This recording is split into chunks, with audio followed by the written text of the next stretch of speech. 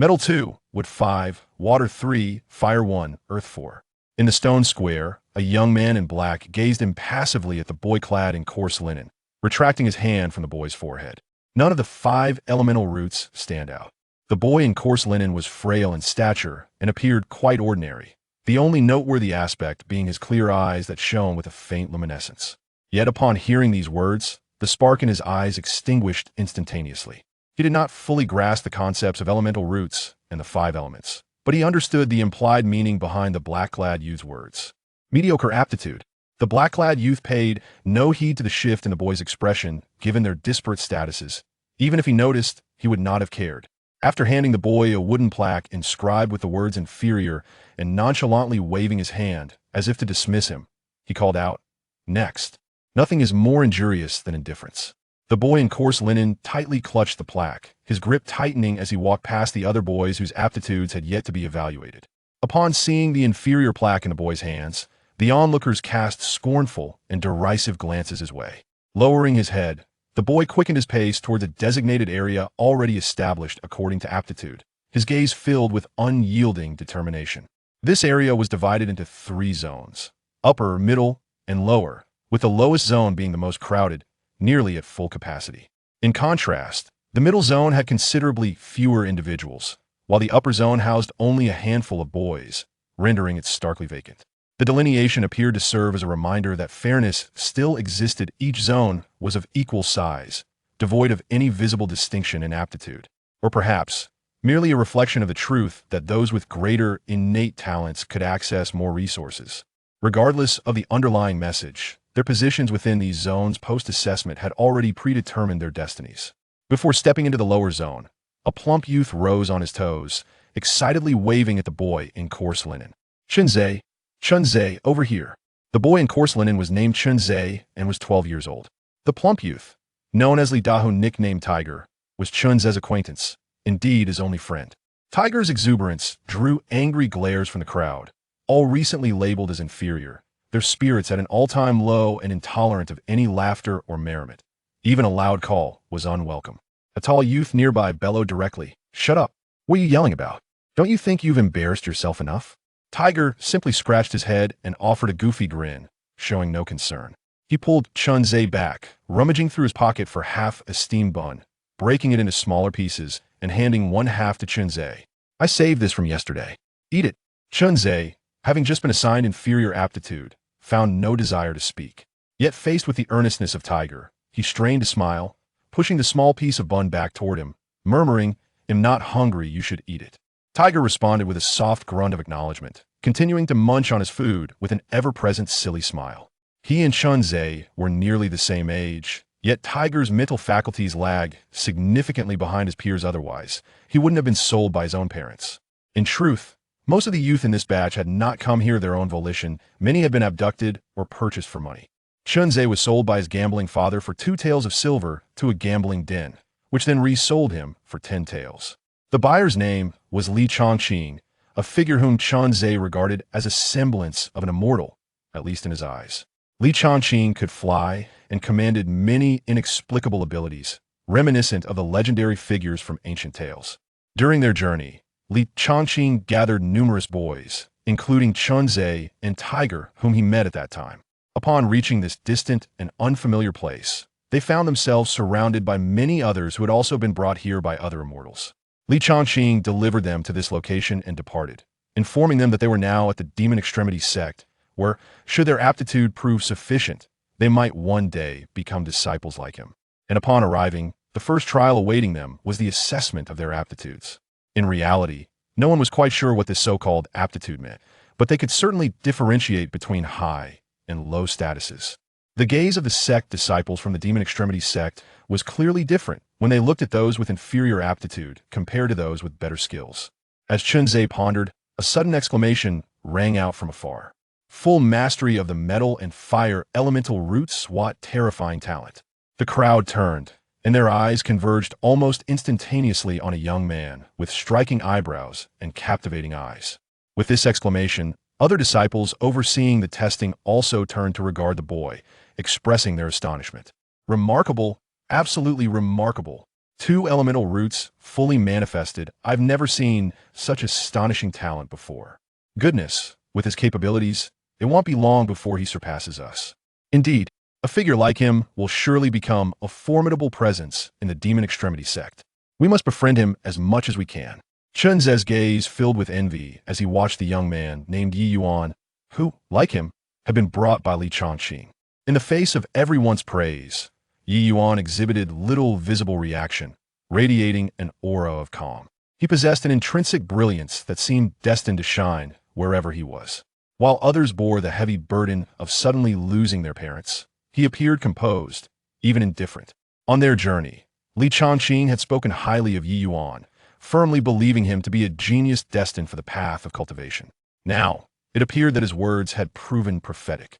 As the crowd gazed at Yi Yuan with a mix of longing and envy, he was escorted to the zone of superior aptitude, standing at the forefront, his head held high as he glanced ahead, never sparing a glance for the other boys. As the sun traversed from its zenith to the horizon, the aptitude assessments for thousands of boys finally drew to a close. The zone for inferior aptitude had become unbearably packed, prompting a further queue behind it.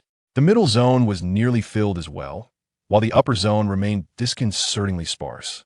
No more than 20 boys had achieved superior aptitude, with Yi Yuan continuing to stand at the very front, undoubtedly the most gifted of the bunch. Partitioned by aptitude, the boys were taken to different realms. Leading the inferior aptitudes was a stern-looking man whose mere gaze instilled dread among the boys. This imposing figure offered no glance to the assembled youths and simply turned to stride away, prompting them to follow closely behind. When a decrepit cluster of dilapidated huts came into view, the expressions of the boys paled. Though they comprehended that, as individuals of inferior aptitude, they would not receive favorable treatment, they were unprepared for such dismal accommodations. The stern man stepped before them, pointing at a red line beneath their feet, speaking in a detached tone. I am Qin Shan. Without my explicit command, do not step beyond this boundary. Violation will incur the death penalty. Choose your own quarters. Assemble here by the 4th quarter of the Mao hour tomorrow, without exception. Will there be dinner? Tiger questioned abruptly. Qin Shan's brow furrowed as he replied coldly, Eat, eat, eat. Is that all you think about? No wonder you're only of inferior aptitude at good for nothing. Why don't you just go die? A sudden hushed silence descended, and the gazes of the others toward Tiger grew increasingly hostile. Chun Ze quickly seized Tiger's sleeve, signaling him to quiet down. Then, steeling himself, he clasped his hands in a gesture of respect towards Qin Shan. Forgive my offense, senior brother. We were unaware of the rules upon our arrival. If we have inadvertently caused any disrespect, I implore your mercy. Senior brother, this title had been imparted to them by Li Changqing before his departure, advising that when encountering unfamiliar adults, addressing them thus would be appropriate. However, upon hearing the term senior brother, Qin Shan smirked derisively, eyes brimming with contempt. You're nothing more than a disciple. At best, it sounds nice to call you a disciple, but in essence, you're a menial worker. You dare to call me senior brother? Chapter 2. The ambiguous mother. Upon hearing the words, Chun Ze felt a wave of embarrassment wash over him, compelling him to clasp his hands together and bow deeply to Huzi. Forgive me. Immortal, I shall not err again. The mention of immortal caused Qin Shan's frosty demeanor to soften slightly. Once most of the youths had selected their rooms, he casually waved his hand, be ye gone. Chun Ze felt as if a great weight had been lifted from his shoulders. Exhaling a sigh of relief, after bowing once more, he swiftly took Huzi's hand and fled. However, this delay resulted in most of the rooms being occupied.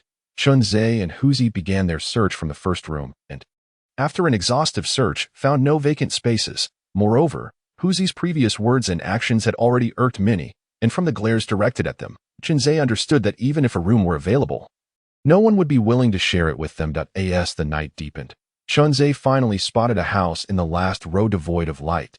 He hurriedly led Huzi inside, fumbling for the flint on the table to ignite the oil lamp, and scrutinized their new surroundings. The ceiling was in disrepair, with several tiles missing. Thankfully, it wasn't raining. Otherwise, a restful night's sleep would have been impossible. Against the wall lay a shared bed, piled with 5 blankets.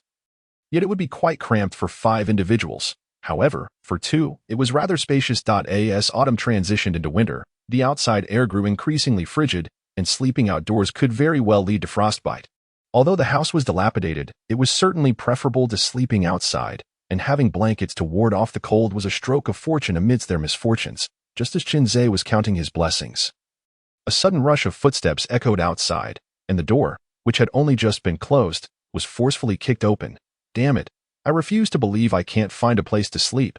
Chinzé turned abruptly, only to find the towering figure of Yang Hong, the boy who had previously scolded Huzi, accompanied by his lackeys. A frown creased Chinzé's brow, a sense of foreboding washing over him. Yang Hong, older by 2 years, often leveraged his height and strength to bully others. Naturally, the simple-minded Huzi and the frail Chinzé were frequent targets of his harassment, with their provisions often pilfered by Yang Hong. Li Chongqing never intervened in these matters, and at times, he even deliberately provided less food, relishing the ensuing chaos. The bond between Chinzé and Huzi was, in part, forged from their shared experiences of Yang Hong's tyranny. The first time Yang Hong had seized all of Chinzé's food, Huzi had also been left with only a single bun. Though simple-minded, Huzi was stubborn. Despite Yang Hong's relentless blows, he refused to relinquish the last bun. After a lengthy struggle, Yang Hong, frustrated by Huzi's tenacity, cursed him as a fool and shifted his focus to other victims. Witnessing Huzi's battered state, Chinzé felt a pang of compassion and helped him to his feet, seeking out some herbs in the woods to chew and apply to Huzi's wounds. Huzi, grateful for the gesture, shared half of the bun he had so fiercely protected. From that moment forward, they became friends. Even though they continued to be robbed, they always ensured that whatever food remained was divided equally between them. So it is you too, Yang Hong remarked with a smirk. Very well, it seems the days ahead shall not be dull.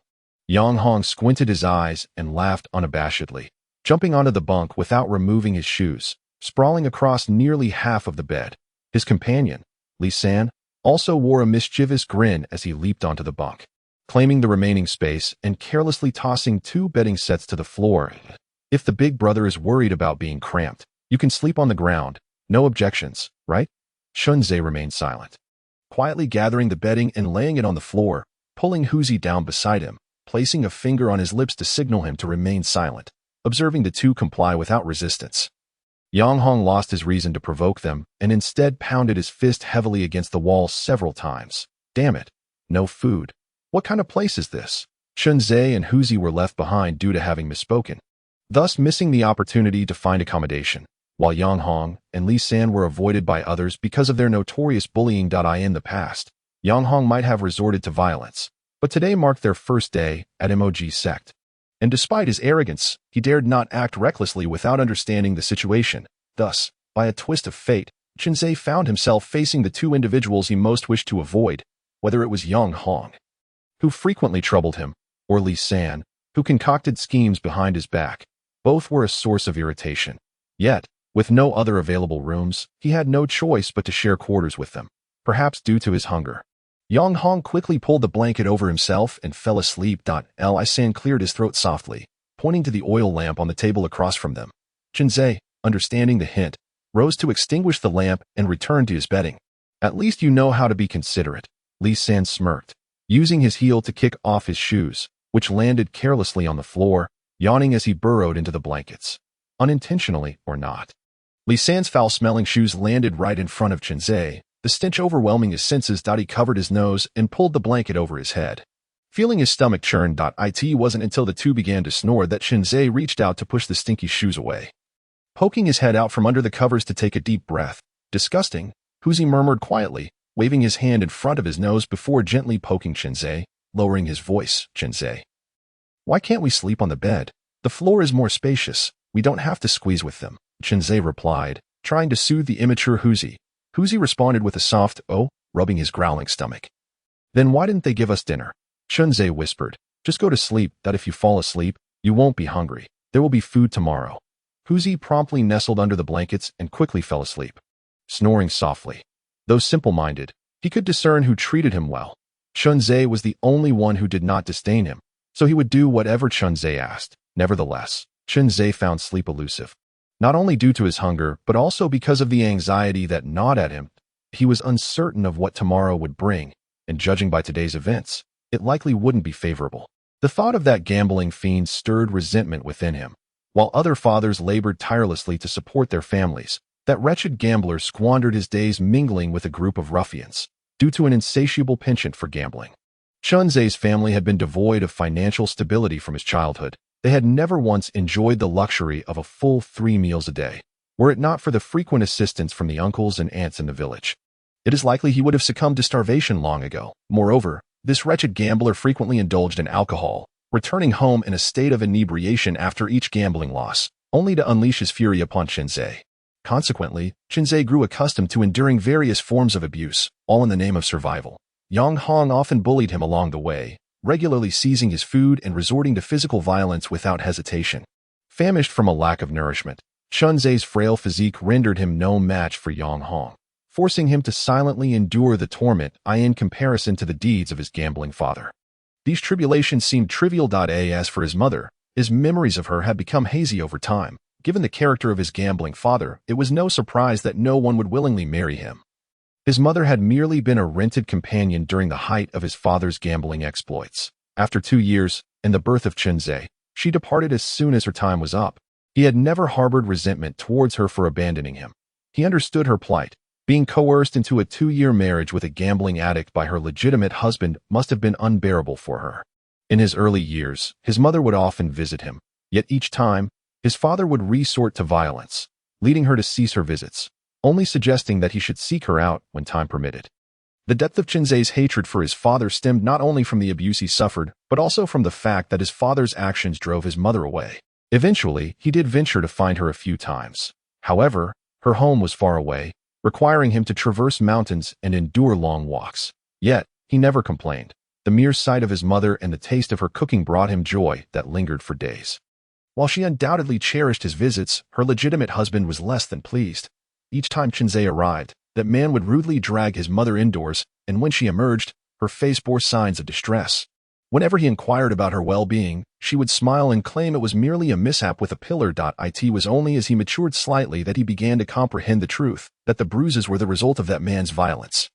His mother bore 3 daughters for that man, yet she had given Chunzei, the sole male heir, to the gambling wretch. Naturally, this incited resentment within that man towards Chunzei's mother. At the age of 8. He grasped this reality and, in an effort to spare his mother further suffering, chose to sever ties with her, thus ending their contact. Now, nearly 4 years had passed since he last laid eyes on her. Raising his hand, illuminated by the moonlight filtering through the tattered window, he gazed at the copper coin threaded with a red string around his wrist. This was the only memento his mother had left him, which he always carried with him. Even during days when their pantry was bare, he never considered trading the coin for food. As he continued to caress the coin, his previously anxious heart gradually found solace. And he finally succumbed to slumber, murmuring her name, but he remained uncertain if he would ever have the chance to see his mother again. Yet in his dreams, she was always there. Chapter 3. Life as Fragile as Grass. Chunzei.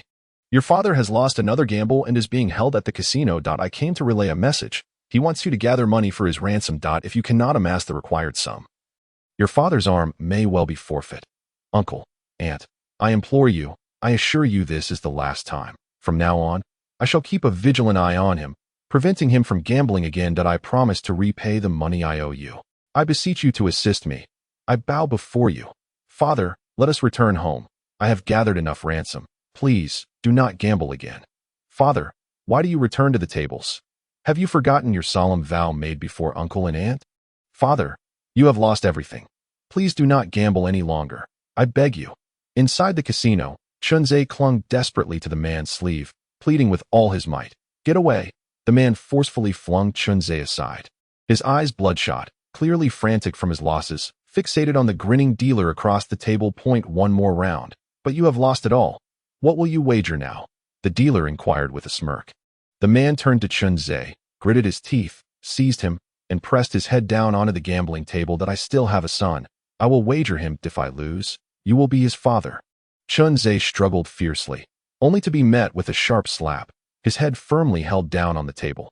All that met his gaze was the smiling dealer, the very one who had appraised him at 2 taels of silver, only to swiftly reclaim that same amount. For the sake of 2 taels of silver, he had been sold by his own flesh and blood. Gazing at the man who had sacrificed him to the casino, Chunzei could no longer contain his heart-wrenching roar. You worthless gambler, why don't you just die? I will slay you. Chunzei, awaken. Chunzei, groggy, opened his eyes to find Huzi vigorously shaking his collar.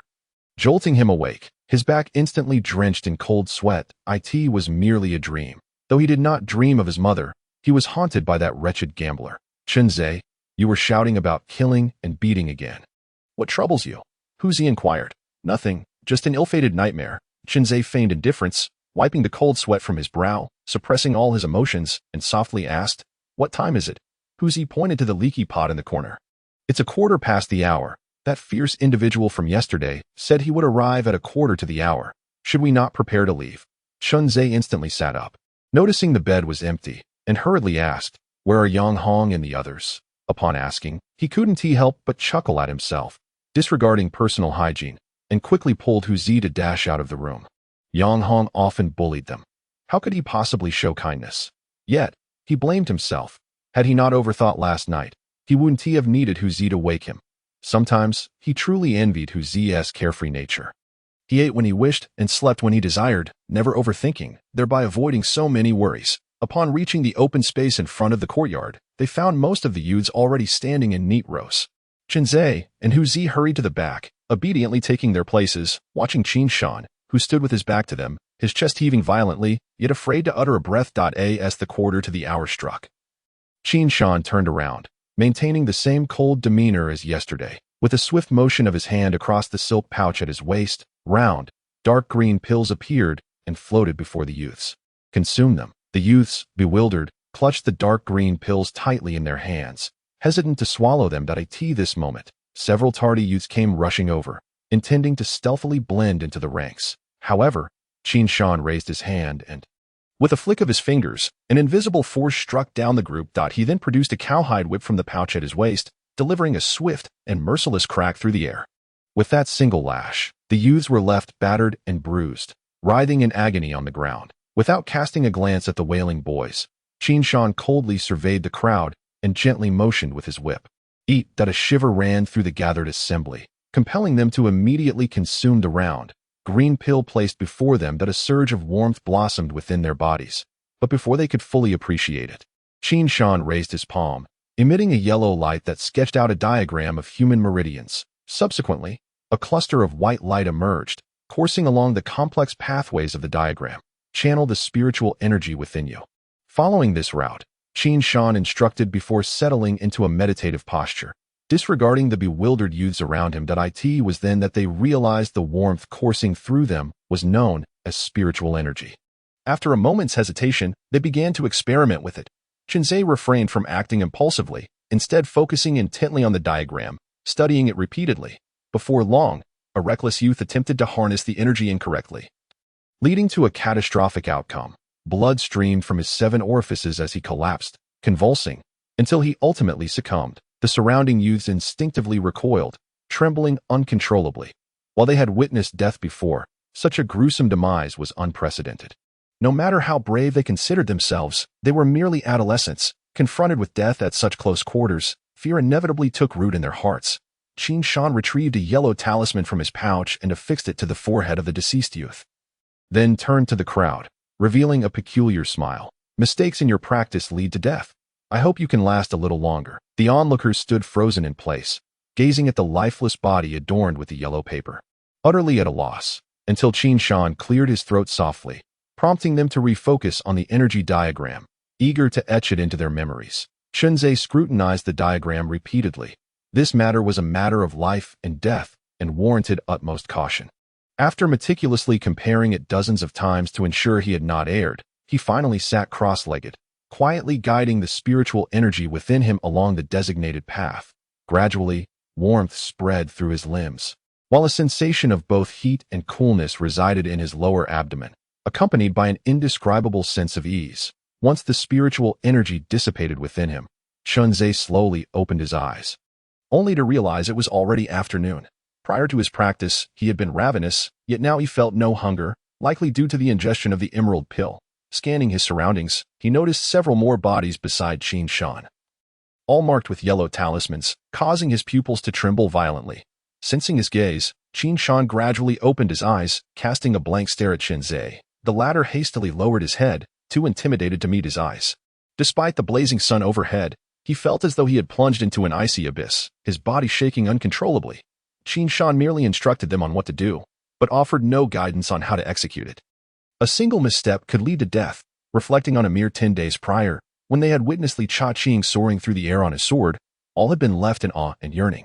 Li Chaqing had assured them on multiple occasions that being purchased was undoubtedly the greatest fortune of their lives, for they, too, could one day become celestial beings like him, beings capable of soaring through the skies and traversing the earth. As told in stories. At that time, Chenze still believed that being sold might not be such a bad fate. It would allow him to escape the clutches of that wretched gambler and perhaps even ascend to the realm of immortals. However, his perspective has since shifted dramatically. These immortals appear utterly indifferent to the lives or deaths of us mere mortals. Now, his sole desire is to survive. As all others concluded their cultivation, Qin Shan collected several corpses into his waist pouch, and with a casual wave, left behind dozens of baskets of steamed buns, which floated away like feathers. Tomorrow would be the same. The crowd surged forward, even though they no longer felt hunger after swallowing the dark green orb. An insatiable urge to seize the food overtook them. In a place where death loomed at every corner, having a little more sustenance would undoubtedly bring some semblance of comfort. Chenze and Hu Zi fought their way into the throng, enduring the jostling and even blows from those around them, managing to snatch 4 buns before retreating. They divided the spoils, each taking 2. Hu Zi took a hearty bite of his bun and inquired, "Chenze, are those people lying there dead?" Chenze nodded solemnly. Hu Zi mumbled, "But why take them away? My mother always said the dead should rest in the earth." Chenze was at a loss for words and could only let out a heavy sigh. Once a person has passed, what does it matter where they are laid to rest? The notion of returning to one's roots is but a fleeting wish. Who knows how Qin Shan intends to handle those bodies? He did not wish to become one of them. He longed to return home. Chapter 4. A transformative attitude. Shortly after Chenze and Hu Zi returned to their dwelling, Yang Hong and Li San also arrived. Yang Hong cradled a multitude of buns in his arms, and with his strength, he had certainly managed to secure an ample supply of food, contrary to his usual habit of hoarding food even after he was full. Today Yang Hong surprised everyone by offering 2 buns to Chenze, his face beaming with a smile. "Chenze, I apologize for my past behavior. This place is exceedingly perilous. Let us strive for harmony and look after one another moving forward. What do you think?" Chenze was momentarily taken aback, unable to fathom that such words could come from Yang Hong. He gazed at the buns being offered, but did not reach out to take them. "Big brother, if they proved disobedient, it would suffice to simply beat them.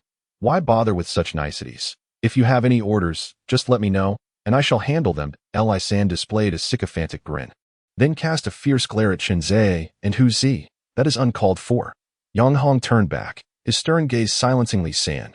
Once he faced forward again, his expression remained amiable. It is not right to speak in such a manner. Sharing a roof is a rare bond. Even if we were to become immortals one day, we would still need support from others. Chenze, do you not agree? Chenze accepted the bun and replied softly, "Very well, let us look out for one another. If anyone bullies you in the future, just tell me, and I shall stand up for you," Yang Hong declared with a hearty laugh, patting Chenze on the shoulder. Li San's eyes brimmed with confusion, but upon meeting Yang Hong's gaze, he seemed to understand and refrained from further questioning.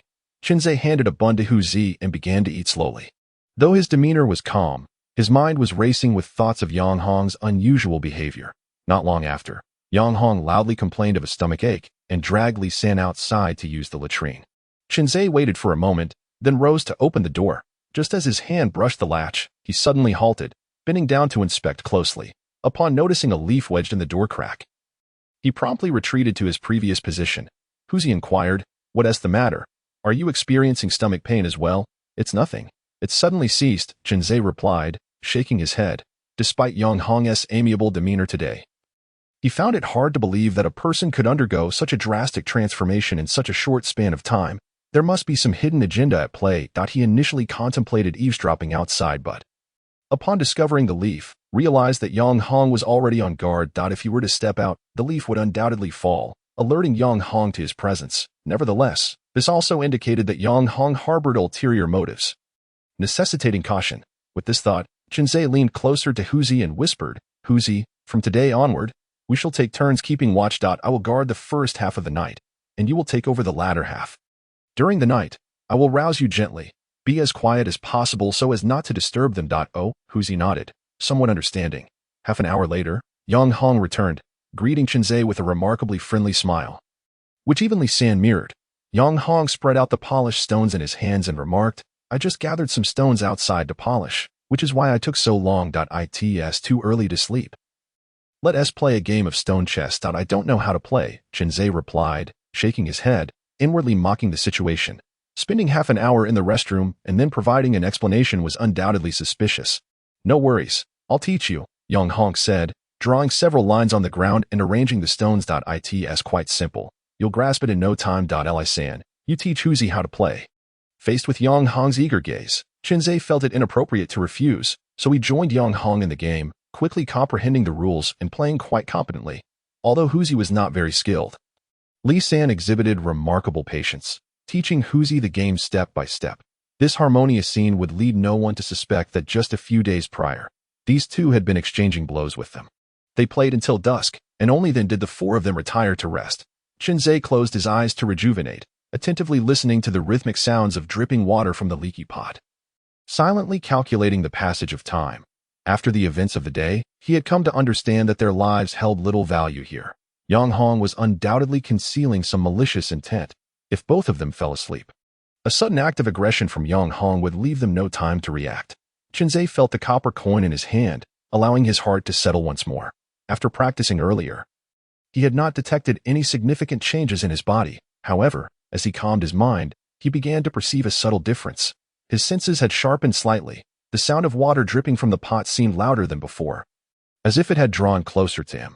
Yet the position of the pot had not changed, indicating the effects of his practice. Moreover, he felt that his strength had also increased somewhat, even with this initial experience.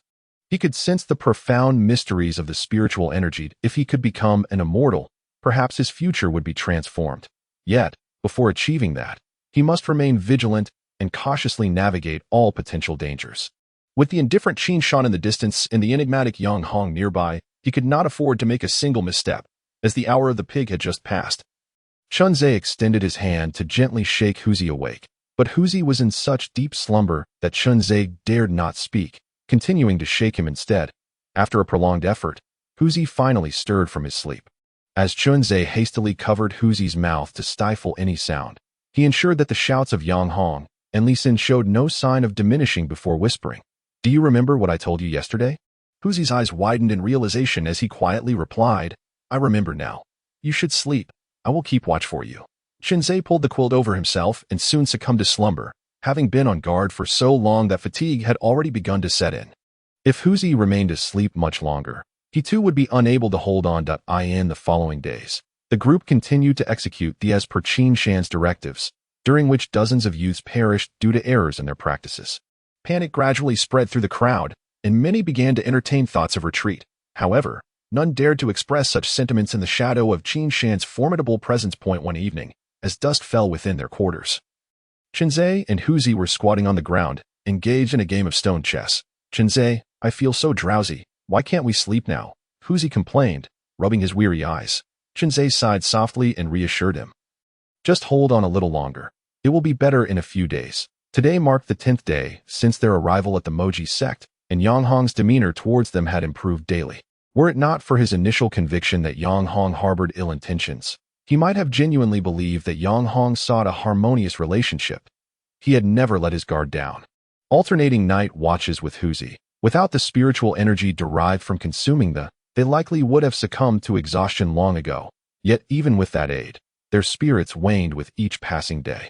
Faced with Yang Hong's concern and inquiries, Chenze could only feign homesickness as an excuse for his insomnia. As Huzi continued to play, he muttered soft complaints, while Chenze, hearing the approaching footsteps, quickly gestured for silence and pretended to ponder his next move. The door creaked open, and Yang Hong crouched beside Chenze, pointing to a vacant spot on the chessboard. If you place your stone here, you'll win. Impressive, Chenze. Your skills are improving. At this rate, you'll surpass me in no time. Chenze feigned a look of sudden understanding and turned to Yang Hong after making his move. Shall we have a match? Let us save it for tomorrow. I truly lack the heart for it today. Yang Hong replied with a heavy sigh, pulling 2 pairs from his robe, wiping them clean on his clothing, and offering them to Chenze. I found a pear tree while wandering outside and picked a few. Do give them a try. Chenze rolled up his sleeves to wipe them down carefully and, catching a glimpse of Yang Hong biting into a pear, handed one to Huzi. Yang Hong appeared unusually despondent today. speaking little as he devoured the pear, sighing repeatedly. Even the normally loquacious Li San fell silent, merely accompanying Yang Hong in his lamentations. Chunzhe inquired, "What troubles you?" Though not typically one to meddle, he understood that Yang Hong had orchestrated this gradual relaxation of vigilance for a reason. Anticipating this very moment, Yang Hong's demeanor suggested he was waiting for Chunzhe to ask, and if he remained silent, the performance could not continue. With another deep sigh, Yang Hong leaned closer to Chunzhe, scanning their surroundings before lowering his voice to a whisper. "Chunzhe, do you wish to return home? Are you planning to escape?" Chunzhe stared at Yang Hong, his eyes wide with disbelief. Before Yang Hong could utter a word, Li San had already begun to weep, his voice laden with trepidation. "That I cannot endure this any longer. I cannot bear to remain in this cursed place for even a single day. Every day, someone dies, and it could very well be our turn next. While they are distracted, let us flee post-haste. Chunzhe, we have made our decision. Will you not join us? The more companions we have on the road, the better." Yang Hong gazed at Chunzhe, his expression earnest and his words heartfelt. Chunzhe fell into silence, pondering for a considerable time before shaking his head, stating, "I shall not go. You may proceed without me." "Why not? Have you not been yearning for home these past few days? Do you not wish to return?" Yang Hong was taken aback, unable to comprehend. He had believed he had treated Chunzhe well enough these days. Could it be that Chunzhe still harbored suspicions against him? Chunzhe elucidated, "A celestial being has warned us not to step beyond this boundary. Those who defy this decree will face execution. And I have no desire to meet such a fate that I see. You make a valid point. Allow me to ponder it further." Yang Hong stroked his chin, seemingly contemplating Chunzhe's words earnestly. However, Li San was incensed, seizing Chunzhe by the collar and exclaiming, "Chunzhe, what is your meaning? You refuse to leave when we offer you a chance. Are you perhaps waiting to betray us once we escape? Brother, what more is there to deliberate? If someone else escapes before us, it will be all the more difficult for us to flee. You may escape. I will not betray you that if you do not believe me. There is little I can do." Chunzhe forcefully pried Li San's hand away, pushing him back and gazing calmly at him, his eyes unwavering. He had been frail due to hunger since childhood. But after practicing for 10 days, his strength had increased significantly. Though he still could not match Yang Hong and Li San, he was no longer utterly defenseless. "Hey, what are you doing? Let go at once. Let us speak amicably and avoid any discord." Yang Hong hurriedly stepped in to separate the two, attempting to mediate the situation. "Chunzhe, he has this temperament. Do not take it to heart." Chunzhe shook his head, remaining silent. Yang Hong smiled broadly, saying, "Chunzhe, our invitation for you to join us is for your own good. I understand your reluctance to take risks. It should not be an obligation to stay or leave. However, you must realize that if a betrayal occurs, it will spell disaster.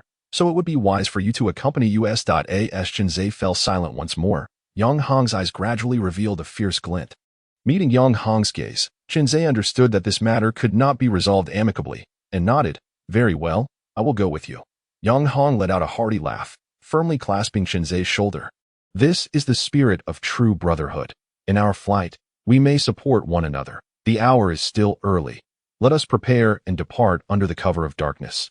Chunzhe sat on the bedding, leaning against the wall with Huzi, tightly grasping Huzi's wrist and subtly shaking his head, signaling him to remain silent. Sunlight streamed through the window, casting shadows that danced across Chunzhe's face before ultimately fading into oblivion. As night deepened and silence enveloped the surroundings, the door creaked open, and the four of them stealthily exited the room, moving slowly and quietly, occasionally scanning their surroundings with utmost caution. Upon reaching the area where they practiced by day, the four of them came to an unspoken halt, anxiously gazing at the red line before them. Beyond this point lies the boundary. Suddenly, Chunzhe pivoted, dragging Huzi along as they sprinted, stopping only after covering several dozen paces. Shielding Huzi behind him, and regarding Yang Hong with earnest intent, "I shall not flee. Since you harbor doubts, I shall remain here to bid you farewell. That I assure you, I will not betray you. However, should you insist on taking us away, I will raise my voice, and at that moment, everyone will know of your intentions to escape. The decision lies with you." Yang Hong coldly snorted, his fists crackling ominously as he strode towards Chunzhe. Noticing Chunzhe retreating repeatedly, maintaining a cautious distance, he sneered, "If we return now, what can you do about it?" Chunzhe responded with calm composure, "I too shall shout, arriving here in the dead of night. You will find it difficult to explain."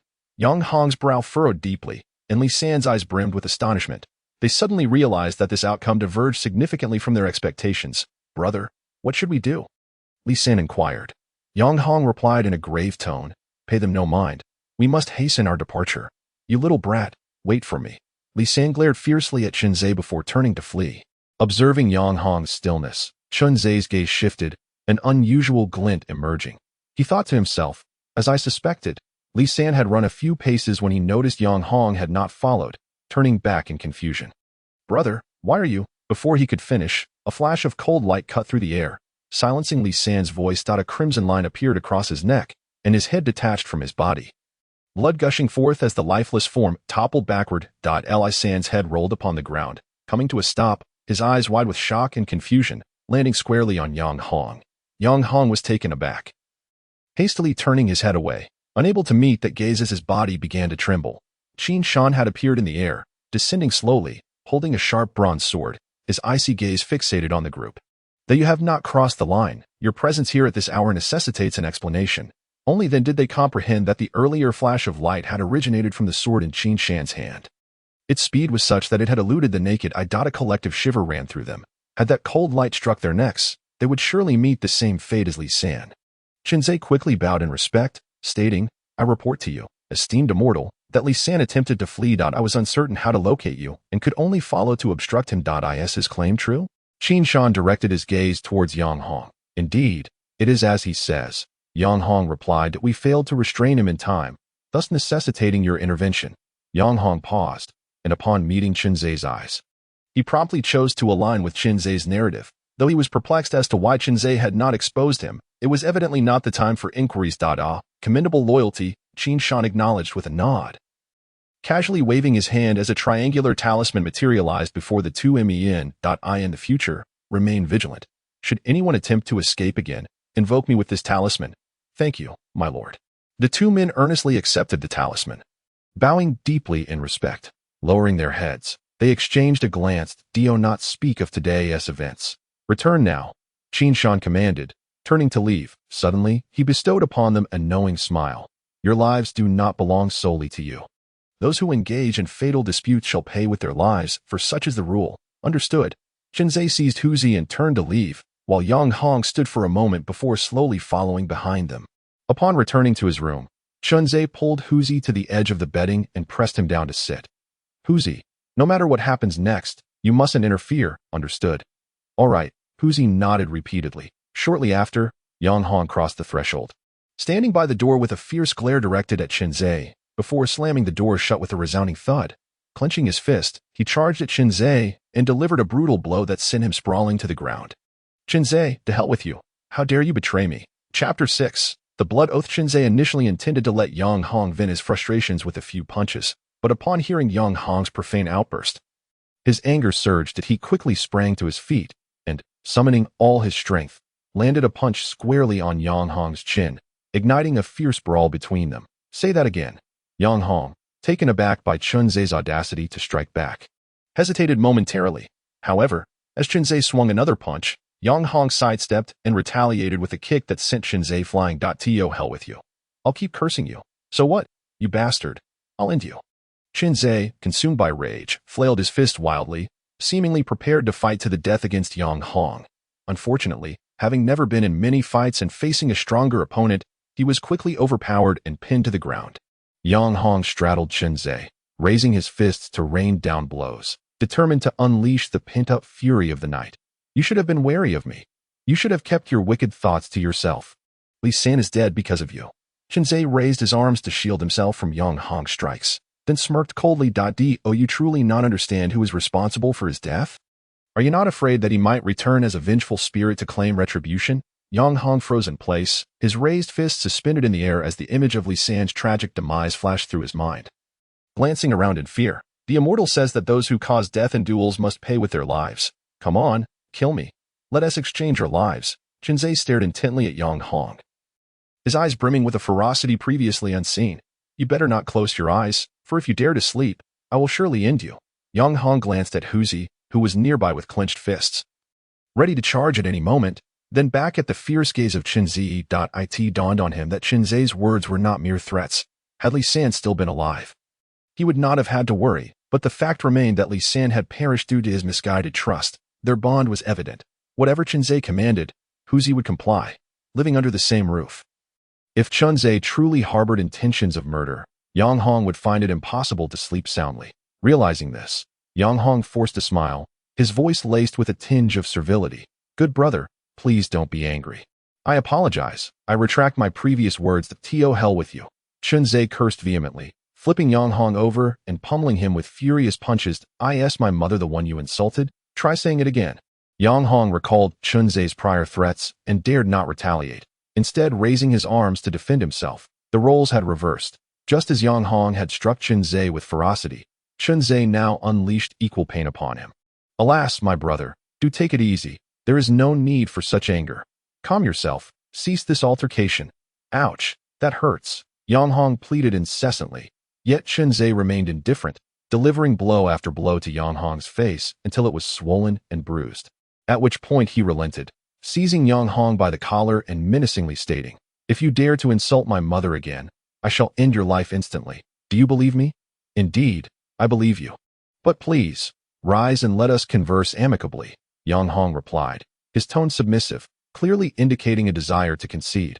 Upon noticing Chunzhe shift away from him, he struggled to his feet, forcing a grimace that resembled a grotesque smile upon his pig-like visage. "Brother, are you no longer angry? I was in the wrong, and I apologize. I hope you can overlook my transgressions and not take it to heart." Chunzhe scoffed dismissively, offering no reply. "That I knew you to be magnanimous. So let us consider this matter resolved," Yang Hong said, forcing another smile as he gathered the bedding from the bed and turned to depart. "I shall sleep outside tonight, so as not to be a nuisance to you." As Chunzhe watched Yang Hong leave, his chest heaved with lingering fury. "Chunzhe, you seem particularly fierce today. You were not like this before," Huzi remarked softly. Chunzhe was momentarily taken aback, then let out a self-deprecating chuckle. Indeed, he had not been so before. In the past, he would have never dared to confront Yang Hong with such ferocity. Perhaps it was the recent familiarity with life and death that had stripped away his former caution. As he realized that his life was perpetually at risk. In this dismal place, even the most timid soul would eventually be driven to madness. Weakness was simply not an option here. However, the root of his ire lay in the fact that Yang Hong had insulted his mother. He could endure being bullied, but he would never tolerate an affront to his mother. With a decisive slam, Chunzhe shut the door, arranged the bedding on the bed, and lay down beside Huzi. "How wonderful it is to sleep in a bed," he murmured. "Chunzhe, I have observed you getting along so well with him these days.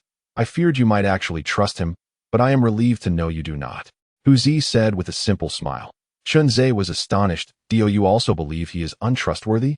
"Of course," Huzi nodded. "My mother always said, never trust someone who has bullied you once. He has tormented me on numerous occasions, so I will not trust him." Chunzhe replied gently, "Your mother's words hold great wisdom. I shall remember them. Yang Hong will not return tonight, so let us rest." He understood that Yang Hong's display of submission was a result of his threats. Fearing Chunzhe might take action against him, Yang Hong had no choice but to leave, and it was clear he would not reside with them any longer. They asked for where he would go. That was of no concern to Chunzhe. Huzi's eyes brimmed with confusion. Though he could not fathom why Yang Hong chose not to return, he refrained from asking further and soon fell into a deep slumber. Snoring softly, Chunzhe looked at Huzi, who had so easily settled into sleep, and sighed with a wry smile, his fingers tracing the copper coin on his wrist as his agitation gradually subsided. Just moments ago, he had nearly succumbed to the impulse of asking Huzi to assist him in ending Yang Hong's life, had it not been for Qin Shan's prior warning that a life taken must be paid for with one's own. He would have undoubtedly slain Yang Hong. Moreover, he wished to avoid a life-or-death struggle with Yang Hong, and he certainly did not want to stain his hands, or Huzi's, with blood. Originally, according to his plan, he intended to endure the situation before devising a strategy. However, upon mentioning his mother, he could no longer restrain himself. Yet, this turn of events may prove beneficial. With Yang Hong's departure, he and Huzi could now sleep soundly without worry. Although this incident had passed, the haunting image of Li San's tragic demise lingered in his mind, instilling a sense of dread. Had he not pulled Huzi back at a critical moment, he might have met the same fate as Li San. Initially, he was unaware of Yang Hong's true intentions. When Yang Hong spoke of fleeing, he merely found it peculiar, with the powers possessed by these immortals. It would not be long before they were recaptured. Moreover, Even if they could escape from the Moji sect, they had been taken far away by Li Chongqing, rendering them clueless about the way home. What would be the point of escaping under such circumstances? Such an obvious dilemma. He found it hard to believe Yang Hong had not contemplated it. It was only after Li San's death that he comprehended Yang Hong's initial aim: to use him and Hu Zi's heads as tokens of allegiance in order to gain Qin Shan's trust. Regrettably, Chun Zhe was not fooled, leaving Yang Hong with no choice but to betray Li San. Despite Li San's usual arrogance, he had been fiercely loyal to Yang Hong, yet Yang Hong exhibited no hesitation in selling him out. This man was akin to a venomous snake, ready to strike whenever it deemed fit. Regardless of how amiable he appeared, trust was not something he could afford. From the very beginning, he remained wary of Yang Hong, which ultimately allowed him to escape at a pivotal moment. However, the timing of Qin Shan's appearance was too fortuitous.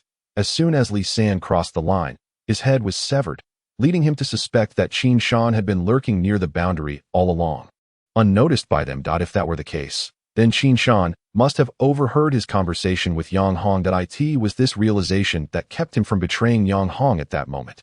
Yet, if Qin Shan was indeed aware of everything, why feign ignorance? Furthermore, Qin Shan had explicitly warned them against private conflicts upon his departure.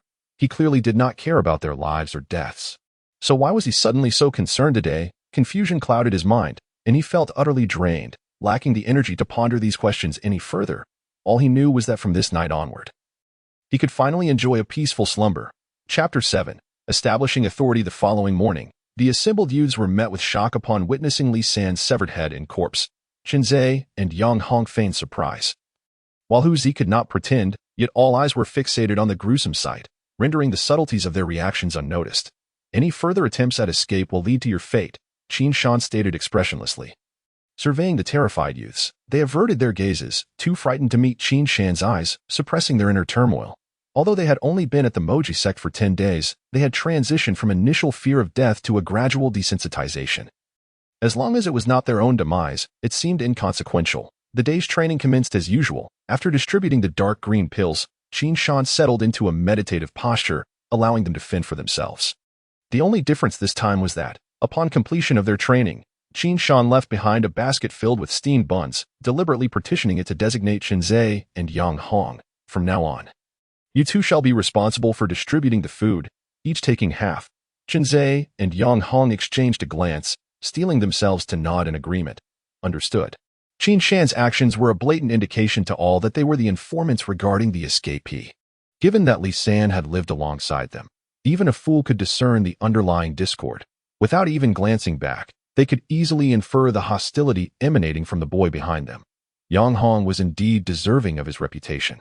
Yet Qin Zhe was genuinely dragged into this predicament by Yang Hong. You two do your best. I have high hopes for you, Qin Shan said, lightly patting their shoulders, a cryptic smile gracing his lips before he soared away. Qin Zhe let out a quiet sigh, slowly turning around to find the boys glaring intently at him. He raised his head high, meeting their disdainful gazes with a calm expression at this moment. No explanation would suffice. Traitors are never favored, and if he showed any sign of weakness now, his future would surely be bleak. Why so tense? Come, gather around for some food, Yang Hong called out cheerfully as he approached another pile of baskets. However, the boys remained unyielding, casting scornful glances at both Yang Hong and Qin Zhe. Bah, traitor, a robust boy spat, the saliva landing squarely in front of Yang Hong. You seeking death, are you? Yang Hong retorted, striding forward with clenched fists towards the boy. The youth scoffed, deftly dodging and twisting Yang Hong's wrist, throwing him to the ground and placing a foot upon his chest. With such pathetic skills, you dare to embarrass yourself? When my grandfather was hunting in the mountains, you were still playing in the mud at home. The surroundings fell eerily silent. No one could fathom how the tall and burly Yang Hong was so easily subdued. In that instant, all the boys clenched their fists and began to inch towards Yang Hong. Had he managed to subdue the boy, it would have established his authority. However, his swift defeat only sowed seeds of doubt among the others. Realizing the precariousness of the situation, Yang Hong quickly turned to Qin Zhe.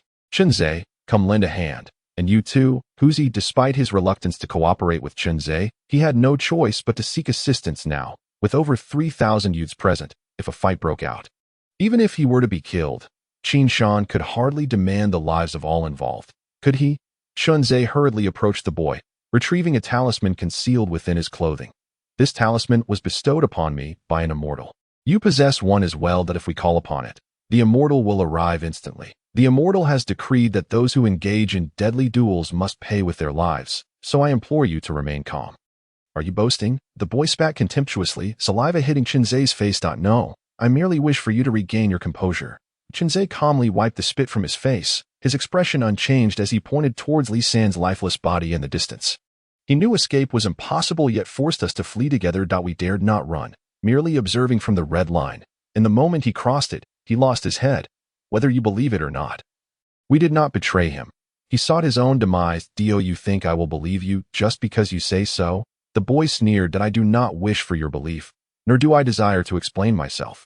I merely wish to convey that here, our lives hold little value. We are all but worthless lives. Who fears whom? If you insist on this course, then come, kill me, and let us trade lives, since you have nothing to lose. I shall accompany you with my life. Chinzai spoke with a calm resolve. The boy hesitated, uncertainty flickering across his face. The fervor of youth is commendable, yet to claim an absence of attachments is a fallacy. Chinzai's words struck a deep chord within him. Were there even a hint of concern, a thought of returning home, he would not be risking his life against Chinzai. What is the matter? Are you afraid now? Then be compliant. Whether you label me as powerful or sycophantic, if you lack the courage to kill, then endure in silence. I fear not death. Whoever dares to defy me, I shall summon the celestial beings to deal with them. Chinzai proclaimed sternly, brandishing the talisman in his hand and surveying the crowd. Is there anyone else who dares to defy me? The bravado of fearing death is but a pretense, yet in this moment. He had no choice but to cast caution to the wind to quell the restless youth. Faced with Chinzai's fierce gaze, the young ones averted their eyes, unwilling to meet his stare. Disperse, Chinzai commanded loudly, and the youths immediately scattered. He turned his attention to one youth, who, momentarily stunned, finally realized and withdrew his foot from Yang Hong, stepping back cautiously to avoid a sudden retaliation. You bastard, are you rebelling against the heavens? Yang Hong sprang to his feet, brandishing a talisman high above, and with a clenched fist, he struck the youth squarely in the face. Care to retaliate? The youth glared fiercely. But upon seeing the talisman in Yang Hong's grasp, his bravado vanished, and he could only endure the blows. Chinzai stood by, choosing not to intervene immediately. Qin Shan had divided the buns into 2 portions, indicating that he and Yang Hong were to manage these youths. Just as he had quelled the crowd, Yang Hong unleashed his wrath upon this youth. The stark contrast would surely garner the respect of the onlookers. Only after Yang Hong had delivered a flurry of punches did Chinzai step forward to grasp Yang Hong's wrist. That's enough. Let this end here. Were it not for Chinzai's interjection, I would have certainly beaten you to death today. Yang Hong forcefully shoved the youth away and turned to Chinzai, his face adorned with a broad smile. Brother, thanks a lot. I'll remember today's events. Even though he was aware of Chinzai's disdain for him, in this situation he had no choice but to ally with Chinzai to compel the youths into submission. Chinzai offered a non-committal hum, approached the basket, and instructed, form an orderly line. Each person is entitled to 4 buns, no more. There are only enough for 1,500 here. Those arriving later will receive none. Having established an initial show of authority, the youths complied more readily and began to form a lengthy queue. Don't all rush over there. I have buns here as well. Those arriving later should come this way, Yang Hong shouted. However, his call had little effect. The earlier scene of him beating the youth was fresh in everyone's minds. Only those at the back hastened to his side for buns, while the rest eagerly lined up for Chinzai. This was precisely Chinzai's intention. During his 10 days at the MOG sect, he had been discreetly observing and calculating the number of buns daily, determining that each person could only receive an average of 3. By allowing those in his line to take 4, Yang Hong's supply would inevitably fall short, and the resulting frustration would be directed at him, thereby establishing his authority. Due to his unique experiences, he had always been taciturn, bottling up his thoughts and never sharing them with others. Rendering his insights deeper than those of his peers, that he understood when to exercise restraint and when to act with ferocity. The ruthless side of him had only been awakened after arriving at the MOG sect. One must endure when necessary and be ruthless when the moment calls for it. The remaining individuals could not procure any steamed buns. What concern is it of his? Once the buns were distributed, Yang Hong found himself taken aback as he observed a multitude still waiting, deprived of their share. Typically, he relied solely on his physical strength to intimidate others, hardly paying attention to such trivial details. It was only after the buns were all handed out that he realized he had been outmaneuvered by Chinzai. However, at that moment, he had no time to dwell on Chinzai's machinations. Faced with the inquiries of the famished crowd, He could only plaster a smile on his face and assure them that there would certainly be buns for them the following day. Chunzhe watched this scene unfold, a cold smirk curling upon his lips, and then turned his gaze towards the youths who had received buns from him. From now on, you shall dine with me. I will consume 4, and you shall also partake of 4. After eating, return and rest, and remain in your rooms tonight without wandering about. The youths nodded in agreement, clutching their buns as they turned to leave. Chunzhe nodded in satisfaction. In a brief span of time, he had begun to establish his authority, and it would only be a matter of time before he won over these boys.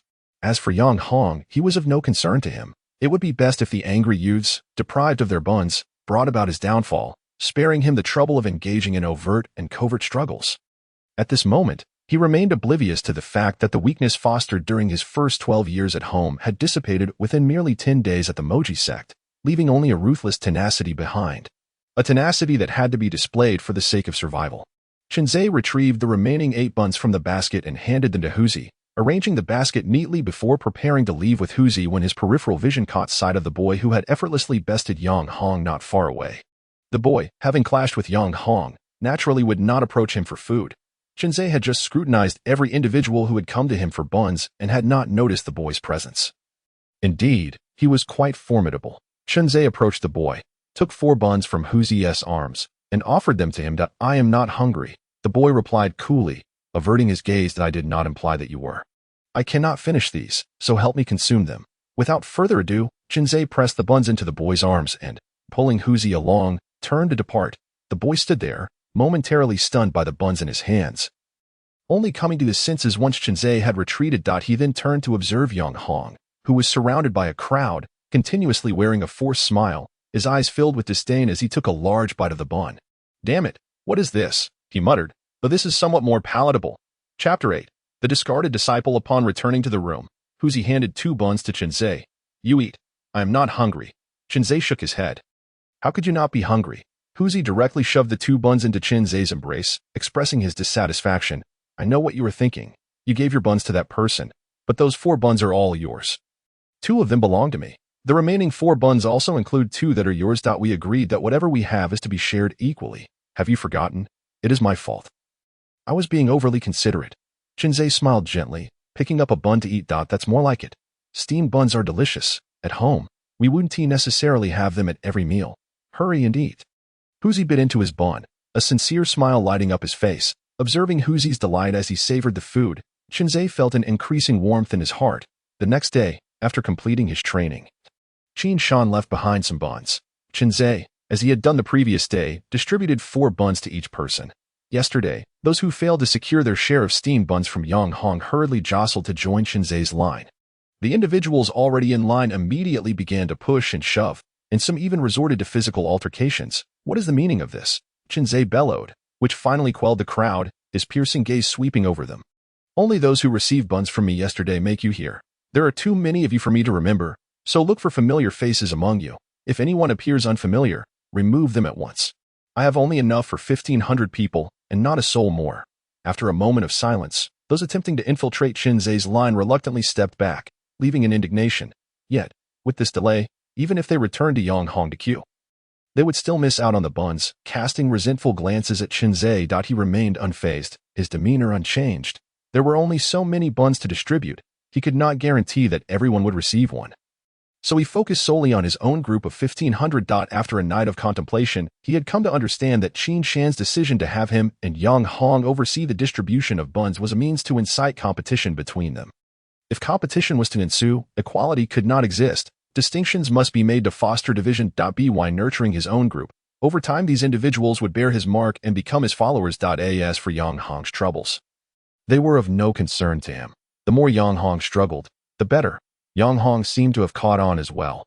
With a larger crowd, even distributing 3 buns per person would be insufficient.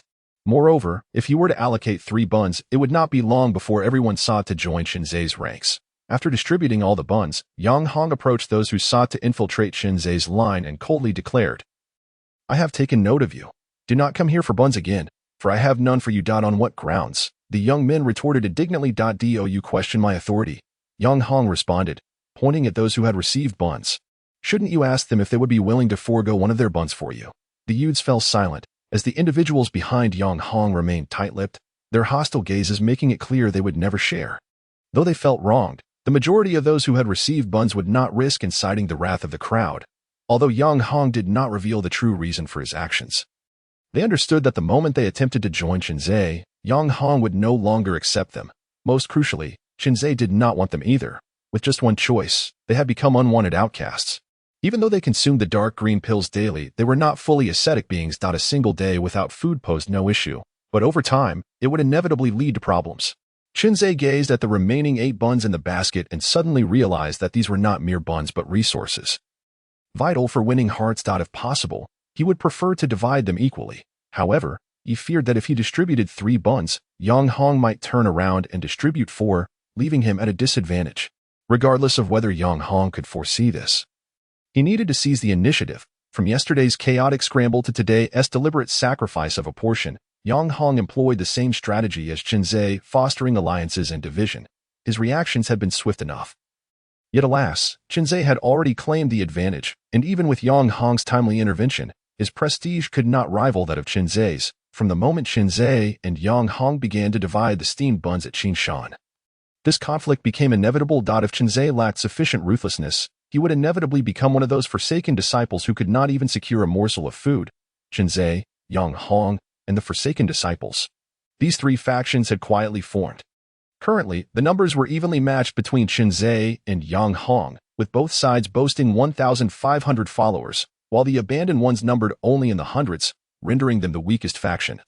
Devoid of leadership, destined to be bullied in the days to come, Qinzhe instructed Huzi to carefully hold onto the remaining 8 steamed buns, arranging the baskets neatly as he had done the previous day. Although Qinshan did not voice his thoughts, he was undoubtedly aware of Qinzhe's actions. The empty baskets that vanished before each assembly served as evidence. Such gestures may not sway Qinshan, yet they were necessary. For it is in the minutiae that distinctions are made. As time passes, the hierarchy will become apparent. Qinzhe cast a sweeping glance around and spotted the youth who had bested Yang Hong perched upon a distant rock. Coincidentally, the boy was also observing Qinzhe. After a brief moment of eye contact, he promptly turned his head away, feigning interest in his surroundings. Qinzhe smiled gently and approached the youth, with Huzi promptly presenting the 4 steamed buns without needing any prompting. "My name is Ji Xing," the boy said as he accepted the buns, looking up at Qinzhe with a gaze that was not as defiant as it had been the previous day. "I am Qinzhe." Qinzhe replied with a nod of acknowledgement. "That I know. I heard it yesterday," Ji Xing responded, stuffing the buns into his coat and waving his hand dismissively. "That will be all. You may leave." "What kind of person are you?" Huzi interjected, glaring at Ji Xing. "Qinzhe kindly shares his buns with you, and you can't even muster a word of gratitude." Ji Xing retorted. "So, you want me to submit? Is that it? I started hunting in the mountains with my father at 10, shot a tiger by 12. I've seen my fair share of perilous situations. Let me be clear, I have no respect for hypocrites like you. If you think you can win me over with 4 buns, save your breath. I'll return the buns to you. I won't take what isn't mine. I'll reclaim the 4 I ate yesterday and return them. I offered them to you. There's no need for repayment. I'm going to rest now. You should return to your own rest as well," Qinzhe said with a faint smile, turning away with Huzi in tow. Ji Xing remained noncommittal, but after Qinzhe had taken a few steps, he suddenly called out, "Hey, what is it?" Qinzhe turned to face Ji Xing. "How many buns will you give me tomorrow?" Ji Xing inquired. "How many do you wish for?" Qinzhe asked with a smile. "Depending on my mood, I could devour a dozen if I feel particularly hungry," Ji Xing mused, stroking his chin while observing Qinzhe with keen interest. "So, the question is, how many will you allow me to have?" 4, for that is all I possess," Qinzhe replied with a grin, then turned to leave with Huzi. Ji Xing's lips curled upward. Just as he was about to depart with the buns, a sudden sound of weeping reached his ears. Turning to investigate, he discovered a maiden, as radiant as the autumn moon, concealing her face in tears. "What troubles you?" Ji Xing approached the girl, noticing the absence of buns in her hands, and taunted, "Are you weeping over a mere handful of buns? Must you not possess a shred of dignity?" The girl offered no response, her sorrow flowing like rain-soaked petals. Is it truly worth crying over just a few buns?" Ji Xing remarked, extending the 4 buns toward her. "Here, take them. Stop crying. Your sobbing is utterly vexing." "I'm not crying over the steamed buns. It is because we are unwanted. Just now, that Yang Hong lured away a girl living with me using 2 buns, claiming she must sleep with him from now on. I am terrified that I might be next." Sob. The girl's cries grew louder as she spoke. Damn it, that scoundrel. Ji Xing ground his teeth in anger, his fists cracking ominously. Noticing the girl still weeping, he softened his tone, saying, enough, do not cry anymore. From now on, you shall stay with me, and I will protect you. If he dares to touch you, I will make him pay dearly. The girl ceased her sobbing and looked up at Ji Xing with hope. Really? She asked, her eyes wide with anticipation. Ji Xing nodded earnestly. Thank you, the girl whispered gratefully. All right, eat up, Ji Xing said, handing the buns back to her. I am not hungry. You eat. You need to be strong to protect me. The girl replied softly. Are you foolish? You believe me just like that. Aren't you afraid of being sold off? As Ji Xing spoke, his expression dimmed, and he kicked the ground in frustration, shoving all the buns into the girl's hands. Come, I will take you to meet someone. Who will I meet? She inquired. You will find out when we arrive. Now hurry and eat. The girl ceased her questions, devouring one bun and returning the remaining 3 to Ji Xing. I have a small appetite. One is sufficient. Only that little? No wonder you lack strength, Ji Xing muttered, stashing the buns in his embrace. He then turned to the girl and asked, by the way, what is your name? Yin Gu, she replied softly. A lovely name, Ji Xing complimented, leading Yin Gu directly to Chunzei's residence. Chapter 9. The chivalrous Ji Xing shortly after Chunzei returned to his room and was about to share steamed buns with Huzi. A sudden knock sounded at the door. Upon opening it and seeing Ji Xing, he was momentarily taken aback. He had expected Ji Xing would not come to him so soon. Chunzei offered a slight smile, his gaze shifting to Yin Gu beside Ji Xing. And who might this be? He inquired. A friend, Ji Xing replied casually, then turned to Yin Gu, instructing, step back a bit. I need to discuss some matters with him. Yin Gu nodded, moving to stand at a distance. Ji Xing entered the room and closed the door, fixing Chunzei with an intense gaze. I wish to bring a friend into your group. You will need to remove 2 members, and in return, I will assist you with your tasks. You know my strength. Even someone like Yang Hong is no match for me. Not happening. Chunzei shook his head. Ji Xing was taken aback, disbelief evident in his eyes. With my strength, even if I were to bring along a burden, I would still be far superior to any 2 individuals. You would turn me away despite my offer? Are you out of your mind? Chunzei replied earnestly. If I were to discard 2 of my team members for you, then should someone stronger than you appear in the future, I would also have no qualms about abandoning you. How could anyone trust me then? They have stood by me from the beginning. I will not exchange them for anyone. Yet you gave me the buns. Was that not an attempt to win me over? Ji Xing questioned, confusion written across his face. Chunzei clarified, winning you over is one aspect. More importantly, I have a conflict with Yang Hong. Watching you subdue him yesterday was quite satisfying. Is that so? I have yet to unleash even half of my true potential. One day, I shall show you what genuine martial prowess entails. Ji Xing smiled brightly, saying, enough of this probing. I shall forego the Mantu. But I have one condition. Ensure that the girl outside is protected and that Yang Hong does not bully her. Do you know her from before? Chunzei inquired. Only met her today. Ji Xing replied. Oh, I see, Chunzei said, revealing a knowing expression, unspoken yet perceptive. Ji Xing rubbed his nose, appearing slightly embarrassed, then shifted the conversation. By the way, have you eaten? Not yet. And you? Chunzei smiled gently. Ji Xing opened the door and waved to Yin Gu, beckoning her to join for Mantu. Yin Gu entered the room slowly, her gaze fixed nervously on Chunzei. Exuding a hint of timidity, Huz placed 4 Mantu on the table, while Ji Xing set down 3 more from his embrace. Attentively watching Chunzei. How many can I have? Ji Xing asked. 3. Chunzei replied with a smile. From now on, whatever you eat, I shall eat as well. Let us dig in. Ji Xing laughed heartily, handing 2 Mantu to Chunzei and the last one to Yin Gu. Ensuring each had 2. Chunzei smiled warmly, taking a bite of the Mantu, savoring it slowly as the sweetness gradually spread across his palate. Ji Xing, in his usual straightforward manner, after finishing his Mantu, moved his bedding over to stay with Chunzei. In recent days, several youths had perished, and following Chunzei's coordination, the adjacent room quickly became vacant, allowing Yin Gu to move in alone. A call for Ji Xing would ensure his swift arrival. Chunzei's earnest efforts to recruit Ji Xing stemmed not only from his strength, but also from his character. Ji Xing, with his larger-than-life persona, embodied the archetype of a gallant hero, generous and magnanimous. A person worthy of friendship. As time passed, Chunzei felt increasingly vindicated in his judgment.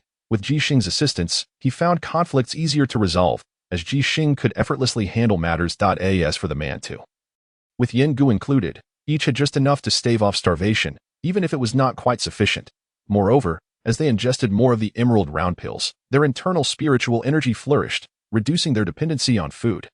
In the days that followed, everyone continued their training as usual, consuming the emerald pills daily, even as some perished. The rivalry between Qinzhe and Yang Hong intensified, yet remained within manageable bounds, as both sides had equal numbers, making it difficult to declare a victor. However, despite their private disputes, they maintained an appearance of harmony in front of Qin Shan. Even though Qin Shan orchestrated these dynamics, they had to comply, as it was a scenario he relished. Qin Shan typically ignored everyone but would occasionally share a few words with the two when in a good mood. Through this, Qinzhe gleaned insights unknown to other youths. In this world, there exists a unique energy that predates all creation, nurturing everything and permeating all. This energy is termed spiritual energy. Those who can harness it are known as cultivators.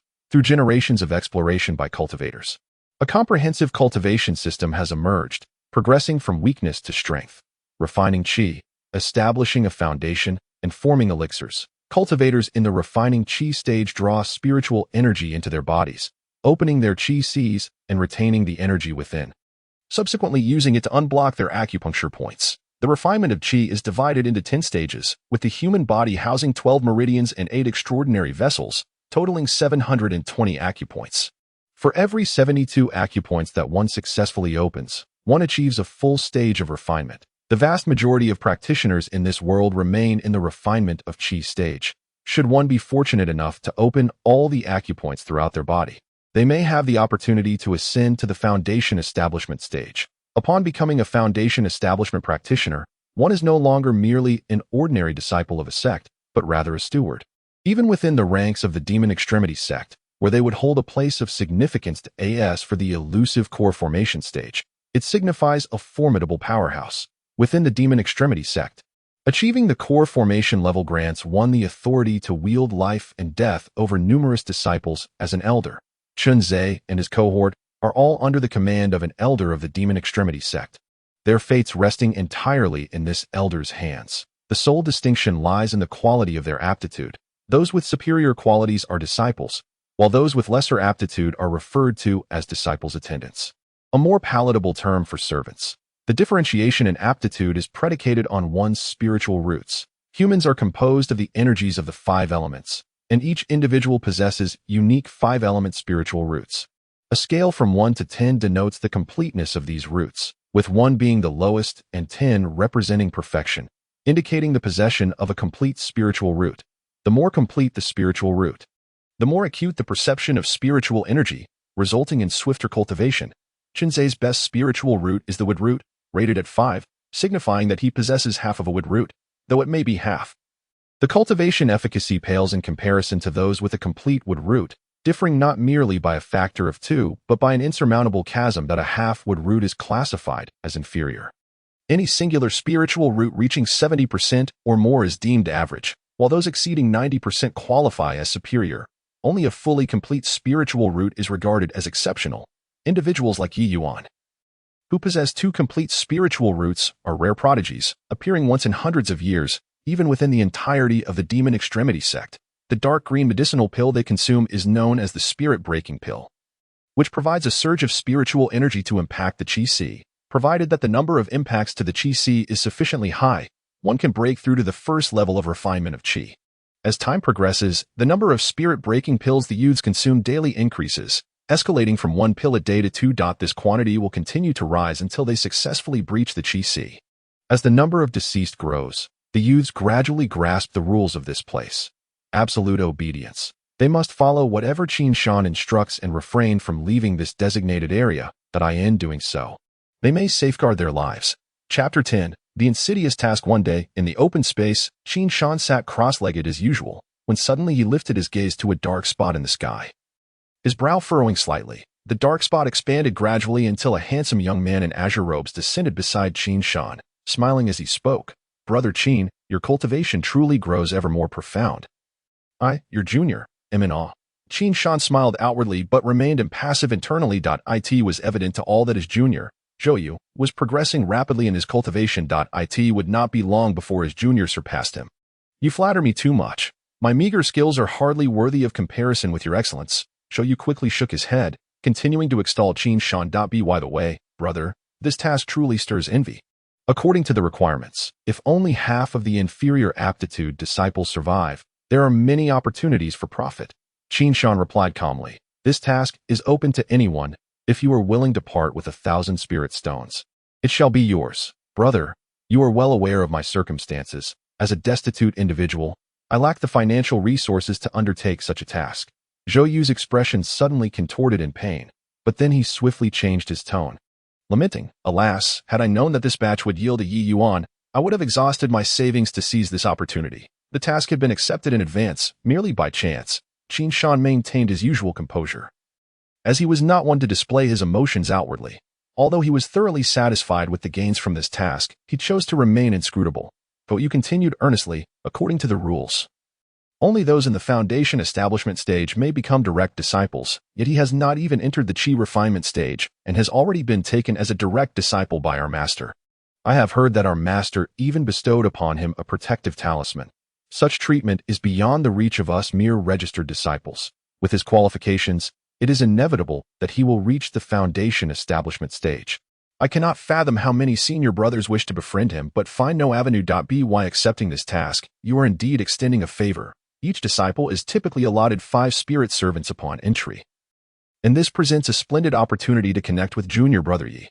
Might I inquire if you have any candidates in mind? Qin Shan nodded slightly, gesturing towards Yang Hong, who sat cross-legged with closed eyes. This astute individual is capable of managing affairs and can alleviate burdens for junior brother Yi. He then pointed to Ji Xing, followed by another seemingly earnest youth. This steady one possesses the fortitude to endure hardships. Qin Shan's finger moved again, indicating Yin Go. Zhou Yu smiled knowingly. I see. He possesses a pleasing appearance, suitable for any unforeseen needs of junior brother Yi. Yet, we are still one short. The fact that you mentioned him implies he possesses remarkable qualities. Qin Shan nodded slightly once more, finally pointing at Chen Zhe. This one is thoughtful and could offer strategic counsel to junior brother Yi. If junior brother Yi utilizes him well, he could prove to be a significant asset. Were it not for junior brother Yi, I would certainly retain this individual to manage my cave dwelling. Zhou Yu scrutinized Chen Zhe closely, perplexed. He appears quite ordinary.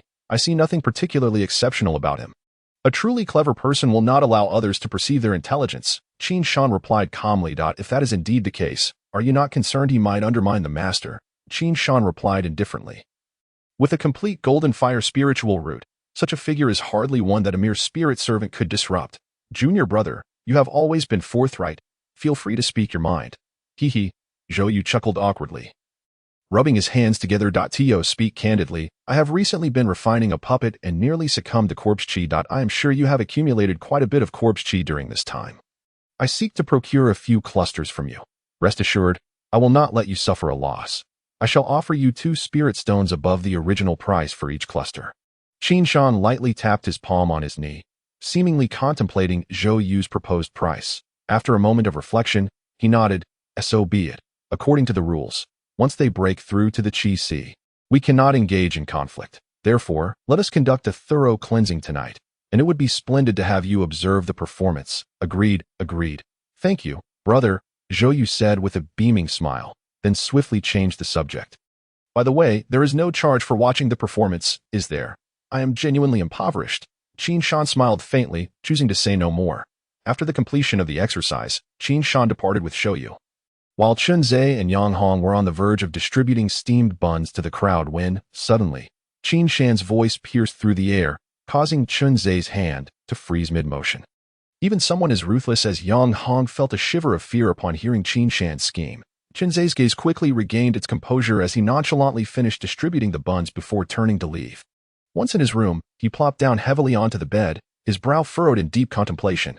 What's wrong? You seemed distracted just now, Ji Xing inquired. After a prolonged silence, Chen Zhe lifted his gaze to meet Ji Xing's. This evening, many lives will be lost. What do you mean? Ji Xing was taken aback. Chen Zhe spoke in a hushed tone. The immortal has instructed Yang Hong and me to lead everyone to escape. But once we cross the red line, death is inevitable. The task given by the immortal dictates that at least half of us must perish. Ji Xing's pupils widened in shock, his back drenched in cold sweat. Is there no way to avoid this? Chen Zhe shook his head. This is Qin Shan's command. How could we possibly refuse? Even if Qin Shan, due to protocol, refrains from executing us now, we would still be doomed in the future. Jixing swallowed hard, struggling to suppress his astonishment, and asked in a grave tone, "Is there a solution? I lack a method to ensure everyone's safety, but I am confident I can protect our side with a 70% chance." Chunzhe admitted. However, he hesitated, unable to voice the remainder of his thoughts. Jixing understood what Chunzhe was implying, but the implication was that others would face certain death. But is there truly no way? Jixing asked with difficulty.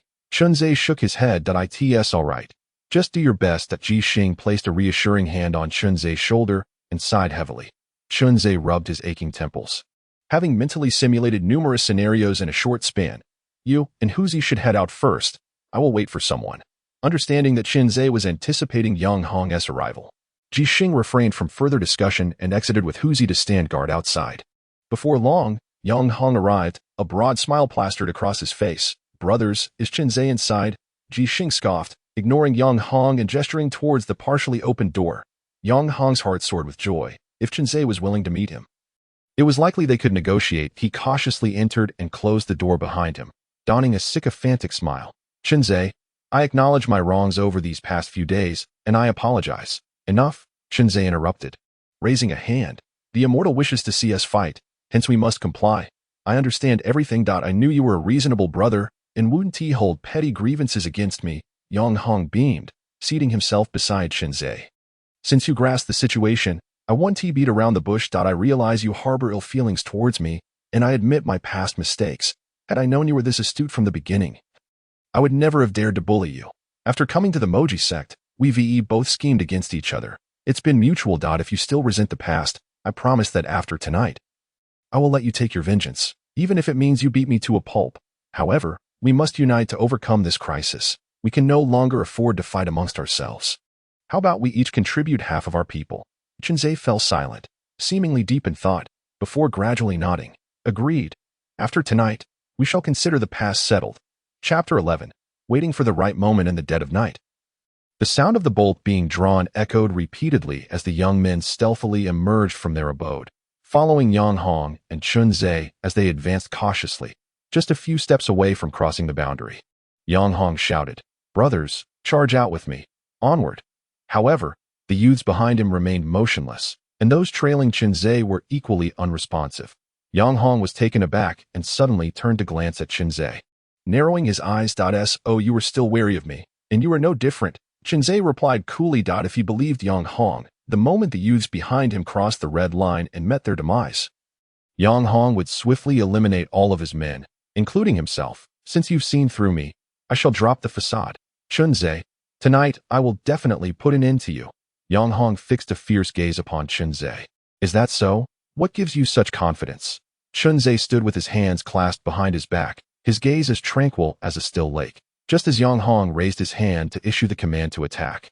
A series of fierce shouts rang out from the distance. "Hurry up! What are you dawdling for?" Yang Hong turned to look, his heart sinking in shock. Jixing, leading over 700 youths, was driving Yang Hong's remaining subordinates forward, each wielding a spear. Though these makeshift weapons were merely wooden shafts bound with stone fragments, the edges of the stones were sharpened to a lethal thinness. Most alarming was the sight of Jixing at the forefront, flanked by nearly 100 of Chunzhe's most formidable young men, each holding a dripping severed head, those of Yang Hong's subordinates. The others being herded along had their hands bound with ropes, rendering them utterly incapable of resistance. Yang Hong was utterly astounded. He had never anticipated that his elite forces would be subdued so easily. This was all thanks to Jixing, who had ruthlessly slain several defiant members. And upon witnessing Jixing's overwhelming prowess, the others naturally dared not resist and allowed themselves to be captured for the weapons. Chunzhe had long foreseen the inevitable confrontation with Yang Hong. Thus he had discreetly arranged for his trusted allies to prepare in advance. "Chunzhe, have they all been killed?"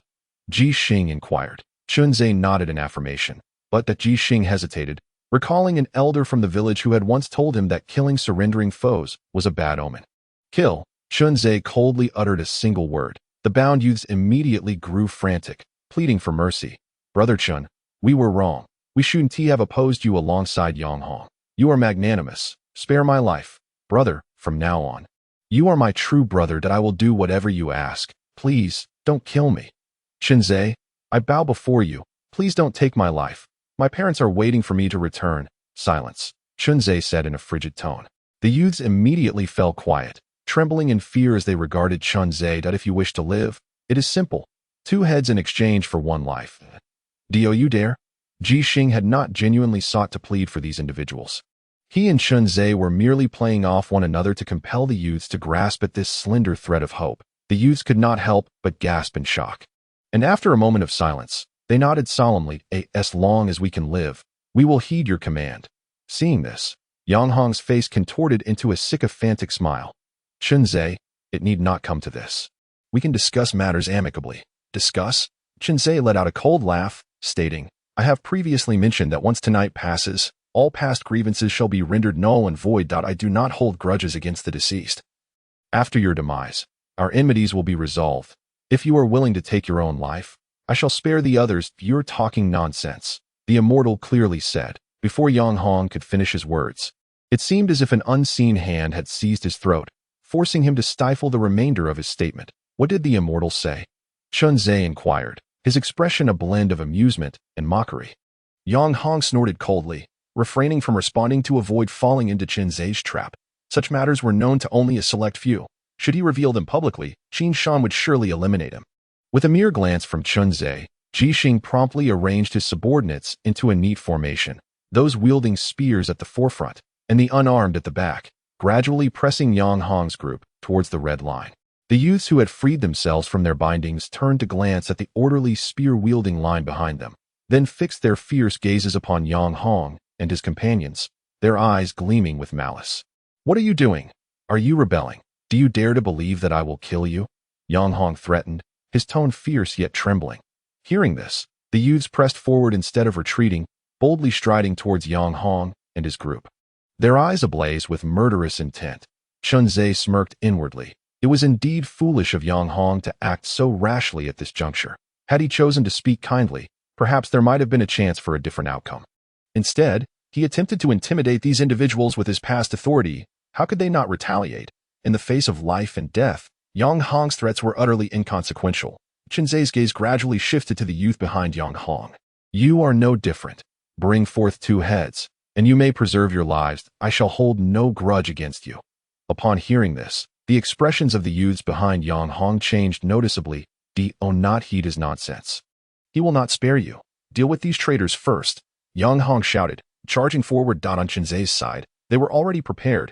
He would not be foolish enough to lead his men into a direct confrontation. The immediate priority was to subdue those who were restless before formulating further plans. Chunzei observed coldly as the 2 factions, which had once belonged to Yang Hong, clashed violently, under the pressure of life and death. Both sides quickly lost their rationality, engaging in a desperate struggle for survival. As casualties mounted, both factions became increasingly bloodthirsty, with some even resorting to killing each other over the competition for heads. Stop fighting. This is his scheme.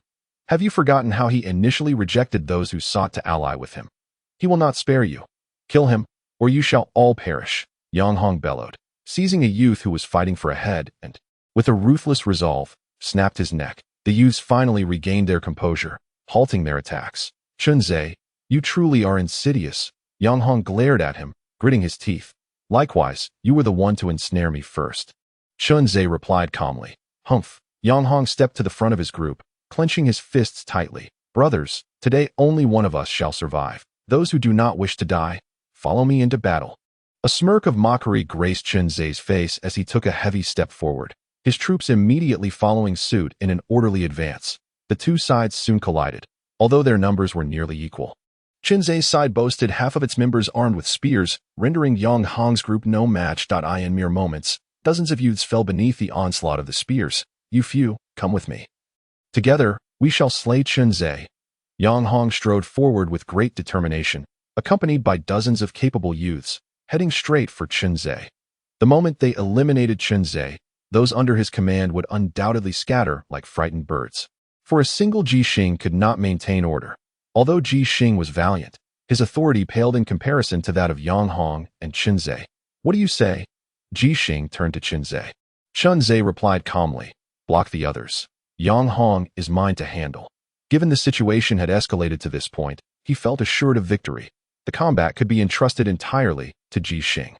However, since Ji Xing and his companions had blood on their hands, as their leader, he had to take a life to command respect, and Yang Hong was undoubtedly the most suitable target. Are you truly this confident?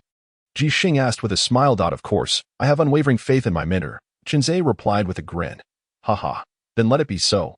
Leave the others to me. Ji Xing laughed heartily, shaking off his shoulders, and surged forward with just 10 men to confront Yang Hong's crew. Yang Hong recognized that Ji Xing had intentionally set up a one-on-one confrontation between him and Qinzhe. Although he was puzzled by Ji Xing's motives, he did not believe Qinzhe was his equal. With a cold sneer, he lunged at Qinzhe. Qinzhe, expressionless, swiftly dodged Yang Hong's incoming punch, countering by seizing Yang Hong's wrist and twisting it mercilessly. Employing the same technique Ji Xing had used to subdue Yang Hong before. Crack! The sharp sound of breaking bone echoed, and Yang Hong's right arm immediately went limp, sent crashing to the ground by Qinzhe's kick. Unable to rise, blood oozing from the corners of his mouth, the youths who had just engaged froze in shock, staring blankly at Qinzhe, swallowing hard.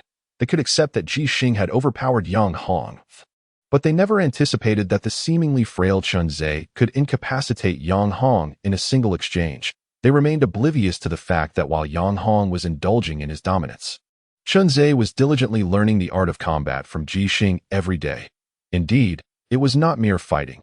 It was the brutal skill of survival. Ji Xing's home, surrounded by mountains, was rife with wild beasts. And from the age of 10, he had accompanied his father, a hunter, into the wilderness to confront these creatures. Yang Hong, no more than a common thug with a penchant for brawling, relied solely on his audacity. In contrast, Ji Xing had honed his abilities through years of grappling with ferocious animals, rendering any comparison utterly futile. Qinzhe had never doubted the authenticity of Ji Xing's tale of shooting a tiger at 12. When Ji Xing was earnest, he resembled a man-eating tiger of the mountain. Had he not been compelled to join the Moji sect, he was certain that with Ji Xing's prowess, rising to the rank of a general leading troops into battle would be a mere formality. Initially, he had been bullied by Yang Hong solely due to his frail physique, a result of perpetual hunger during his youth. However, with the recent consumption of spirit-enhancing pills, their inner energies had surged, diminishing any physical advantages. In a situation where their strengths were nearly equal, combat experience became paramount. Under Ji Xing's tutelage, Qinzhe had made tremendous strides. He was no longer the weakling he once was. Incapable of standing his ground, Ji Xing had once imparted to him that battles among beasts were devoid of flamboyant techniques. They were a matter of life and death from the moment of encounter. Just as it was with beasts, so it was with men. Now he had achieved this, having incapacitated Yang Hong in a single exchange. The fate of Yang Hong rested solely in his hands. Qinzhe placed his foot upon Yang Hong's chest, regarding him with disdainful eyes. Every time you scheme, you wager the crux of your plans on whether I believe you. You truly believe that I would trust a venomous serpent like you? Relying on your audacity and cleverness, do you consider yourself exceptionally intelligent? Chapter 12. Ruthless Harvest. Seeing Qinzhe grasp the spear handed to him by Ji Xing, Yang Hong hurriedly clutched Qinzhe's leg, pleading desperately. Qinzhe, I was wrong. Please don't kill me. I promise I will never contest against you again. From this day forth, you shall be my leader. Whatever you say shall be law. I implore you. Spare my life. You are a subordinate I cannot tolerate. Qinzhe replied, unmoved, as he firmly clutched the spear and thrust it savagely into Yang Hong's heart. Yang Hong's pupils dilated in shock, his head crashing heavily onto the ground as he breathed his last. His eyes wide open in disbelief and resentment. Even in death, he could not comprehend why, in the past, he could bully Qinzhe at will, yet today, he succumbed to Qinzhe's hand. Qinzhe withdrew the bloodstained spear, casting a cold gaze at Yang Hong's followers. In unison, they knelt, their foreheads striking the ground until they bled. Qinzhe, our leader, we beg you, grant us our lives. Qinzhe tossed the spear to a weaponless youth, his chilling stare fixed upon the crowd. I have no need of you. Withdraw beyond the red line to spare me the necessity of taking action. The group froze momentarily, retreating beyond the red line, which was akin to courting death. Damn it. If he intends to end our lives, we shall not allow him to live either. Let us fight back, shouted one youth, clenching his fists as he charged at Qinzhe, prompting many to follow suit. However, their numbers had already dwindled, and with half of Qinzhe's group wielding spears, they were no match and were swiftly dispatched. Qinzhe's forces continued their advance, and those remaining, too fearful to resist, retreated before the looming spears. Qin Shan arrived gracefully, drawing a 3-foot copper sword from his waist pouch. With a swift hand gesture, the sword flew forth at remarkable speed, slicing through the necks of the encroaching youths. "Junior brother, please." "Ha ha ha. Thank you." "Senior brother," laughed Zhou, producing a pitch-black orb and chanting incantations. The orb immediately emitted a ghostly green light, extracting wisps of corpse energy from the fallen youths. The cold gleam of the copper sword flashed, and the youths collapsed en masse, akin to the harvest of wheat. Qin Shan, wielding a similar pitch-black orb, collected the corpse energy at a pace far surpassing Zhou Yu's. Before long, all the encroaching youths lay slain. Zhou Yu, eyeing the ever-growing corpse energy within his orb, greedily licked his lips as it soared toward the youths within the red line. Just as he was about to act, Qin Shan's copper sword darted through the air, knocking the pitch-black orb from his grasp. With a flick of his hand, Qin Shan seized Zhou Yu's orb, glancing at the 5 almost tangible wisps of corpse energy inside. "We cannot engage in such improper conduct. Should the authorities find out, we would bear the consequences. 0.5 clusters of corpse energy are sufficient for you to refine puppets. Do not be greedy." Zhou Yu, though reluctantly, wore a smile. "This cleansing has yielded more than half. Senior brother, you have profited immensely from this endeavor. I extend my early congratulations." Qin Shan merely nodded, his icy gaze fixed upon the youths within the red line. "Get back." Having witnessed Qin Shan's ruthless disregard for life, the youths were already terrified and fled in haste. Chunzhe was just about to depart when he was suddenly called to a halt by Qin Shan, his heart racing with surprise. Gritting his teeth, he stepped forward and bowed in greeting. "I have met the 2 esteemed gentlemen. You performed admirably this time," Qin Shan remarked, nodding with satisfaction, before extending his hand towards Zhou Yu. "Considering our wager, you owe me 55 spirit stones." Zhou Yu let out a resigned sigh as he brushed his hand against the pouch at his waist, and crystalline stones, each exuding a vibrant aura of spiritual energy. "Sword forth. It seems I am truly impoverished now." Qin Shan collected the stones into his own pouch, and a rare smile of contentment finally graced his icy visage. After some time, once the task was completed, he would receive a handsome reward, including the acquired corpse energy. Just as Zhou Yu had stated, he would indeed reap a bountiful harvest. Zhou Yu approached Chunzhe, lifting his chin with a hand and grinning. "My lad, you have caused me to lose 5 spirit stones. How do you propose we settle this account?" Instantly, Chunzhe felt a chill run down his spine, while Zhou Yu appeared to jest. The palpable aura of menace was unmistakable. He was no longer the naive youth who had just entered the magic extreme sect, oblivious to the intricacies of the world. The pouch, known as a storage bag, may seem merely a small satchel, yet it contained a unique space capable of holding numerous items. As for the spirit stones, they harbored pure spiritual energy, serving not only as rare aids for cultivation but also as currency for transactions among cultivators. Such a precious commodity was far beyond his means to compensate, even with his life. With respect shining in his eyes, Chunzhe spoke softly. "I am unable to repay such a debt. I am unaware of what rewards you have garnered tonight. But judging by your expression, even with a loss of 5 spirit stones, your gains must surely outweigh it. I recognize you are jesting with me. A person of your profound cultivation and vast wealth would not stoop to quibble over such trivial matters with someone of my insignificance." Qin Shan turned to Zhou Yu and inquired with a smile, "What say you?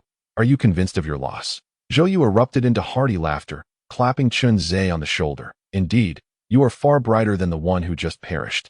Although I find myself impoverished, I appreciate your remark about my wealth. I shall let you off this time. At your age, I possess neither your depth of thought nor your ruthlessness. You are, by nature, suited to be a demonic cultivator, and I hold you in high regard. How about this? You shall follow me henceforth." Chunzhe remained silent, turning his gaze to Qin Shan, his eyes reflecting his inquiry. He would not lose his bearings merely due to Zhou Yu's flattery. It was Qin Shan who held authority over him, and he discerned whom to heed. Qin Shan subtly nodded and waved his hand. "I have observed your performance today. From now on, these individuals shall be under your command. Go forth." "Understood." Chunzhe bowed once more, then, bending slightly, retreated over 10 paces before gradually turning away. He walked slowly, acutely aware that the gazes of Qin Shan and Zhou Yu lingered upon him. He wished to conceal the turmoil within. Zhou Yu withdrew his gaze, shaking his head in disappointment. What a pity. His aptitude is simply lacking. If he were but slightly more gifted, I would have to tread carefully around him. At his age, possessing such acumen is unprecedented. Qin Shan's expression remained impassive as he remarked, "If he were more gifted, it would not be my place to take him under my wing." After some time, once he breaks through the Qi Si, I shall hand him over to junior brother Yi. Such astute individuals possess a remarkable ability to safeguard themselves, and it is unlikely that they will incite any tumult. The kindness bestowed upon me by my senior brother will forever be etched in my heart. Once my brother concludes his affairs, I shall personally pay my respects. Zhou Yu clasped his fists in salute and gracefully departed. After watching Zhou Yu leave, Qin Shan retrieved a pitch-black orb, its eerie green radiance illuminating the area as he directed it towards the lifeless body strewn on the ground, a faint smile curling at the corners of his mouth. Ah, Zhou Shidi, what a pity. If only you possessed the true technique to absorb the essence of the deceased, I would have faced significant losses. Nevertheless, this harvest is quite bountiful. Chapter 13. The divergence of black and white Chenze and Ji Xing washed away the blood from their bodies at the pond outside the courtyard before gently pushing open the door to their room. The moment they entered, Huzi and Yanga, who had anxiously awaited their return, sprang to their feet to greet them. Such matters were not to involve Yanga and Huzi. They had deliberately kept them together to ensure assistance in case of unforeseen circumstances. We have triumphed, Chenze murmured, his eyes devoid of the joy of victory, overshadowed instead by profound fatigue. Huzi, oblivious to Chenze's meaning, remained perplexed, while Yanga, who had been aware of the night's conflict, comprehended and began to tremble. Are they all dead? Yes, Chenze replied with a gentle nod, but they were all living people. Yanga's body shook even more violently. Enough. What matters is our victory. Do not dwell on the rest. Ji Xing urged. Leading Yanga out of the room and pushing open the door to the adjacent chamber. You've waited long enough. You must be exhausted. Go to sleep now. It's all right. It's all in the past. Ji Xing watched as Yanga closed the door, yet he did not return inside but instead sat outside Yanga's room. Once Huzi had fallen asleep, Chenze quietly opened the door and joined him outside. They exchanged a glance, followed by a prolonged silence. After half an hour had passed, Ji Xing surmised that Yanga had likely succumbed to slumber and spoke in a hoarse voice. I have taken a life. Yes, Chenze replied with a slight nod. I too have killed, but it shouldn't have been this way. We bore no grievances against each other, yet we were forced to fight to the death. Ji Xing covered his face with his hands, his voice quivering. Why must such places exist? Chenze sought to console him. Do not overthink it. If they had lived, we would have perished. We had no choice. I understand. Ji Xing's hand shielded his face, his expression increasingly tormented. Chenze, do you know? This is not my first experience with murder. Chenze was taken aback. You have never mentioned this before. Such matters are not shared lightly. How could I reveal them without having faced life and death alongside you? Ji Xing murmured, then let out a self-deprecating laugh. Do you know how I arrived here? I went to the city to sell mountain goods and encountered a group of ruffians bullying a young girl. Unable to tolerate their actions, I intervened and fought them. Outnumbered, I lost control and accidentally killed 4 of them. Although that girl later testified on my behalf, asserting that I had acted to aid the oppressed, the fact remains that I took 4 lives, leading to my imprisonment. In truth, I came to this place of my own accord. The immortal who brought me here proclaimed that the authorities were insignificant in his eyes, and that by following him, I would inevitably accomplish great deeds. That I believed him, yet I never anticipated that he would lead me to such a wretched place. Chenze fell into a long silence before inquiring, if given another chance, would you still save that girl? Of course. Ji Xing nodded emphatically. To stand idly by in the face of death would render me no different from an accomplice. Chenze sighed. You are inherently a chivalrous soul. This place is ill-suited for you. And are you suited for it? Ji Xing retorted. Your current state of panic mirrors my own during my first act of murder. I know you are not inherently cruel. It is this accursed place that has forced your hand. Ji Xing cursed vehemently, then sighed heavily. The longer one lingers in such a cursed locale, the more one grows indifferent to death. I understand that tonight's actions were merely for self-preservation, yet once one crosses that threshold, a second time is inevitable. I fear that if I remain here too long, I will inevitably transform into a madman who knows only how to kill. I comprehend. Chenze sighed again, but we have no choice but to act thus. I simply detest this helplessness. Why should life be so callously trampled upon? They are living, breathing beings. Ji Xing shouted in distress. You have an affection for Yinge, do you not?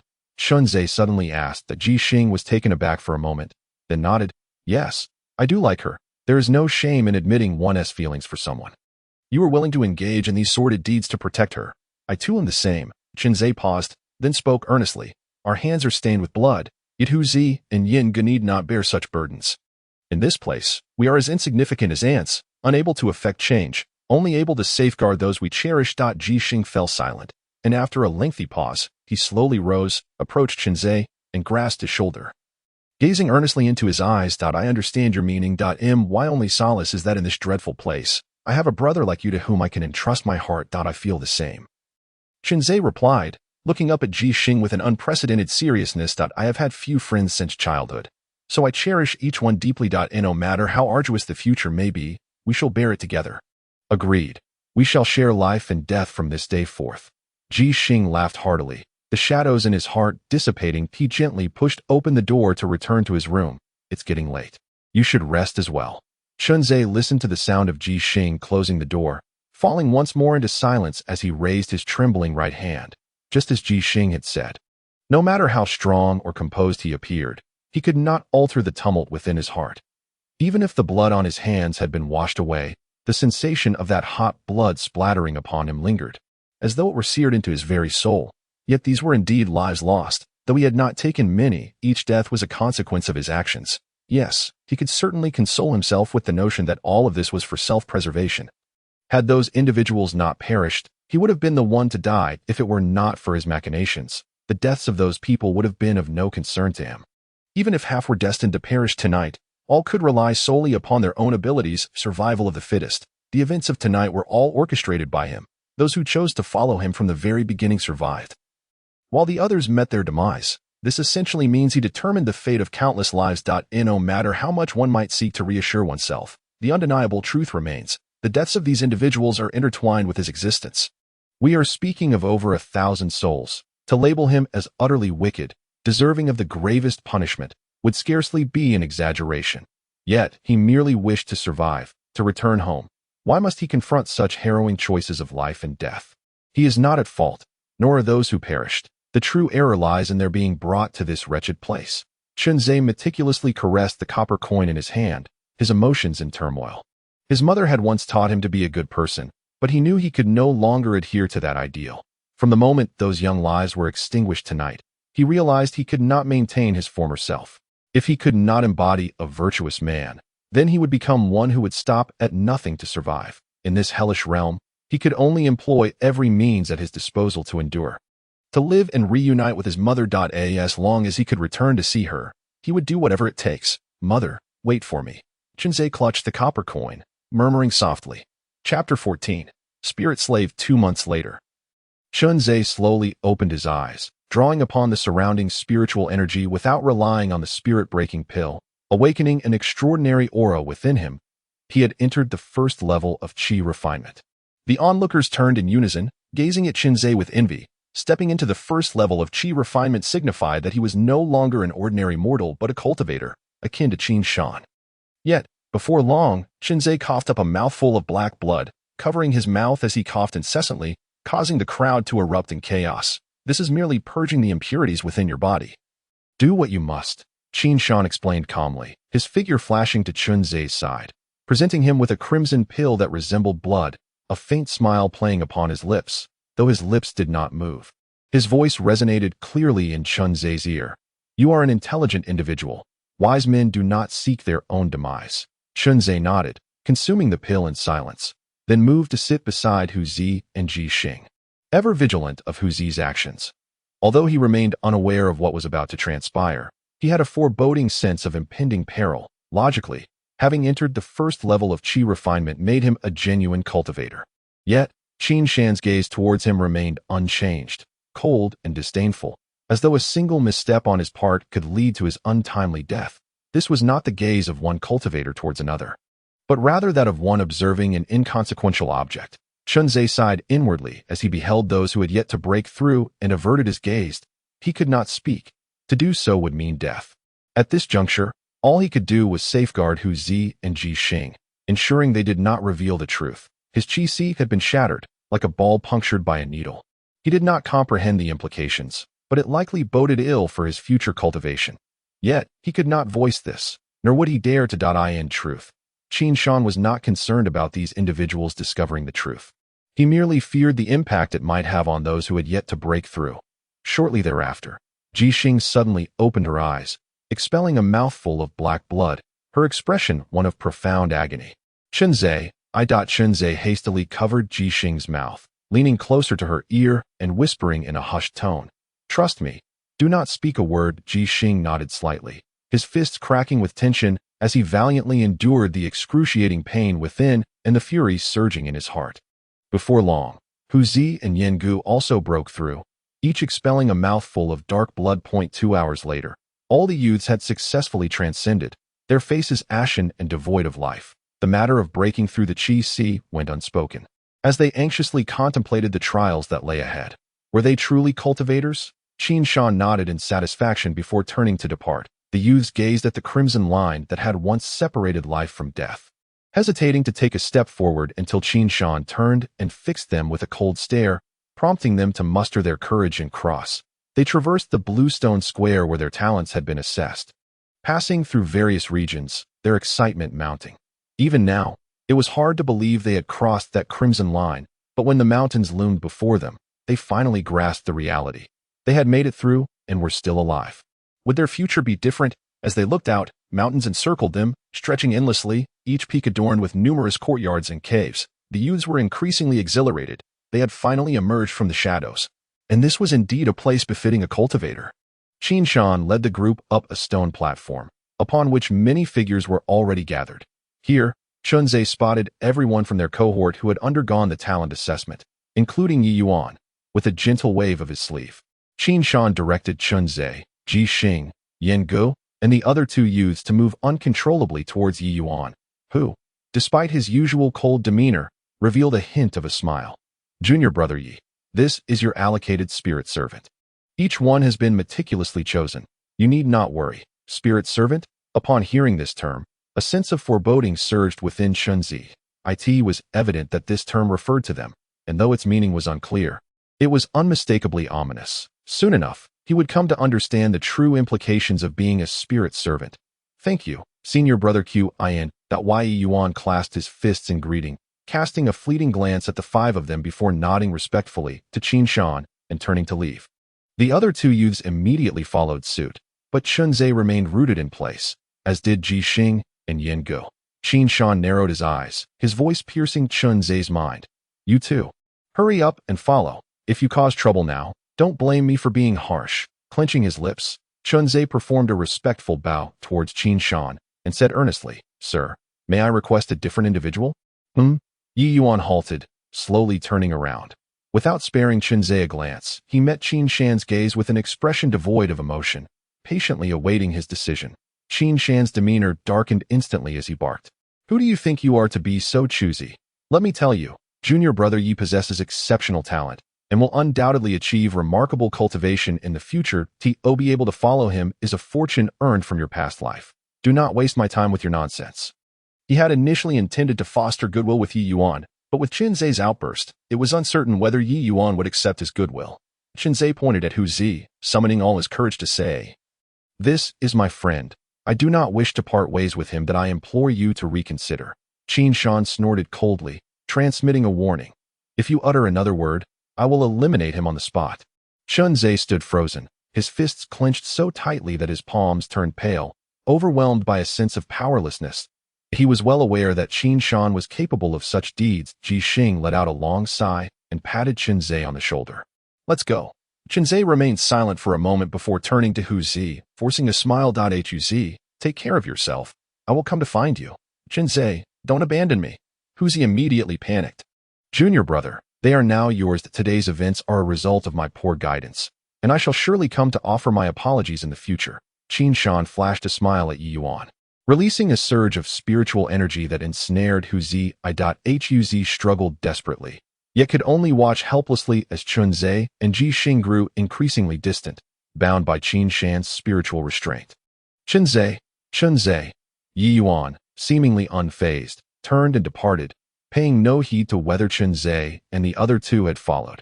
Hearing the heart-wrenching cries behind him, Chunzhe gritted his teeth and hurried away. Hu Zi, wait for me. On the verdant mountains 10 miles away, Yi Yuan arrived at a courtyard nestled halfway up the slope. With a single hand, he formed 2 intricate seals, causing the light barrier enveloping the courtyard to ripple gently as the gate slowly opened.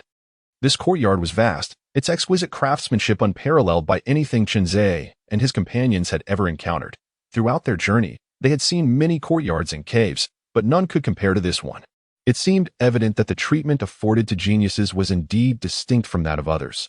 Chunzhe exchanged a glance with Ji Xing and, accompanied by Yen Go, followed the steps of the two young boys ahead.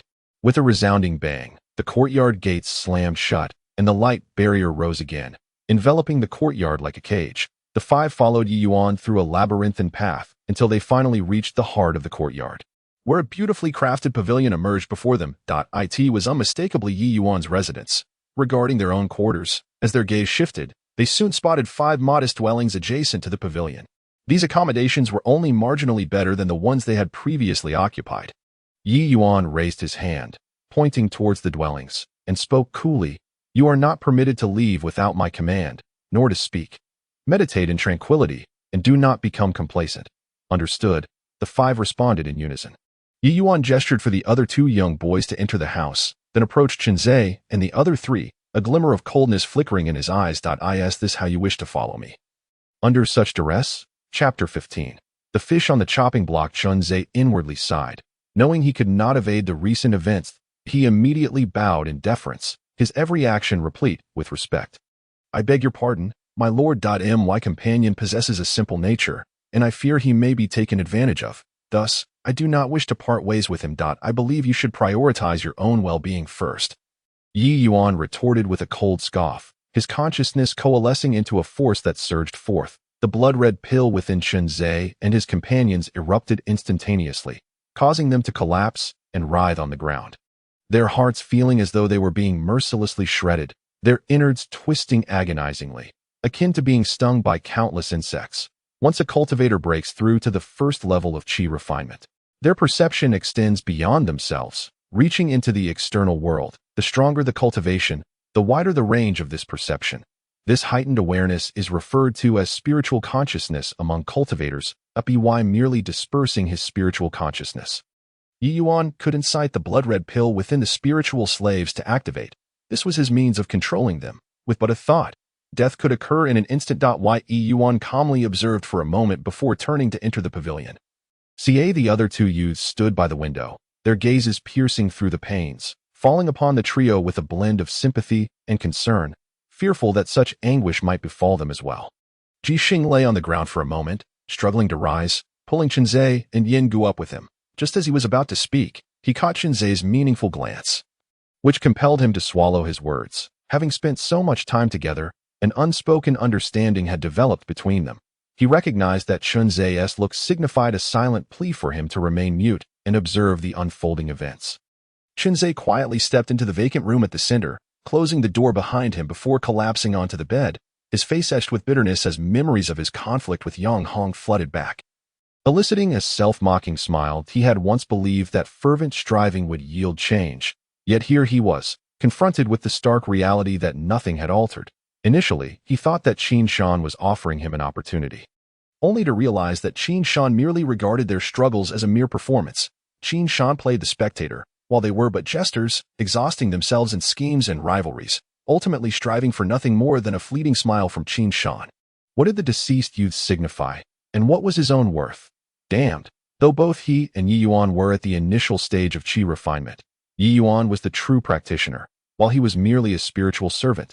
His life and death governed by others. He could not resign himself to this fate. Yet, no matter how much he resisted, events had reached this juncture, and he had no choice but to accept. However, he would not surrender. As long as there remained a glimmer of hope, he would not give up. With this resolve, Chunzhe abruptly rose and sat cross-legged, absorbing spiritual energy into his qi. Shortly thereafter, footsteps echoed outside, and the fluctuations of spiritual energy in the 5 rooms ceased almost simultaneously. The 5 of them strained to listen, their hearts tightening in unison. It was Yi Yuan's footsteps. Though faint, they weighed heavily upon their hearts. Fortunately, Yi Yuan's steps receded, not approaching their vicinity. Despite being in separate rooms, the 5 of them collectively exhaled in relief. After a brief silence, Ji Xing pushed open the window and turned to the left. "Yen Gu, are you all right?" Ji Xing inquired, as both he and Yen Gu resided in the adjacent room to Chunzhe, making conversation rather convenient. Yen Gu peeked out, replying softly, "I'm fine now. It doesn't hurt anymore. Had I known, I wouldn't have taken that pill. I've become a mere fish on the chopping block," Ji Xing mumbled in response, then burst out angrily, "Just because my aptitude is slightly inferior. I've become a spiritual servant. Damn it, I refuse to accept this," Yen Gu gently urged, Let it go for now. Remember he forbade us from speaking just a moment ago? We must be cautious not to be discovered. If we remain silent all the time, we suffocate, Ji Xing scoffed, turning to the right and calling out loudly, Chenze, why aren't you saying anything? Chenze opened the window, about to respond, when he suddenly caught sight of Yi Yuan lurking behind the trees.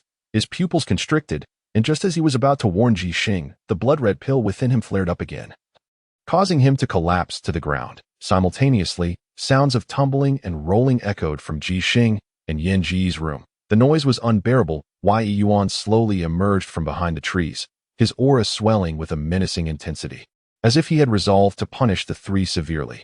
You three are quite troublesome. I leave for but a moment, and you begin to chatter. Have you no ears? As the pressure of Yi Yuan's aura intensified, the three of them felt their innards twist in agony, their hearts aching as if being sliced by knives, involuntarily letting out heart-wrenching cries. After tormenting them for a moment, Yi Yuan finally withdrew his spiritual perception. Come out. The three individuals struggled to rise, opening the door to step outside, their lips pale and their garments thoroughly soaked with perspiration. Yi Yuan spoke coldly, I have explicitly stated that conversation is prohibited. Your sole purpose is to diligently cultivate. Should you err again, severe punishment shall be meted out without mercy. Do you understand? The trio nodded with great difficulty, utterly drained from the torment, lacking even the strength to speak. They were to return to their training without delay. Yi Yuan waved his hand dismissively, about to turn away when his gaze unexpectedly fell upon Yan Ge. A smirk graced his lips as he approached, gently smoothing the damp strands of hair clinging to Yan Ji's forehead. He had not noticed earlier, but Yan Ji's appearance was indeed quite pleasing. Senior brother Qin had shown thoughtfulness. Yan Ji's heart raced in alarm, and he quickly lowered his head. Yi Yuan grasped Yan Ji's chin, lifting his face to scrutinize his features with keen interest. They are not permitted to leave their rooms without my consent. Yet you are free to do so, and you may also enter this pavilion. Within, there are facilities for ablution. I shall step out for a moment. Upon my return, be sure to wait for me in the room located directly north on the second floor. Yan Ji's complexion turned ashen in an instant. Yi Yuan's intentions were unmistakably cleared. Ji Xing clenched his fists, ready to explode, but was suddenly restrained by Chenze's grip on his wrist. Upon meeting Chenze's gaze, he quelled his fury, trudging back to his room with heavy steps. Yan Ge stood dazed in the courtyard, a desolate smile gracing his lips. Yi Yuan paid him no mind and turned to leave. The courtyard fell into an eerie silence. Having learned from previous lessons, no one dared to utter a word, a result that Yi Yuan found most satisfying. Ji Xing collapsed onto the ground, pounding the earth with his fists, not ceasing even as blood flowed from his knuckles, emitting guttural roars of frustration from his throat. Chenze listened to the commotion from next door and sighed heavily. It wasn't the fear of punishment from Yi Yuan that troubled him, but rather his uncertainty on how to console Ji Xing. The mere thought of the girl he cherished serving another was unbearable. Ji Xing's heart would only suffer further. Yet they were spirit slaves, their lives and deaths hinging solely on Yi Yuan's whims, leaving them no room to resist. Yan Ge lingered in the courtyard for a considerable time, offering a bittersweet smile before retreating into the pavilion. Ji Xing, oblivious to the blood seeping from his clenched teeth, listened to Yan Ji's footsteps fade into the distance. After a short while, Yan Ge emerged from the pavilion, having completed his cleansing. Although he had no fresh garments to don, he appeared revitalized. Yan Ge slowly approached Ji Xing's door and gently rapped on it. Ji Xing, please come out. Inside, Ji Xing wiped away the tears pooling at the corners of his eyes, lowering his head to open the door without a word. Yan Ge stepped before him, raising Ji Xing's chin with his hand, softly inquiring, Ji Xing, do you harbor feelings for me? Chapter 16.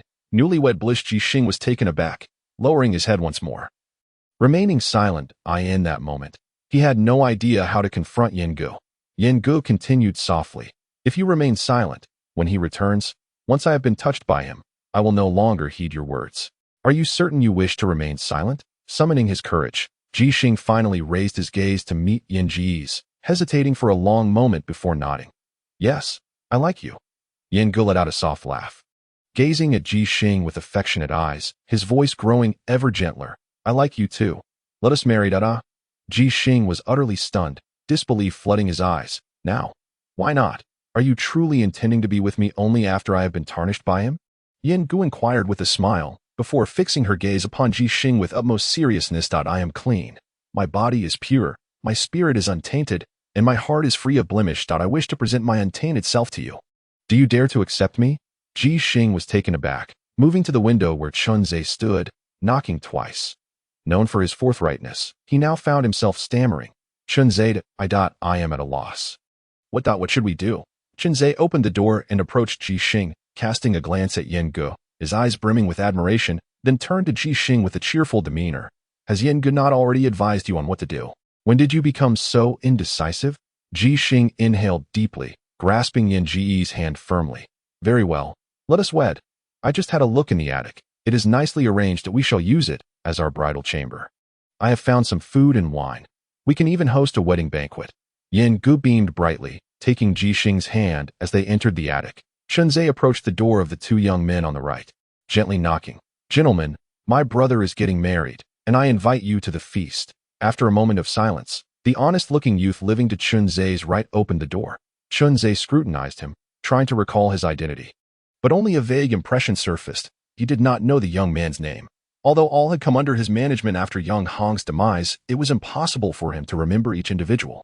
What is your name? Chunzei inquired. Li Hong. The youth replied softly. Please. Chunzei gestured towards the attic. Li Hong hesitated for a moment, but mustered the courage to step inside.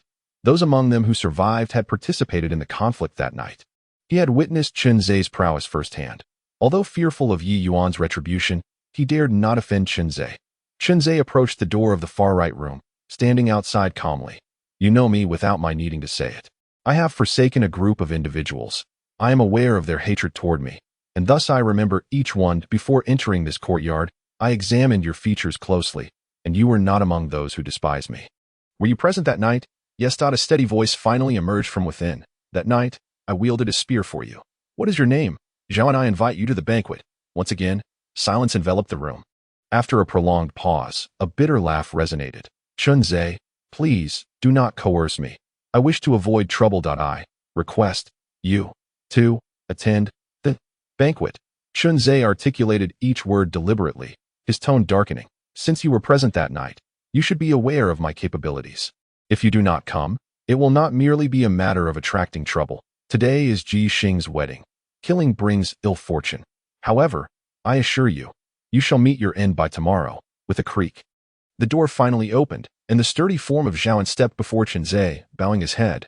Chunzei, I will heed your words. Though they were all spirit slaves, Chunzei had managed them for several months, and his lingering authority was palpable. Under Chunzei's threat, he ultimately chose to acquiesce. Please. Chunzei once more gestured aside, extending his hand. Gritting his teeth, Zhaoan steeled himself and entered the attic. Chunzei trailed behind Zhao, and as they ascended to the second floor, the hall, originally intended for receptions, had been simply adorned by Ji Xing and Yan Ge. Yet it exuded a certain air of jubilance. Ji Xing picked up several jars of wine that Yan Ge had unearthed and placed them before Chunzei, remarking with a smile, I never envisioned my wedding would unfold in such a manner that it's a bit modest. But we shall make do. There will be opportunities to celebrate properly in the future. Very well, Chunzei replied with a warm smile, taking 2 jars of wine and handing them to Li Hong, and Zhao and the two accepted the jars apprehensively, falling into silence once more. What is there to fear? If Yi Yuan inquires, you can simply shift the blame onto me. Ji Xing laughed heartily, patting their shoulders. He uncorked a jar of wine, exclaiming, Come, let us drink. Cheers. Chunzei raised the jar of wine high, his face radiating genuine joy. Li Hong and Zhaoan, realizing they could not decline, abandoned their reluctance, recalling the dreadful experiences with the Moji sect, and joined him in drinking deeply. Yan Ge, seated at the head, observed the four with a gentle smile. Once they finished a jar, she inclined her body in a respectful gesture, embodying the demeanor of a devoted wife. I apologize for the humble conditions. This is the extent of my hospitality for now. We must seize the moment as we do not know when Yi Yuan will return. Gentlemen, please excuse us. Li Hang and Zhaoan immediately rose to leave.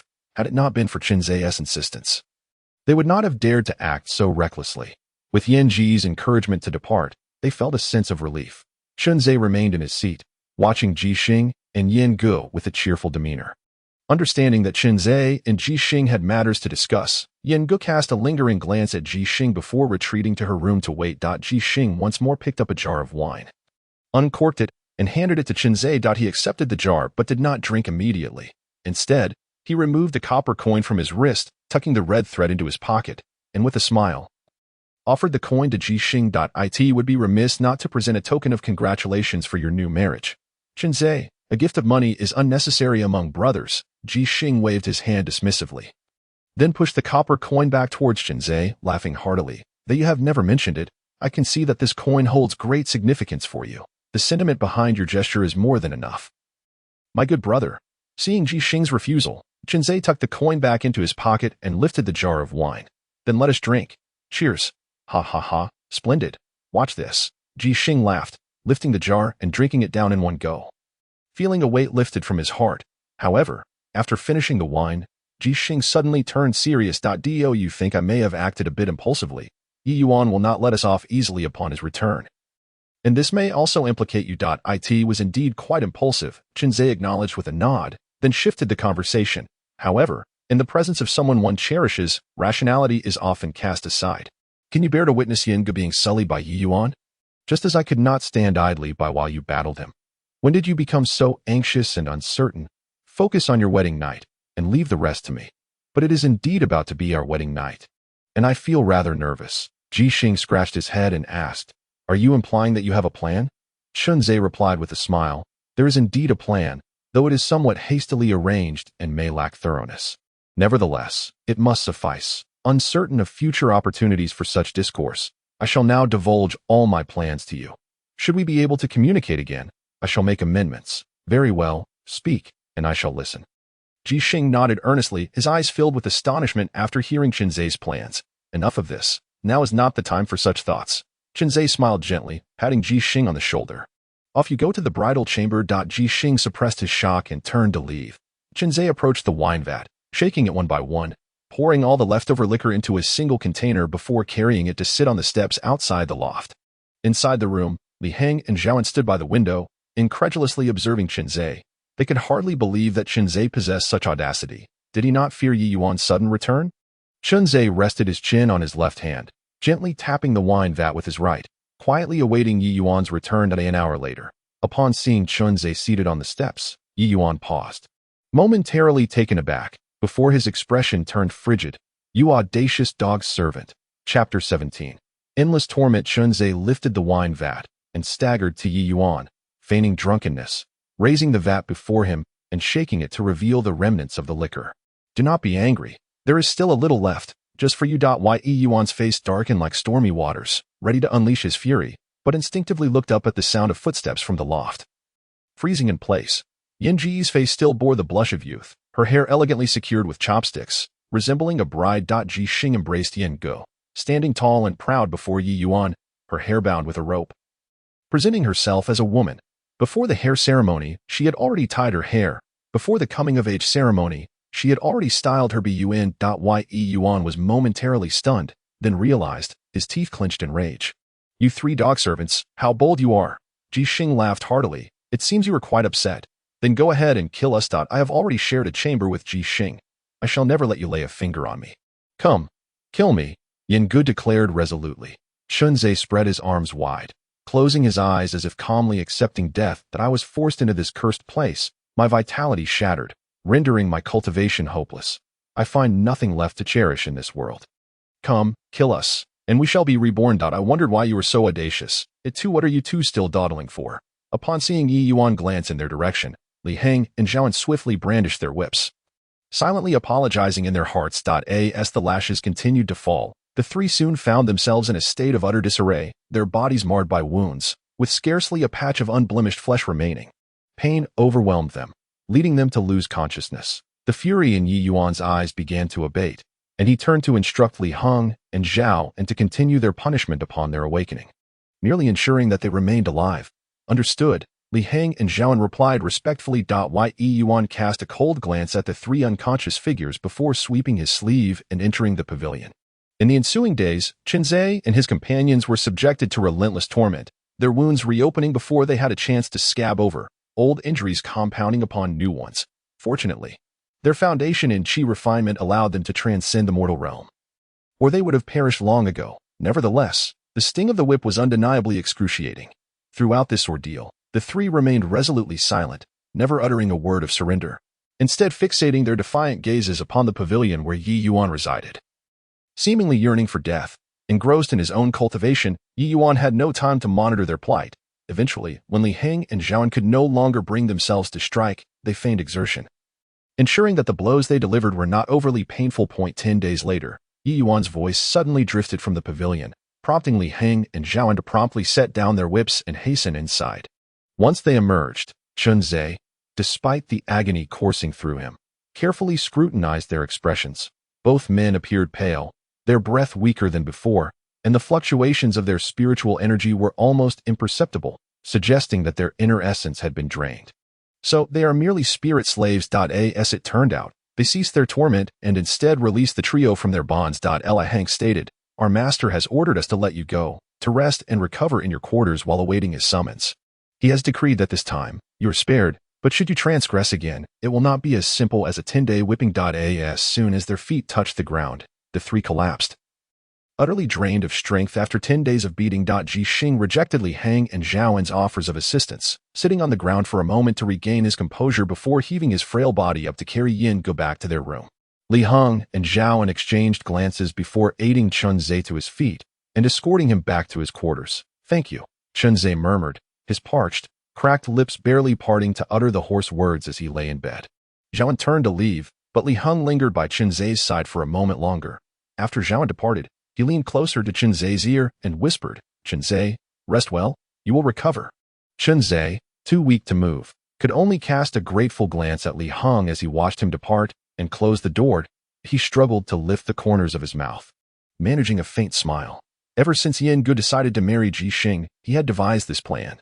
Now that the deed was done, yielding entirely would only invite his own demise. By feigning a desire for death, he believed that Yi Yuan, intent on tormenting them, would refrain from killing them outright, thus gambling on a slim chance of survival. He wagered that they still held some value to Yi Yuan, who would not dispose of them so swiftly. His gamble proved correct, as Yi Yuan, just as he had anticipated, harbored intentions to slowly torment them. However, this step remains perilous. Should Yi Yuan choose to establish his authority with ruthless measures, their demise would be inevitable. Yet, apart from their lives, they possess nothing else to wager, thus they can only gamble their existence for a glimmer of hope. Originally, his plan was to endure in silence before formulating a strategy. However, Yi Yuan suddenly demanded that Yin Gu serve him. Yin Gu, steadfast and unwilling to be sullied, would naturally incite Ji Xing's temper, compelling him to risk everything for her if Ji Xing resolved to fight to the death. How could he remain passive? He harbored no desire for death, and while he might resort to desperate measures to survive, he had cherished friendships with only Hu Zi and Ji Xing throughout his life. Valuing this bond immensely, for the sake of a friend, what is one death? If, after enduring torment, Yi Yuan still insisted on having Yin Gu serve him, then he and Ji Xing would have no choice but to fight with all their might. Should Yi Yuan wish to kill them, they too would battle fiercely against him. Although the existence of the blood-colored elixir within them rendered it impossible to inflict harm upon Yi Yuan, they would never resign themselves to inaction. At worst, death awaited them. Fortunately, it had not escalated to that point. Despite enduring prolonged suffering, they had not emerged empty-handed. Li Heng and Zhaoan, like them, were spirit slaves. As fellow spirit slaves, witnessing their cruel treatment, even if they could not voice their grievances on their behalf, it was impossible for their hearts to remain untouched. These two individuals were worth vying for. However, this was not a matter to be resolved overnight. He would not easily place his trust in them, requiring prolonged observation instead. The immediate priority was to heal. Once Yi Yuan summoned him, he would then ascertain whether these so-called spirit slaves aligned with his expectations. Chunzhe lay on the bed for a moment, struggling to rise and sit cross-legged, channeling spiritual energy into his body to restore his health. Chapter 18. Human-shaped spirit stone. 5 days later, Chunzhe sat despondently in his chamber, his face etched with disappointment. His dismay did not stem from his injuries. Under the nourishment of spiritual energy, his wounds had healed within 2 to 3 days. Rather, he felt disheartened because every time he neared filling his chi si during cultivation, the excess spiritual power would overflow and dissipate from the gaps, rendering all his efforts futile. This meant he could not break through to the acupoints, leaving his cultivation stagnant at the first level of chi refinement. He was unwilling to accept this. If his progress halted, how could he ever escape this place? Ji Xing, Yi Yuan's voice suddenly echoed from the loft, prompting Chenzhe to suppress the complex emotions within him and silently observe from the window. This marked the first time Yi Yuan had called for Ji Xing since their punishment. Chenzhe could not help but feel a pang of anxiety for Ji Xing. Ji Xing remained as resolute as ever, striding across the floorboards with great force, as though he wished to trample Yi Yuan's loft into oblivion. Even after emerging, his aura diminished, yet his head remained proudly held high. Chenzhe smiled. Though their time together had been brief, he understood Ji Xing all too well. If Ji Xing were capable of bowing to Yi Yuan, he would no longer be called Ji Xing. Next came Yin Gu. The moment Yin Gu stepped into the loft, Chenzhe heard the sound of Ji Xing knocking against the wall. This was the signal they had previously agreed upon. If Yin Gu remained inside for too long without coming out, they would rush in to confront Yi Yuan. Fortunately, not long after, Yin Gu emerged, having spent a duration in the loft similar to Ji Xing's. It seemed Yi Yuan, upon learning that Yin Gu shared a room with Ji Xing, had no further intentions toward her. Chen Zabin had anticipated that he would soon be called upon, but to his surprise, Yi Yuan summoned Li Heng instead.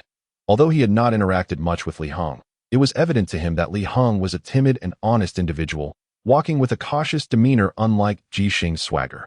The fourth to be called was Zhaoan. Upon Yi Yuan's summons, he promptly stepped into the loft. Even though beads of cold sweat adorned his forehead as he exited, he respectfully bowed towards the loft before returning to his room. While others might perceive Zhaoan's behavior as sycophantic, Chenzhe regarded him as a perceptive individual who understood the times. Recalling Zhaoan's earlier reaction to his invitation, he suddenly found this composed youth rather intriguing.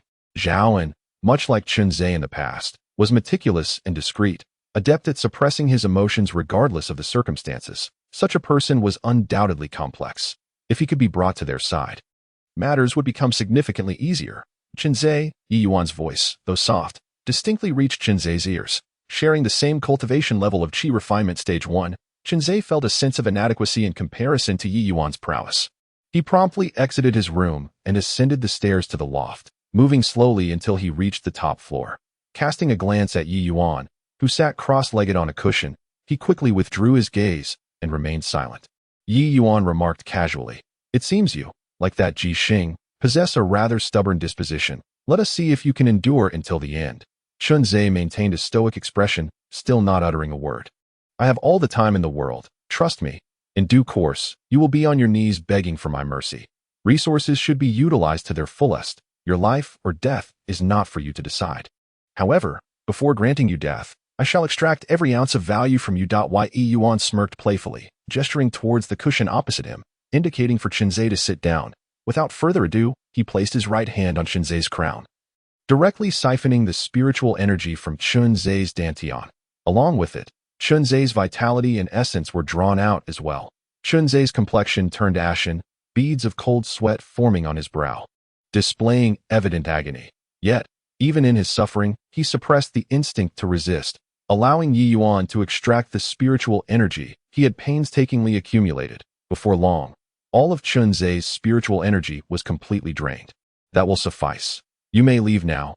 Yi Yuan waved his hand dismissively to him. Chenzhe, as a spirit slave, was no different from an ant. The disparity in their statuses was too vast as long as Chenzhe did not act excessively.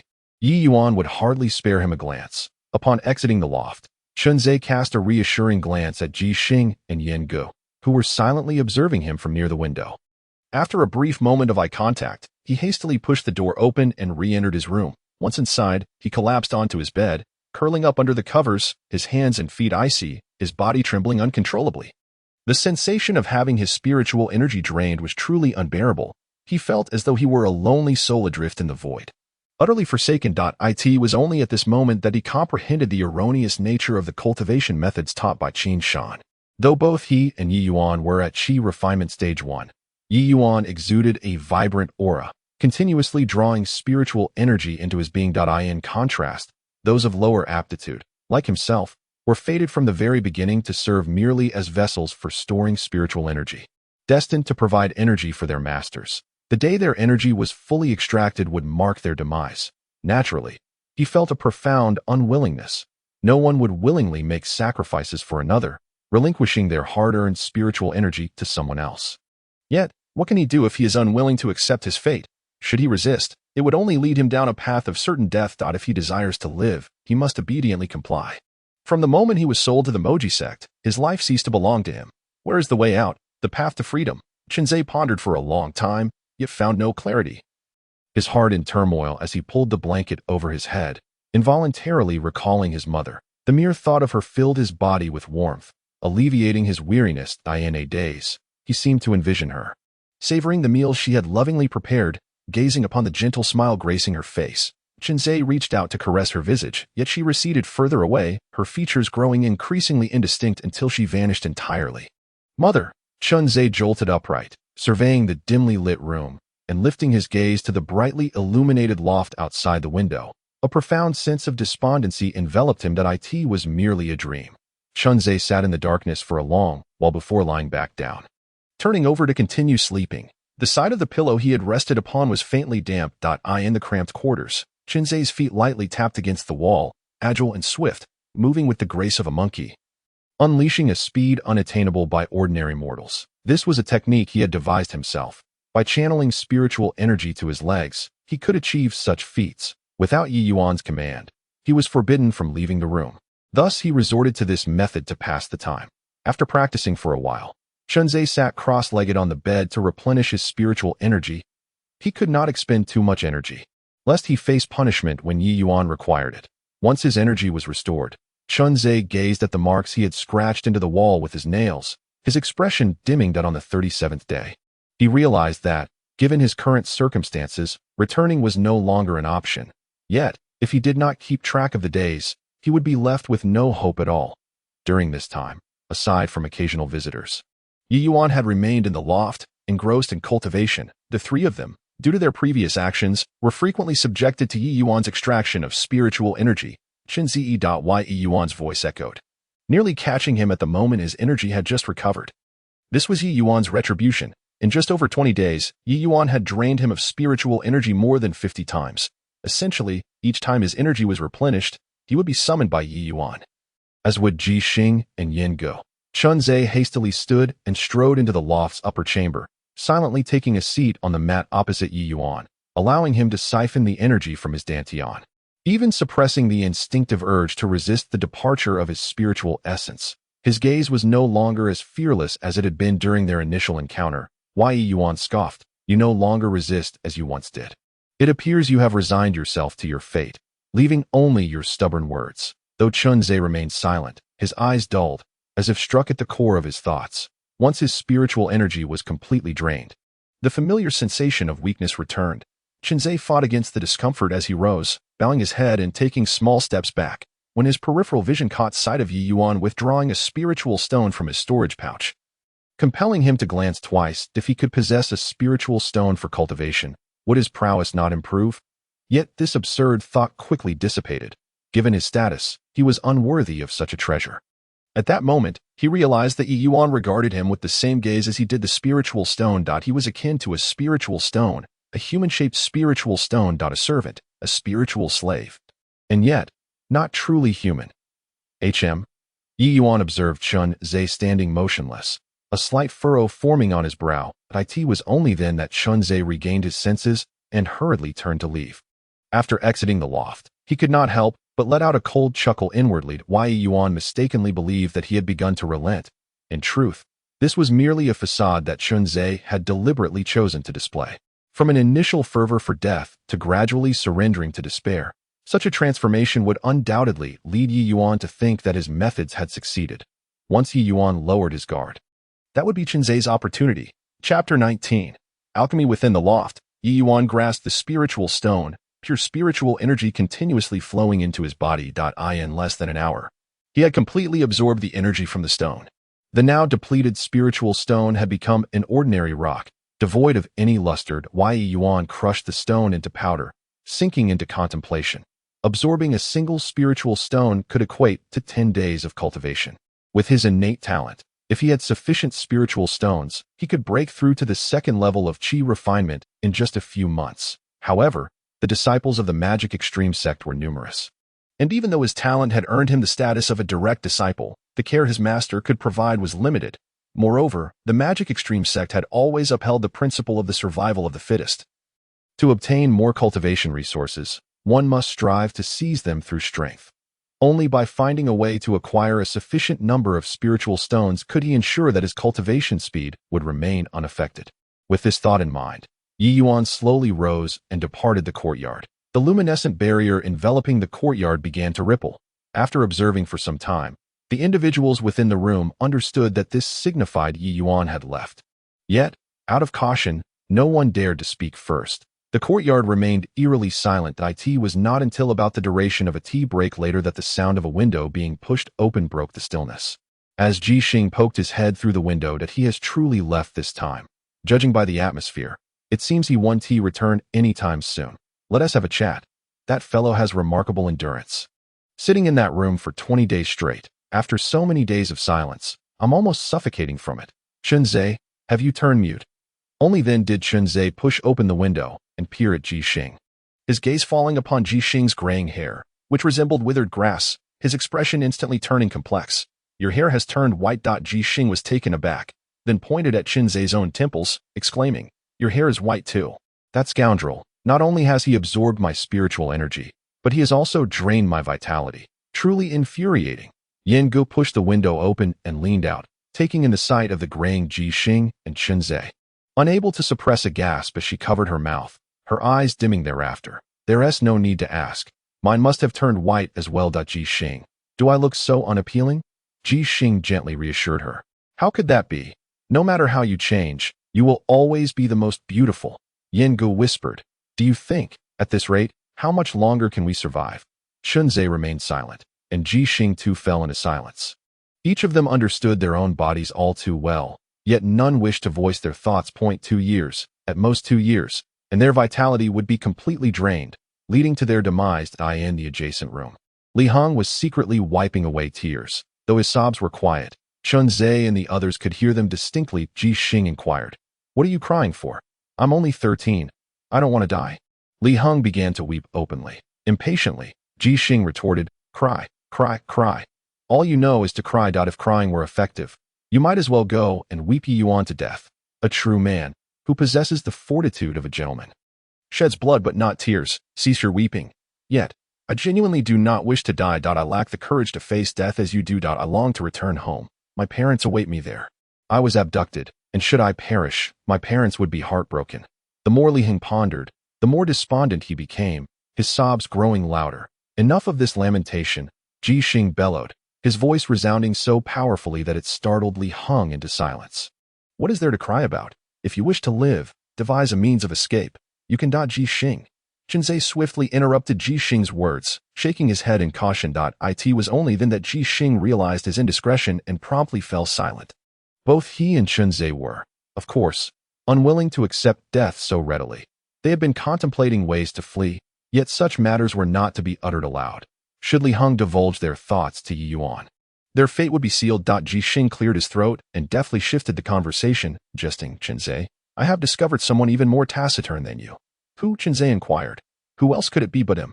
Ji Xing replied, gesturing towards the dwelling on the far right, where Zhaoan resided, a veritable mute who hardly ever spoke. Zhaoan, occupying the rightmost house, offered no response, not even bothering to open his window. Among the 5, he was the most disciplined. Even in Yi Yuan's absence, he adhered strictly to his instructions to remain silent. Suddenly, a wave of disturbance rippled through the luminous screen above the courtyard, prompting the group to hastily shut their windows. Shortly thereafter, Yi Yuan entered the inner courtyard, but this time, instead of proceeding directly to the loft as was customary, he approached the exterior of their quarters. A sense of dread enveloped the group. Had Yi Yuan overheard their recent conversation? With hearts heavy with trepidation, they stepped outside, basking in the long-lost sunlight, yet feeling as though they were exposed to scrutiny. Their eyes widened with curiosity upon seeing Yi Yuan cradling a pitch-black tiger cub in his arms. Yi Yuan handed the cub to Ji Xing, then pointed at Zhaoan, instructing, from now on, you two shall be responsible for feeding this dark tiger. Provide it with fresh blood and meat 3 times daily. There are livestock in the pastures below the mountain. Procure it yourselves, but ensure that each outing does not exceed the duration of a stick of incense. He continued, there is land outside the courtyard. Plant these seeds and nourish them with spiritual energy. Yi Yuan then produced a handful of seeds to hand to Yan Gu, followed by retrieving a hefty ingot of silver weighing several hundred pounds and a substantial dark iron hammer from his storage pouch. The eyes of the five widened in astonishment. They had never encountered such a fortune in their lives. In the future, you will be in charge of forging. Refining the silver essence using spiritual energy, Yi Yuan stated, casting a glance at Li Heng before demonstrating the incantation to activate the luminous screen. The group felt a surge of elation. This indicated they would have the opportunity to venture outside in the future. Finally, Yi Yuan beckoned to Chun Zhe, gesturing for him to accompany him into the loft. Upon reaching the top floor, Yi Yuan extracted a palm-sized jade tablet and handed it to Chun Zhe. Use your spiritual sense to examine it. This was no ordinary jade. It was a spirit jade crafted from chalcedony, capable of containing spiritual energy. Once imprinted with a cultivator's spiritual sense, it could retain sound and even images. Often employed to document techniques and scriptures, Chun Zhe cautiously extended his spiritual sense into the jade tablet, and immediately, a deep, hoarse voice resonated in his ear.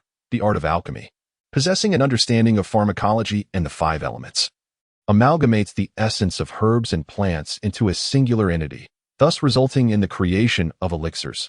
The first-grade spirit-gathering pill, composed of 7 roots and a singular blossom of the spirit mist flower.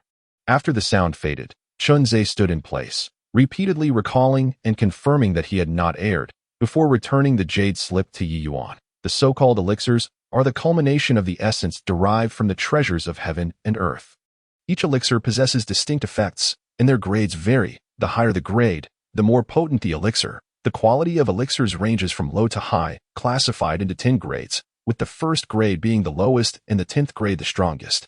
The highest grade of elixir that a chi refining stage cultivator can concoct is the second grade. As for the first grade spirit gathering pill recorded on the jade slip, consuming it can accelerate the absorption of spiritual energy, enabling a cultivator to achieve twice the results with half the effort. Yi Yuan produced a dark alchemical furnace and placed it before Chun Zhe, and with a wave of his hand, the ground became littered with medicinal materials. Let us begin. Chun Zhe was momentarily taken aback, although he had harbored suspicions after reviewing the jade slip. Hearing Yi Yuan instruct him to concoct elixirs still felt somewhat incredulous. The jade slip contained merely a basic introduction to alchemy in the formulation of the spirit-gathering pill, devoid of any specific techniques for the concoction, leaving him at a loss as to how to proceed. Chapter 20. A hair's breadth from disaster. Noticing that Chun Zhe remained motionless, Yi Yuan's voice turned cold. I instructed you to concoct elixirs. Did you not hear me? Chun Zhe regained his senses. And confronted with Yi Yuan's unyielding gaze, he could only muster the courage to sit before the furnace and channel his spiritual energy into it. This furnace, forged through special means, would transform any type of spiritual energy, entering it into flames. Observing the flames engulf the furnace, Chun Zhe refrained from immediately placing the medicinal materials inside. Instead, he meticulously contemplated the contents of the jade slip. Yi Yuan did not urge him, standing quietly by. He frequently absorbed the spiritual energy from Chun Zhe and the others, and thus had a clear understanding of their aptitudes. The practice of alchemy necessitates a relatively complete wood spiritual root. And among Chun Zhe's 5 elemental roots, his wood spiritual root was the most superior. Albeit only half intact, it still met the requirements for alchemy, though Yi Yuan possessed a complete fire and metal spiritual root. His wood spiritual root was severely lacking, even inferior to Chun Zhe's. Otherwise, he would not have taken the risk of having Chun Zhe refine elixirs. After much contemplation, Chun Zhe finally took the leap and placed the medicinal materials into the furnace. In just a few breaths, the furnace began to tremble. With a loud bang, the lid of the furnace flew open, and the materials within were instantly reduced to ashes. Chun Zhe was drenched in cold sweat. Alchemy was exceedingly complex, as any misstep in controlling the furnace's temperature, refining the essence of the materials, or understanding the interactions between the properties could lead to failure. Having never refined elixirs before, and lacking guidance, the endeavor to explore the intricacies of alchemy alone was daunting. Fortunately, Yi Yuan exhibited no intent to chastise. Instead, he flicked his sleeve, sending a gust of energy that swept the ashes from the furnace. Calmly instructing, continue. Chun Zhe did not immediately embark on the second attempt, but instead reflected earnestly on the steps he had taken previously, and after considerable thought, he once again placed the medicinal materials into the furnace. However, having never engaged in alchemy before, attempting to discover the process independently proved exceedingly challenging. As expected, before long, the lid of the furnace erupted once more, though this time it endured several more breaths than the previous attempt. At long last, after the 5th attempt, Dangu ceased to spring open. However, once the flame subsided, Chun Zhe gazed into the cauldron, where a dark mass lay within, It was evident that this was far from the spirit-gathering pill Yi Yuan sought. Sixth attempt, seventh attempt.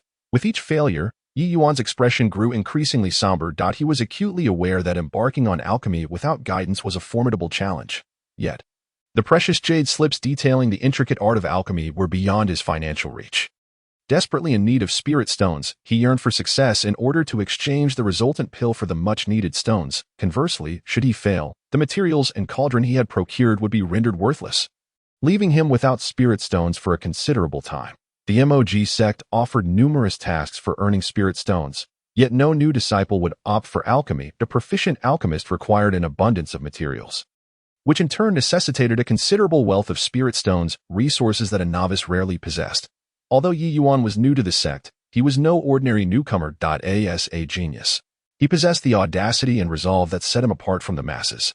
This was a gamble. Should he win, he would discover a swift path to amassing spirit stones. Yet, should he lose, as Chenze extinguished the flames, Yi Yuan lifted the lid of the cauldron, peering at the heap of refuse within. Narrowing his eyes, the ninth failure. The dormant crimson pill within him surged forth, causing Chenze to groan softly before collapsing to the ground. His internal organs twisted in torment, every nerve ending ablaze with pain as he writhed on the floor. His garments swiftly drenched in sweat. Yi Yuan grasped Chenze by the collar, his voice cold as ice. This is the last batch of materials. Should you fail again, you shall pay with your life. Chenze struggled to rise, positioning himself before the cauldron, trembling hands reaching for the materials to place within. Yet this time, the flames refused to ignite. Suddenly, Chenze lifted his gaze to Yi Yuan, whispering, "Your presence distracts me. Could you kindly step outside?" Yi Yuan paused, his brow furrowing as he cast a chilling glance at Chenze before sweeping away, muttering, "You had best succeed. Otherwise, your fate will be far worse." Taking a deep breath, Chenze did not rush to commence the alchemy. Instead, he meticulously reflected on each step from the first to the ninth attempt, his brow furrowing and relaxing in turns. Only with complete clarity could he hope to concoct the spirit-gathering pill. This thought led him to contemplate the setting sun. Yi Yuan stood at the edge of the wooden staircase on the second floor. His demeanor restored to tranquility, devoid of any impatience. He could sense Chenze's hesitation, yet after such a lengthy wait, he was indifferent to the prospect of lingering a bit longer. He sought only the outcome. Should Chenze succeed, all would be well.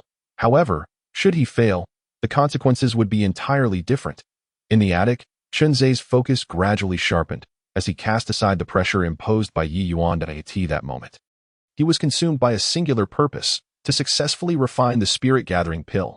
The flames ignited, the materials entered the cauldron, and Chenze expanded his spiritual awareness, keenly attuning to the transformations within the cauldron. The flames danced, reflecting in Chenze's eyes, as the essence of the materials was extracted and began to merge slowly. After a considerable time, there was a resounding pop. The lid of the cauldron flew open once more, and the flames extinguished in an instant. Sensing the commotion, Yi Yuan rushed forward, only to be met with an empty cauldron. His expression darkened to a point of utter despair. Useless. Within his body, the crimson elixir surged once more, causing Chenze to writhe in agony upon the ground. Although the flames of the furnace had been extinguished, it seemed as though a flicker of fire still lingered within his eyes.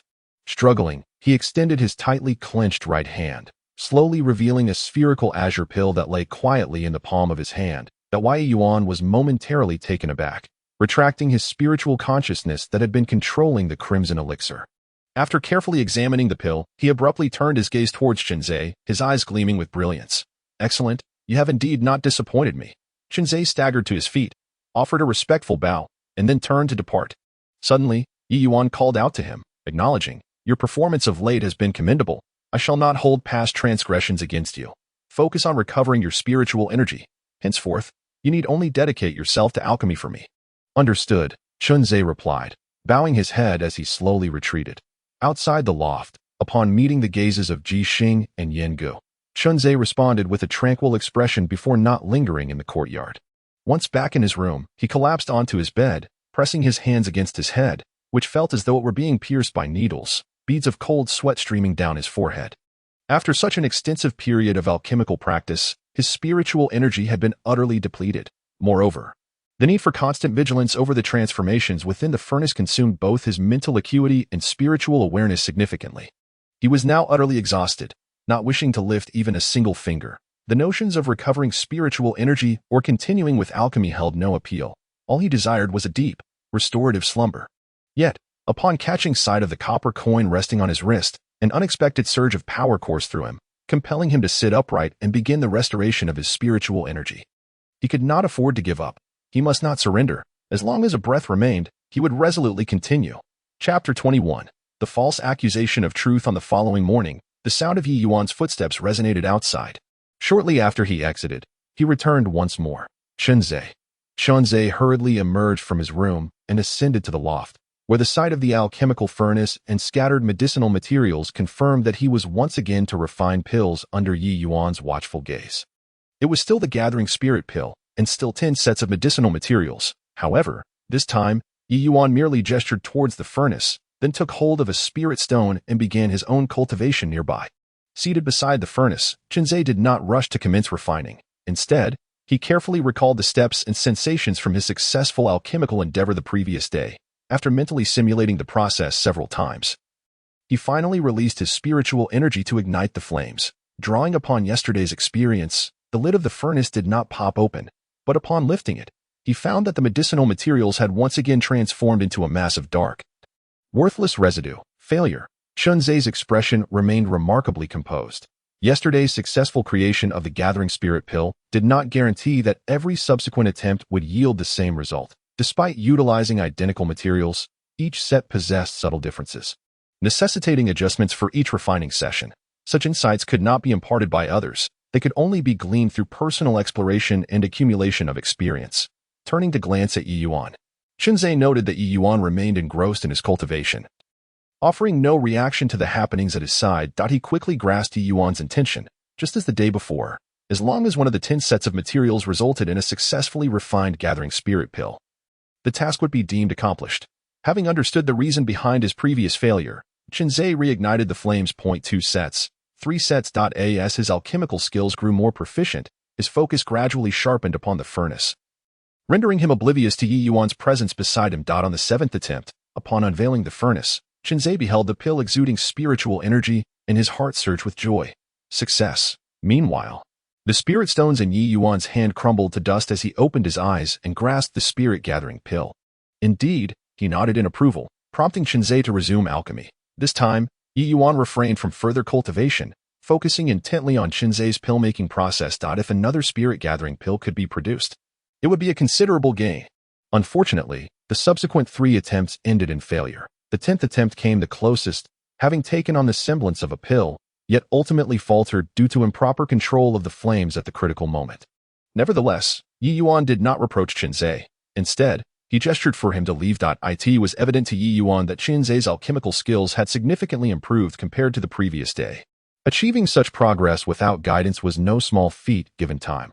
Chunzhe's success rate in alchemy would undoubtedly rise, leading to an increase in the spirit stones he would acquire. Upon leaving the loft, Chunzhe exchanged a glance with Li Hang, who was diligently forging silver ingots, and just as he was about to return to his quarters, he felt an inexplicable twinge of envy upon seeing Ji Xing and Zhaoan enter. Cradling a tiger cub, he pondered when he might have the opportunity to venture outside. Yushidi is truly remarkable, managing to produce so many spirit-gathering pills in one go, with his perfected golden fire spiritual root. It is no surprise, yet, his prowess in alchemy is equally commendable, truly a genius. Who could argue otherwise? It is widely known that alchemy is the most resource-intensive endeavor, requiring guidance from experienced mentors. To think Yushidi could master it independently, he is undoubtedly a once-in-a-century talent. Among the new disciples, he is perhaps the first to dare to refine pills for spirit stones, earning him much admiration. On the resplendent jade platform, Yi Yuan stood before a wooden cabinet, calmly observing the luminous screen above. Indifferent to the accolades from those around him, this place, known as the Spirit Treasure Platform, serves as the venue for disciples of the Moji sect to accept tasks and exchange spirit stones. During this period, Yi Yuan had become a frequent visitor. Being a genius naturally drew attention, especially as the number of spirit-gathering pills he presented increased. On this occasion, he had directly produced 10 spirit-gathering pills. Such a display would impress even those cultivators with years of alchemical experience. Behind the wooden cabinet, a disciple of the Moji sect picked up a porcelain vial, carefully inspecting the pills before returning them and proceeding to examine the next vial. After the pills are refined, They are typically sealed in vials to prevent the loss of efficacy. The more precious the pill, the higher the quality of the vial used. Some superior vials even possess the ability to nurture the pills and enhance their effects. However, such vials are exorbitantly priced. Ye Yuan, having refined his pills for immediate exchange, naturally did not waste spirit stones on expensive vials, opting instead for the most inferior porcelain ones. Once the 10 pills had been examined, the Moji sect disciple carefully stored them, pushing a pile of spirit stones toward Yi Yuan, a broad smile adorning his face. All the pills met the required standards. Yi Shidi truly merits admiration. Each spirit-gathering pill is worth 3 spirit stones, totaling 30 spirit stones. Please count them. No need for that.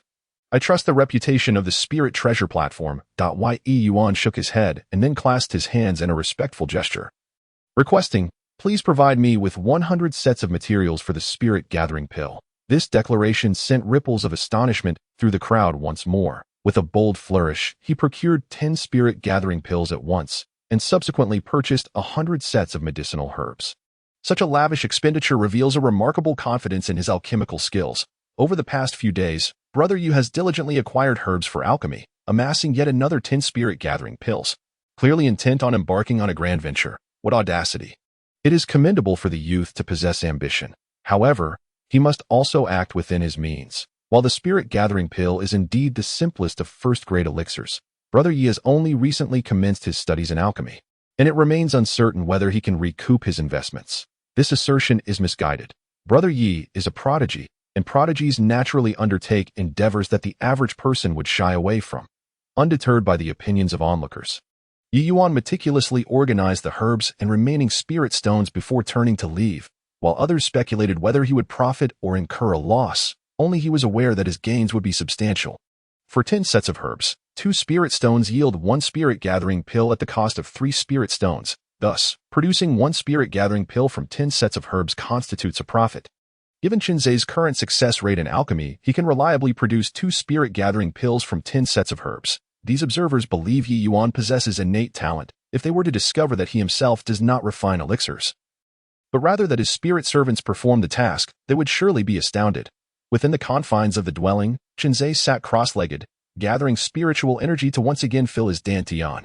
Although the energy often overflowed, he never relinquished his practice. Despite no visible improvement in his cultivation, the spiritual energy within his dantian had become more concentrated due to his relentless alchemical endeavors. Suddenly, a pain scream from Yan Gu pierced the air, prompting Qinzai to cease his meditation and peer out the window at the writhing figure of Yan Gu, his expression betraying a hint of compassion. Yet, the architect of this torment, Yi Yuan, displayed no such sympathy, coldly observing Yan Ji's plight. A waste. You cannot even cultivate herbs properly. What use are you to me? Chapter 22. A knife above the word endure. Li Heng watched as Yan Gu faced punishment, his hand poised with the hammer suspended in midair, lost in contemplation until Yi Yuan's gaze shifted towards him. Only then did he hastily bring the hammer down, silently sympathizing with Yan Gu in his heart. Coincidentally, Ji Xing and Zhaoan returned from feeding the tiger cubs. Upon witnessing the scene, Zhaoan immediately distanced himself, deliberately avoiding eye contact, pretending not to see Ji Xing toss the tiger cub he held into Zhaoan's arms, stepping protectively in front of Yan Gu and asserting, this is her first attempt at cultivating herbs. Given her lack of experience, she has done remarkably well. How can you treat her this way? Humph. Yi Yuan's spiritual sense expanded, and Ji Xing collapsed to the ground, rolling in agony akin to Yan Gu. You again. The last time I was away, you spoke ill of me, and among you, your words were the most scathing. I demand her service, yet you have ruined her. You dare to provoke me repeatedly, truly believing I would not dare to kill you. If you wish to stand out, then you shall bear the consequences for her. Ji Xing's face contorted in pain, beads of cold sweat trickling down his brow.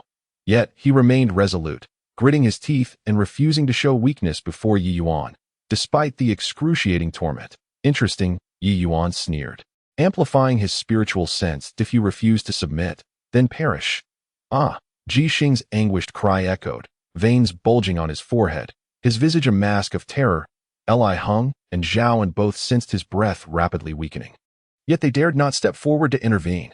Yan Gu was likewise afflicted by the crimson elixir within her, suffering so greatly that she could not rise, forced to watch Ji Xing with a concerned gaze. tears streaming down her cheeks. She could not bear to witness Jixing perish before her eyes. With a creaking sound, the door slid open. Though the noise was slight, it appeared jarringly out of place at that moment, compelling the group to turn and gaze at Qinzhe as he emerged from the room, their expressions instantly turning complex. What? Do you also wish to stand up for them? Yi Yuan furrowed his brow and spoke coldly. Do not assume that just because you can concoct pills, I will not deal with you. Qinzhe shook his head and replied calmly. I merely wish to step outside and see if those herbs can be revived. If they can be saved, I could refine a few more elixirs. Yi Yuan's brow gradually relaxed. Retracting his spiritual awareness, he formed a hand seal to dispel the barrier encompassing the courtyard and took the lead in stepping forward. Everyone, come out. Qinzhe immediately followed, casting a sidelong glance at Yin Gu, who promptly assisted Jixing and followed suit. Outside the courtyard, Qinzhe had no time to relish the joy of stepping out. Hastily making his way into the medicinal garden, where he crouched before a withered purple flower, concentrating his spiritual awareness on it. After a moment, he released his spiritual energy deep into the soil, extracting a considerable amount of moisture surrounding the flower. Too much water.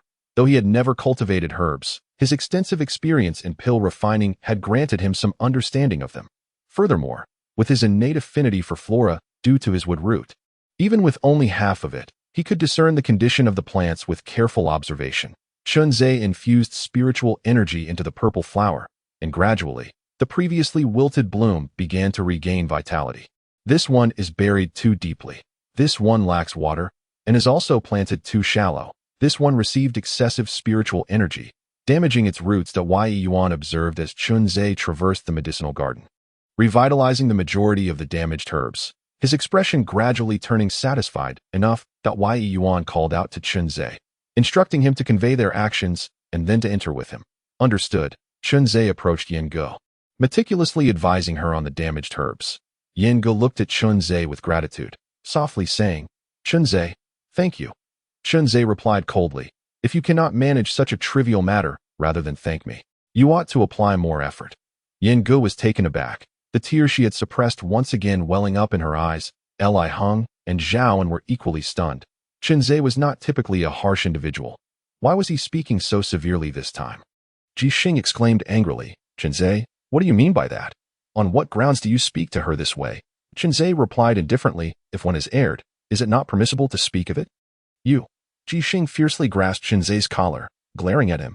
How have you changed like this? Qinzhe responded calmly, I have always been this way. Did you only just discover it today? To survive? I will do whatever it takes.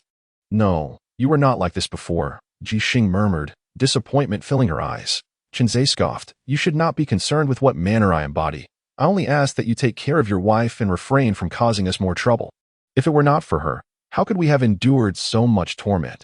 Jixing was momentarily taken aback, then forcefully swung a fist at Qinzhe's face, knocking him to the ground. You scoundrel! Qinzhe rose, wiping the blood from the corner of his mouth, his expression devoid of emotion as he cast a glance at Jixing before turning to walk into the courtyard. A silent sigh escaping his heart that he did not wish to utter such harsh words. But if he refrained, this opportunity to assert himself would be rendered meaningless. The same outcome, albeit with differing intentions, would yield vastly different consequences. Should his concern have been for the herbs, Yi Yuan would perceive him as loyal. However, if it were in defense of Yin Gu and Jixing, Yi Yuan would harbor displeasure. The sight of a united spirit slave would surely be unwelcome in Yi Yuan's eyes. As Qinzhe entered the courtyard, Li Heng happened to hand over a palm-sized piece of silver essence to Yi Yuan, wiping the sweat from his brow as he pointed to the variously sized silver blocks on the ground. My lord, these scraps can no longer be refined. How shall we dispose of them? Consider it a reward. Yi Chun slightly turned his head, noticing Qinzhe had followed, and resumed his stride. Inside the loft, with a wave of his hand, Yi Yuan filled the entire top floor with herbs. 100 batches, producing 20 gathering spirit pills will qualify you. Be swift, as the spiritual energy will deplete and must be replenished here. Understood. Qinzhe sat before the alchemy furnace, skillfully tossing herbs into the cauldron as flames erupted. Once the spiritual energy was exhausted, he presented the 2 freshly refined gathering spirit pills to Yi Yuan, his gaze suddenly becoming complex. It was somewhat laughable. Despite having refined pills for so long, he had never tasted his own concoctions. Even when his spiritual energy was depleted, he could only meditate to recover slowly. All this was because he was a spirit slave. He felt unworthy. Noticing the peculiarity in Chunzei's eyes, Yi Yuan furrowed his brow. What is it? It's nothing, merely a considerable drain on my spirit, leaving me a bit dazed. Chunzei quickly averted his gaze and resumed, placing another batch of herbs into the furnace. 5 days later, the flames extinguished, and the herbs had vanished, replaced by a total of 24 vials of pills. This outcome far exceeded Yi Yuan's expectations. He regarded the porcelain vials filled with pills and nodded in satisfaction. Your performance these days has been commendable. You no longer resist as you did at the beginning. Chunzei replied respectfully. As a spirit slave, I dare not resist. Indeed, I am pleased to see your newfound understanding. Yi Yuan picked up a vial, poured the gathering spirit pills into his palm, examined them briefly, and then casually tossed them to the ground. A reward for you. Chunzei lowered his head, softly stating, such a precious item. This subordinate cannot accept. Moreover, my energy channels have been shattered. Consuming it would be futile. As for the expended spiritual energy, I shall recover gradually. Yi Yuan replied indifferently. What I have rewarded you with, you cannot refuse. Chunzei muttered. This subordinate dares not. To be fair, he indeed wished to experience the effects of the gathering spirit pills he had crafted. Yet, Yi Yuan's act of discarding the pills onto the ground was an overt humiliation he could not accept. His mother had taught him that one may be poor, but one must never live without dignity. If Chunzei's qi had not been shattered, Yi Yuan would certainly not have treated him in such a manner. Instead, he would have nurtured him as his personal alchemist. However, with the destruction of Chunzei's qi, the meager spiritual energy within him could not sustain prolonged alchemical endeavors, which meant he could not ascend to the ranks of a high-tier alchemist. Nor could he even produce high-quality, first-grade elixirs. As Yi Yuan's cultivation deepened, Chunzei's assistance would diminish correspondingly, which was the very reason Yi Yuan regarded him with such disdain. No matter how exceptional one's alchemical talent, once the qi is broken, one is rendered useless. Chunzei struggled to extend his hand, grasping the elixir and swallowing it. Only then did the excruciating pain within him gradually subside. Observing Chunzei's submission, Yi Yuan's lips curled into a smirk as he carelessly waved his hand, instructing him to remember his place and leave. Yes, subordinate takes his leave. Chunzei hastily rose, disregarding the sweat on his brow, and after bowing respectfully, he stifled the intense pain within and staggered away. Upon exiting the pavilion, Chunzei hurried into his quarters, for the first time ignoring the gazes that lingered by the window. He sat on the edge of his bed, gritting his teeth, trembling with rage. He understood that small forbearance might lead to greater schemes being disrupted, yet no matter how much he could endure, such humiliation was impossible to forget. Perhaps in the future, he would encounter even more such insults, perhaps even worse. But to live long enough to reunite with his mother, he must endure. The silvery moonlight streamed through the window onto the floor, and Chunzei lifted his gaze to the brightly lit pavilion, flames of fury igniting in his eyes. Though he had hesitated, he had now made up his mind. Chapter 23. A few pieces of silver in the early morning. Yi Yuan strode briskly out of the courtyard, heading straight for the spirit treasure platform. 23 Gathering spirit pills. This time, the commotion he would cause would be even greater. After exchanging for the spirit stones, he would not lack for them in the near future. Yet the true benefactor remained blissfully unaware, even subjected to casual torment. In the courtyard, Ji Xing waited for a while before pushing open the window. Hey, guys, come out for a chat? Li Hong was the first to poke his head out, stretching lazily. But when he saw the tiger cub peering out alongside Ji Xing, he quickly withdrew in fright. Why has it grown so fast? Can you not let it out? I'm scared of seeing it. In just over 10 days, the once palm-sized tiger cub had already doubled in size, though he did not know the breed. It was clear that a creature raised by cultivators was not an ordinary tiger. Ji Xing affectionately patted the tiger cub's head, laughing. What is there to fear about a tiger? Let me tell you. My father is a renowned hunter in these parts. He has slain no less than 8 tigers. I even personally shot one myself. Besides, Little Black is so adorable, there is nothing to be afraid of. Isn't that right, Little Black? Roar. The tiger cub lazily responded, struggling to maintain its balance on the windowsill. Having just been born, it lacked strength, and had Ji Xing not caught it in time, it would have surely fallen. You really treat it like a dog, and even gave it such an unappealing name. Be careful it doesn't grow up and bite you. Yinga teased, also leaning out to stretch comfortably. That won't happen. I feed it and take care of it every day. It's quite fond of me. Ji Xing replied confidently. Ji Xing smiled faintly, when suddenly she heard the sound of the window being pushed open. Turning her head, She saw Chenze peering in, and with a cold snort, she quickly turned her head away. Chenze also scoffed, redirecting his gaze towards Li Hang. Why the long faces? Li Hang produced the remaining silver ingots from refining silver and tossed one to Chenze, making a rare attempt at humor. Here, Chenze, take this and spend it as you wish. Ji Xing caught the silver ingot and weighed it in her hand, teasing. If I were at home, I would certainly boast to my parents about my newfound wealth.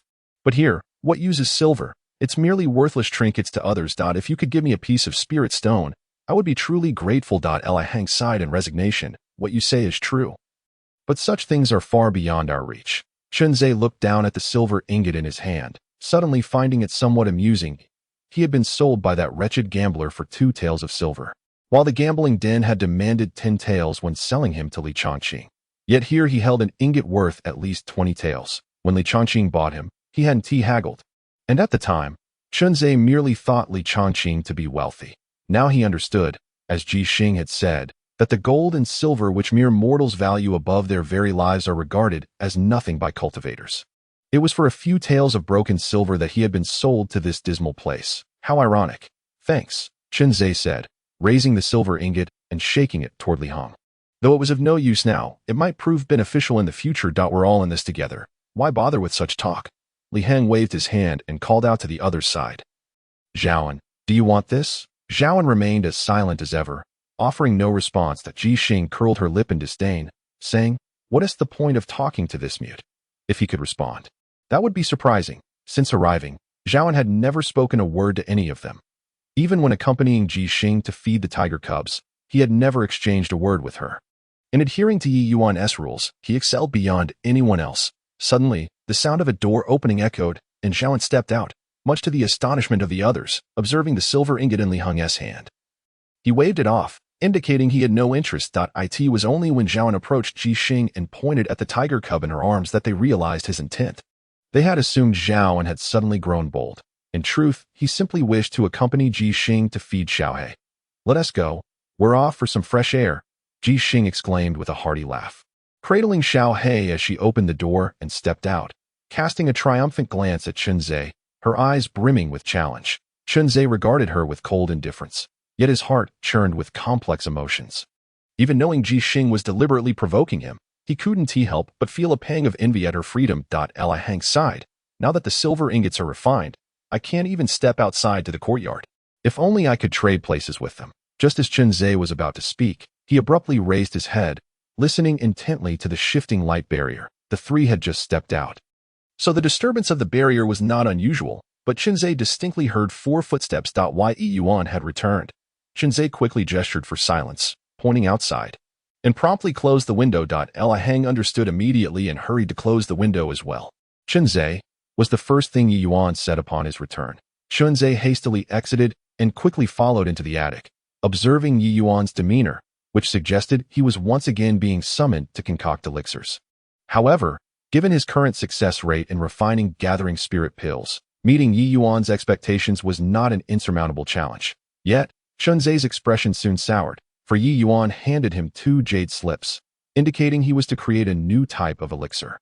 The first jade slip contained the formula for a first-tier elixir, the revitalizing pill, renowned for its effectiveness in treating a multitude of injuries that lie in the world of cultivators, where overt and covert conflicts are commonplace. Injuries are inevitable. While some may find the gathering spirit pill beyond their means, the revitalizing pill is considered essential. The formula for the revitalizing pill is notably more intricate, requiring 9 different medicinal ingredients. 2 more than the gathering spirit pill. Despite the seemingly minor increase, the variations in medicinal properties and the complexity of the refining techniques render this task significantly more challenging. The second jade slip did not contain a formula but rather expounded upon the interactions between various medicinal properties, even detailing the characteristics of over 100 types of herbs. Upon finishing his review, Chenze felt a surge of joy.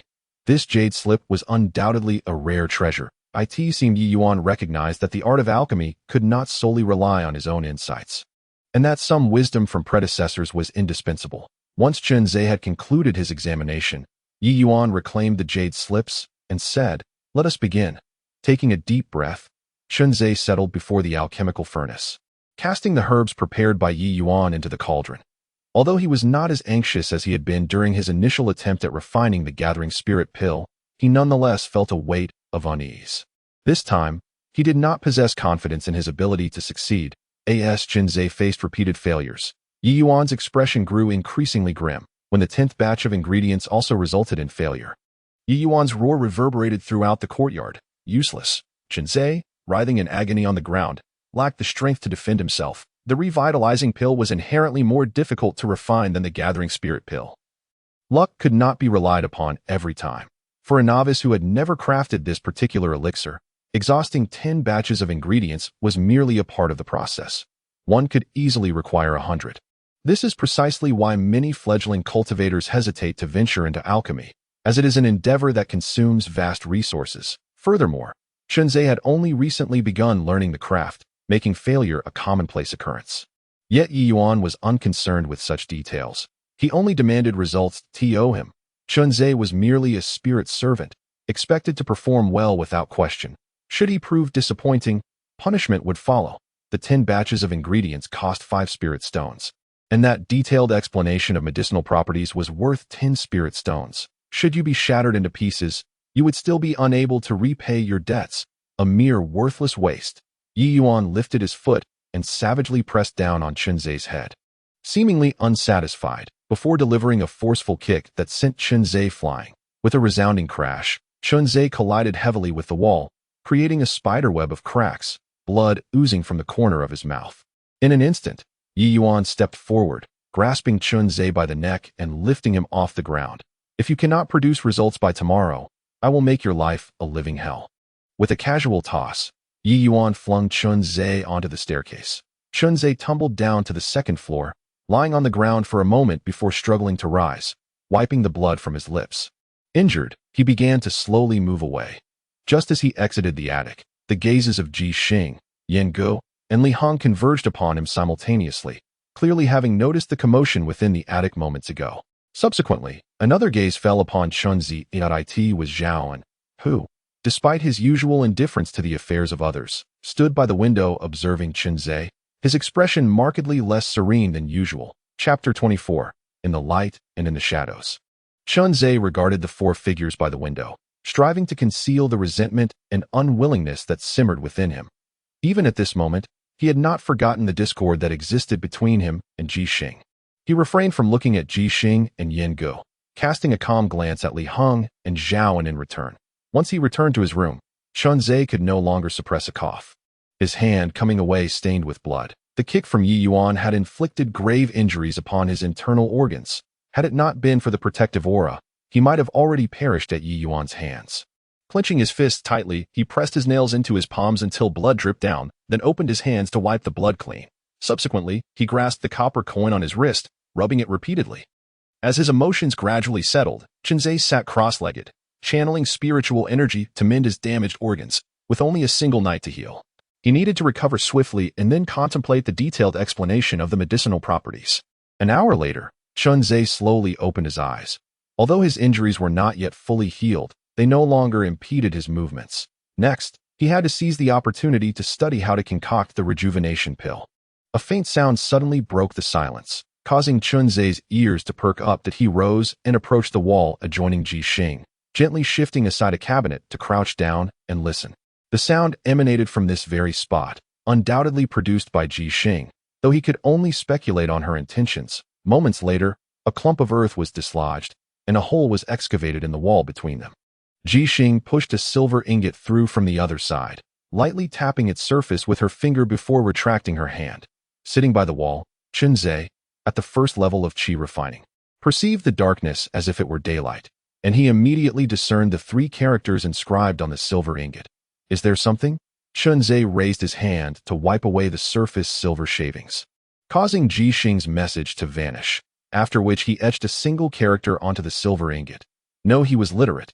In the village, apart from his own family, every household had pooled funds to hire a tutor to establish a private school, allowing any village child to attend for free. Although he had to toil daily for food as a child, he would occasionally listen to lessons at the school, albeit from outside the window. As his family had never contributed financially, he recognized basic characters, albeit with less than elegant handwriting. Shenzai placed the silver ingot into the hole and slowly pushed it forward. Jixing quickly returned the silver ingot, the previous character having vanished, replaced by a line of words that warmed Shenzai's heart. It's good that there's nothing. That bastard, even with you being so compliant, he still treats you like this. Next time there's something, just cough, and I'll rush out to deal with him. Regarding the words spoken about Yin Gu earlier, I apologize. Under those circumstances, I could only say that to gain Yi Yuan's trust. It's fine, I understand, and Yin Gu won't mind either. I didn't take it to heart, and neither should you. Although I could grasp your intent at the time, I still cannot fathom why we must play this charade. Furthermore, even if we have our differences, Yi Yuan wouldn't he be aware of these matters, would he? No, he will find out. Idio, you remember, when Yi Yuan punished you before, he mentioned knowing that you were cursing him? Yes, I recall. What of it? Aside from the first time we spoke when we were caught, we always waited for him to leave before conversing. That on what grounds can he be so certain that you are disparaging him in private? Among the five of us, there must be a traitor. The traitor is aware of our discord, and thus Yi Yuan is informed that I see. I understand now. By the way, how have I performed in my role these past few days? Exceptionally well. It has been impossible to converse with you lately. Do you have any new plans? Shenzai gazed at the inscriptions on the silver block, immediately falling into deep contemplation. Yi Yuan is a man devoid of compassion and kindness. No matter how well you perform, he will never show gratitude. Conversely, even the slightest error will lead him to mercilessly punish you. Moreover, even if someone else were in your position, they would be reluctant to remain a spirit slave. Confined in this wretched place for eternity, his resolve has never wavered. He is determined to survive and return to see his mother. However, escaping is not a simple task. It requires careful strategizing. With this thought in mind, Shenzai wiped away the surface silver shavings and inscribed another line. When you go out to feed Xiaohei, remember to take note of the terrain and come back to show me. It's challenging to act with that brat Zhao and watching nearby, but I will do my best. The last time Yi Yuan punished me, he knew I was cursing him, indicating that there must be a traitor among us. That kid remained silent all day. I suspect he might be the traitor. Let's set aside the matter of the traitor for now. I need to think it through. We shall conclude our discussion here for today. Jixing promptly pushed the silver block back towards him, which was adorned with several pieces of cooked meat. I roasted this beef while feeding Xiaohei today. It's quite a delicacy. In my hometown, we are prohibited from slaughtering draft cattle, so this is my first taste of beef, and it is absolutely delightful. You should try some as well, although it may have cooled a bit after sitting for so long. The flavor remains exquisite. Shenzai erased the inscriptions on the silver block and pushed it back, gently moving the cabinet to restore everything to its original state.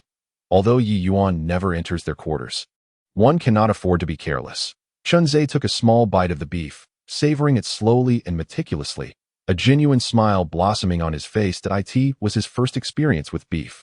Given his family's circumstances, merely having enough to eat was a luxury, let alone indulging in meat. The beef was indeed delicious, but his smile stemmed from the fact that even in such a dismal place, he had comrades with whom he could fight side by side, a truly fortunate circumstance. Back home, due to that gambling fool, the children of his age in the village were reluctant to play with him and often bullied him. Friends that were once absent had appeared after coming to the Magic Extreme sect. What was once highly valued gold and silver, as well as meat, could now be obtained with ease. Suddenly, a door opened in Shenzai's heart, revealing a longing for power. As long as one is sufficiently strong, all desires can be fulfilled. Shenzai did not oppose the idea of becoming a cultivator. However, he aspired to be a true cultivator, not a mere spirit slave. As he continued to eat, he suddenly thought of Huzi, and concern began to creep into his heart. Huzi loved to eat the most, no matter how others mistreated him. As long as there was food, he would remain happy for a long time. If only Huzi were here, they could share this piece of beef together. Every day, despite his tireless efforts, he struggles to ensure his own safety. Huzi possesses an innocent nature, unaware of how well he fares or if he is subjected to bullying. Contemplating this, Shenzai consumed the remaining beef with a single bite, his thoughts gradually honing in on the detailed explanation of the medicinal properties. The plan to escape cannot be rushed. It requires careful strategizing. The immediate priority is to successfully refine the rejuvenation pill. He would not abandon Huzi.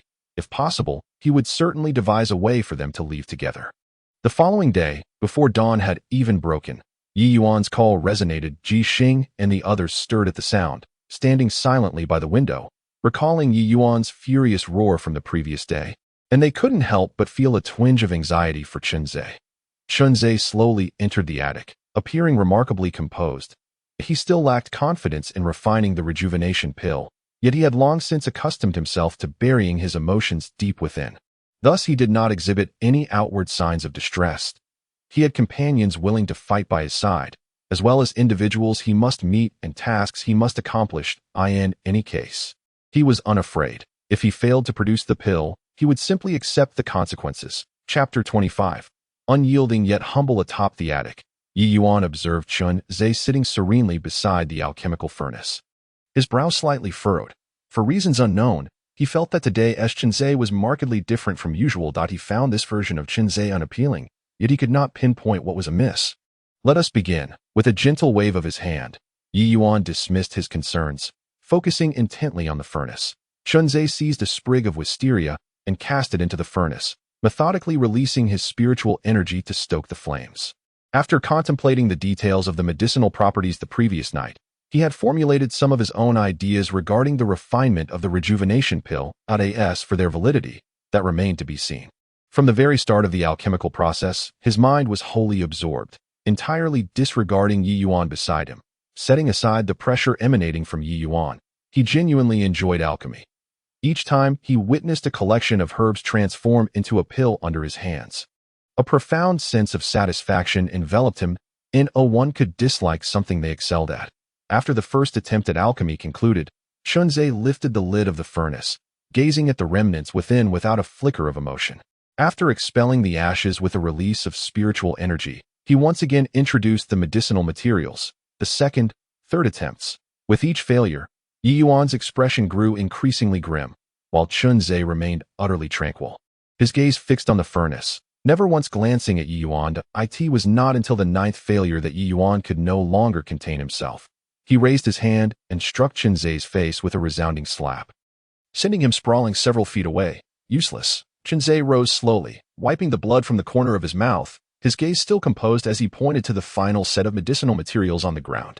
There is still a chance. Yi Yuan furrowed his brow, not due to the elixir. If the pill could not be refined, he could always find a way to gather more materials. He still possessed some spirit stones, which he could exchange entirely for the ingredients necessary to create the gathering spirit pill for Chunzei to refine. Given Chunzei's success rate with the gathering spirit pill, it would not be long before he recouped his losses, and perhaps even profited. What troubled Yi Yuan was Chunzei's demeanor.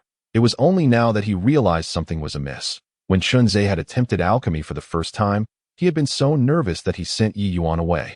Yet now, faced with the same situation of having only one set of materials left, Chunzei's expression was remarkably calm. If one were to describe it in a single term, it would be unyielding yet humble. Such an attitude was intolerable to Yi Yuan. He desired a subservient spirit slave, not the current Chunzei. Upon this realization, Yi Yuan narrowed his eyes, gesturing towards the alchemical furnace. Continuing his thoughts, he no longer cared whether Chunzei could successfully concoct the rejuvenation pill. In fact, he secretly hoped for Chunzei's failure, as it would provide him the opportunity to torment him. That a spirit slave must not exhibit such insolence. It was imperative for Chunzei to comprehend the proper demeanor required of him when addressing his master.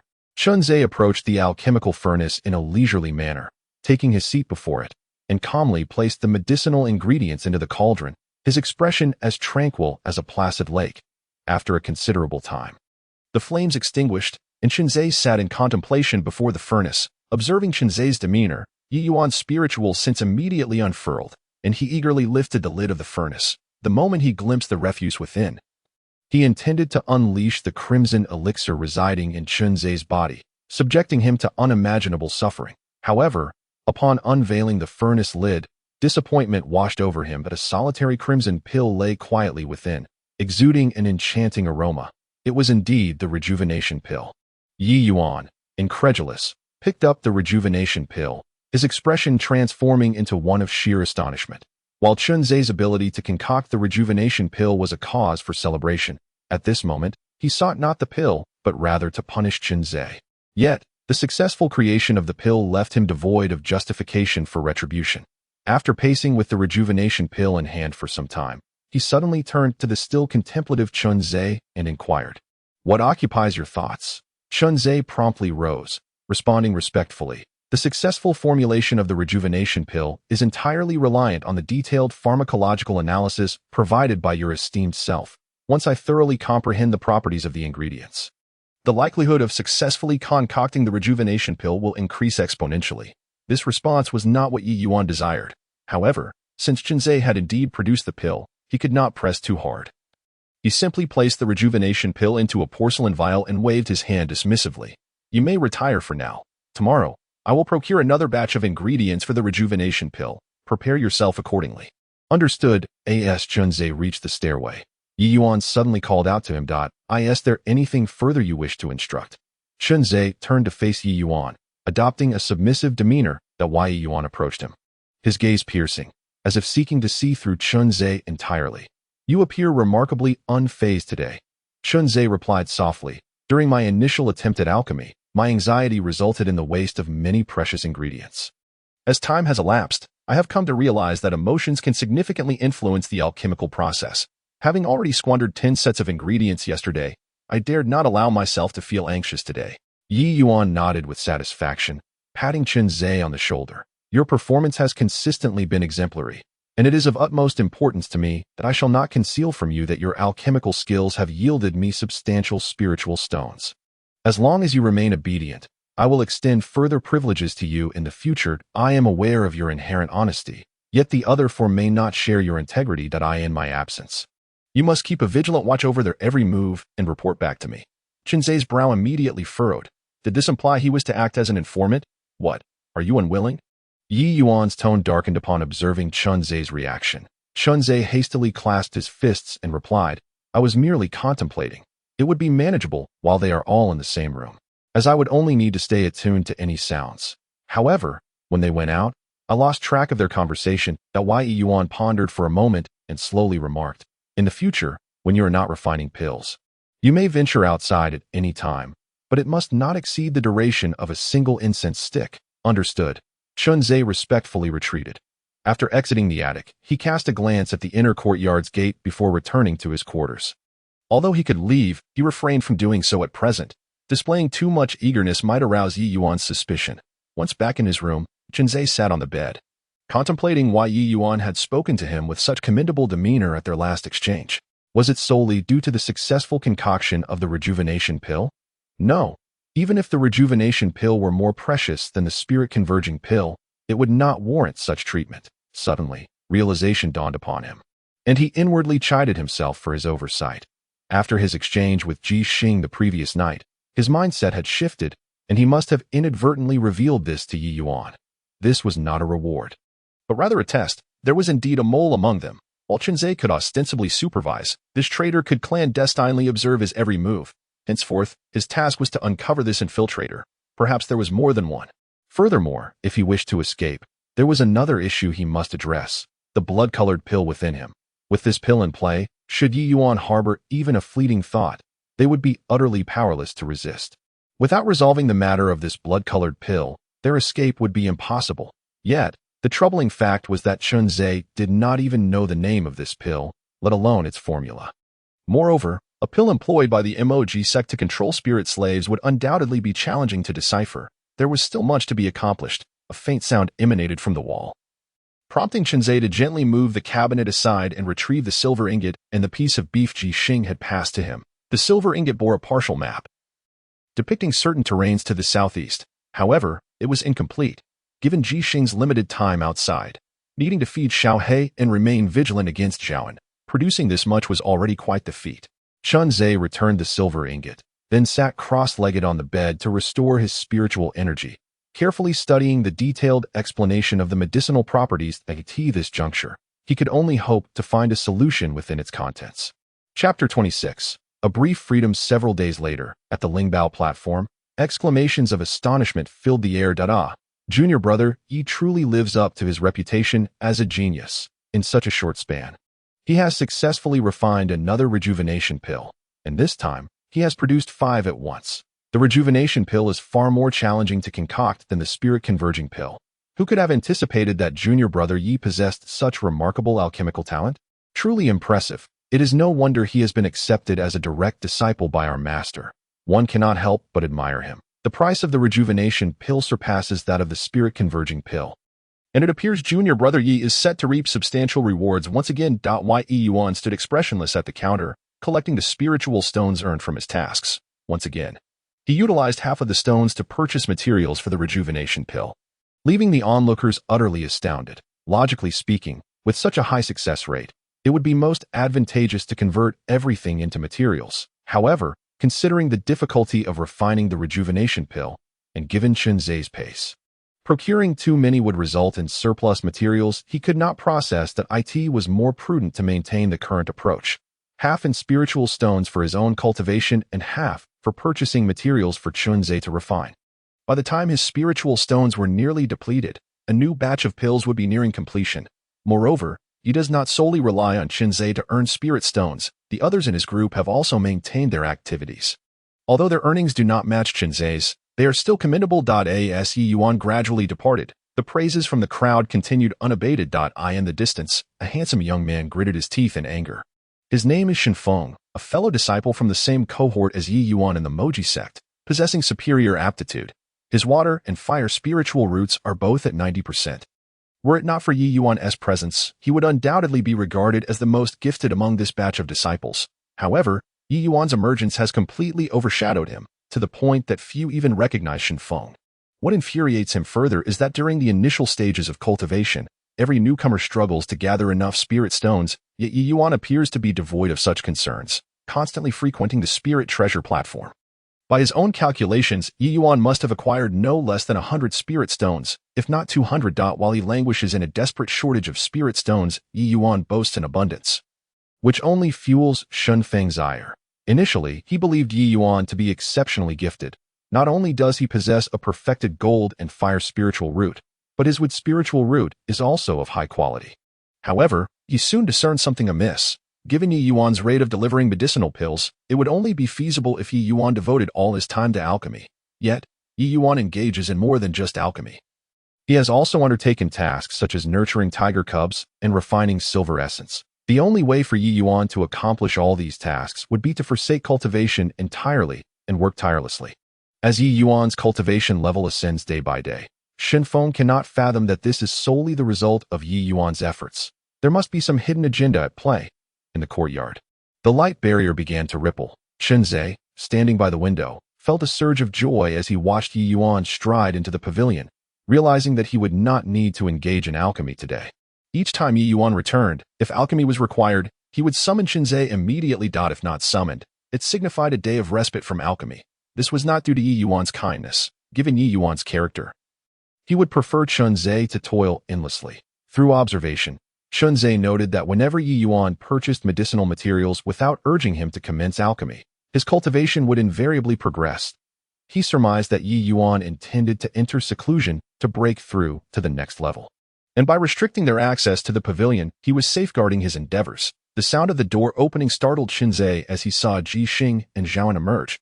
His throat went dry, and his heart raced, hesitating for a moment before pulling the door latch and stepping outside. It had been a long time since he had enjoyed the freedom to roam, even standing in the courtyard, doing nothing. He could feel the essence of freedom enveloping him. Ji Xing was taken aback, glancing back at the pavilion, and lowered his voice. "Why are you out here? Hurry back." Not only Ji Xing, but even Zhaoan, who typically avoided meddling in others' affairs, was astonished. Hearing the commotion, Li Heng and Yin Gu approached the window to peer outside, their expressions filled with disbelief. When did Chen Zhe become so audacious? Yi Yuan was still in the pavilion, and he had the audacity to stride out with such swagger. "My lord has permitted me to venture outside," Chen Zhe said, bowing respectfully towards the pavilion, his voice laced with deference. Ji Xing secretly sighed in relief. Adopting a mocking demeanor, a petty person has found success. Chen Zhe immediately scoffed quietly, following behind the two as they traversed through the light barrier. Upon stepping outside, he gazed up at the azure sky, repeatedly reminding himself to remain calm, yet his body trembled uncontrollably. He had finally stepped out. Taking a deep breath, Chen Zhe felt as though he could taste the essence of freedom, though this fleeting freedom is ephemeral. He firmly believes that one day, he shall completely escape this cage. Ji Xing discreetly cast a glance at Chen Zhe, cradling Xiao He as they descended the mountain path. Chen Zhe comprehended the unspoken meaning behind Ji Xing's gaze. Even though they had emerged, it was prudent not to display too much pride in the courtyard. lest they attract Yuan's attention. Zhaoan walked silently, occasionally glancing back at Qinzhe, his gaze laden with implications. Qinzhe furrowed his brow, pondering the significance of Zhao An's look. At the foot of the mountain, Jixing opened the enclosure of the beast pin and approached the distant wooden shed, smiling at the two middle-aged men wielding cleavers inside. Brothers, we require some fresh blood and meat. Without lifting their heads, the two men sliced off 2 large pieces of spine meat from a freshly slaughtered cow and tossed them out. Jixing swiftly caught one piece, tossing it to Xiaohe, while placing the other directly onto the fire pit they had prepared in the past. He then produced a flint from his pocket, igniting the fire and beginning to roast the raw meat, lamenting, "What a pity, if only there were some seasoning." After finishing the roasting, he divided the meat in 2, offering 1/2 to Zhaoan, while deliberately ignoring Qinzhe. Yet, Zhaoan took the roasted meat Jixing had given him and handed it to Qinzhe. Qinzhe was taken aback, quickly shaking his head. "You eat. I am not hungry." Zhaoan, however, held the roasted meat aloft, earnestly stating, "Brother Qinzhe, I wish to join you. Jixing has been observing the terrain around us these days. I have noticed your clandestine plans to escape. Please take me with you." Qinzhe was momentarily stunned, then exchanged a glance with Jixing. Jixing slowly rose, his body slightly hunched, akin to a poised tiger ready to pounce, should Qinzhe speak. He would unhesitatingly eliminate Zhao and Di. "Oh, you comprehend what you are saying." Qinzhe narrowed his eyes at Zhaoan, not concealing the murderous intent within. "I understand that you do not trust me, and I am at a loss as to how to earn your faith. However, I truly do not wish to perish in this manner. I yearn to return home." Zhaoan gazed at Qinzhe with utmost seriousness, then gradually closed his eyes. "If you do not believe me, then feel free to kill me." Qinzhe fell silent for a moment before inquiring, "That night, did you not wield a spear for me?" Zhaoan was taken aback, unsure why Qinzhe suddenly posed this question, yet he nodded. "In the future, would you be willing to wield a spear for me?" Qinzhe pressed on. Zhaoan nodded firmly, his voice resolute. "I am willing. I shall forever wield a spear for you." "Very well." Qinzhe clapped Zhaoan's shoulder heartily. "You shall not betray me, nor shall I betray you. However, if this is merely a performance for my sake." "Brother Qinzhe, I am aware of your suspicions regarding the presence of a traitor among us." Zhaoan interjected before Qinzhe could finish, enunciating each word. "Rest assured, if I were the traitor, you may take my life at any moment. Please trust me." "Good." Qinzhe nodded slightly, accepting the roasted meat from Zhaoan's hands. "If I manage to escape, I will certainly bring you along. Indeed, I shall heed your every command henceforth." Zhaoan nodded earnestly. Jixing laughed heartily. Now that we have laid everything bare, there is no longer an issue. You have no idea how exhausting it has been to guard against you these past few days. In truth, I have been quite fatigued these days, having to feign ignorance while also contemplating how to earn your trust." For the first time, Zhaoan displayed a warm smile upon his face.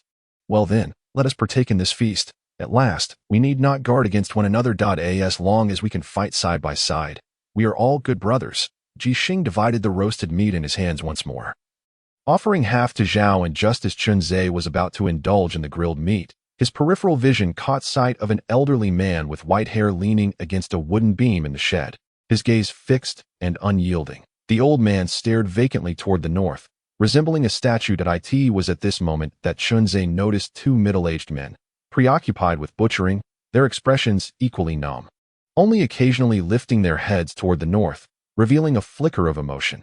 Qinzhe inquired, "What are you 3 looking at?" Chapter 27. 10 spiritual stones. In response to Qinzhe's question, the trio offered no reply, not even deigning to glance in his direction. Jixing scoffed, "It's futile to ask. We come here daily, and they have never acknowledged us." After a brief moment of contemplation, Qinzhe rose, holding the roasted meat, and ventured into the wooden shed, placing it upon a clean table, gazing intently at the 3 individuals. To others, we may be mere spirit slaves, yet in our eyes, we are all human. It is customary in our land to share good food with others.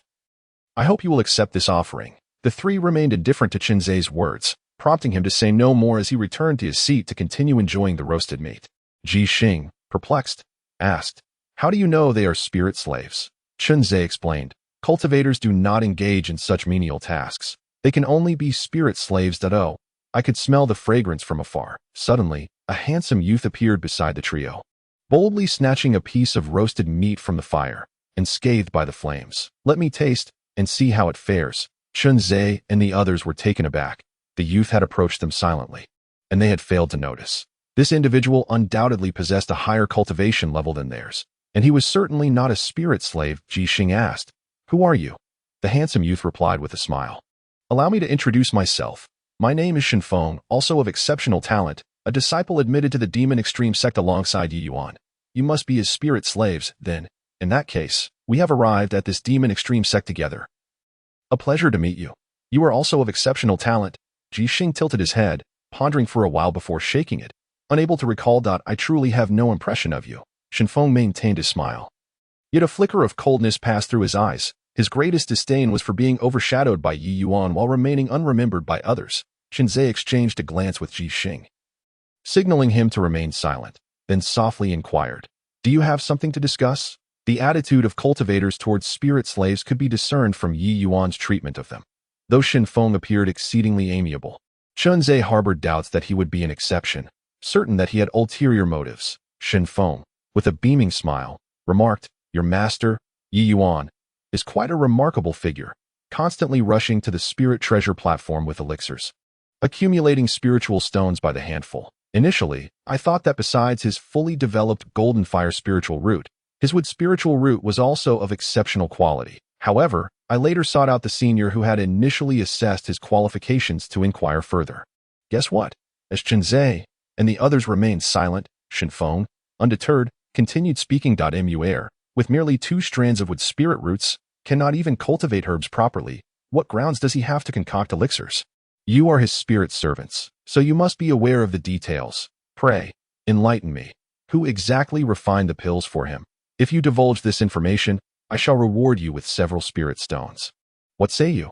Chunzei refrained from responding, and both Ji Xing and Zhaoan fell into silence, tacitly avoiding glances towards Chunzei. Since Yi Yuan chose not to disclose the information to others, they naturally could not reveal it either. Since you will not heed kind words, I shall resort to more forceful measures. Shen Feng maintained a radiant smile, his spiritual awareness subtly expanding. Instantly, Chunzei and his companions collapsed to the ground, writhing in agony, cold sweat pouring from their brows. The trio remained mute. Shen Feng's spiritual awareness surged forth, causing the blood-red elixirs within them to react increasingly violently, their expressions gradually contorting in pain. Chunzei's complexion went pale, yet his gaze remained eerily calm. Amidst this torment, he suddenly grasped a critical realization. Indeed, he should have anticipated this. When Qin Shan administered the elixirs, he ought to have recognized this significant point. How could he have overlooked such an important matter? Withdraw your spiritual awareness first, and I shall tell you. Chunzei gasped, raising his hand weakly to draw Shen Feng's attention. Shen Feng promptly retracted his awareness, laughing heartily. Now, that is more like it. If you had cooperated sooner, you wouldn't have had to endure this agony. Speak. Pray, answer me one question first. Chunzei, enduring excruciating pain, rose and offered Shen Feng a faint, pale smile. What question? Shen Feng inquired. What is the worth of spirit servants like us and spirit stones? Chunzei's eyes gleamed with intensity as he scrutinized Shen Feng, keenly observing his expressions. This inquiry was of utmost importance. He needed to ascertain whether Shen Feng's forthcoming response would be truthful. I thought you were going to ask some secret. Shen Feng chuckled lightly, leisurely replying, Spirit servants like you are valued at 10 spirit stones each. All right, I have answered your question. Now it is your turn to respond. Chunzei continued. I have another question. Shen Feng furrowed his brow, but did not explode in anger. Instead, he nodded. This is the last question. Ask away. Chunzei queried. How many spirit stones has my master earned through pill refining? He had sold elixirs worth 300 to 400 spirit stones at Lingbao platform, and the net profit should be over 100. Nearly reaching 200 after a brief contemplation, Shen Feng swiftly provided an answer. So, that is how it is. Chunzei plopped down onto the ground, helplessly shrugging his shoulders, and began to play the rogue. How could a mere spirit servant worth only 10 spirit stones possibly know about matters exceeding that value? Ji Xing immediately burst into hearty laughter, and even Zhaoan, usually stern-faced, was filled with amusement. They had not anticipated that Chunzei would dare to toy with Shen Feng, and his reply was so delightfully witty. Shen Feng was taken aback, his expression darkening significantly. Very well, very well. Even a spirit servant dares to insult me so. Since Yi Yuan does not intervene, I shall take it upon myself to discipline you. Once again, the trio fell to the ground in anguish, their breaths growing increasingly weak, yet the laughter never ceased. Shunzai, do you recall how many spirit stones we adults have earned during this period? Despite the immense suffering, Ji Xing burst into laughter. How would I know? My worth is merely 10 spirit stones. Anything beyond that is truly beyond my comprehension. Shunzai feigned a serious demeanor. Ha, precisely. Do not inquire about spirit stones exceeding 10. We are utterly oblivious. Ji Xing laughed until he rolled on the ground. They were spirit slaves, who were expected to show utmost reverence towards the cultivators. Yet, they refused to submit. Why must they be at the mercy of others? Why must others hold themselves above them? This laughter signified their rebellion. Today was a defiance against Shin Feng, but one day, they would also rebel against Yi Yuan. When that time comes, their laughter would resound even louder. Silence, if you laugh again. I shall slay you. Shin Feng, enraged and humiliated, could not help but roar. Shunzai continued to laugh, partly to release the pent-up emotions from gaining freedom today, and partly because such a splendid opportunity to demonstrate loyalty was too precious to squander. According to Yi Yuan's regulations, one must not exceed a single incense stick's duration when venturing out, and that time was swiftly approaching. A fireball suddenly hurtled toward Shin Feng. Startled, Shin Feng raised his hand to conjure an ice spear. Shattering the fireball. As he gazed at the rapidly approaching Yi Yuan, he gritted his teeth and declared, "Come forth. Today, let me see if your so-called genius is merely a title without substance." Chapter 28. Every life has its price. Go. Shin Feng raised his hand and formed seals, unleashing a barrage of ice spears towards Yi Yuan. Yi Yuan retrieved a silver longsword from his storage bag, and with a gentle sweep, he cleaved through the ice spears, gradually exuding an aura of sharpness. This was the result of a perfected golden spiritual root. Historically, sword cultivators have often been those with exceptional golden spiritual roots, as they are primarily suited for the path of swordsmanship. Observing the duel between Yi Yuan and Shin Feng, Shunzai felt a pang of envy. This was the true essence of a cultivator. Seeing that the ice spears were ineffectual against Yi Yuan, Shin Feng raised his hand to grasp at the air, unleashing a torrent of intense flames that surged toward Yi Yuan. Fool! Yi Yuan scoffed coldly, forming a sword seal with one hand, causing the long sword to fly forth, encircled by clusters of flames. Wherever the sword passed, the ice spears melted away effortlessly, reaching Shin Feng without any hindrance, poised at his throat. A mere inch further, and Shin Feng would meet his demise. Shin Feng's fire spiritual root was at 90%, while Yi Yuan had perfected his fire spiritual root, naturally, in the mastery of flames. Shin Feng could not hope to rival him. How could this be? Shin Feng's complexion instantly paled to an extreme, his eyes filled with disbelief, though he was aware that he was no match for Yi Yuan. He had never anticipated defeat to come so swiftly. Yi Yuan remarked coolly, "Water and fire are mutually restraining. With your current cultivation level, you cannot achieve harmony between them." After using the ice spears, you unleashed fire. The chaotic clash of water and fire within you has led to your defeat. Oh, that is how it is. I truly am a fool. Shin Feng mused bitterly. Yi Yuan coldly stated, "You must provide an explanation for your assault on my spirit slave." Shin Feng initially intended to retort fiercely, but upon sensing the chill emanating from the sword's tip, his bravado waned.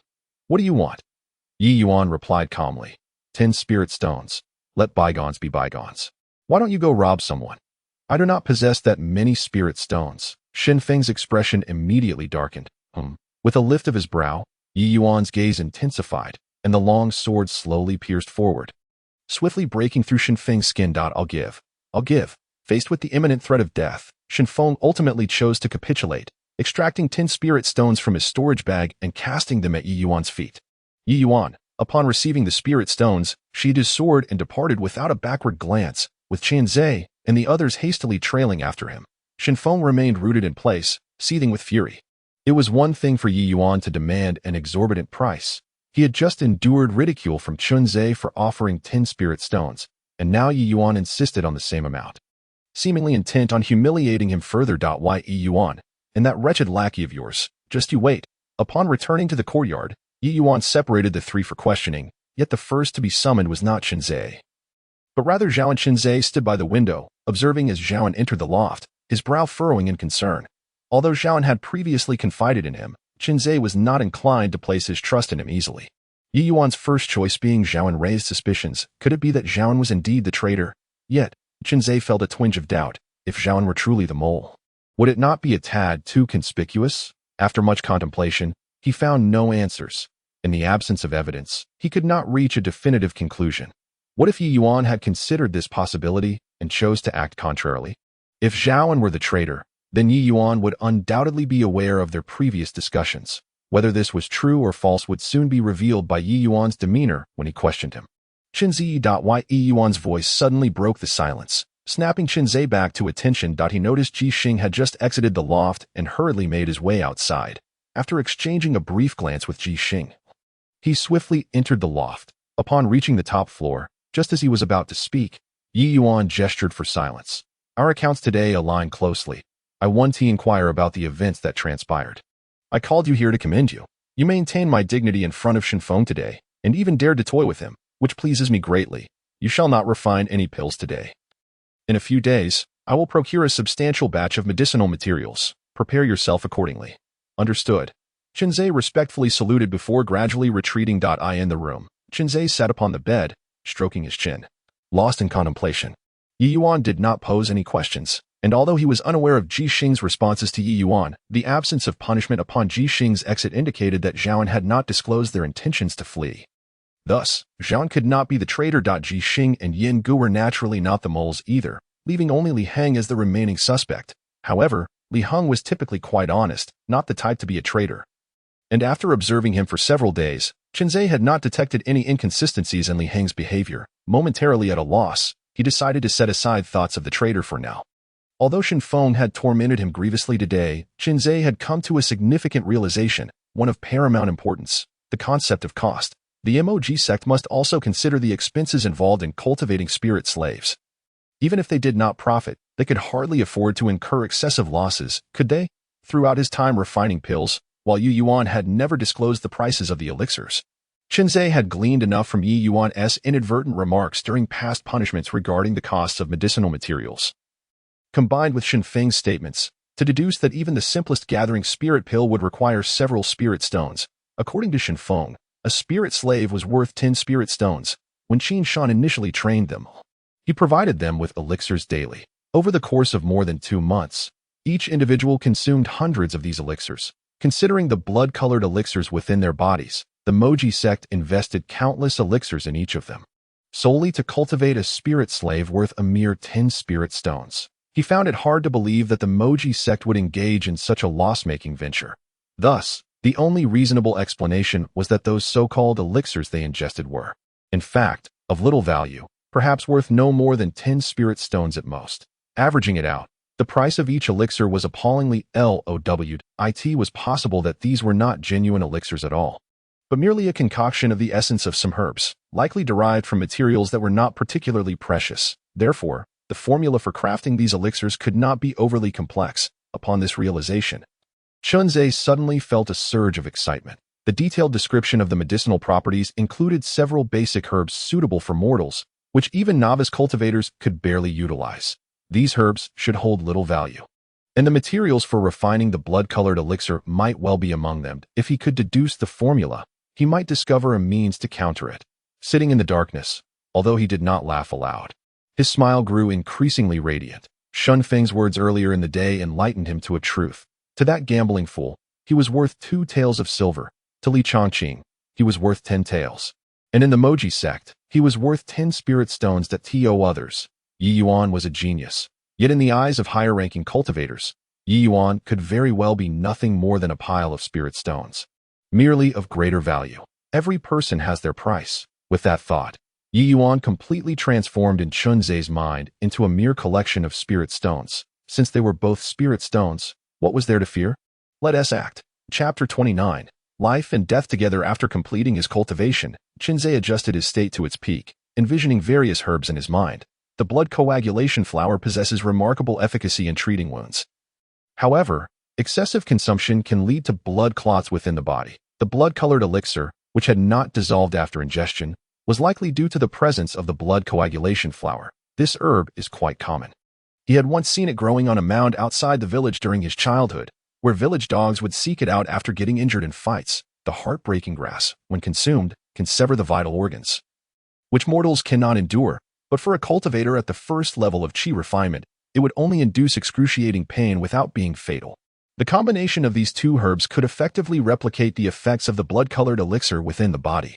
The elixir, controlled by spiritual awareness, should contain another herb specifically attuned to spiritual perception. There are many herbs that could meet this requirement, but considering cost, only one would suffice: the Mimosa pudica, a common herb among mortals, which retracts upon contact. Once the essence of its medicinal properties is extracted, it can be activated by releasing spiritual awareness to stimulate its effect, explaining why any cultivator can control the blood-colored elixir within them. With this thought, Chinzé swiftly withdrew his consciousness, his pallid complexion betraying the pain he felt, yet a radiant smile graced his face. He had not erred. The blood-red pill within him was indeed composed of these three medicinal ingredients. As for the antidote, it was far simpler to concoct than this sanguine elixir. The mere ineffectiveness of any one of these three herbs would suffice. Numerous substances could counteract these ingredients, many of which were cultivated in the medicinal garden outside the academy. As Chunzé's smile faded into contemplation, he suddenly found himself trembling, his back drenched in cold sweat. Sitting in the darkness, he pondered why, after all these years, none of the spirit servants had uncovered these secrets. Was it truly the blood-red pill that controlled them? No, it was not the pill, but rather the fear that had been instilled within them from the very beginning. As fear took root and flourished, they would forget to resist, transforming into mere automatons, just as he had witnessed with those spirit servants during the day. What a cunning sect the Demon Extremity sect was, employing such masterful tactics. It was at that moment that he comprehended. The true means of controlling a person was never a pill, but the heart. Once one controlled a person's heart, one had dominion over that individual.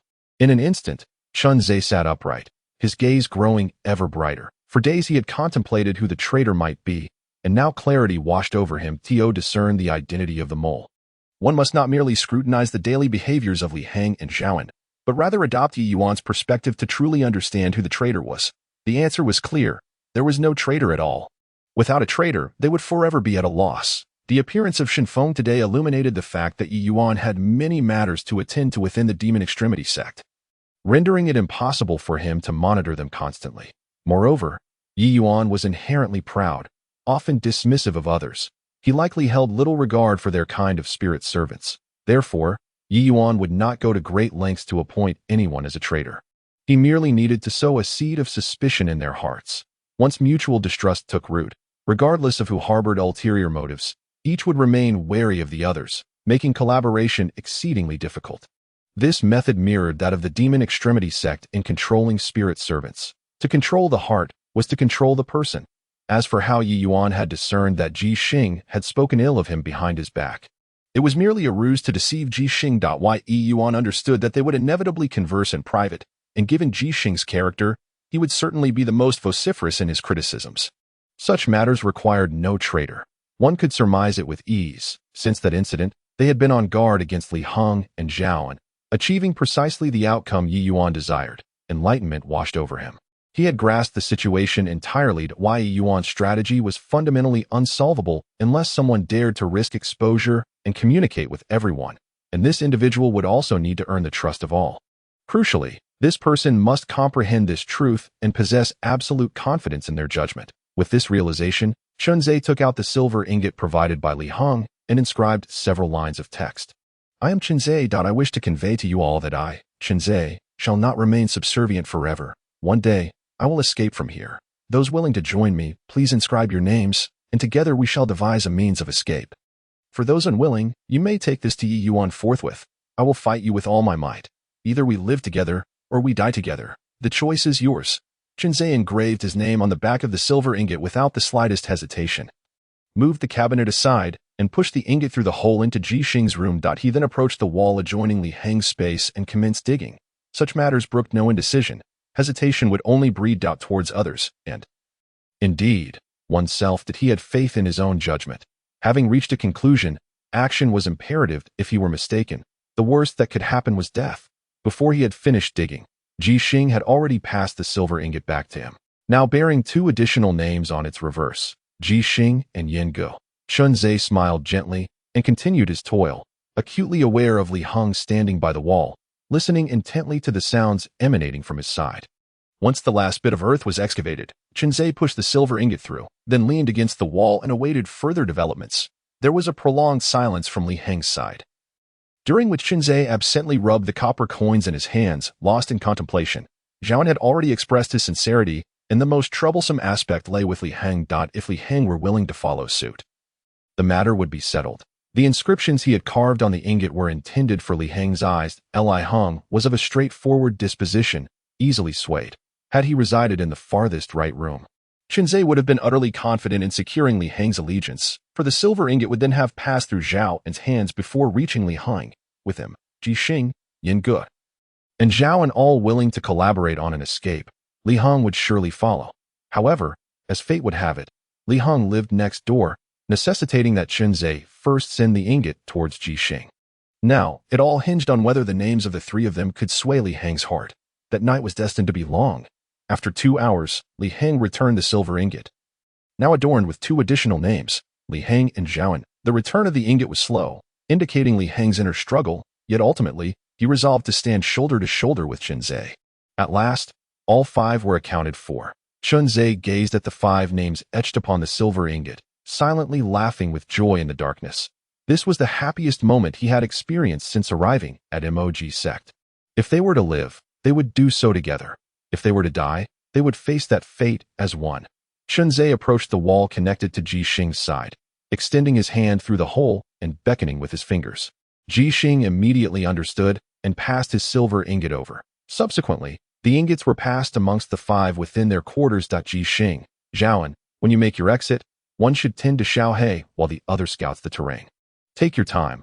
Do not expose yourselves. Li Heng, while you refine the silver ingot, gather some silver essence. It would be best to sharpen it. Yin Ge, while cultivating medicinal herbs, discreetly gather some to hide away, prioritizing bloodstained grass and black hemp roots. Once Qinzhe had imparted all his instructions, dawn broke, and he retrieved the silver ingot, erasing the inscriptions to restore everything to its original state. There was no need for oaths or witnesses. Mutual understanding sufficed. With insights into the elixirs and the traitor now clear, all that remained was to await an opportunity. Shortly thereafter, Yi Yuan's call resonated through the air. Qinzhe gently opened the door and walked out with a composed demeanor. Upon seeing the 4 individuals standing by the window, he nodded in greeting before ascending to the loft, where he resumed his respectful posture at the top. A new day had commenced. Days later, having concocted a substantial batch of elixirs, Qinzhe emerged from the loft, warmed by the welcoming gazes of those present. For the next few days, Yi Yuan neither summoned him nor ventured outside. He was aware that Yi Yuan was about to strike at the acupoints again. As he observed Yi Yuan's steadily increasing prowess, his heart remained tranquil, devoid of any impatience. Opportunities are reserved for those who possess patience. Chapter 30. The place of belonging. A month later, at the foot of the mountain, 3 individuals sat around a fire, placing the gradually growing Little Black beside them, happily roasting meat. Given Little Black's current physique, hunting was no difficult feat. As was his custom, Qinzhe first set a piece of roasted meat on the table for the 3 spirit servants before sitting down to accept the roasted meat handed to him by Jixing. Devouring it heartily, Jixing laughed heartily, exclaiming, "What a delight! If only we had some wine to accompany this. It is indeed much more comfortable for us, while Li Heng and Yin Ge can only indulge in cold meat. The thought of this brings a smile to my face." Qinzhe smiled gently and inquired, "How prepared are you all?" Jixing scratched his head. "He probably scoured the vicinity thoroughly, but with only the time it takes to burn a stick of incense. We can't venture too far." "Indeed," Zhaoan nodded, his naturally taciturn nature evident. Even now, as a comrade, his words were few and far between. Qinzhe sighed softly. "Let me ponder a moment. For now, let us enjoy the meat." "Are you contemplating an escape?" The elderly man, who had been leaning against a post in the wooden shed, suddenly turned his head, fixing the 3 with his murky gaze.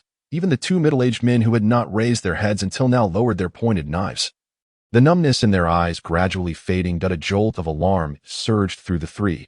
They realized they had been overly complacent. Despite having spent so many days here, they hadn't anticipated that their actions had caught the attention of these individuals. Jixing sprang to his feet, his gaze growing fierce. If they were exposed, it would spell their doom. There was no choice but to eliminate these few. Zhaoan also picked up a stone from the ground. Silently observing the 3 within the shed, Qinzhe quickly restrained the 2, respectfully bowing to the 3 elders in the shed.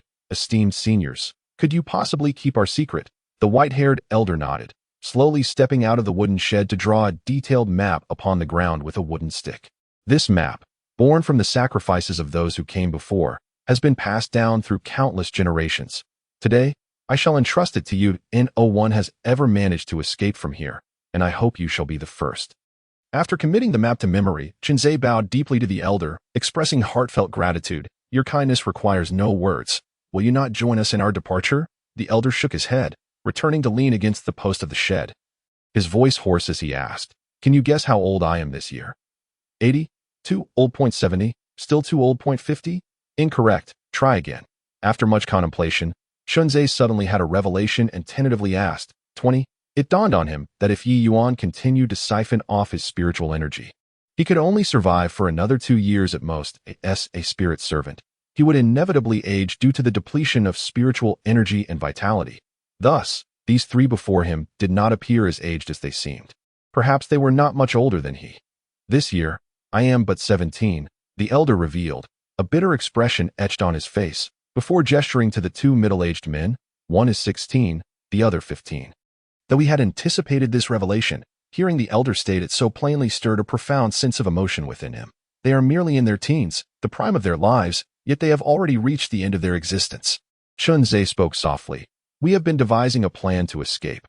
Although we do not have complete assurance, if you are willing, you may join us. Perhaps it is best to refrain," the elder replied, shaking his head with a bitter smile, his entire demeanor exuding profound desolation. "Even if we manage to flee, then what?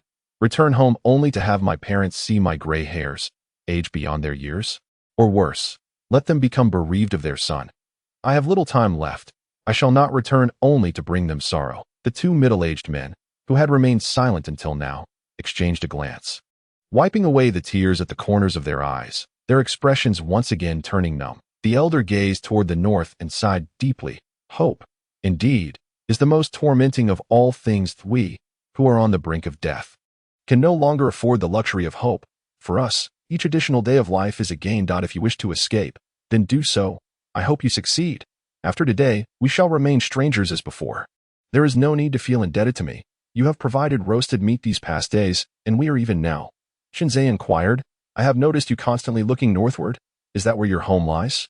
The elder shook his head, his gaze once again hollow, his voice hoarse and devoid of emotion. "That place is the resting ground for the spirit slaves."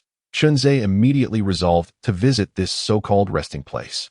Seizing the opportunity while there was still time, the three of them hastened northward.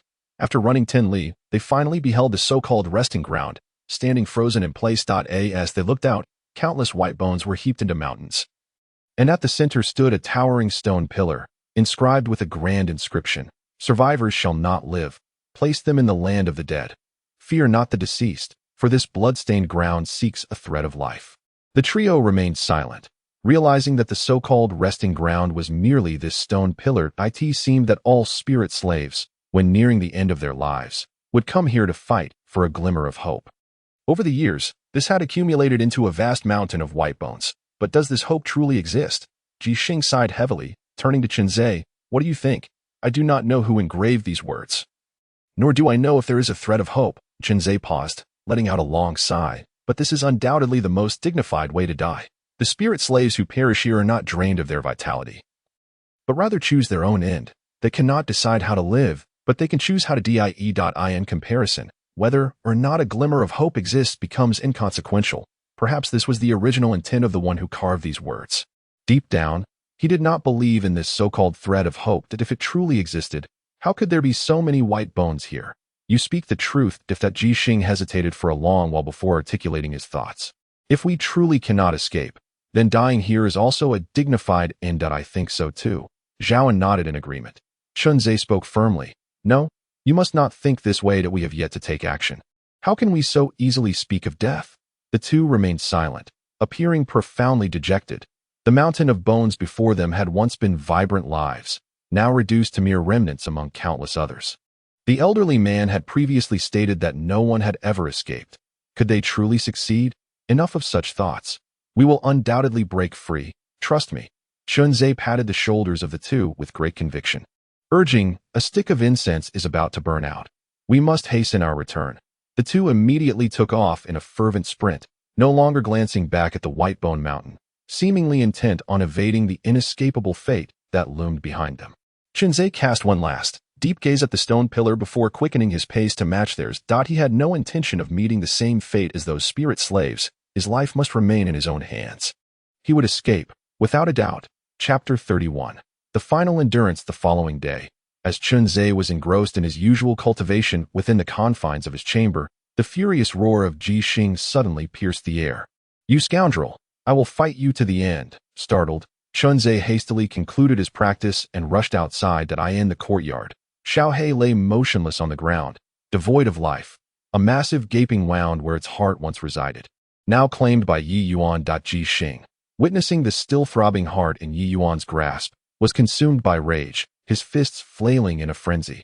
Were it not for Li Heng's firm grip, he might have already lunged at Yi Yuan. Why? Why? A living being is not mere wood or grass.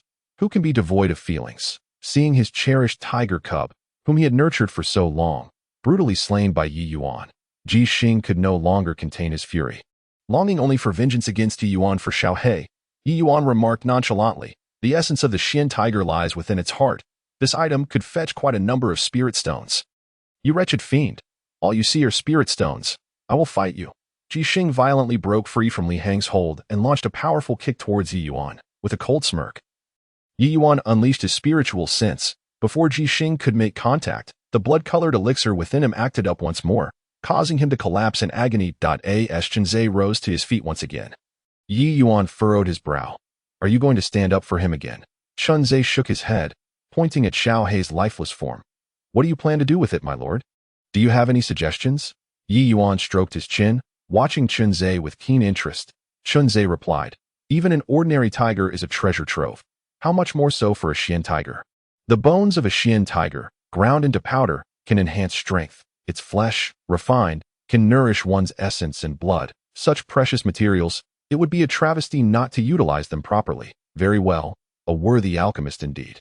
A flicker of brilliance passed through Yi Yuan's eyes. "We shall proceed as you suggest." Chunzhe quietly added, "I would like to borrow your alchemical furnace, my lord."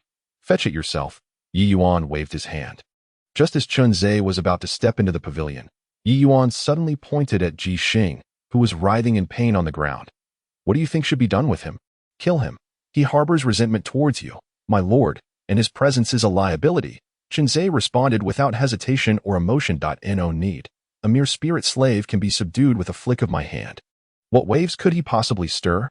This matter is yours to handle. I shall be back shortly." Yi Yuan nodded in satisfaction, casting not a glance at Ji Xing as he strode out of the courtyard.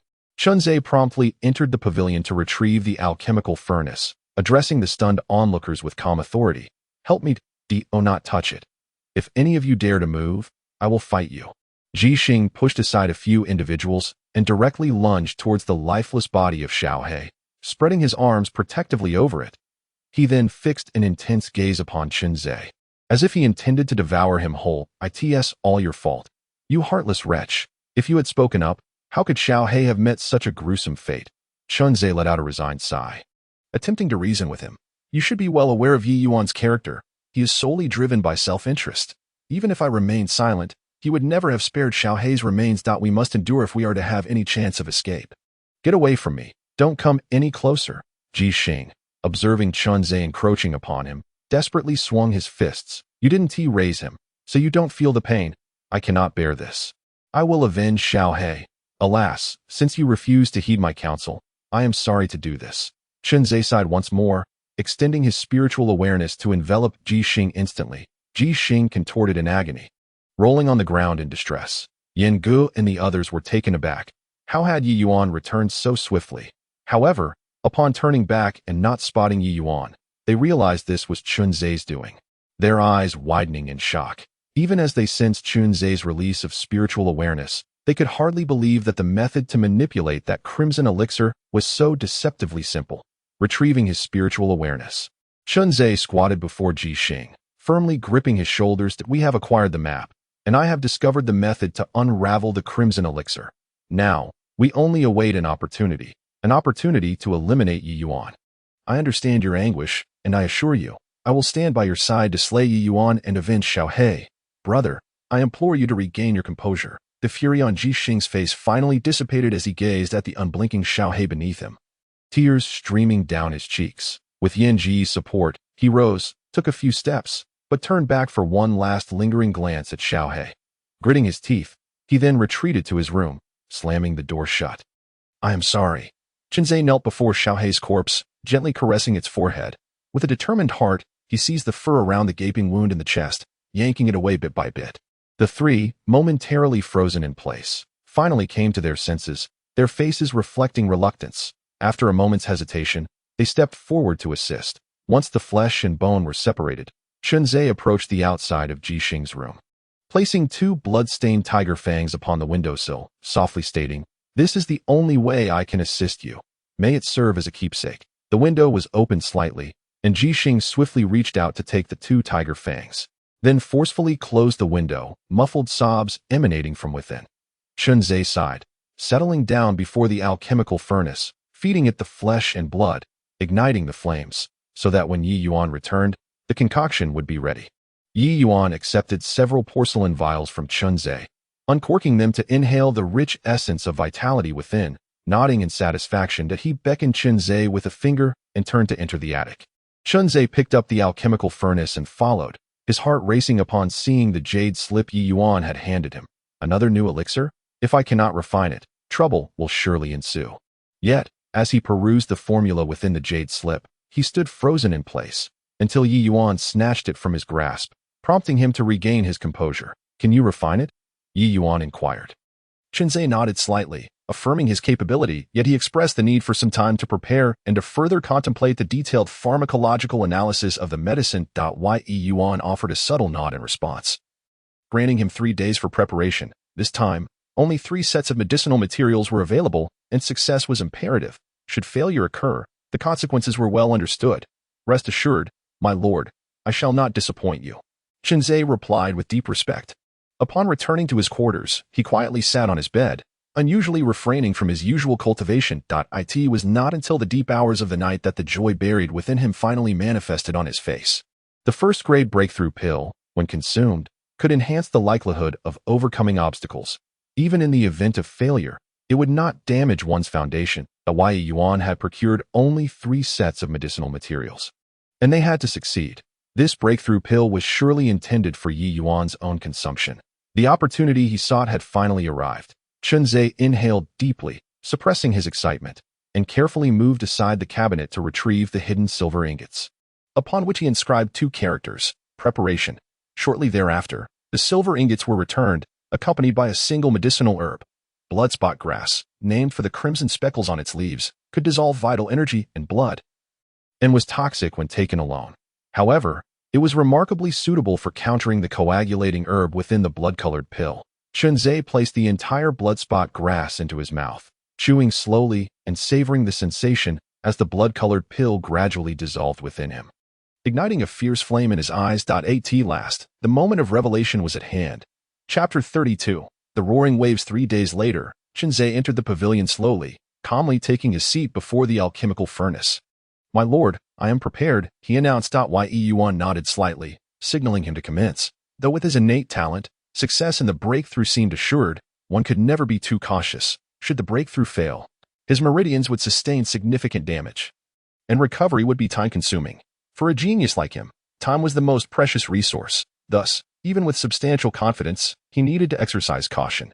Seated before the alchemical furnace, Qinzhe's thoughts drifted far away, and he remained motionless for a considerable time. Yi Yuan did not urge him, merely waiting in silence. After a lengthy pause, Qinzhe finally quelled his excitement and cast a medicinal herb into the furnace. This crucial step was the linchpin of the entire plan. After successfully refining the revitalizing pill for the first time, he had conceived this notion. In previous attempts at crafting the spirit-gathering pill, he had recklessly added all the herbs at once, as the process was relatively simple and no harm had come of it.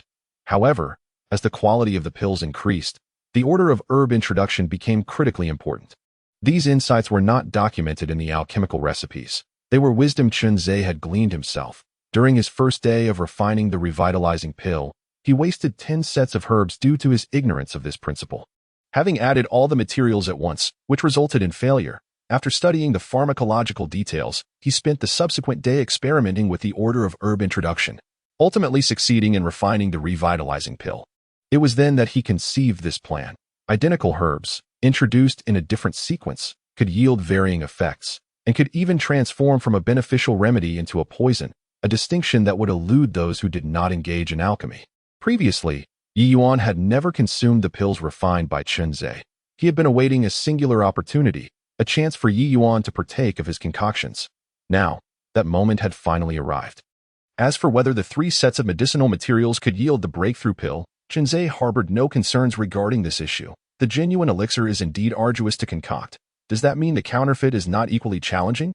The initial attempt at alchemy concluded swiftly. Yi Yuan lifted the lid of the cauldron, observing the nascent form of the elixir within, nodding in satisfaction that he pressed on. Chunzhe once more introduced the herbal ingredients. Though naturally, the order was incorrect. The authentic breaking barrier pill required meticulous experimentation with the ingredients, whereas the counterfeit did not. Nevertheless, Chunzhe was not merely haphazardly throwing in the components. From the moment he acquired the formula for the breaking barrier pill, he had been contemplating the order of their introduction, how to incorporate them, so that the elixir would be most potent. In truth, during the previous attempt, he could have easily produced a counterfeit indistinguishable from the genuine article. However, to avoid raising Yi Yuan's suspicions, he would not appear overly successful. The second attempt concluded swiftly, appearing even more akin to the first as the third round of alchemy commenced. Chunzhe's heart began to race. A single misstep could lead to failure, jeopardizing the entire plan. Yi Yuan was equally anxious, for the breaking barrier pill fetched an exorbitant price at the Lingao platform. He could only exchange his remaining spirit stones for herbs. Should Chunzhe fail, he would be left with nothing. As the flames extinguished, both their gazes instinctively fell upon the cauldron's lid. Yi Yuan swiftly lifted the lid, gazing at the perfectly rounded elixir within. After a careful inspection, confirming it corresponded precisely with the formula's description, he swallowed the elixir whole and gave Chunzhe a hearty pat on the shoulder. Excellent, you have indeed not disappointed me. I shall soon enter seclusion. The remaining matters are entrusted to you. Yes, Chunzhe replied respectfully as he withdrew, his demeanor unchanged even after exiting the loft. Even at this juncture, he could not afford to relax. Only when Yi Yuan breathed his last would they have cause for celebration. Upon returning to his quarters, Chunzhe sat silently at the bedside, listening intently to sounds from the loft, a silver dagger now gripped firmly in his hand. This was crafted from the silver essence saved by Li Heng, sharp enough to slice through Yi Yuan's throat. After a considerable time, anguished howls echoed from the loft. Make your move. Chunzhe sprang up abruptly. Kicking, he truly deserves to be on the verge of breaking through to the second level of qi refinement, even though he is afflicted by a lethal poison that hinders his ability to wield much spiritual energy. His physical prowess surpasses that of Chunzhe and the others by a considerable margin.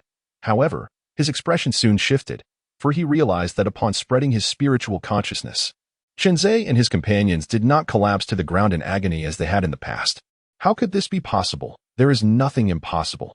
Do not forget, I am an alchemist. Chunzhe bent down to retrieve Yi Yuan's storage bag, tucking it away into his bosom, and gazed at Yi Yuan with a mocking glint in his eyes. Leisurely speaking, moreover, I am an alchemist whom you personally trained. How does the barrier-breaking pill I crafted for you taste? Pfft. Enraged, Yi Yuan spat out a mouthful of blood, staring at Chunzhe, whose face was as calm as a placid lake, and could not help but feel a pang of regret. When Qin Shan entrusted these 5 individuals to him, he had introduced their personality traits to Yi Yuan through sound transmission, dedicating the most attention to Chunzhe and specifically cautioning him to be wary of him. Yet, he paid no heed to these warnings, always believing that Chunzhe was merely a spirit servant, incapable of stirring any significant turmoil. Today, however, he finally witnessed the tempestuous waves. Yi Yuan, observing the murderous intent radiating from the 5, instinctively took a step back, his voice losing its former firmness. Chunzhe, I admit I was wrong before. Let us converse amicably. Whatever demands you have, I shall comply. The circumstances were beyond his control, leaving him no choice but to concede. Cultivators are not invulnerable. Their strength lies in the unpredictable nature of their techniques and the formidable power of their magical artifacts. Now, with his storage bag in Chunzhe's possession and his body poisoned, he was rendered incapable of utilizing any means of resistance, thus forced to yield to Chunzhe. Really? You will agree to anything I ask of you? Chunzhe inquired with a smile. That I shall not go back on my word. Yi Yuan nodded fervently. Very well. Chunzhe grinned at Yi Yuan. Then I want your head. Yi Yuan was taken aback, his anger flaring. Are you mocking me? Of course, I never negotiate with the dead. Chunzhe nodded with a smile. But in the next instant, his eyes brimmed with murderous intent as he lunged at Yi Yuan with a dagger, shouting, "Kill!" Chapter 33. Life and Death by Fate. Ji Xing strode forward, arriving ahead of the others. Leaping high to deliver a powerful kick that sent Yi Yuan staggering backward, seizing the opportunity, Chunzhe lunged at Yi Yuan, while Li Heng and Zhao expertly flanked him from either side. Yin Ge, wielding a dagger, stood a short distance away, appearing somewhat hesitant. Even though she had grown accustomed to death, the thought of engaging in combat still filled her with trepidation. Understanding her nature, Chunzhe did not press her, instead advising her to observe and wait for an opportunity. The four of them were sufficient to besiege Yi Yuan. Any additional participants would only hinder their efforts. Under the relentless assault of the four, Yi Yuan's robes became drenched in blood, his body marred with wounds as his movements gradually slowed. Just as Ji Xing dealt a heavy blow to the crown of Yi Yuan's head, Yin Ge finally steeled her resolve, seizing the moment to charge forward and plunge her dagger deep into Yi Yuan's back. Simultaneously, the daggers of Li Heng and Zhao pierced Yi Yuan's chest. Had he not twisted his body at the last moment, his heart would have been pierced. At this juncture, Yi Yuan was utterly bereft of the strength to resist. Yi Yuan let out a heart-wrenching scream, desperately attempting to shake off his assailants, staggering backward while his gaze toward Chunzhe now bore a tinge of fear. At this moment, he appeared to be nothing more than a spirit slave. Vulnerable to the whims of others, Chunzhe dashed forward, raising his dagger to viciously slash at Yi Yuan's throat, channeling all his internal spiritual energy into that single strike. Yi Yuan, it ends now. Suddenly, a brilliant white light erupted from Yi Yuan's body, forcefully deflecting the dagger from Chunzhe's grasp. Bathed in the radiant glow, Yi Yuan's injuries rapidly healed, although the potent poison within him remained. It was now suppressed. Yi Yuan was momentarily stunned, but soon realized what had occurred. He pulled apart his clothing to reveal a jade pendant underneath, laughing maniacally. What of your meticulous schemes? Could you have foreseen that I possess a protective talisman bestowed by my master? This artifact can withstand the full force of a Foundation establishment cultivator's strike. You truly believe that you, mere ants, could shatter it? In that moment of peril, he had forgotten about the existence of his protective artifact amidst his panic. It was only when Chunzhe's fatal blow descended upon his throat that the talisman activated, instinctively shielding its bearer. Had it not been for this protective charm, he would have perished. However, he had no intention of revealing this fact. The expressions of Chunzhe and his companions turned grim in an instant. Was this what they meant by the unpredictability of fate? Yi Yuan raised his hand, summoning the storage bag from Chunzhe's grasp, which flew back to him effortlessly. This storage bag bears my spiritual mark. Do you think you can use it simply because you possess it? Yi Yuan retrieved a silver longsword from the bag, gripping it tightly as he moved with lightning speed. The next moment, a fierce sword aura burst forth. With a resounding crash, the walls of the top floor shattered, sending the five tumbling to the ground, blood spewing from their mouths, each now marked with deep, bone-visible wounds. Though they had narrowly evaded the worst of it, Yi Yuan's single strike had left them grievously injured. The disparity between spirit slaves and cultivators was indeed staggering. Chunzhe's eyes brimmed with frustration as he struggled to comprehend the situation. How could everything appear flawless in execution yet fail to deliver death to Yi Yuan? As Yi Yuan descended, he observed Chunzhe's reaction and smirked. You've managed to endure this long. I must admit, I underestimated you. Yet, in the face of absolute power, all schemes are rendered futile. Chunzhe clenched the copper coin on his wrist, a bitter smile gracing his lips. Was this the essence of power? Despite having crafted a plan that seemed impeccable, it all felt so feeble in the face of undeniable strength. Slowly, he closed his eyes, bracing himself for death, even for the torment of being killed by Yi Yuan, murmuring, "Mother, I shall see you in the next life." Ji Xing hesitated for but a moment before resolutely making her decision, brandishing a dagger as she charged towards Yi Yuan. "Chunzhe, go. I will cover you." "No, how could I abandon you to escape alone?" Chunzhe vehemently shook his head. Ji Xing shouted in anger, "Enough with the nonsense. Hurry and leave. You are the smartest among us. I believe you can survive. If there comes a day when you escape this place, go to Baiyang Village in Liyuan County and tell my parents that in the next life, I shall return to be their son. My parents sold me into this place. I have severed all ties with them. After I die, bury me alongside Ji Xing. You witnessed our wedding, but alas, we shall not partake in yours. Take care." Yin Ge smiled sweetly at Chunzhe, dagger in hand, resolutely charging towards Yi Yuan. "Chunzhe, I yearn to return to my roots in Li family village. Yao Qing, thank you." Li Heng, shedding his former demeanor of meekness, laughed with remarkable nonchalance, and charged towards Yi Yuan. Boss Chenze, in my next life, I shall wield the spear for you, Zhaoan bellowed, abandoning his usual composure and recklessly rushing at Yi Yuan. Jiang County, Langxiao Town, I implore you. As Chenze watched his companions gradually become a mere mass of flesh and blood beneath Yi Yuan's sword, he was unable to contain his grief, choking back the words. No, how can I allow your lives to be traded for mine? Ji Xing turned and scolded fiercely. What are you hesitating for? Do you wish for us to perish in vain? Hurry up and go. Ah! Chenze's eyes widened in despair. With a furious roar, he beheld Ji Xing and the others fighting valiantly, then tore through the barrier enveloping the courtyard, gritting his teeth and sprinting forward, tears streaming down his face. The fierce sword aura sliced through, and soon the four fell into a pool of blood, clinging to their last breath. Chenze, in our next life, let us be brothers once more. Ji Xing murmured, gazing in the direction Chenze had departed. He then laboriously embraced Yin Gu, a gentle smile gracing his face. Yin Gu, are you afraid? No. Yin Gu shook her head, nestled in Ji Xing's embrace. Gazing affectionately at him, in my next life, I shall still marry you. Then it is settled. Ji Xing laughed heartily, turning to Li Heng and Zhaoan. My brothers, it is my honor to die alongside you.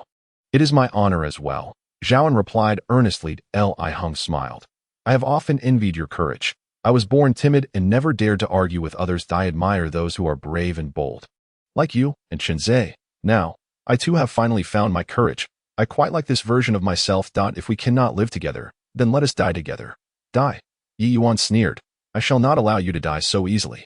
I will subject you to the most cruel tortures this world has to offer, so you may learn the price of defiance. You truly overestimate yourself.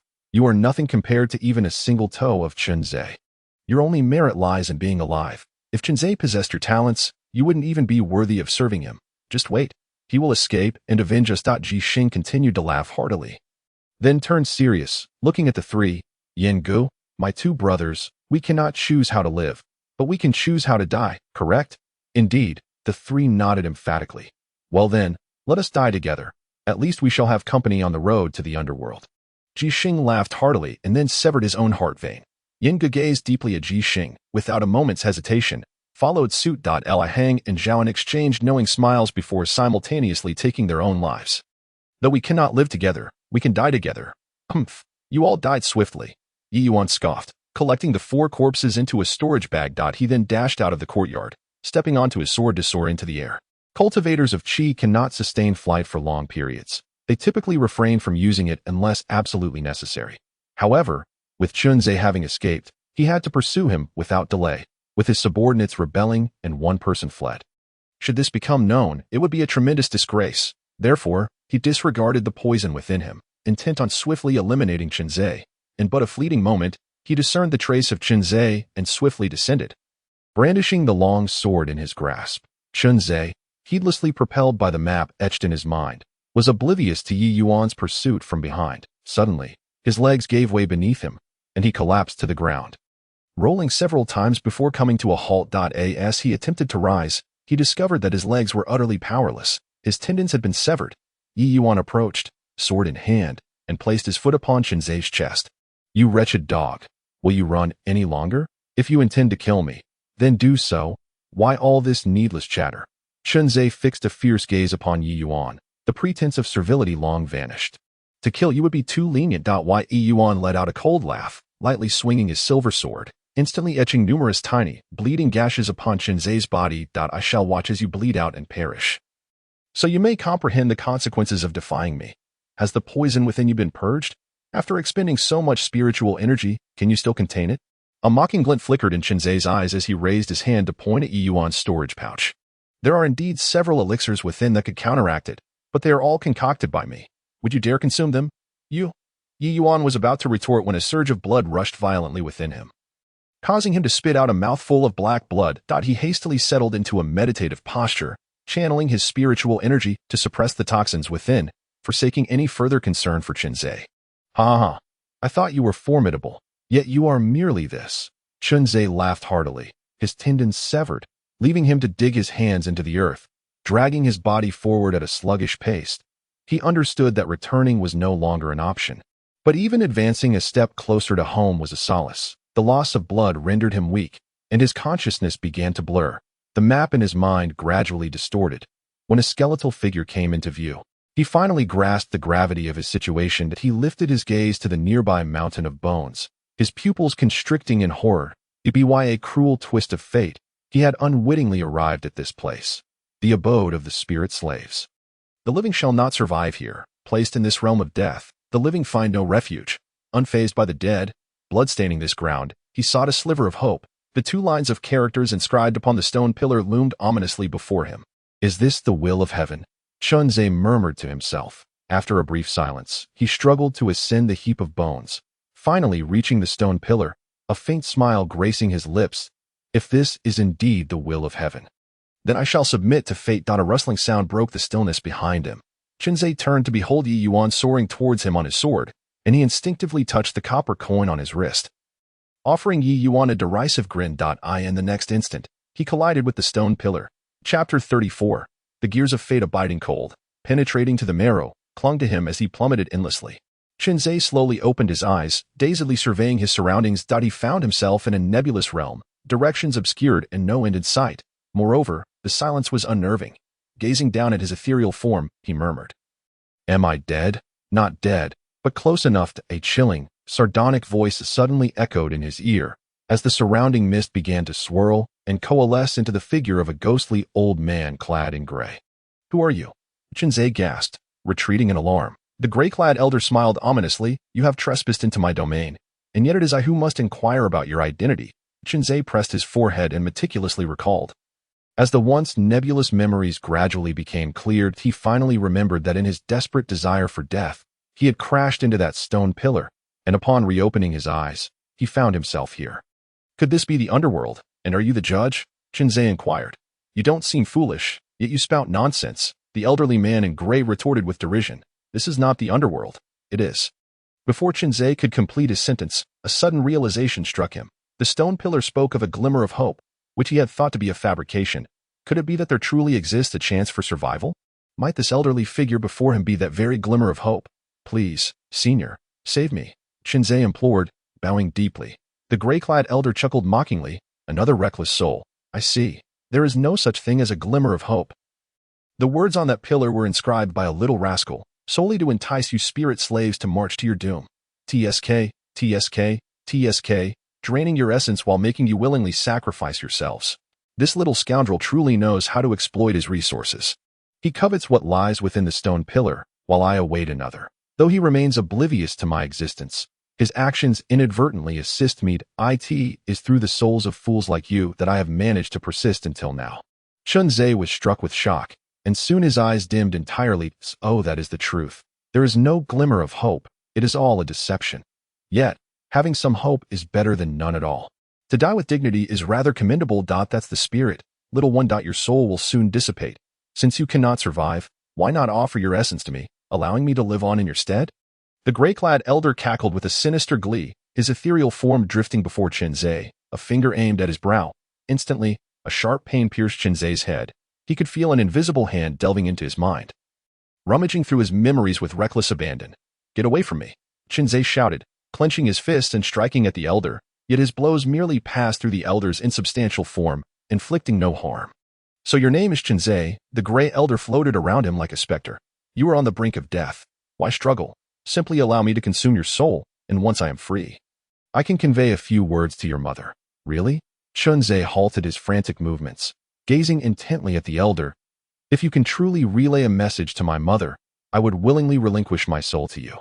Upon hearing Chunzé's words, the elder's expression soured with anger, and he kicked Chunzé fiercely, sending him soaring several dozen feet away. "Waste! Where is the cunning and bravery you displayed outside?" The elder vanished from sight, only to reappear abruptly before Chunzé, delivering another kick. Although Chunzé's attempts to strike the elder were futile, the elder's blows inflicted excruciating pain. "That I merely tested your weakness, and you fell for it. With your current state, what use are you as a demon cultivator? Worthless." Chunzé was treated like a ball, kicked back and forth in the air, his face contorted in agony. Each strike from the elder felt as though it carried tremendous force. Fortunately, his current form was not corporeal, or he would have been reduced to a mere puddle of flesh long ago. After delivering several brutal kicks, The elder finally stomped down, sending Chun-Zhe crashing heavily to the ground. Fortunately, there is no ground here. Otherwise, he would undoubtedly be smashed into a million pieces. Useless. The gray-clad elder scolded harshly once more, feeling a sense of relief as he stood with his hands clasped behind his back. Turning his back to Chun-Zhe, Chun-Zhe steadied himself, and with a thought, his soul floated up like the elder's, soaring before him, and he bowed again that I am certainly aware that the senior might deceive me. But even a glimmer of hope is better than none, that if I am destined to perish at the hands of the elder, I would rather carry this hope with me to my end. Then you shall die. The gray-clad elder spoke coldly, raising his hand to deliver a forceful strike aimed at Chun-Ze's crown. Chun-Ze closed his eyes, calmly embracing death, his thoughts solely occupied with his mother. However, after a long while, the anticipated pain failed to arrive. Chun-Ze slowly opened his eyes, gazing at the gray-clad elder, who had withdrawn and stood at a distance, filled with confusion. The coldness that once adorned the elder's face had vanished, replaced by a gentler demeanor. "Young man, do you wish to live?" he inquired. "But did you not say there was no sliver of hope?" Chun-Ze asked, bewildered. "You are precisely the one I have been waiting for." The elder winked at Chun-Ze, bursting into hearty laughter, resembling a mischievous old child. Is it truly possible? Chun-Ze felt a renewed flicker of hope. Indeed, the elder nodded slightly. "However, you must perform 3 tasks for me." "I agree." Chun-Ze immediately nodded in affirmation. "You hastily accepted without knowing what the tasks are.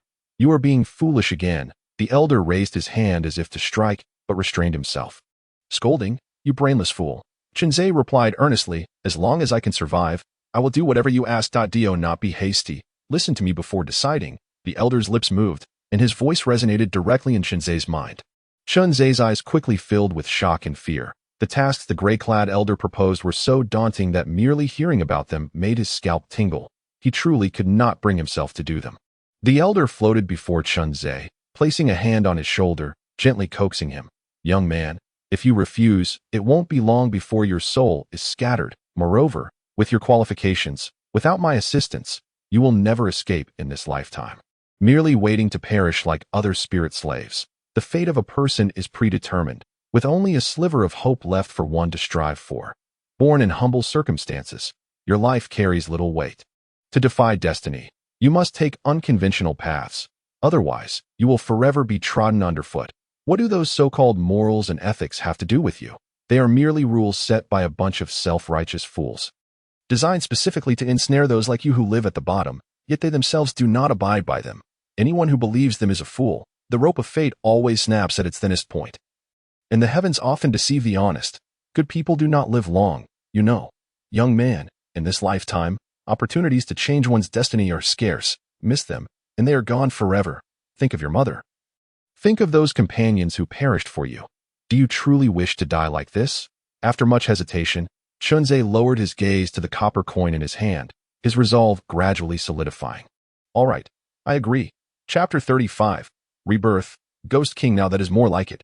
The gray-clad elder laughed heartily, pointing a finger at Chun-Ze's forehead. "I do not require you to swear an oath. Today, I shall utilize the remnants of my consciousness to help you open your sea of awareness. Should you breach your promise, your sea of awareness shall undoubtedly collapse." Chun-Ze let out a piercing scream, his head throbbing as if it were being mercilessly struck by a hammer, or as though a chisel were being driven into his skull. The elderly man in gray coldly snorted, remarking that the path of cultivation inherently defies the heavens. If one cannot endure such trivial pain, it would be better to abandon the endeavor altogether. "I can." Chun-Ze gritted his teeth, forcing out a few words. With a thunderous sound, it felt as though his mind had exploded. The originally feeble spiritual consciousness transformed into wisps of mist swirling within an expansive space. This space was none other than the sea of consciousness. Although his spiritual awareness had not increased, the opening of this sea provided a solid foundation for him. In the future, he would merely need to enhance his spiritual perception. Rubbing his aching head and wiping the cold sweat from his brow, Chun-Ze bowed deeply. "Thank you, senior." The gray-clad elder formed a sword with his fingers and pressed it into his own brow, letting out a muffled grunt as he extracted a black seed, his expression profoundly complex. To be honest, I cannot comprehend why the absolute spirit seed chose you. Yet, since it is its choice, it is also mine. You possess a commendable temperament, but your ruthlessness is lacking. You are still somewhat distant from being a true demon cultivator. In truth, whether one follows the righteous path or the demonic path, Cultivators are not as indifferent as mortals perceive them to be. They strive with all means necessary to compete against heaven, against earth, against humanity. The road you are to traverse is still long. Enough, enough. This is your own affair. I shall not concern myself further. The elder pressed the absolute spirit seed into Chinzei's brow. Waving his hand impatiently, be gone. I will handle the matters ahead. Should you ever reach that level, do not forget what I have instructed you. Master, I bow in gratitude. Chunzei respectfully clasped his fists and was about to kneel when a gentle force supported him. The gray-clad elder imperceptibly nodded and spoke in a voice weathered by the passage of time. I do not favor such empty formalities, as long as you fulfill the tasks I assign you. It will suffice to honor me. As for the title of master, I have never taken a disciple in my lifetime, nor do I desire to. However, given the circumstances, I shall accept you. I am Dao Kuzi. And today, I take you as my disciple. From this day forth, you shall be the sole heir of Dao Kuzi. Master, your life-saving grace, I have no means to repay. Chinzei gazed at Dao Kuzi as his form gradually faded, tears welling in his eyes. Dao Kuzi barked in irritation. Suppress those tears. I am most vexed by weeping. Listen carefully to what I am about to say. Do not disclose what has transpired today to anyone. Not even to those closest to you. As for my origins and the absolute spirit seed, do not pursue them deliberately. When you reach a certain level, everything will become clear to you. For now, I shall teach you how to manage the affairs outside. By the stone pillar, Yi Yuan ascended the Mount of Bones, gazing at the breathless Chinzei as he slowly raised his sword. Even if Chinzei were already deceased, he intended to sever Chinzei's head in a fit of rage. Suddenly, a beam of pitch-black light pierced through the stone pillar, pushing Yi Yuan aside as the entire pillar exploded with a resounding crash that echoed through the heavens. Nearby disciples of the MOG sect looked up, swiftly flying towards the commotion. 100 miles away, within a magnificent hall, a serious-looking middle-aged man in black suddenly opened his eyes, his gaze ablaze with brilliance. Ha ha ha. Indeed, my calculations were not amiss. There truly exists a treasure within that stone pillar. It was not in vain that I sacrificed so many lives to obtain it. It has finally come into being. The middle-aged man in black moved with agility, stepping forth and instantly finding himself dozens of miles away. Yuner, accompany your master on a journey. Yes, a young man clad in white gracefully ascended, exuding an air of gentleness. Within the heap of bones, Chinzei slowly opened his eyes, gazing at the astonished Yi Yuan beneath the pile, and laughed heartily towards the heavens. He had survived. A piece of jade-like fragment fell into his hand, and sorrow instantly filled Chinzei's eyes. This was the chance at life bestowed upon him by his master, yet his master had perished. He could not comprehend why his master would willingly sacrifice his soul to save him, especially since they had only met once. Yi Yuan, momentarily stunned, beheld the resurrected Chinzei and once again lunged at the pile of bones with his sword. For every life you take, I shall slay you in turn. Today, I shall surely rend your body to pieces. Stop. Yi Yuan was once again repelled, raising his gaze to the descending figures of the middle-aged man in black and the young man in white. He hastily sheathed his sword, clasping his fists in salute, bowing deeply, his demeanor exceedingly respectful. Simultaneously, numerous disciples of the demon extreme sect, drawn by the commotion, landed swiftly, all offering their salutes. We pay our respects to the master. And to the senior brother. No need for formalities, the middle-aged man in black replied with a slight nod, his gaze shifting to Chinzei, specifically to the fragment in his hand. Come forth. Chinzei immediately approached, reverently presenting the luminescent shard to the middle-aged man. The identity of this figure was evident, a golden core elder, the true master of this place. The middle-aged man took the fragment, gripping it tightly, closing his eyes to sense its essence. Moments later, he erupted into laughter. Excellent, excellent, excellent. The repetition of the word excellent left the surrounding disciples increasingly bewildered. Their master was typically stern and unyielding. What could possibly bring him such joy? After laughing for an extended period, the middle-aged man finally secured the fragment, gazing at Chinzei with satisfaction. Years ago, I sought a prophecy from a wise man. He foretold that a fortunate star would appear in my life, bringing with it a great opportunity. It seems that you are that star. I am Oing E, an elder of the demon extreme sect. Would you be willing to become my direct disciple? Before Chinzei could respond, Yi Yuan hastily interjected. Master, surely you mustn't. He is merely a spirit slave, his chi shattered. How could he possibly be your disciple? Moreover, this man is ruthless. Not only did he poison me, but he also seized the opportunity to strike. Were it not for the protective talisman bestowed by you, I would have already fallen by his hand. The gazes of numerous cultivators fell upon Chunzei, their expressions filled with disbelief. The mere spirit slave with such prowess, nearly bringing Yi Yuan to his demise, to be wounded by a spirit slave to such an extent. How could you still have the audacity to speak? Ouyang Yi cast a cold glance at Yi Yuan. Grasping Chunzei's wrist, an overwhelming surge of spiritual energy coursed through Chunzei's body, restoring his chi sea. It appeared that during the emergence of this treasure, he had also reaped some benefits. Since your chi si remains intact, you may indeed become my direct disciple. What is your name? Yi Yuan wished to protest once more. However, upon seeing the young man in white subtly shake his head, he ultimately chose to remain silent. The master's decisions were not to be contested by others. Chunzei's face broke into a smile, for he seemed to perceive the shadow of Dao Kuzi within Ouyang Yi. It appeared that the fragment had influenced Ouyang Yi, compelling him to accept Chunzei as his personal disciple despite the unconventional circumstances. The voice of Dao Kuzi echoed in his ears. Those were the last words he had spoken to Chunzei. The name Chunzei felt insubstantial. The character Zai, regardless of interpretation, always connoted the notion of giving. Yet, within the realm of cultivators, competition was inherent. How could one allow such benevolence? This name is unsuitable. Henceforth, you shall be known as Gui Qing. Among the myriad spirits, you shall hold the title of Qing, unbound by the cycle of reincarnation. Chunzei bowed his head, solemnly performing the ritual of 3 prostrations and 9 bows. Disciple Gui Qing pays respects to master. This bow was not merely to Ouyang Yi, but a tribute to the life granted to him by Dao Kuzi. From this moment forth, he would be known as Gui Qing. This does not seem to be your original name, Ouyang Yi remarked, raising an eyebrow. The disciple has traversed the gates of hell and wished to adopt a new name, to start anew. Gui Qing respectfully replied.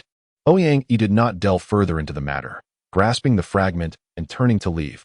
This name is quite fitting. Your natural talent may be lacking, so you must diligently cultivate your skills and not grow complacent. Yes, disciple bids farewell to master. After Ouyang Yi departed, Yi Yuan gripped his sword tightly, his eyes aflame with murderous intent as he gazed at Gui Qing. Gui Qing slowly turned his head, his gaze unwavering, equally reflecting intense hostility. Chapter 36. Bearing humiliation and carrying burdens. After Ouyang Yi's departure, the arriving cultivators remained in place, engaged in fervent discussion. What is going on? Why has master taken on another personal disciple? And a spirit slave at that. Indeed, even if his energy sea is unbroken, to become a spirit slave, his aptitude must be exceedingly poor. This is perplexing. You clearly do not understand. Among us cultivators, fate is of utmost importance. That young man presented master with a treasured artifact. Naturally, master would treat him well. Who knows what opportunities he might bring in the future? Precisely, in the world of cultivators, strength reigns supreme. What value does the title of personal disciple hold? Given his aptitude, he may very well reach his limit at the first layer of chi refinement. What difference does it make if he is a personal disciple? Yi Yuan stood by, his face flushed with indignation. The way these senior brothers referred to Gui Qing as a personal disciple, while belittling him, felt like a direct mockery directed at himself. Though they did not voice it, their scornful glances conveyed everything. Nearly being killed by a spirit slave, what a farce to consider him a genius with perfected gold and fire roots. With such thoughts, Yi Yuan was engulfed in rage, drawing his sword and charging at Gui Qing. Junior brother Yi, calm yourself. A young man in white moved slightly, positioning himself before Gui Qing and gently grasping Yi Yuan's sword. Have you forgotten the rule against internal conflict among fellow disciples? To act in front of so many witnesses, even master cannot shield you. Reluctantly, Yi Yuan retracted his sword, yet his eyes remained filled with animosity, fixated on Gui Qing. Your injuries are severe. You should first focus on healing. The young man in white urged Yi Yuan to sit, producing a pill and placing it into his mouth, then resting his hand on Yi Yuan's wrist. Suddenly, he cast a sharp glance towards Gui Qing, surprise flickering in his eyes. For a time, everyone believed Yi Yuan had concocted the pill himself, but upon checking Yi Yuan's pulse, he instantly comprehended the truth. Why Yi Yuan was afflicted by pill poison. It turned out that all those pills had been refined by Gui Qing. Why Yi Yuan's request for the spirit servant to concoct elixirs was, in itself, an act of bewildering audacity. Yet, the fact that this spirit servant not only succeeded but produced such a considerable quantity is even more extraordinary. Most crucially, this spirit servant endured in silence for so long that he managed to earn Yi Yuan's trust, compelling him to ingest a counterfeit elixir laced with poison. This is no mere elixir poison. It transcends the simple act of haphazardly altering the order of ingredients. For a spirit servant who had never received guidance and had to rely solely on his own exploration to conceive such a notion is nothing short of astonishing. The young man clad in white understood the situation fully, but refrained from voicing his thoughts in front of the crowd, wishing to spare Yi Yuan any embarrassment. Before long, Yi Yuan slowly opened his eyes, and the toxins within him had vanished, his aura restored to its original state. Observing the lack of spectacle, the onlookers began to depart one by one. Suddenly, Gui Qing approached Yi Yuan, clasped his fist in salute, and proclaimed loudly, "I have a matter to trouble you with. Senior brother, I request the return of the remains of my companions." Yi Yuan responded with a cold laugh. "Now you seek my aid? I would rather dismember them and feed them to dogs than oblige you." Gui Qing leaned closer to Yi Yuan, lowering his voice. "Were it not for that protective artifact, you would already be dead. After today's humiliation, do you not wish to reclaim your dignity?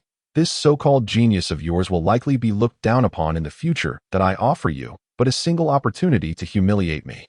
Seize it wisely. Should you refuse, we shall leave this matter as it stands. They are merely corpses. I am indifferent." "Very well." Yi Yuan sprang to his feet, his voice echoing. "I ask all fellow disciples to bear witness. If he bows to me thrice, I shall return the bodies of those wretched servants." The gathered disciples turned, their faces alight with amusement at the unfolding drama. "I implore the senior brother to bear witness." Gui Qing bowed respectfully to the young man in white. "Agreed," the young man replied with a smile, his interest piqued as he observed Gui Qing. He believed he had unraveled the entirety of the situation, only to realize, upon hearing the exchange between Gui Qing and Yi Yuan, that he had underestimated the complexity. It was not merely one spirit servant in rebellion, but 5 who conspired together. Furthermore, he had overlooked a critical detail. Gui Qing must have resolved the crimson elixir's effects within him, for it would have been impossible for him to escape otherwise. He was well aware of the methods employed by the MOG sect to control spirit servants, to overcome his inner fears and devise a plan for rebellion, while rallying the others, demonstrated remarkable cunning and intent. This Gui Qing, indeed, possesses great skill and insight. Although, in retrospect, Gui Qing had failed, the protective artifact was merely an unforeseen circumstance, a privilege unique to Yi Yuan. Had it been any other newly initiated disciple, Gui Qing would have undoubtedly succeeded. Gui Qing knelt before Yi Yuan with a resounding thud, earnestly bowing 3 times, his teeth clenched in determination. He understood the humiliation this entailed. In the future, he would likely be scorned. Yet, with Ji Xing and the others sacrificing their lives to ensure his escape, he could not bear the thought of neglecting their remains, feeling a lifetime of guilt would ensue. "Your voice was too faint. I did not hear you," Yi Yuan remarked, digging into his ear. The surrounding disciples erupted into expressions of schadenfreude. Gui Qing gritted his teeth and bowed again, this time with greater force. Still unheard. Yi Yuan regarded Gui Qing with a teasing gaze. Bang, bang, bang. 3 more resounding bows. "Have you not eaten? I cannot hear you." Yi Yuan replied coolly. As Gui Qing prepared to bow once more, the young man in white gently grasped Gui Qing, offering Yi Yuan a warm smile. "Yi Shitty, let us put an end to this matter. Do not be so ruthless. Since the Shixiang has spoken, we shall heed his words." It was only then that Yi Yuan retrieved the 4 corpses from his storage bag and strode away. "Indifferent to whether you referred to him as Chunzhe or Gui Qing, when you were my spirit servant, I trampled you underfoot, and in the future, you shall remain beneath my heel. In this lifetime, you are entirely within my grasp. Thank you, De Shixiang." Gui Qing rose and respectfully bowed to the young man in white. The young man in white gazed upon the 4 corpses on the ground, sighed, and took out a brand new storage bag to collect the bodies, handing it to Gui Qing. "Let us depart. I will first escort you to your cave dwelling." Gui Qing bowed once more, stating, "I have one more matter to discuss and seek De Shixiang's assistance. You wretched servant, do you believe I will not end your life? Resist again, and I shall chop you into pieces to feed the Shin tiger. Strike him, beat him to death." Within a cave dwelling, a slender young man wielded a whip, lashing it repeatedly upon the spirit servant writhing on the ground. After a while, he tossed the whip to other spirit servants to continue the punishment. The spirit servant emitted heart-wrenching cries, repeatedly calling out, "Chenze, Chenze, where are you?" This spirit servant was none other than Hu Zi. Suddenly, the barrier above the cave flickered, and the gentle voice of the young man in white resonated through the barrier within the dwelling. Zheng Ping Shitty, are you available? Zheng Ping promptly opened the barrier to greet him, and upon seeing the young man in white, he quickly clasped his fists in salute, a smile spreading across his face. Ah, Xiang, what brings you here? Please, come in, come in. The young man in white shook his head, stating, I shall not enter. There is a matter I wish to discuss with you, Zhang Shitty. Certainly, certainly, whatever task you assign. Xiang, I shall undertake without hesitation, even if it means traversing a mountain of blades or a sea of flames, Zhang Ping assured him, patting his chest. The young man in white pointed towards Gue Qing, saying, This is Gue Qing Shitty, a direct disciple recently accepted by our master. He has a request for your assistance. Zhang Ping smiled broadly, saying, To be accepted as a direct disciple by our master surely indicates exceptional talent. Shitty, feel free to speak. Whatever I can do, I shall certainly assist you. Gue Qing clasped his fist and said, I wish to request a person from Xixiang. Who might that be? Hu Zi? Zhang Ping's expression immediately darkened, and he cautiously inquired, May I ask what your relationship with him is? Shitty. Chapter 37. A long-awaited reunion. Gue Qing calmly replied, Merely a distant relative, out of respect for our past. I must take care of him. There is no need for Xixiang to worry. Simply hand him over to me. I understand the rules. 10 spirit stones. I shall ensure Xixiang does not incur any loss. Gue Qing brushed his waist storage bag and produced 10 spirit stones, offering them to Zheng Ping. But on the way here, the young man in white had already instructed him on how to use the storage bag. By imprinting his spiritual consciousness upon it, he could access its contents with his spiritual energy. Though it appeared to be a small bag, it held vast space within, capable of containing many items, including 50 spirit stones, coupled with the 5 spirit servants allotted to each disciple upon entering the sect. This amounted to a total of 100 spirit stones, which was the initial resource allocated to every disciple by Ouyingyi. As for acquiring more spirit stones afterward, one would need to earn them at the spirit treasure platform. Zheng Ping received the spirit stone, his face alight with joy as he strode into the courtyard, pulling Hu Zi out and keenly observing Gue Qing's reaction. The moment Hu Zi laid eyes on Gue Qing, he trembled with excitement, rushing forward to embrace him tightly. Shenzhe, you have finally come to find me. Gue Qing, upon seeing Hu Zi's battered state, suppressed the fury within and nodded calmly at Zheng Ping. Thank you, senior brother. Junior brother, you are too polite. Should you find time in the future, I shall be sure to host you well. Zheng Ping replied, relieved by Gue Qing's response. He did not wish to offend a direct disciple. Gue Qing, grasping Hu Zi's hand, nodded toward the young man in white, who immediately lifted the two into the air. They descended upon a hillside of a verdant mountain not far from Lingbao platform, where the young man in white opened a shimmering barrier to reveal a courtyard. Gue Qing, this mountain is named Xiang Mountain. And here is the cave abode I have arranged for you. What do you think? Are you satisfied? Thank you, senior brother. Just as Gue Qing was about to bow in gratitude, the young man in white gently supported his arm. There is no need for such formality among fellow disciples. Gue Qing's eyes brimmed with gratitude as he softly inquired, May I ask for your name, senior brother? I am Ian. I appreciate your thanks for today. There is no need to mention it among fellow disciples, Ian replied, waving his hand slightly. He then formed 2 hand seals and demonstrated for Gue Qing. I have already clarified matters regarding cultivators. This is the restriction of your cave abode. Make sure to remember it well. Master is mostly in seclusion, and I will be teaching you on his behalf. You may come to seek me for 2 hours each month. I reside at Qingyun Terrace. Feel free to ask any of our fellow disciples. They will know where to find me. You appear weary, so I shall not disturb your rest further. Safe travels, senior brother. Gue Qing respectfully escorted Yun out of the courtyard, standing at the entrance until Yun's figure vanished from sight before returning. Gue Qing extended his consciousness, imprinting it upon the barrier above the courtyard. From then on, he would be the master of this abode. Shenzhe, where have you been during this time? Why did you leave without a word? Hu Zi, seeing that no one else was present, could no longer contain his grievances and began to weep uncontrollably. Gue Qing gently patted Hu Zi's head, speaking softly. Be good, Hu Zi. I shall not abandon you again. Really? Hu Zi looked at Gue Qing with eager eyes, awaiting a definitive answer. Gue Qing smiled. Indeed, when have I ever deceived you? At this, Hu Zi wiped away his tears and broke into a smile. Suddenly, Gui Qing's expression turned gravely serious as he retrieved the bodies of Ji Xing and the others from his storage bag. Kneeling heavily upon the ground, his forehead striking the earth until it bled, "Your kindness is as profound as rebirth." Seeing Qinzhe bowing, Hu Zi also knelt down, his head striking the ground with loud thuds. A wooden platform was erected, and sparks ignited, transforming into a roaring blaze. Ultimately, the 4 corpses were reduced to ashes, placed into a jar which was then affixed with a label bearing their names and addresses. Gui Qing solemnly stored it away in his storage bag. "Qinzhe, have Ji Xing and Yin Gu truly passed away?" Hu Zi asked softly. "Yes." Gui Qing nodded slightly, his eyes filled with sorrow. "Shall we lay them to rest in the earth?"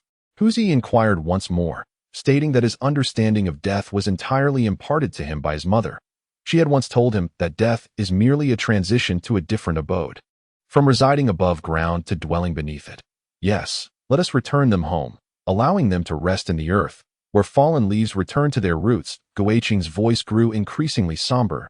He was aware that his 4 former companions would not wish to be interred in such a place, one that had brought them so much anguish. "And who are the other 2? Hu Zi continued to ask. "They are my saviors, as well as my friends. Your friends are also my friends. That to the 4 of you. Thank you for saving Qinzhe." Hu Zi shouted towards the heavens. Qinzhe sat on the steps outside the building, supporting his forehead with his hand. "Hu Zi, you should go upstairs first. I will come shortly to tend to your wounds." "Oh." Hu Zi nodded and turned to enter the building. Once Hu Zi ascended the stairs, Gui Qing could no longer contain the tears welling in his eyes, covering his face as he wept. They had all perished. Yet he alone had survived, alive, yet feeling as if he were living in torment. The visages of Ji Xing, Yin Gu, Li Heng, and Zhaoan were imprinted upon his soul. Closing his eyes brought their images forth, suffocating him. "Ji Xing, Yin Gu, Li Heng, Zhaoan, I shall avenge you. I swear I will slay Yi Yuan in your honor." Gui Qing lifted his hand to fiercely wipe away the tears from his eyes before turning to enter the building. "Ah, it hurts, it hurts, it hurts." In the room on the 2nd floor, Hu Zi lay bare-chested. Although Gui Qing had been exceedingly cautious while channeling his spiritual energy, the contact with the wounds still elicited agonized cries from Hu Zi. After the wounds scabbed over, Gui Qing retracted his energy with a sigh. Hu Zi bore fresh injuries atop old ones, with internal ailments festering within him, compounded by the repeated extraction of his spiritual energy. It was impossible to heal him solely through that means, and he could only recuperate gradually. Gui Qing's gaze turned increasingly frigid. His indifference in front of Jinping did not reflect his true feelings. Hu Zi's injuries would inevitably require an explanation in the future. "I shall ensure your vengeance is served," Gui Qing stated solemnly. Hu Zi shook his head, responding with a simple smile. "No need for that. My mother always said to let go of unpleasant matters and to remember those who treat you well." A stirring occurred within Gui Qing's heart. His mother had imparted the same lesson to him. By the way, why did your parents sell you here? I have never heard you mention it before." Hu Zi's expression dimmed as he spoke softly. "Little Hu fell ill, and selling me would allow them to afford his treatment. My parents disapproved, but I insisted on coming. I have always felt useless, a burden to my family. They borrowed a great deal of money to treat little Hu, and I wanted to contribute. Little Hu calls me brother. Naturally, a brother must protect his younger sibling, so I came here." Hu Zi's real name was Li Dahu, something Gui Qi was aware of, yet he had never heard Hu Zi mention a brother before. Nor had he ever heard him speak of these matters. Gui Qing reassured him. "Do not worry. I will take you back to see little Hu and your parents." "Really? That would be wonderful," Hu Zi exclaimed with excitement. Then asked, "Can I go outside to play? I haven't been out in such a long time." "Yes, but the outside world is dangerous. It's best not to venture out alone. In a few days, I will accompany you. Can I eat something? It has been quite some time since I last indulged in a delectable meal. In a few days, I shall take you for a barbecue." "Barbecue sounds splendid. I yearn for lamb, as it is my utmost favorite." "Very well." In a back-and-forth exchange, Hu Zi poured forth all the words he had been holding back these past few days, completely oblivious to the fact that Gui Qing's responses were growing increasingly faint. It was only when he received no reply at all that he turned to find Gui Qing had already drifted off to sleep by the edge of the bed. He was utterly exhausted. From the moment he arrived at the Moji sect until now, the tension within him had been taut, and now that it had finally relaxed, he could no longer resist the pull of slumber. In a daze, he seemed to glimpse his mother once more. Dreams are always wondrous, allowing him to encounter those he longs to see. How delightful it would be if it were not merely a dream. Huzai silently kept vigil by the bedside, pondering the name Guiqing, which left him feeling quite perplexed. Guiqing had explained that the name bore an ominous connotation, instilling fear in others. Yet, he could not fathom why one would wish to invoke fear. Nevertheless, he dismissed such thoughts. Regardless of how the name may change, he would always call him Shenzai, just as they had when they first met. Shenzai, sleep now. I shall watch over you, Huzai murmured. Chapter 38. Sudden slaughter. The luminous curtain above the courtyard suddenly quivered, and Guiqing slowly opened his eyes, stretching lazily before sauntering out of the courtyard. He had enjoyed a deep and restful sleep, and for the foreseeable future, he would not require another respite. Outside the luminous curtain stood a burly man with a robust physique, his face adorned with an abundance of flesh, unmistakably someone who was not easily approached. May I inquire as to your name, senior brother? Guiqing inquired. I am Wei Xiong, sent by the mountain master to collect the monthly dues, the robust man replied, his voice gruff and imbued with an air of authority that brooked no dissent. Having been introduced to the local customs by Yun, Guiqing was already somewhat familiar with the rules of this place. Within the dominion of the master, each mountain was presided over by a mountain master, to whom all cultivators were obligated to pay tribute, a monthly offering referred to as the monthly dues. The cultivators provided these dues, while the mountain master offered them protection, akin to a small faction. The master had never intervened in these matters, allowing them to unfold at their own pace. His only decree was a prohibition against internecine strife among disciples. Beyond that, anything was permissible. The mountain where Guiqing resided was named Xiang Mountain. Though Yun had not divulged the mountain master's cultivation level. What is the amount of the monthly dues? Guiqing asked. You are at the first level of qi refinement. The monthly contribution is 10 spirit stones. Wei Xiong replied, arms crossed, exuding an air of disdain. I know you. You only became the master's direct disciple by sheer luck. You were just accepted as a direct disciple, and you must have spirit stones. So hand them over quickly, lest I be compelled to take action. Rest assured, senior brother, I am not one to shirk my responsibilities. Guiqing appeared unfazed by Wei Xiong's brazen demeanor, retrieving 10 spirit stones from his storage pouch and extending them to Wei Xiong. Is that all? Wei Xiong frowned. Isn't it 10 per month? Guiqing asked. Puzzled, I am collecting the spirit stones for the mountain master. Do you expect me to make a fruitless trip? Wei Xiong expressed his dissatisfaction. Guiqing once again reached into his storage pouch, producing one more spirit stone and offering it to Wei Xiong. Senior brother has worked hard running back and forth. This is a token of my appreciation. I hope you will accept it. Are you treating me like a beggar? Wei Xiong scoffed. It's my first time encountering someone as unrefined as you. Were it not for the fact that you are a direct disciple, I would undoubtedly teach you a lesson. How much do you deem appropriate, senior brother? Guiqing inquired calmly. Wei Xiong extended his hand, fingers splayed wide. Guiqing once again produced 4 spirit stones and presented them before Wei Xiong. Consider yourself fortunate for recognizing the situation. Wei Xiong scoffed, pocketed the spirit stones, and turned to leave, remarking that the mountain lord was currently in seclusion. Should there be an abundance of spirit stones in the future, he ought to contribute a few more months' worth to spare him the trouble of making repeated trips. Guiqing watched as Wei Xiong vanished along the mountain path, his concealed hand in his sleeve clenched tightly. He possessed a mere 50 spirit stones. Even before commencing his cultivation, he had already relinquished 15. On the very first day of becoming a cultivator, he had witnessed the brutal reality of the strong preying upon the weak among practitioners. Wei Xiong, being more powerful, could demand favors without restraint, while he had no choice but to comply. The principle that strength commands respect is universally applicable, even if he is a direct disciple. He remains merely at the first level of qi refinement. Any random cultivator from Xiang Mountain would surpass him in prowess. The title of direct disciple, though pleasant to the ear, offered him no tangible assistance. In contrast, fellow direct disciple Yi Yuan possessed protective artifacts. While he had nothing, it seemed that his master had accepted him as a direct disciple solely due to that radiant shard, harboring no real expectations of him. Guiqing suddenly let out a self-deprecating smile, realizing that his state of mind was still insufficiently stable. Having successfully completed the most arduous leap from spirit servant to cultivator, the next step was simply to evolve from a weak practitioner into a formidable one through diligent cultivation. Just as he was about to enter the courtyard, a figure clad in azure unexpectedly landed outside the light barrier. Junior brother, please hold. Guiqing turned to see the familiar face of Zhou Yu, who had previously sought out Qin Shan.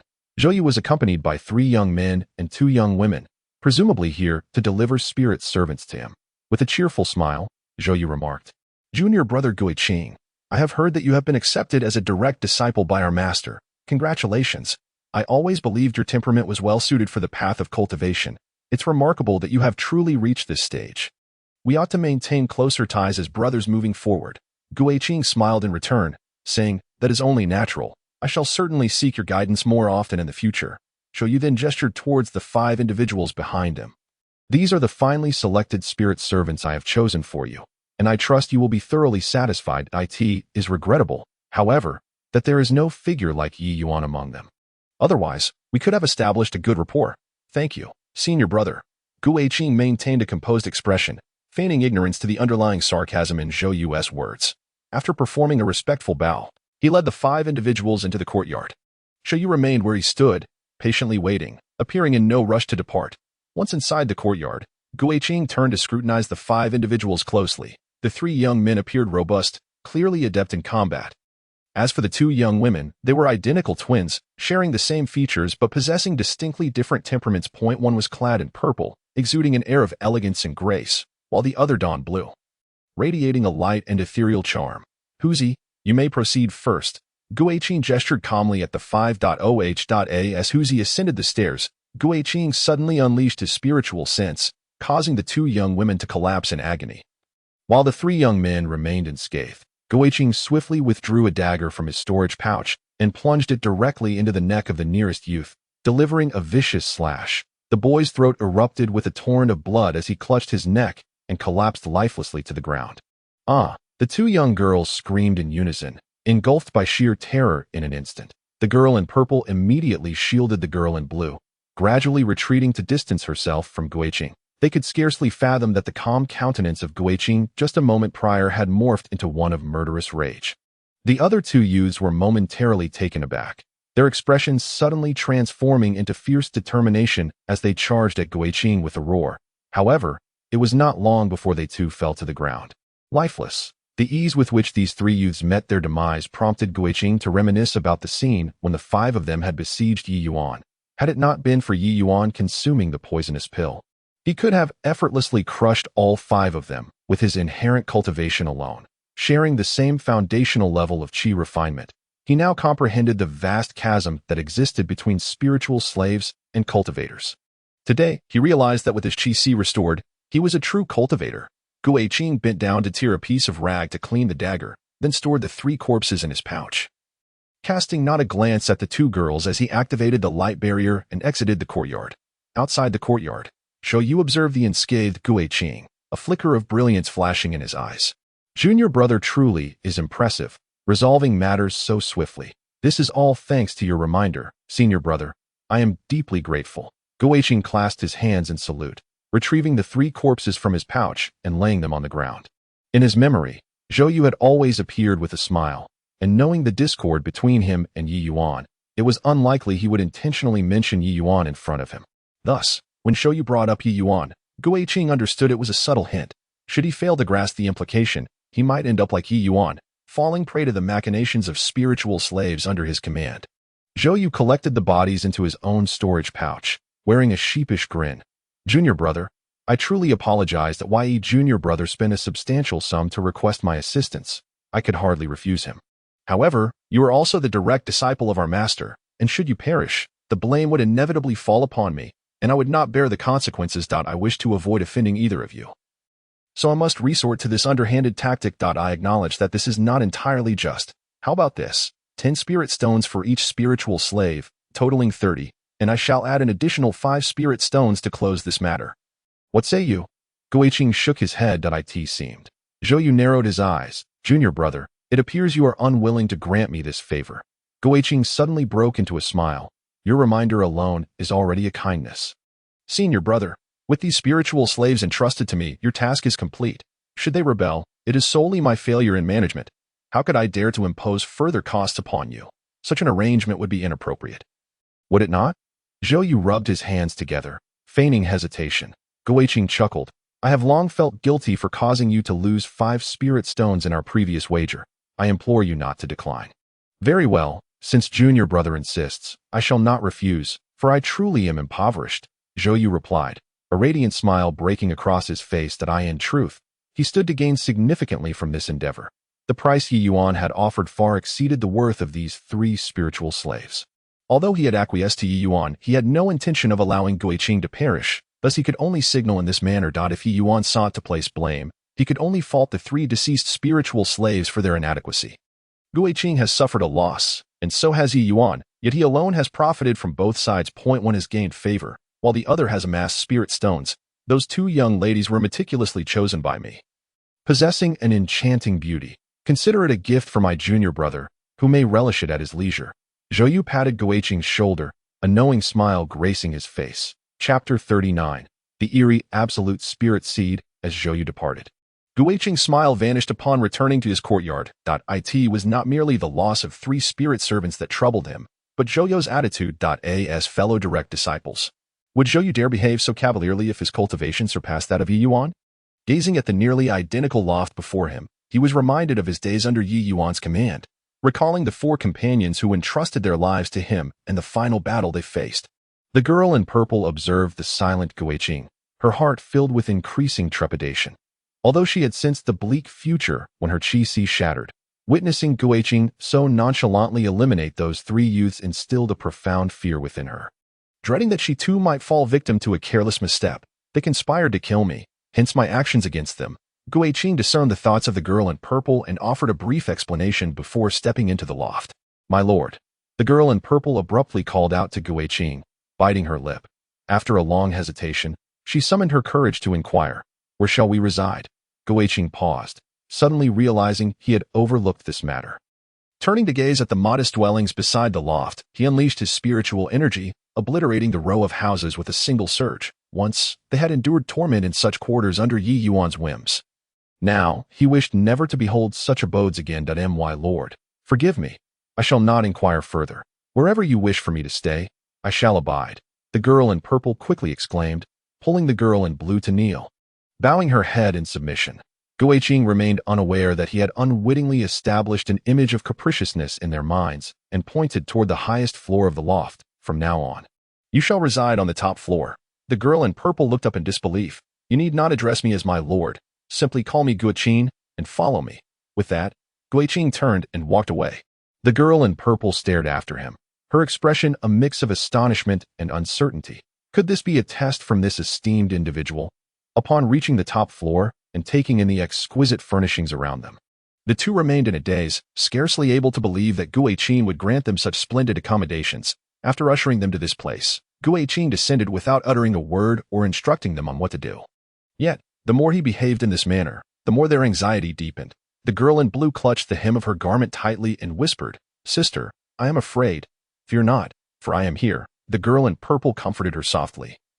Embracing her, suddenly, the sound of footsteps echoed from below, prompting the 2 to fall silent. As the footsteps drew nearer, their hearts raced to their throats. May I come up? The honest voice of Huzi called from downstairs. Upon realizing it was not Guiqing's voice, the sisters finally relaxed. You may, the girl in purple replied softly. Huzi ascended the staircase with a lively gait, navigating around the screen to stand before the 2 sisters. With a hearty smile, he greeted them. Hello, my name is Huzi. Chenze mentioned that you might find it inconvenient, so he arranged for you to stay on the top floor. I came to see if you need any assistance. We can manage on our own. You needn't trouble yourself. The girl in purple replied, shaking her head with urgency. She could naturally sense that this round-faced youth bore a rather shallow aura, likely indicating that he was also a spirit servant like them. Yet, she could not fathom why he seemed to share such a close bond with their master, allowing him the freedom to roam without a care. Very well then, Huzi responded, feeling a bit awkward as he scratched his head. I'll head back down. I live on the 2nd floor with Chenze, so just call for me if you need anything. By the way, what are your names? The girl in purple softly replied. I am Jiang Yunyan, and this is my younger sister, Jiang Yuming. Wow, your names are truly lovely, and you both are quite beautiful as well. Huzi praised earnestly before mumbling to himself. Chenze is cultivating, and he won't let me go out. I don't know what to do alone. Shall we play together? Whatever you say. Jiang Yunyan nodded. Do you know how to play with the shuttles? Huzi inquired. No, we do not. Jiang Yunyan shook her head. How about stone chess? We do not know that either. Huzi tilted his head in contemplation for a moment before his eyes brightened. The girls back home love playing with the shuttlecock. Surely you can do that too? Let us play shuttlecock. Jiang Yunyan continued to shake her head. Though she had verbally agreed to accompany Huzi, she was subtly declining. Being newcomers, they had yet to grasp the local customs and were wary of infringing upon Guiqing's taboos. Huzi's freedom did not imply theirs as well. I can play with the shuttlecock, Jiang Yuming, who had been silent until now, finally spoke up, her voice as soft and delicate as her demeanor. Jiang Yunyan quickly grasped Jiang Yuming's hand, shaking her head slightly while conveying a glance of caution. Just as she was about to politely refuse, Huzi dashed downstairs, and soon the sounds of rummaging could be heard from below. Jiang Yunyan frowned. She feared that such disturbance might anger Guiqing, and she had no desire to relive the torment of the blood-colored elixir's effects. Before long, Huzi returned, waving a shuttlecock in his hand. Look, I found one. This place is not suitable. Let us go to the courtyard to play. We need to tidy up our room. Let us play another day. Jiang Yunyan still gently declined. All right then, Huzi said.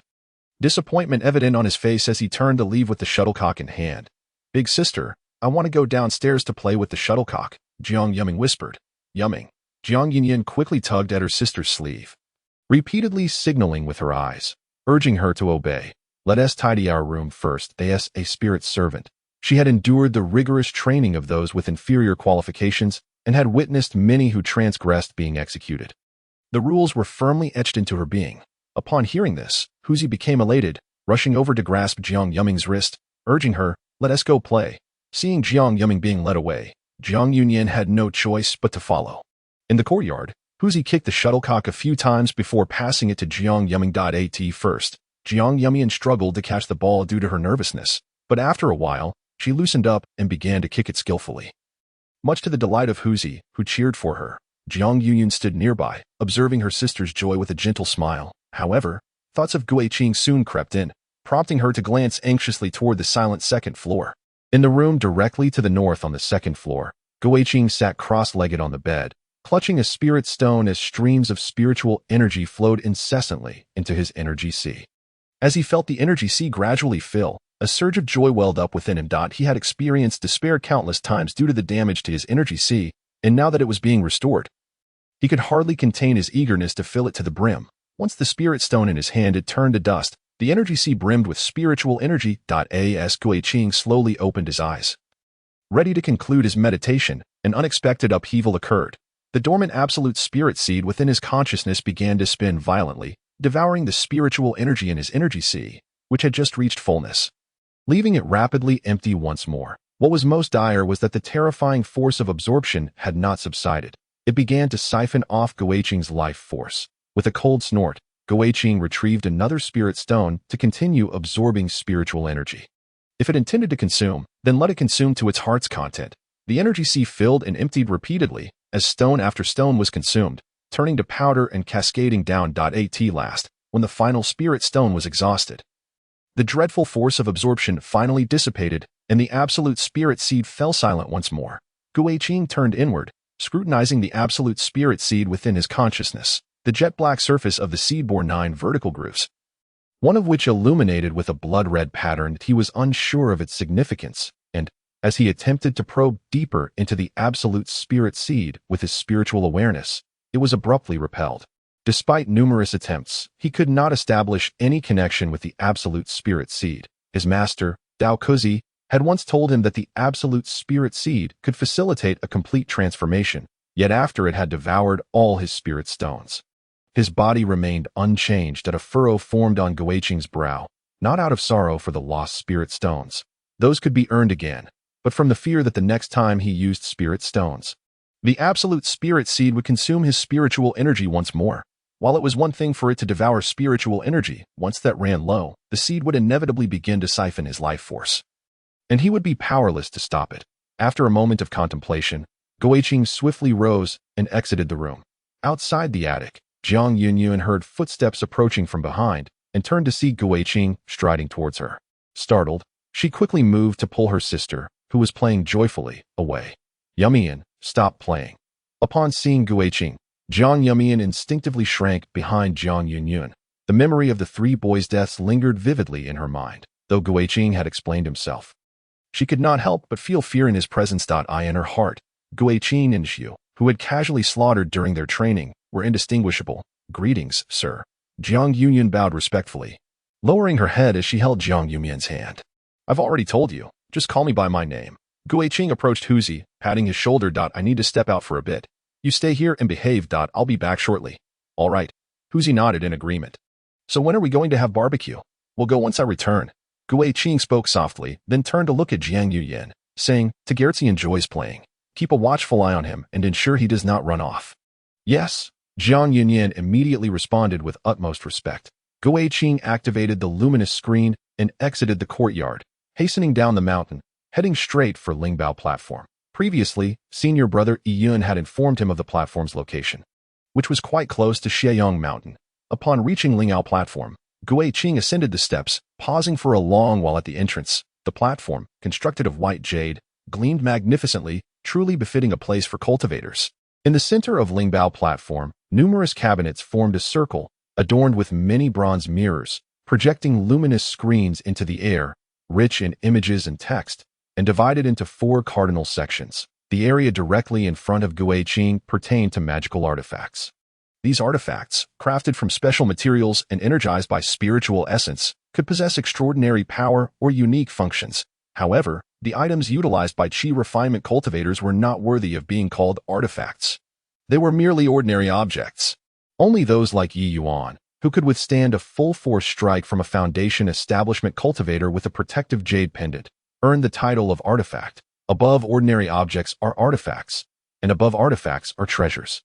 Classified into 3 grades, low, middle, and high. 50 pounds of silver amounts to 1 spiritual stone. 10 pounds of gold equate to 1 spiritual stone. 1 pound of silver essence is worth 5 spiritual stones. And 1 pound of gold essence is worth 15 spiritual stones. A low-grade flying sword made of ordinary material costs 50 spiritual stones, while a mid-grade flying sword costs 200 spiritual stones. After examining the area for a moment, Gui Qing turned to the western section, designated for the sale of demon beasts. Much like cultivators, demon beasts can absorb the essence of the sun and moon for their cultivation. And some powerful beasts even possess capabilities akin to those of humans. Xuanhu cub, 10 spiritual stones each. Xian snake egg, 15 spiritual stones each. Pureblood white deer cub, 15 spiritual stones each. Gui Qing soon departed. Noting that few cultivators raised demon beasts, although their potential was formidable once matured, they consumed too many resources. For Qi refinement cultivators, the resources required for their own cultivation were already scarce, making it impossible to divert attention to raising demon beasts. Most cultivators purchased demon beasts for purposes akin to those of Yi Yuan, merely to obtain a particular treasure from the beasts. The third area was dedicated to magical prohibitions and other such matters. Higher-level cultivators could imprint their spells and abilities on a spiritual jade, which could be activated with a mere infusion of spiritual energy. Should one engage in combat or conflict with a piece of such spiritual jade, they could unleash astonishing spells in an instant. However, the prices for these imprinted magical jades were exorbitant. Even the most basic spells cost no less than 200 spiritual stones, and they became ineffective after a single use, leading to few cultivators being willing to purchase such impractical items. As for cultivation techniques, the energy absorption formulas for Qi refinement cultivators were universal, and without having opened their acupoints, they could not practice any techniques. Considerations for techniques only arose upon reaching the foundation establishment stage. The cultivation diagram imparted by Qin Shan was a unique technique. Due to the body's inability to withstand it, the energy C was thus damaged, leading to the complete destruction of one's foundation. This was merely a method employed by the demon extreme sect to rapidly cultivate spiritual thralls, as normal Qi refinement cultivators would never engage with cultivation techniques. After exploring the 3 sections, Gui Qing arrived at the final area to the south, his destination for this visit. The elixir zone. 3 spirit stones for 1 piece of gathering spirit pill, and 10 sets of medicinal herbs for 2 spirit stones. 7 spirit stones for 1 piece of revitalizing pill, and 10 sets of medicinal herbs for 5 spirit stones. 10 spirit stones for 1 piece of acupoint opening pill, and 10 sets of medicinal herbs for 7 spirit stones. Gui Qing gazed at the lines of text on the luminous screen, finally comprehending the worth of the pills he had concocted. Upon seeing the price of the alchemical furnace, he grasped the magnitude of the cultivation resources Yi Yuan had initially possessed. Similar to the pills, alchemical furnaces were also categorized by rank. Even the most ordinary first-grade alchemical furnace demanded 70 spirit stones. Yi Yuan had initially purchased an alchemical furnace for pill creation and bought tiger cubs to refine silver essence herbs. His initial cultivation resources undoubtedly exceeded 100 spirit stones. Truly, a genius received exceptional treatment. Gu Weiqing approached the wooden cabinet and bowed respectfully to the cultivator behind it. "Senior brother, do you have any alchemical tasks available?" "What do you mean?" The cultivator appeared perplexed. "I didn't quite catch that." Gu Weiqing clarified. "It means you provide the herbs, and I will prepare the pills for you in return for spirit stones. Are you implying you wish to earn money through pill refining?" The cultivator finally understood. Looking at Gu Weiqing with curiosity, the Lingbao platform sells materials and receives finished products. We don't concern ourselves with the intermediate steps. If you are capable of refining pills, why not simply buy the herbs? Refine them and sell them to me directly? Gu Weiqing replied calmly. "I do not possess spirit stones. Without spirit stones, what business do you have here? Be gone." The cultivator's demeanor shifted dramatically, impatience flaring as he waved his hand dismissively. His voice grew louder, drawing the attention of those nearby. "Is this really happening?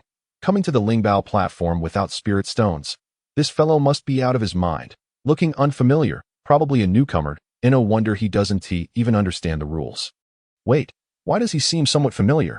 I think I recognize him too. I remember now. He is the direct disciple that Master received yesterday. Unable to produce even a single spirit stone, and yet he is a direct disciple.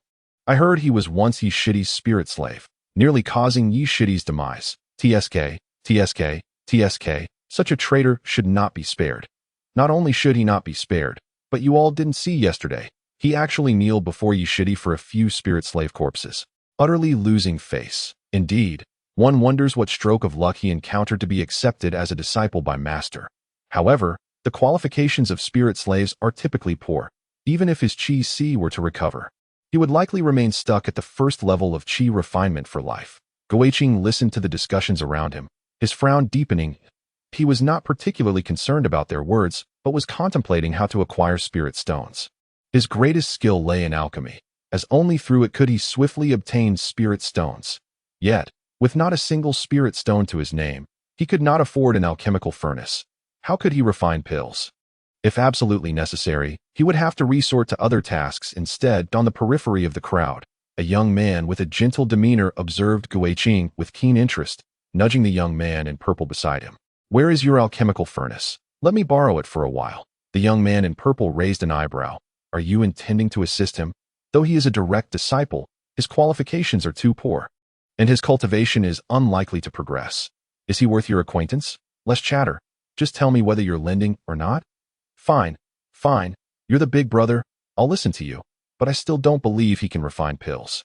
How about a bet?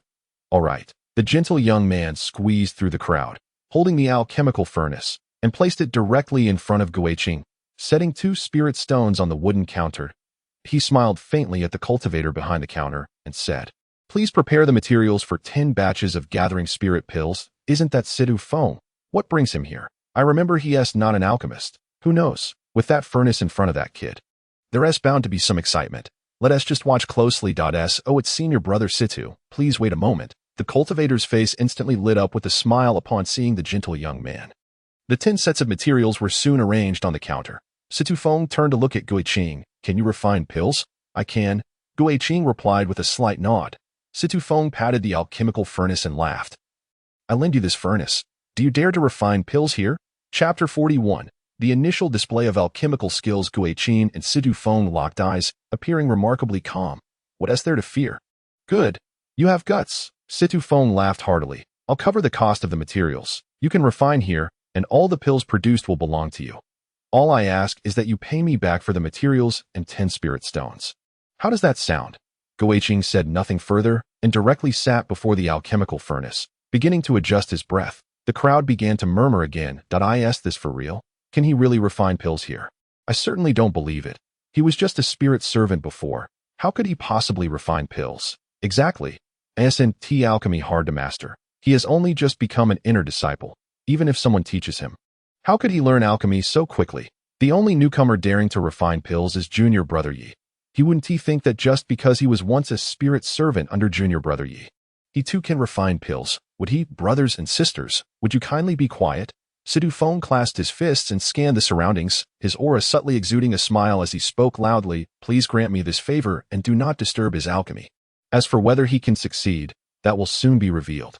Upon sensing Situ Feng's cultivation at the 5th level of qi refinement, the crowd immediately quieted down, showing respect for him, given that his cultivation surpassed that of most present. Once Guiqing had adjusted to his optimal state, he suddenly opened his eyes, grasped the materials, and tossed them into the alchemical furnace, igniting fierce flames instantly. Moments later, Guiqing lifted the lid of the furnace, his hand swiftly capturing a gathering spirit pill. Turning to the cultivator behind the wooden counter, "Could I borrow a few porcelain vials?" The cultivator was taken aback, but quickly retrieved several porcelain vials, enveloping them in spiritual energy as they delicately floated before Guiqing. Of course, these are a gift for junior brother. With just a single pill, the cultivator's attitude underwent a complete transformation. After all, they were merely ordinary porcelain vials, worth just a spirit stone or two at most. As a cultivator stationed in the alchemy area for years, he might not know how to refine pills, but he had developed a discerning eye from daily inspections. Based on Guiqing's recent alchemical techniques and the quality of the gathering spirit pill, he could confidently conclude that Guiqing was no novice to the art of alchemy. After witnessing Guiqing's alchemical prowess firsthand, he naturally could not let such an opportunity for goodwill slip by, especially given his previous less than favorable demeanor. Guiqing carefully placed the elixirs into porcelain vials, sealing them with spiritual energy to prevent any loss of efficacy.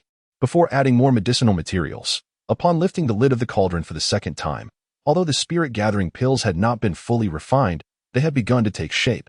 The onlookers held their breath, intently focused on the scene, while nearby cultivators, noticing the crowd, eagerly pushed forward to join the spectacle. For any cultivator, the allure of elixirs is undeniable. The number of alchemists is scarce, and truly skilled ones even rarer. Thus, the chance to observe the alchemical process up close was not to be missed. As more ingredients were added, astonishment spread among the crowd. While it was true that Guiqing did not succeed in producing elixirs every time, he consistently came remarkably close. His adept techniques clearly indicated that he was already a competent alchemist. After 10 sets of materials vanished, the spectators gaped in awe at the 3 porcelain vials containing the elixirs before Guiqing. Rendered speechless by the spectacle, yield 3 spirit-gathering pills from 10 sets of materials boasted an extraordinary success rate, one that even seasoned alchemists might struggle to achieve. For a novice like Guiqing, it was nothing short of astonishing. Situ Feng nodded appreciatively, remarking with a smile, 3 spirit-gathering pills for 9 spirit stones. Not even enough to cover the cost of the alchemical furnace. I suspect my junior brother's appetite is far greater than that. Please, feel free to continue your work, Guiqing inquired. Will you cover the cost of the materials regardless of how many I produce, senior brother? Of course, I stand by my word, Situ Feng replied with a grin. Senior brother, please procure 100 sets of revitalizing pills materials, Guiqing directed towards the cultivator behind the wooden cabinet. Are you serious? The cultivator stammered, incredulous. Junior brother Guiqing, the revitalizing pill is no trifling matter like the spirit-gathering pill, and the mental exertion required for alchemy is immense. Are you certain you can manage such a quantity? Before Guiqing could respond, Situ Feng pulled out 50 spirit stones from his storage pouch and placed them on the counter. Gather the materials for him. The crowd fell into a stunned silence, wide-eyed and speechless, unsure of how to react. One was bold enough to speak, while the other had the audacity to believe. The cultivator, still dazed, collected the spirit stones and retrieved the materials, placing them on the counter. Guiqing meticulously arranged all the materials on the ground, casting a grateful glance at Situ Feng before closing his eyes for a moment of meditation at the alchemical furnace. The young man in purple observed Guiqing with keen interest. The skepticism in his eyes had completely dissipated. As the saying goes, while outsiders watch for entertainment, insiders seek the essence. Being an alchemist himself, he could discern from Guiqing's order of material placement and refining techniques that this junior brother's alchemical skills were undoubtedly impressive. The Lingao platform, usually bustling with noise, fell into an unusual hush as more and more people gathered around, holding their breath in anticipation while watching Guiqing at the furnace. The process continued for 3 days and nights. When the flames finally extinguished, the crowd could no longer contain their astonishment. From 100 sets of materials, 25 revitalizing pills had been produced. Remarkable. While a yield of 1 from 10 could be considered a modest gain, producing 2 was an entirely different matter. Junior brother Guiqing had struck gold this time. It is often said that alchemists do not lack spirit stones. Today, I have witnessed this truth firsthand. These rejuvenation pills, when exchanged for spirit stones, will suffice for quite a while, and no wonder Master has taken you as a personal disciple. Indeed, you possess extraordinary talents, truly remarkable. Tell me, is it possible that Brother Ye's previous elixirs were all concocted by him? Does it even need to be said? Of course, it is so. Have you not noticed that Brother Yi has frequented the alchemy area lately? I thought as much. How could all the good fortune befall a single individual? Having a perfected golden fire spiritual root is one thing, but to possess such exceptional talent in alchemy as well, it's almost unbearable. If it truly isn't his handiwork, he certainly knows how to put on a front. Outside the crowd, Yi Yuan had just entered the alchemy area, intending to purchase some elixirs, but upon overhearing these remarks, his face flushed crimson as he hastily departed. Being belittled by the crowd was of little consequence. What truly gnawed at him was the realization that Ghost Qing's current prowess in alchemy was solely the result of his own investment in spirit stones to acquire materials for Ghost Qing. Yet the outcome was the emergence of an alchemist who did not rightfully belong to him. Concurrently, a young man with a seething expression observed the scene. It was Xin Feng, who had previously clashed with Ghost Qing. Xin Feng's gaze fixated on Ghost Qing amidst the throng, ultimately landing on Situ Feng, followed by a cold smirk. What a peculiar coincidence at the slanting sun mountain. Unbeknownst to Ghost Qing, he remained blissfully ignorant of the underlying tension. All he knew was that after this round of alchemy, he was no longer in such dire straits as before. After deducting the costs of materials and using the alchemy furnace, he netted a profit of 122 spirit stones. Enough to last him for quite some time. Situ Feng clapped his hands in laughter, exclaiming, "Remarkable. I never expected Brother Ghost Qing's alchemical skills to be so exceptional. After today, I am certain the naysayers will dwindle significantly. Congratulations. Without your assistance, brother, even with my alchemical prowess, I would be powerless," Ghost Qing replied. "This humble gift is but a token of respect. I hope you will graciously accept it." He pushed 20 spirit stones forward. Cupping his hands in salute, Situ Feng returned the stones with a hearty laugh, saying, "There is no need for such formality. Brother, as you are just beginning your cultivation journey, you will find numerous uses for spirit stones. Keep these for yourself. To be overly polite would seem rather distant. Then I shall express my gratitude, brother," Ghost Qing said again, cupping his hands in appreciation as he pushed all the spirit stones on the counter forward, along with a first-grade alchemy furnace, trading the rest for rejuvenation pill materials. "Very well, brother, please wait a moment," the cultivator behind the counter beamed. Seemingly having forgotten his earlier reproach towards Ghost Qing. As Ghost Qing collected the alchemy furnace and materials, he slowly turned around, and the crowd promptly parted, their gazes towards him entirely transformed. Any cultivator would require elixirs. No one would dare to offend such an outstanding alchemist. Upon exiting the spirit treasure platform, Situ Feng smiled and extended his hand towards the young man in purple beside him. "I have one. Hand it over." Chapter 42. Situ Feng's kindness. The young man in purple hung his head, retrieving a jade slip and gently stroking it, his eyes filled with reluctance. Watching Situ Feng pull the slip away, he winced in pain. "This detailed alchemical guide cost me 200 spirit stones, and I haven't even finished reading it." Sighing, he lamented, "Had I known, I wouldn't have gambled." Situ Feng promptly handed the jade slip to Ghost Qing, who immediately shook his head. "This item is far too valuable. I must insist, brother, that you keep it." A detailed explanation of alchemy worth 200 spirit stones undoubtedly speaks volumes of its significance. The item is indeed precious, yet he would not readily accept such a valuable gift without first discerning the reasons behind Situ Feng's generous assistance. "But why do I extend my help to you?" inquired Situ Feng. Gui Qing nodded in response. Situ Feng continued with a smile, "To be candid, I also reside on Sheyong Mountain. Recently, there has been much discourse about you among the others, and my perspective diverges from theirs. Become the personal disciple of our esteemed master. You must possess exceptional qualities. Your determination and restraint, especially evident when you nearly vanquished Yi Yuan, earn my admiration. As fellow cultivators of Sheyong Mountain, let us foster a closer camaraderie. Accept this as a token of our first meeting. Thank you, senior brother. I shall forever remember your kindness today and will certainly repay it in the future." Gui Qing replied, no longer declining. As he accepted the jade slip with a respectful gesture, he understood that from the moment Situ Feng aided him in procuring medicinal materials, a debt of gratitude had been established. Rather than evading it, It would be more gracious to accept it openly, allowing Situ Feng to feel at ease and no need for formality. Situ Feng said with a wave of his hand. Thank you for lending me your alchemical furnace. Senior brother, I feel quite guilty for causing you to lose the wager, Gui Qing remarked, directing a respectful bow towards the young man in purple attire. The detailed explanation of alchemy, worth 200 spirit stones, certainly tugged at his heartstrings. The young man in purple chuckled as he clasped Gui Qing's shoulder, shifting the conversation. However, gaining a friend like you is certainly a worthwhile exchange. My name is Xin Xing, and I am also an alchemist. We can engage in further discussions about alchemy in the future. It's merely an explanation of alchemy. Do not take it to heart. As alchemists, we are not lacking in spirit stones. We can easily recoup our losses by refining a few more batches of elixirs. Situ Feng added gently. Indeed, we are all brothers in the same sect. There is no need to quibble over such matters. We should strive to strengthen our bonds moving forward. I shall certainly pay a visit in the future to seek guidance from both senior brothers. Gui Qing responded with a warm smile. After departing from Lingout Terrace, Xin Xing waved cheerfully to the two and took his leave, heading off in a different direction, suggesting he did not reside on Xieyang Mountain. On the way back to Xieyang Mountain, Situ Feng engaged in lively banter, while Gui Qing, not one for excessive chatter, found himself enjoying the conversation, gaining deeper insight into each other. Situ Feng escorted Gui Qing to the entrance of the courtyard, giving his shoulder a friendly pat. Junior brother, do take care and rest well. There's no need to see me off at my cave residences above, enclosed by the beast pen.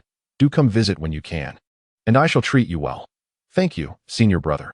Safe travels, Gui Qing replied, watching as Situ Feng walked away before entering the courtyard through the shimmering barrier. Huz and Jiang Yumian were sprawled on the ground, energetically playing with stone beads. Upon seeing Gui Qing, they waved eagerly.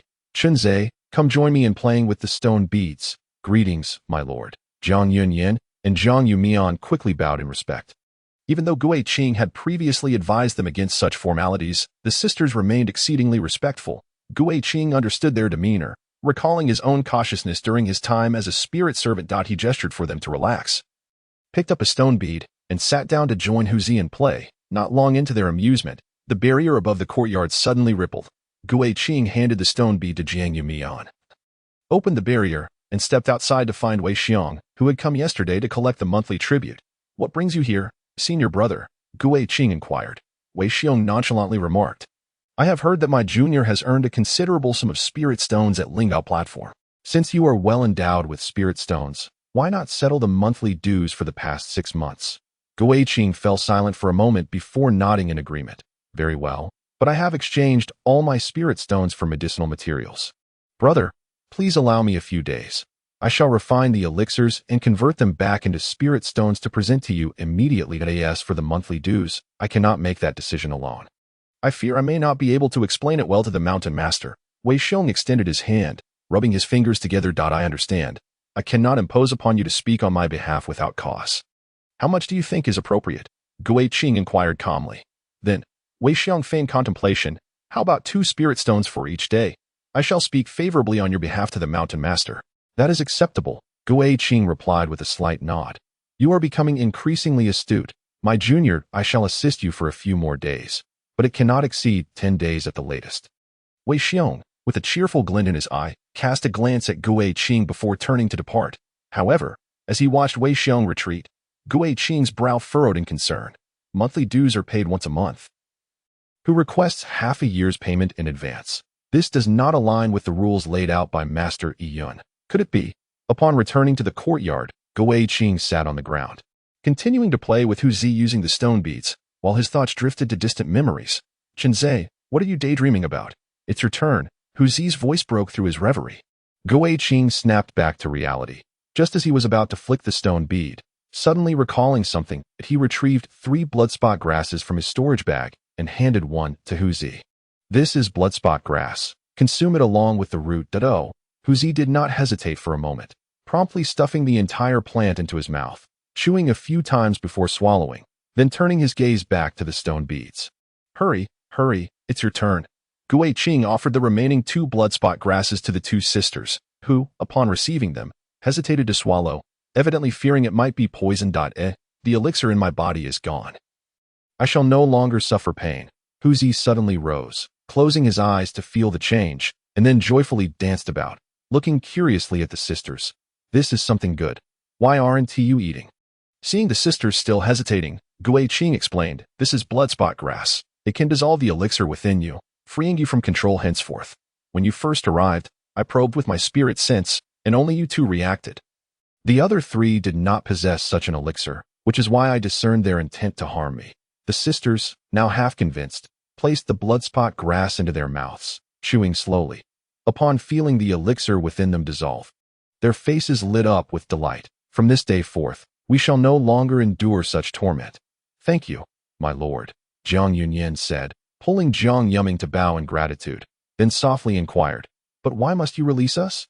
Gui Qing replied calmly, I do not wish to control you. Thus, I must set you free. Jiang Yunyan gently acknowledged this, lowering her head to pinch her garment, seemingly deep in thought that Huz, having flicked the stone bead into the hole, excitedly waved his hand. This is fun. Shenzhe, when shall we go for a barbecue? Don't forget, you promised me. Gui Qing reassured him, wait a little longer. I have been quite busy these past few days. Once I have refined enough elixirs, I shall accompany you. Then I shall wait a bit longer, but you must not deceive me. Huzi murmured, I am not deceiving you. Gui Qing smiled reassuringly, and then turned to enter the loft, saying, I still have alchemy to attend to. Let them keep you company. Jiang Yunyan lifted her gaze to Gui Qing's retreating figure, her expression suddenly becoming complex. Since arriving at the magic extreme sect, she had abandoned all hope for the future, and the kindness Gui Qing had shown her and her companions in recent days felt like a dream. Could it be true? Inside the room, Gui Qing sat cross-legged, restoring his spiritual energy and mental focus. After regaining his composure, he retrieved the alchemy furnace he had purchased and placed it on the ground. He raised his hand to touch the furnace, feeling its substantial weight and the coolness beneath his fingers. A satisfied smile gracing his face. This was his first alchemy furnace, and for a considerable time ahead, he would use it to refine enough spiritual stones for his cultivation. Gui Qing then took out the detailed alchemy guide, and, after careful contemplation, his eyes sparkled with brilliance. Truly, it was a valuable resource worth 200 spiritual stones. Many of the questions he had regarding alchemy were now effortlessly resolved, in the days that followed. The flames in his room scarcely extinguished. He needed to continuously refine elixirs to fully comprehend the guide, and with each successive attempt, his success rate for concocting the revitalizing elixir would only improve. Once he accrued enough spiritual stones, he could focus entirely on his cultivation. Chapter 43. Situ Feng's test 10 days later, at the Lingbao platform. The cultivator receiving Gui Qing beamed at the dozens of porcelain vials before him. Gui Qing, it appears your alchemical skills have advanced once more. Congratulations. Surrounding individuals cast envious glances, for Gui Qing had been frequenting the Lingbao platform lately, consistently producing dozens of elixirs, which he exchanged entirely for medicinal materials to continue his alchemical pursuits. Such a rapid accumulation of spiritual stones would make anyone envious. After securing his spiritual stones, Gui Qing smiled and nodded to those around him before departing. Though he had yet to fully grasp the alchemy guide, it had nonetheless elevated his skills, allowing his success rate for crafting the revitalizing elixir to stabilize at approximately 30% on average. For every 10 sets of materials, he could earn 16 spiritual stones. And now his storage bag contained over 300 spiritual stones that in the days to come, he need not continue refining elixirs and could dedicate himself to serious cultivation. Even if the spirit-absorbing seed devoured spiritual energy again, this substantial amount of spiritual stones should suffice. Upon returning to Xiang Mountain, Gui Qing did not head to his courtyard, but instead ascended the mountain path. Eventually arriving at the summit, he respectfully clasped his fists in salute toward the grand tower atop the mountain. Gui Qing of Xiang Mountain requests an audience with the mountain lord. There was no response. Gui Qing pondered quietly, wondering if the mountain lord was still in seclusion.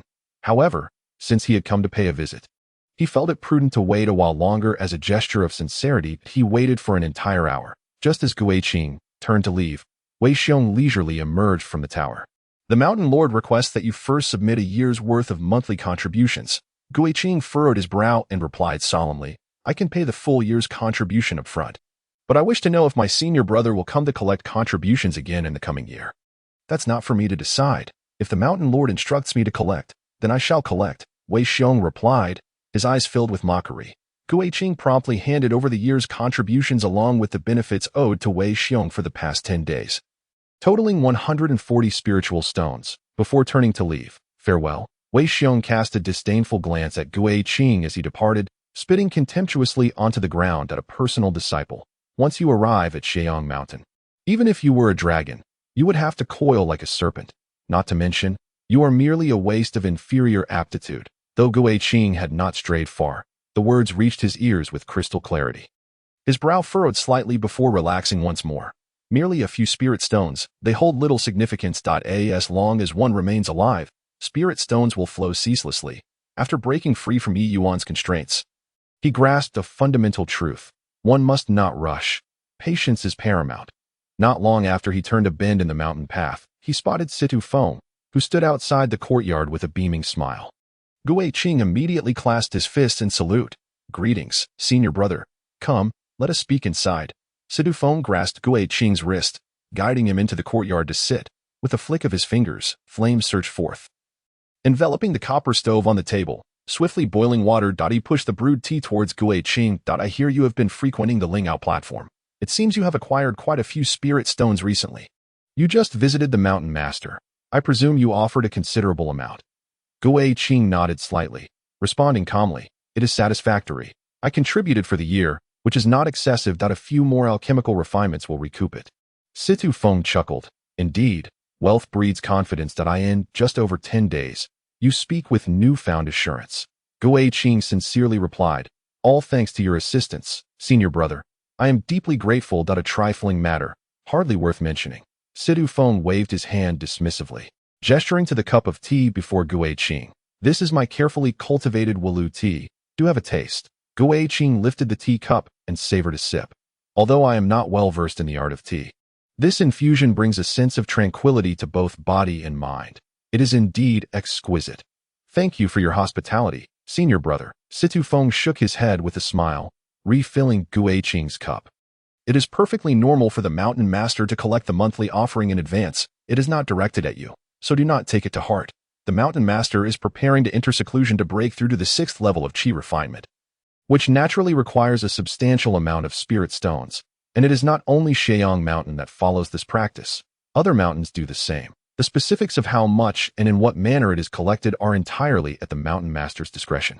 I have witnessed many cultivators suddenly perish, yet their monthly offerings were settled years in advance. Having lingered here for a considerable time, I have grown accustomed to such occurrences. Senior brother, there is no need to worry about my state of mind. I understand the rules. Whatever the Mountain Master requests, I shall comply. Guiqing's expression remained impassive, betraying no emotion. Situ Feng suddenly sighed. The path of cultivation is fraught with difficulty. The higher one ascends, the greater the demand for spirit stones. Beyond adequate talent, one must employ cunning and tenacity to contend for them. Though one must adhere to the rules, it is advantageous for a novice cultivator to possess as many spirit stones as possible. Should the Mountain Master demand excessively in the future, come to me. I shall speak to the Mountain Master on your behalf. He will still grant me a measure of favor. Thank you, senior brother. Guiqing hesitated momentarily before choosing to inquire. I just heard you mention unexpected deaths. Did not our master prohibit internece and conflict among disciples? How could this happen? Those are merely the visible rules.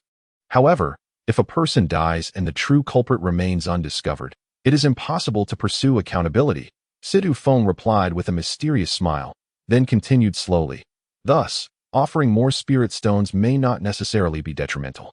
Even if someone were to pay for your demise, the Mountain Master would have to weigh whether your contribution exceeds that of your would-be assassin. With your alchemical prowess, as long as you present the spirit stones in due course. While I cannot vouch for other places, I can assure you that here in the Sheong Mountain, the Mountain Lord shall safeguard you thoroughly. So, how does one go about eliminating an individual without leaving a trace? Guiqing inquired. Yet, has someone provoked you? Guiqing shitty. Situ Feng retorted. Guiqing shook his head, merely expressing curiosity. Situ Feng lowered his voice, stating, these matters are understood among us, and it is not convenient to discuss. However, if someone has indeed wronged you, feel free to inform me directly. You provide the spirit stones, and I shall find someone to resolve it for you. I remain secluded and have no enemies. Guiqing offered a subtle smile, betraying no indication of his intentions. Situ Feng chuckled. That would be best indeed. Let us enjoy some tea. Might I inquire if you know where to procure seasonings? Guiqing suddenly asked. Seasonings? Situ Feng paused, momentarily taken aback, doubting his own hearing, having arrived at the Moji sect in his youth. He had spent more time as a cultivator than as a mortal, and had all but forgotten such trivialities unless prompted by Guiqing. Cultivators have no need for sustenance, often engrossed in their cultivation, with few indulging in such earthly desires. Seasonings, let me think. Situ Feng pondered for a moment before offering a tentative reply. 5 miles east of Lingbeatai, there is a private market where such items should be available. If you are interested, Shitty, you may take a look. The wares at the private market are diverse. Although many treasures can be found, one must possess discernment, as once a transaction is made, there is no turning back. Thank you, Shi Xiao. Guiqing rose, clasping his fists in respect. I apologize for the intrusion today. I shall visit again another day. Farewell. Situ Feng escorted Guiqing to the courtyard's edge, watching him depart before returning inside, gazing at the serene interior of the building. Shen Xing slowly emerged from within, cheerfully taking the seat previously occupied by Guiqing, pouring himself a clean cup of tea. His demeanor remained guarded, revealing no inclination to join the discussion, indicating that your calculations may fall short. Trust me, he will join us, Situ Feng replied, his smile radiant as a spring breeze. Oh, Shen Xing raised an eyebrow, intrigued by such confidence. Of course, Situ Feng nodded slightly. For he had no alternative. Is this the reason you chose not to inform him of that matter? Shen Xing inquired with a smile. Situ Feng merely smiled in response, lifting his teacup to savor its contents. Chapter 44, Private Market, Seasonings. On the following morning, Huzi stepped eagerly out of the courtyard. While the sisters hesitated at the threshold, reluctant to cross the threshold, naturally, they yearned to venture outside, yet they were apprehensive of interacting with the outside world, especially those cultivators who instilled profound fear within them. However, upon catching sight of Huzi frolicking outside, they could no longer restrain themselves and followed in Guiqing's wake. After traversing the pasture at the mountain's base, Huzi gazed at the herds of cattle and sheep and asked, Chenze, aren't we meant to have a barbecue? Where are we headed? You shall soon find out, Guiqing replied with a mysterious smile. 5 miles east of Lingbeatai, there lay an expansive area paved with blue stone bricks, bustling with activity and teeming with people. This was the private market, its liveliness rivaling that of Lingbeatai, perhaps even surpassing it, for transactions here were far simpler. If one desired something, they simply bought it. And once the deal was sealed, there was no room for regret. As Situ Feng aptly remarked, the offerings here are rather eclectic. Anything related to cultivators can essentially be found for sale. Many cultivators simply sit cross-legged, placing their wares in front of them, effectively setting up a stall. Huzi was captivated, his eyes darting from one spectacle to another, whether it be the young cubs of demonic beasts or their adult counterparts, those deftly manipulating flying swords to attract attention, or the myriad of herbs in varied forms that piqued his curiosity. Jiang Yunyin and Jiang Yumi were similarly enchanted, although this place lacked opulence. It brimmed with items they had never encountered before. This vibrant scene was exclusive to cultivators. Without Guiqing, they might have never laid eyes on such a spectacle in their lifetimes. Contemplating this, Jiang Yunyin couldn't help but gaze at the quiet figure ahead of her. Chenze, look, this is ginseng. I've heard of it before, exclaimed Huzi, suddenly pulling Chenze to a stall, excitedly pointing at a heap of ginseng. However, as he spoke, his expression dimmed, and his voice grew increasingly faint. The doctor who treated Xiao who had mentioned that acquiring a ginseng could cure his illness. Alas, his parents lacked the funds to afford it.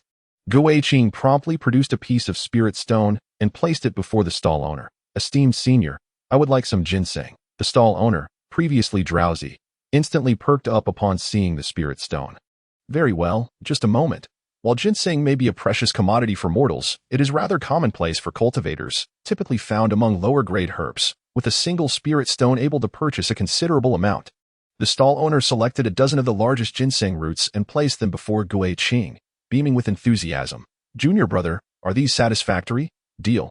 Guiqing pushed the spirit stone towards the stall owner, stowed the ginseng into her storage bag, and turned to Huzi with a gentle smile. I will keep this safe for you to take back to Xiaohu. Huzi's despondency gradually lifted, as he envisioned the scene of returning home with the ginseng, a simple smile spreading across his face. After collecting the spirit stone, the stall owner looked at Guiqing with a beaming smile. I have many other fine herbs here. Do take a look. This wisteria is of exceptional quality, emitting a unique fragrance. Alongside this batch of herbs, it would only be 2 spirit stones. Guiqing picked up the wisteria and pinched it lightly. Smiling without a word, the stall owner, realizing her familiarity with herbs, awkwardly scratched his nose. Guiqing set the wisteria back down and departed with Hu Zi and the others. Indeed, the herbs here were quite affordable.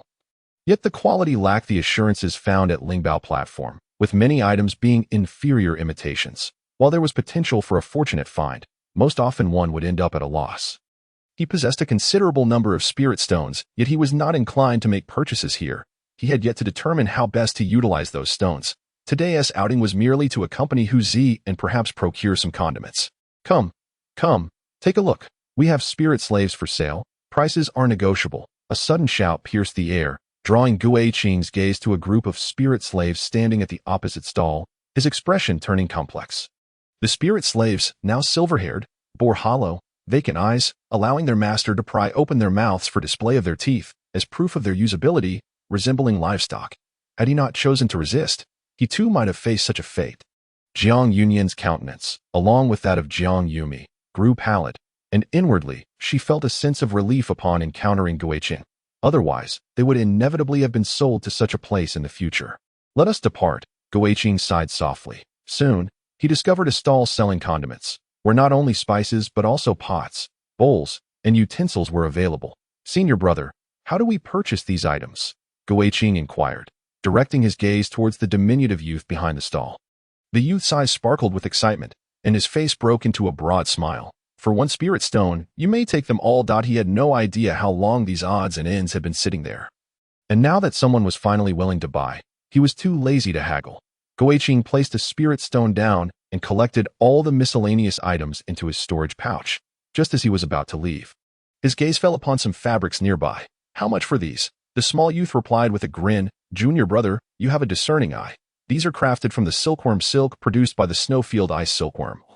One of the materials used for making storage bags. Not only are they sturdy, but they also possess an aesthetic charm. As for the price, it is quite reasonable.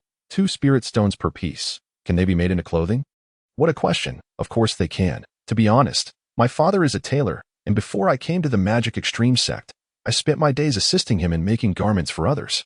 Then I shall trouble you with this. Guiqing indicated towards Hu Zi, make him a few suitable outfits. Understood. Choose whichever piece you like. Guiqing turned to Jiang Yunyan and Jiang Yumi. The maidservants do not dare. The sisters quickly shook their heads. It was not that they were unwilling to have new clothes, but rather that such fabric was far too expensive for their means. Guiqing calmly stated, choose, for a young lady ought to have a variety of garments. Wearing the same attire continuously is simply unacceptable. Jiang Yumi gazed at the vividly colored fabrics, tugging at Jiang Yunyan's sleeve, her eyes reflecting longing and inquiry. Jiang Yunyan subtly shook her head, conveying a glance. Hu Zi picked up a piece of light blue fabric and handed it to Jiang Yumi, grinning amiably. Yumi, you would surely look splendid in this color. Senior brother, I would like this piece as well. Make her 2 outfits. Guiqing immediately set down 2 spirit stones. Jiang Yumi cradled the fabric, her fingers caressing it lovingly, her delight evident in her eyes as she softly said, Thank you, my lord, and thank you. Brother Hu Zi. Over these past days, she had spent time with Hu Zi, their bond deepening, yet she remained somewhat reserved in front of Guiqing, despite affectionately calling him Brother Hu Zi. Guiqing scanned the surroundings, picked up a piece of sky blue fabric, and laid down 2 spirit stones, indicating Jiang Yunyan, make her 2 outfits as well. Jiang Yunyan murmured, the maidservant does not deserve such generosity from my lord. It has already been purchased. There is no returning it. Thank you, my lord. Will you not select a piece for yourself? Guiqing picked up a piece of black fabric and a white jade hairpin. Senior brother, please make me a robe. What a thing to say? It is no trouble at all. You are truly the most magnanimous person I have ever encountered. The diminutive youth chuckled heartily. Once the clothes were completed, Guiqing led the group back to the foot of Sheong Mountain, where they slaughtered cattle and sheep in the pasture. Together with Hu Zi, they set up pots and utensils. Just as they skewered the meat on sticks to roast, Guiqing instinctively turned his head towards the distance, gazing into the sky before letting out a resigned smile and turning back. This was not the mountain where Yi Yuan resided, and those 3 spirit slave seniors were no longer present. Guiqing picked up the seasoning she had just sold and sprinkled it over the meat. After distributing the meat among a few individuals, she cast the freshly roasted piece she held into the fire, watching as it turned charred and black. Covering her face with her hand, Her voice took on a sorrowful tone. Jixing, this time we have seasoning. Eat up. Chapter 45. The lesson at Qingyu platform Chunzai. Huzai noticed that Guiqing's hand, which was covering her face, gradually tightened its grip, hesitating to speak. I am fine. Guiqing wiped her face and offered a gentle smile. I have dampened the mood. Please enjoy your meal. Huzai tore the meat in half, offering one portion to Guiqing. The two exchanged a smile and began to eat with great relish. The sisters, however, felt somewhat restrained in Guiqing's presence, taking small bites and eating in silence. Guiqing observed them with interest, noting their refined manners while eating, indicative of their noble upbringing. Since their family was evidently not lacking in wealth, they must have been abducted. The reason for their abduction was quite simple: their beauty. Cultivators are seldom devoid of desires. Once they experience the power that comes with their realm, their cravings inevitably flourish. The cultivator who initially abducted these sisters likely viewed them as mere commodities. And the one who trained them, Zhu, shared the same mindset. A woman possessing beauty but lacking talent would only become a plaything in this realm. To be honest, he initially found himself troubled by how to deal with the sisters. There was no enmity between them. It was inconceivable to simply slay them. As for selling them, that was an even graver consideration. He was all too aware of the fate that would befall these sisters in the hands of other cultivators, with Yang serving as a cautionary tale. Thus, he resolved to care for them well, which, in turn, alleviated Huzai's constant laments of boredom. The sisters sensed Guiqing's gaze upon them and instantly tensed, lowering their heads and hesitating to eat the roasted meat. Fortunately, a spirit servant tending the pasture approached, and upon noticing the storage bag at Guiqing's waist, quickly bowed in respect. I have seen the esteemed one. For spirit servants, the best way to discern a person's identity is to observe whether they possess a storage bag, an item exclusive to cultivators. Guiqing then retracted her gaze, realizing her previous actions had been somewhat indiscreet. She smiled apologetically at the sisters and waved her hand, indicating to the spirit servant that there was no need for excessive formality. I am also a cultivator from Xiang Mountain, named Guiqing. I was unable to locate anyone tending the pasture, so I took the liberty of helping myself. It is you. Jiangqing pays her respects to the esteemed one. Upon hearing the name Guiqing, the spirit servant bowed deeply once more. You know of me? Jiangqing's eyes brimmed with respect. Of course, your story has spread far and wide. You are the only one who has escaped the identity of a spirit servant to become a cultivator, and we all hold you in great esteem. Guiqing gestured with her hand, signaling Jiangqing to depart. Wishing to avoid further discourse on the subject, she then gazed northward, letting out a long sigh. What a difficult struggle it is to seize this slender thread of hope. Jiang Yuyan, filled with astonishment, had always believed that Guiqing was a cultivator from the beginning, and that her kindness towards Huzai stemmed from a prior acquaintance. However, upon hearing Jiangqing's words, she realized that Guiqing had once been a spirit servant herself, having entered the Moji sect alongside Huzai, which explained their close bond. Jiang Yuyan stole a glance at Guiqing, her curiosity intensifying, and the image of Guiqing in her mind grew increasingly enigmatic. Upon returning to the courtyard, Guiqing prepared warm water and settled into the bathing tub, meticulously cleansing his body. Such purification could be achieved effortlessly through the application of spiritual energy. However, he was poised to meet a person of great significance, making the act of bathing and changing attire a matter of utmost solemnity. After his ablution, Guiqing donned a newly crafted black robe and adorned himself with a white jade hairpin. Though he had yet to reach the age for such adornment, he could no longer wait to perform the crowning ceremony in the presence of his mother, here, at the Moji sect. He could not embody the youthful Chunzai, but must instead assume the identity of the cultivator Guiqing. Outside the loft, Jiang Yuyan was tidying the courtyard. Upon observing the impeccably attired Guiqing emerge, her gaze began to flicker with intrigue. While Guiqing's appearance was not exceptionally striking, he possessed an undeniable delicacy. Despite his youth, his attire lent him an air of composure akin to that of a mountain. Most notably, the profundity in his eyes belied his years. After descending from Xieyang Mountain, Guiqing hastened over 20 miles before pausing before a high platform paved with green jade. Taking a moment to adjust his breath and straighten his robe, this was the Qingyu platform, where his senior brother Ian resided. As previously discussed, he was allotted 2 hours of instruction each month, and this visit was specifically to seek guidance from him. Being his inaugural visit, he was particularly mindful of his appearance. I am Guiqing, here to pay my respects to my senior brother, he announced. Cupping his fists in greeting, his voice echoing through the air, the gate to the Qingyu platform opened of its own accord, and Yun's gentle voice resonated from within. Junior brother, please enter. I am currently brewing tea and shall not come to greet you.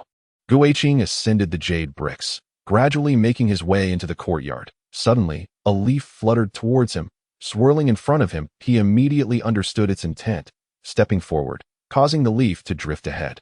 Following the leaf, he traversed several gates, entering the inner courtyard.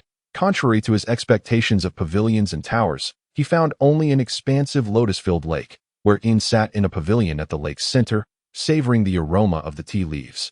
Guiqing stepped onto the corridor, proceeding directly to the pavilion's exterior. Standing respectfully outside, he cupped his fists in greeting. I have come to pay my respects to my senior brother. Yun raised his head, scrutinizing Guiqing earnestly, and remarked with a smile, your attire today bestows upon you a certain elegance. Please, take a seat and enjoy this tea with me. We shall commence the lesson once we have finished. Guiqing sat in silence, waiting for Yun to pour the tea. After receiving his cup, he gently tapped the table 3 times in a gesture of courtesy, a lesson imparted to him by Sidu Feng. Now aptly applied. Yun sipped slowly, gazing at the lake adorned with lotus flowers, lost in contemplation. Guiqing, too, refrained from conversation, quietly savoring the tea. It was not until a gentle breeze stirred, causing the leaf that had guided Guiqing to rise and fall into the lake. That Yun set down his cup and spoke softly. What knowledge does my junior brother seek today? Guiqing promptly lowered his cup, expressing, I wish to consult my senior brother on a matter. Yun smiled. Speak freely. In a lesson, one ought to share openly without reservation. Guiqing replied softly. I currently possess over 200 spirit stones and am unsure of their optimal usage. Thus I have come to seek my senior brother's counsel.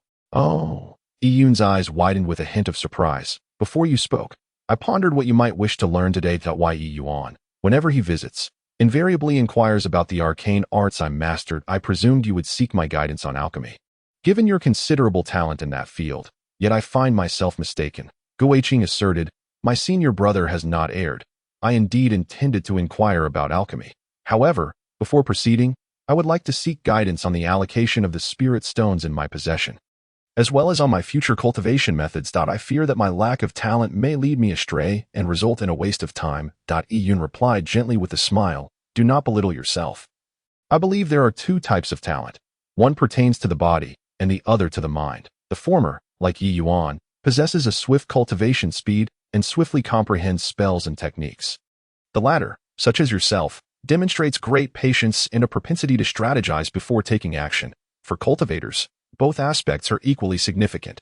Although your innate talent may be lacking, your disposition is nothing short of exemplary. In my eyes, you are no less capable than Yuan. Thank you, senior brother. Yun pondered for a moment and continued. Regarding the cultivation methods you mentioned, while your aptitude for alchemy is commendable, you cannot solely focus on refining pills. The majority of your time should be dedicated to cultivation, provided you have sufficient spirit stones. Additionally, you should consume supplementary elixirs for your cultivation. As an alchemist, this should not pose a challenge for you. A powerful cultivator is not merely defined by their high level of attainment, but also by their formidable spells and magical artifacts. I have assessed your qualifications, and your best spiritual root is the wood's spiritual root. Therefore, I recommend you reserve 50 spirit stones as capital for alchemy to generate more spirit stones. The remaining stones can be used to purchase a spell, with wood techniques being particularly suitable for you. Point 1 should not be overly ambitious. It suffices to master one technique to perfection during the early stages of cultivation. As for weaponry, procure a low-grade flying sword. For flying swords are common among cultivators. While you need not excel in its use, you must possess the ability to wield it, lest you find yourself unprepared. As for the remaining spirit stones, allocate them towards your cultivation. Once you are left with only 50 stones, return to refining pills to exchange for more. This amount can be adjusted as your cultivation deepens. Thank you, senior brother. I shall make my way to the spirit treasure platform shortly. Guiqing's eyes sparkled with increasing brightness. Yun's words had illuminated his path, and he now possessed a clear plan for his forthcoming cultivation endeavors. There is no need for such complications. Simply hand the spirit stones over to me. Yun directly retrieved a bronze sword and a jade slip from his storage bag, placing them before Guiqing, and then smiled gently. Now, you may inquire about alchemy. 2 hours later, as Guiqing descended from the Qingtai, his gaze turned icy upon spotting a figure in white approaching from the distance. Yuan. What a coincidence. Yi Yuan had also come to seek counsel from senior brother today. After more than 20 days apart, Yi Yuan's aura had grown substantially stronger, suggesting he had likely advanced to the second level of qi refinement, while Gu Eiqing's cultivation had only just begun. Yi Yuan regarded him with equal coldness, halting before Gu Eiqing. The two exchanged glances, each revealing a fierce, killing intent. Then, they brushed past one another. Chapter 46. Transformation of the Absolute Spirit Seed. Upon returning to his courtyard room, Gu Eiqing retrieved a spirit stone from his storage bag. After a moment of hesitation, he decided to commence his cultivation with the spirit stone. This time, he had prepared an ample supply of spirit stones, sufficient to withstand any further consumption by the Absolute Spirit Seed. As the spirit stone in his hand crumbled to dust, Gu Eiqing opened his eyes, his brow furrowing in confusion. The Absolute Spirit Seed had not consumed his spiritual energy again. While this was a positive development, he had not perceived any changes within his body. However, his master had stated that the Absolute Spirit Seed could facilitate a complete transformation. Surely, it could not have been a jest. Upon reaching this point, Gu Eiqing once again retrieved a piece of spiritual stone to begin absorbing spiritual energy, her mind intensely focused, ever vigilant of the fluctuations of the Absolute Spirit Seed. Down the mountain, in the pasture, Jiang Yumayan sat upon the grass, watching as Huzi chased the cattle and sheep with wild abandon, his laughter ringing clear and melodious. Huzi Gij, slow down, don't fall.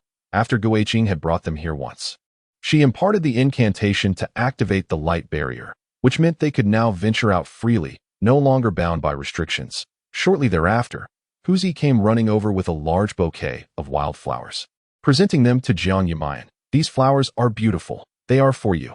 Thank you, Huzi Gij. Jiang Yumayan smiled radiantly, holding the flowers up to Jiang Yunyan's face. Sister, do they look nice? Yes, they are lovely, Jiang Yunyan's replied. Though her demeanor appeared somewhat distracted, offering only a perfunctory response, Huzi then inquired, are you hungry? I can make you something delicious. But the adults are not here. It wouldn't be right for us to eat without calling him. Jiang Yumayan murmured softly. Huzi, puzzled, asked, why does it matter if he is here or not? If he is not here, you want to eat. He has been busy with his cultivation these past few days. So he told us not to worry about him, that we can eat, and just bring some back for him, Jiang Yumayan replied. Upon recalling Gu Eiqing, a shiver ran down her spine, her previously joyful mood gradually dissipating as she whispered. That doesn't seem appropriate. It's fine. You don't need to be so afraid of him. Chunzurin is genuinely a good person, Huzi assured, as he set a pot over the fire he had prepared. Waving his hand dismissively, Jiang Yumayan bit her lip, remembering how, upon their arrival, Gu Eiqing had seemed nonchalant one moment, only to erupt into violence the next, making it quite challenging to associate him with the notion of goodness. Suddenly, Jiang Yunyans asked, Huzi Gij, could you share with us your story with the adult? Why do you want to know that? Just out of curiosity. After savoring a spoonful of the broth, Huzi began to recount. The first time I met Chen Zhe, it was when Yang Hong stole my food. Jiang Yunyans listened intently, and although Huzi's narrative was somewhat jumbled, her keen intellect allowed her to piece together the events. Some details remained hazy, such as the night of the collective rebellion of the spirit slaves. Huzi had merely been sleeping in his room, aware only that many were missing afterward, and that Yang Hong had died. Through their time together, Jiang Yunyans discerned that Huzi's intellect was somewhat below the norm. When they first arrived, Gu Eiqing had to avoid taking lives in Huzi's presence, hence he was not privy to such matters. Though Huzi remained unaware of the circumstances surrounding Yang Hong's demise, Jiang Yunyans was certain that it was at the hands of Gu Eiqing. Huzi's account was not entirely comprehensive.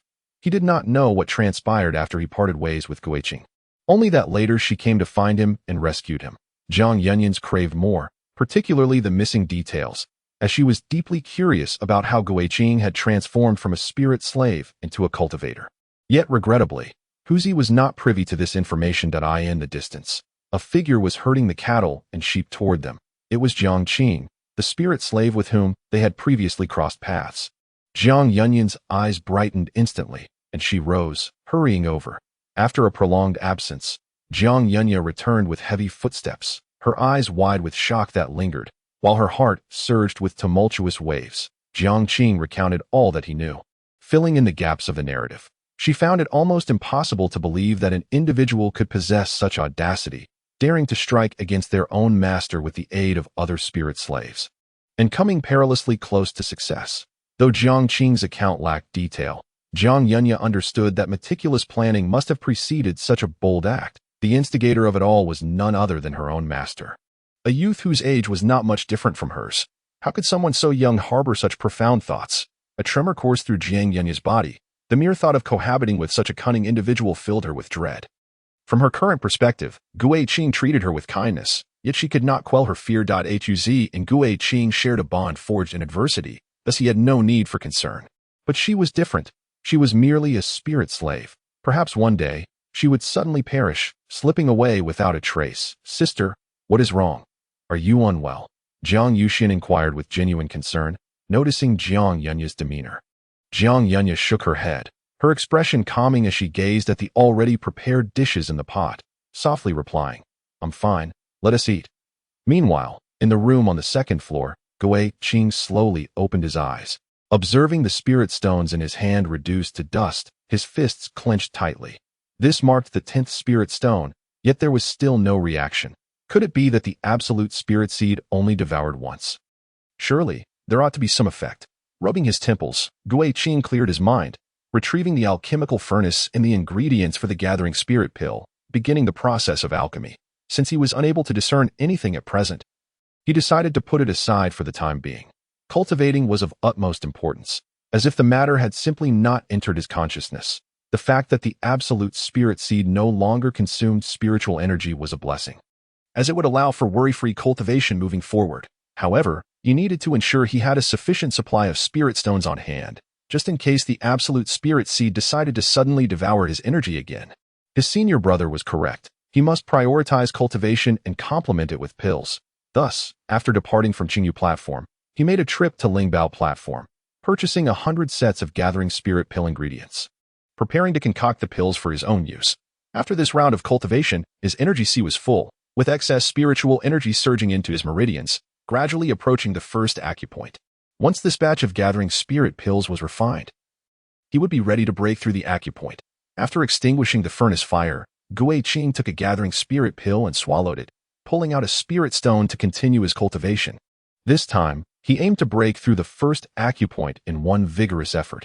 Under the effect of the gathering spirit pill, spiritual energy surged into the energy sea at an astonishing speed, becoming increasingly dense. Upon reaching its limit, the energy erupted along the meridians, rushing straight towards the first acupoint. Moments later, Gu Qing suddenly opened his eyes, a flash of brilliance passing through them, his aura emanating with greater strength than before. The acupoint breakthrough was successful. The initial attempt to break through an acupoint was not overly challenging. Virtually all cultivators could achieve it. However, as more acupoints opened, the difficulty of subsequent breakthroughs would increase. Though progress in cultivation should be a cause for celebration, Gu Qing's brow furrowed. This was his second time consuming a gathering spirit pill, and compared to the first, its effects were significantly diminished. What could be the reason? Was the quality of this gathering spirit pill inferior? It should not be the case that, as his alchemical skills advanced, the efficacy of the spirit-gathering pills he concocted would diminish so drastically. Gu Qing slowly closed his eyes and consumed another spirit-gathering pill. Turning his focus inward to examine his body, he sought to uncover the root of the issue. The moment the spiritual energy entered his being, Gu Qing's eyes flew open, radiating brilliance, and he was overwhelmed with excitement. This time, he refrained from utilizing spirit stones for cultivation. The effect of the spirit-gathering pill remained disappointingly poor. Yet his perception of spiritual energy had become markedly sharper. The source of this transformation lay within the dormant spiritual roots within him. He possessed a wood root of the 5th degree, a talent determined at the moment of his birth. However, after ingesting the spirit-gathering pill, he discovered a slight enhancement in his wood root. Though only a minuscule increase, it nonetheless signified a tangible improvement, a complete metamorphosis. Gu Qing murmured to himself, his eyes growing ever brighter. He finally understood. After the first consumption of spiritual energy, the absolute spirit seed had developed 9 slots, one of which now glimmered, signifying the awakening of the absolute spirit seed and the activation of its initial slot's efficacy. The elixir was the essence of flora. It was not that the spirit-gathering pill was ineffective, but rather that a portion of its essence was repairing his spiritual roots, thereby augmenting his innate talent. Gu Qing erupted into laughter. His master had not deceived him. The absolute spirit seed could indeed facilitate his transformation. The talent that had long plagued him was no longer a concern. As long as he consumed enough elixirs, there would come a day when his wood root would achieve perfection. Not only his wood root, but with the activation of the absolute spirit seed slots. All of his spiritual roots would attain completeness. The legendary state of having fully realized 5 elemental roots, once merely a fable, was now within reach due to the presence of the absolute spirit seed. Yi Yuan, who merely possessed a perfected gold and fire root, enjoyed such privileges. When Gui Qing's 5 elemental roots reached completion, who would dare to underestimate him? As long as his roots could continue to evolve. It was only a matter of time before he surpassed Yi Yuan, the completion of the gold and fire root. Let us see who ultimately prevails. Yi Yuan, I shall slay you. Do not let me catch you off guard. Chapter 47. Astounded by favor as he consumed one spirit-gathering pill after another, Gui Qing watched as the spirit stones in his hand transformed into dust, a smile perpetually gracing his lips as he felt the gradual restoration of his roots. 10 days later, Gui Qing slowly opened his eyes, flicked his sleeve, and unleashed a surge of spiritual energy that pushed open the window, allowing the dust of spirit stones to dance in the breeze. During these 10 days of cultivation, the spiritual energy within his meridians was nearing the second acupoint, and he would soon be ready for a second breakthrough at a rate of 1 acupoint every 5 days. It would take him a year to advance to the second level of qi refinement, a pace he deemed too slow. Yi Yuan had achieved the second level of qi refinement in less than 4 months. This highlighted the disparity in their innate talents. However, perhaps it would not take a full year. Given the continuous enhancement of his innate talent, his cultivation speed would undoubtedly accelerate as long as the transformative effect of the absolute spirit seed persisted. There would come a day when his talent would catch up to, or even surpass, Yi Yuan. Upon finishing the last batch of spirit-gathering pills, Gui Qing picked up the medicinal materials, preparing to refine another batch when his gaze suddenly fell upon the ingredients, plunging him into contemplation. The materials were also derived from plants. They should have the potential to enhance his innate talent, though he wondered about their effectiveness. Resolving this thought, Gui Qing took a spirit mist flower and placed it into his mouth, savoring it slowly. This flower, as one of the medicinal ingredients for concocting the spirit-gathering pill, possesses the ability to enhance the speed of spiritual energy absorption when consumed alone, although it pales in comparison to the efficacy of the spirit-gathering pill. After consuming the Lingwu flower, Gui Qing closed his eyes to savor the moment before once again picking up a cluster of 7 roots and ingesting them. Evaluating a single medicinal herb against a pill is futile. A comparative analysis of a complete set of herbs is necessary to draw meaningful conclusions. Upon finishing a complete set of herbs, a flash of brilliance sparkled in Gui Qing's eyes. It is indeed effective. For enhancing the wood spirit root, naturally occurring flora far surpasses artificially refined pills. Moreover, different herbs yield varying degrees of enhancement to one's innate qualities. He must experiment to determine which herb most significantly boosts the wood spirit root. With this thought, Gui Qing swiftly flung open the door and dashed outside. In the courtyard, Huzi had already set up a copper pot and was holding a platter of lamb. Upon seeing the exuberant Gui Qing, he exclaimed, "Shenze, you arrived just in time. Come, try the hot pot lamb from our place. Please eat without me. I shall return shortly." Gui Qing barely had time to respond as he sped away. Jiang Yunyan picked up the platter and accepted the lamb from Huzi, silently consuming it while observing the receding figure of Gui Qing, pondering his thoughts. After a short while, Gui Qing rushed back, grabbed a bowl, and hastily devoured a few bites. "Delicious, though a tad bland," he remarked. Huzi handed him a small dish. "Of course it's bland if you don't add any seasoning. What's the rush? You seem to have lost your appetite." "It's a matter of urgency," Gui Qing replied, finishing the lamb in his bowl before darting back into the loft. "I've eaten. Please, take your time." Huzi scratched his head, perplexed by Gui Qing's frenzied demeanor, yet refrained from questioning further. If Gui Qing insisted it was urgent, then indeed it must be. Jiang Yunyan set down her bowl and followed him inside. In recent days, they had often ventured out and conversed with other spirit servants, learning about their lives. In comparison, their own treatment felt almost surreal. She understood that Gui Qing might have once been a spirit servant himself, unwilling to continue their exploitation. Yet, living off the generosity of others without contributing made her uneasy. She had been contemplating this for some time and finally resolved to have a serious discussion with Gui Qing. Inside the room, Gui Qing had emptied the contents of his storage bag, covering the entire floor with herbs. The remaining 70-odd spirit stones had all been exchanged for the ingredients to create the rejuvenation pill. He harbored a plan that required a substantial amount of spirit stones to implement. He needed to produce enough rejuvenation pills to trade at the spirit treasure platform for spirit stones. Suddenly, a faint sound of footsteps echoed outside the door. With his keen perception, he recognized it as Jiang Yunyan. He flicked his fingers, releasing a burst of energy that struck the door latch, just as Jiang Yunyan was about to knock. The door swung open of its own accord, causing her hand to freeze in midair. "What is it?" Guiqing inquired. Jiang Yunyan lifted her foot to enter, but upon seeing the scattered herbs, she hesitated, retracting her foot and standing at the threshold. Speaking softly, "May I have a moment to speak with you?" Guiqing slightly inclined his head, gathered the herbs back, and sat at the table, pouring 2 cups of water before settling down. Jiang Yunyan picked up a cup and took a sip. Whispering, "I am deeply grateful for your kindness these past few days. However, I have been reflecting on my circumstances, and the more I ponder, the more anxious I become. It troubles me to remain idle day after day. Master, perhaps you should regard me as a servant. I am more than willing to attend to your needs, whether it be serving tea or water if you desire my service." Jiang Yunyan's voice trailed off. Her cheeks flushed crimson, and she instinctively lowered her head.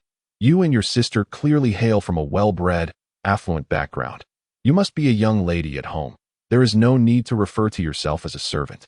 He replied that I have already mentioned that there is no need to call me master. Simply address me by my name, as Tiger does. "Make yourself comfortable and do not worry," Guiqing said, a silent sigh escaping his heart. Having once been a spirit servant himself, he understood Jiang Yunyan's trepidation. The disparity in status creates an ever-present tension. No matter how kindly one is treated, one walks on eggshells. Yet to be called a servant is truly a bewildering honor. Jiang Yunyan clutched the hem of her garment, her voice barely audible. "Do you feel unsettled?" Guiqing inquired. "Yes," Jiang Yunyan softly nodded. "Thus, mutual need is essential for you to feel at ease. Is that correct?" Guiqing continued. Jiang Yunyan nodded once more. Then, Guiqing stroked his chin, gesturing toward the bed. "You mentioned wanting to serve me. Lie down." Jiang Yunyan was taken aback, then seated herself at the edge of the bed, her fingers trembling as they fumbled with the knot of her belt. Yet, the knot felt as heavy as lead, refusing to budge. "Young master." Jiang Yunyan withdrew her trembling hand into her sleeve, summoning the courage to gaze at Guiqing. Her gentle voice carried a hint of plea. "I am not yet prepared. May I have a few days to gather myself?" Guiqing suddenly smiled, leaving Jiang Yunyan bewildered. "You see, there is no need to force yourself to do what you cannot." He stepped closer, gazing earnestly at Jiang Yunyan. "There are many ways to fulfill mutual needs. Do not underestimate yourself. Refrain from speaking of serving me in the future. That I have 2 friends, a true celestial couple. One is chivalrous, the other virtuous. That I hope you will aspire to such a life, marrying the one you love and sharing a home with them." Jiang Yunyan murmured, "Yes, I shall remember your words, master. That I do not regard you as a servant. So there is no need for such self-deprecation, nor to call me master." "Yes, I shall remember." Jiang Yunyan looked at Guiqing, her gaze softening. "May I call you young master from now on?" Guiqing nodded slightly, extending his hand, though. Jiang Yunyan extended her delicate, fair hand, watching as Guiqing grasped her wrist, her face suffused with a rosy hue. Soon after, Guiqing withdrew his hand, nodding thoughtfully. Jiang Yunyan's talent surpassed his own, especially with her wood spirit root nearing 70%. Had it been just a little higher, she would not have been reduced to a spirit servant. Guiqing spoke gently. "As I mentioned, there are various ways to fulfill mutual needs. In the future, assist me in cultivating some medicinal herbs. I shall teach you in a few days." With that, Jiang Yunyan's anxiety gradually dissipated. Rising, she walked to the door, casting a lingering glance at Guiqing before gently closing the door, a tender smile blooming on her face. Chapter 48. Testing the medicine 5 days later, at the Spirit Treasure platform, when Guiqing produced 40 rejuvenation pills in one go, the onlookers were left awestruck. Am I seeing correctly? 40 in total. Guiqing, my junior brother. It's truly remarkable to have refined so many pills. Were I to possess such alchemical prowess, I would no longer have to fret daily over spirit stones, allowing my cultivation to proceed without any lingering concerns. Indeed, the notion that alchemists are never in want of spirit stones is not merely a fanciful tale. How I wish to be an alchemist myself. Guiqing calmly exchanged all the revitalization pills for spirit stones and departed in silence. The onlookers, still oblivious, were merely witnessing the inception of their astonishment. Subsequently, every few days, the quantity of elixirs brought forth by Guiqing grew increasingly abundant, generating escalating waves of excitement. Eventually, it reached a staggering count of 100. At the Qingyu platform, within the cool pavilion by the lake, Yun set aside the sound-transmitting jade slip in his hand, a slight frown creasing his brow. Given his status, monitoring Guiqing's activities was remarkably effortless. However, upon receiving news from the Spirit Treasure platform, he could not help but feel perplexed. He had previously advised Guiqing not to devote herself entirely to alchemy, yet she had been fervently concocting elixirs, causing a stir at the Spirit Treasure platform that grew louder with each passing day. It was not concern that troubled him. He was well aware that, given Guiqing's disposition, she would never squander her time. He simply could not grasp her true intentions. Within her chamber, Guiqing gazed at the myriad of herbs strewn across the floor, a smile gracing her lips. After an extensive period of crafting revitalization pills, she had finally amassed enough spirit stones. She had procured a complete set of herbs required for first-grade elixirs, and now she could experiment to determine which herbs would most effectively enhance her with spiritual root. As she crushed and swallowed each herb, Guiqing's focus sharpened to an unprecedented degree. The matter of refining her aptitude was of paramount importance, and she needed to discern which herbs yielded the best effects. The immense potency of the herbs unfurled within her body, and the dormant absolute spirit seed within her consciousness suddenly stirred. Guiqing's heart raced in surprise.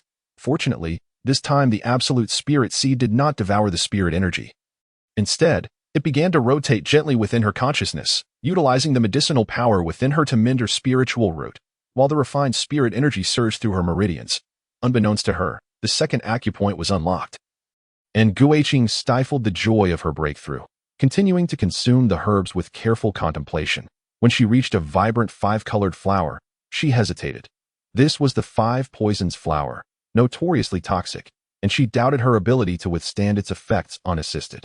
After a moment's reflection, Guiqing plucked a petal and ingested it. The dense toxin invaded her heart instantaneously, causing her to clutch her chest.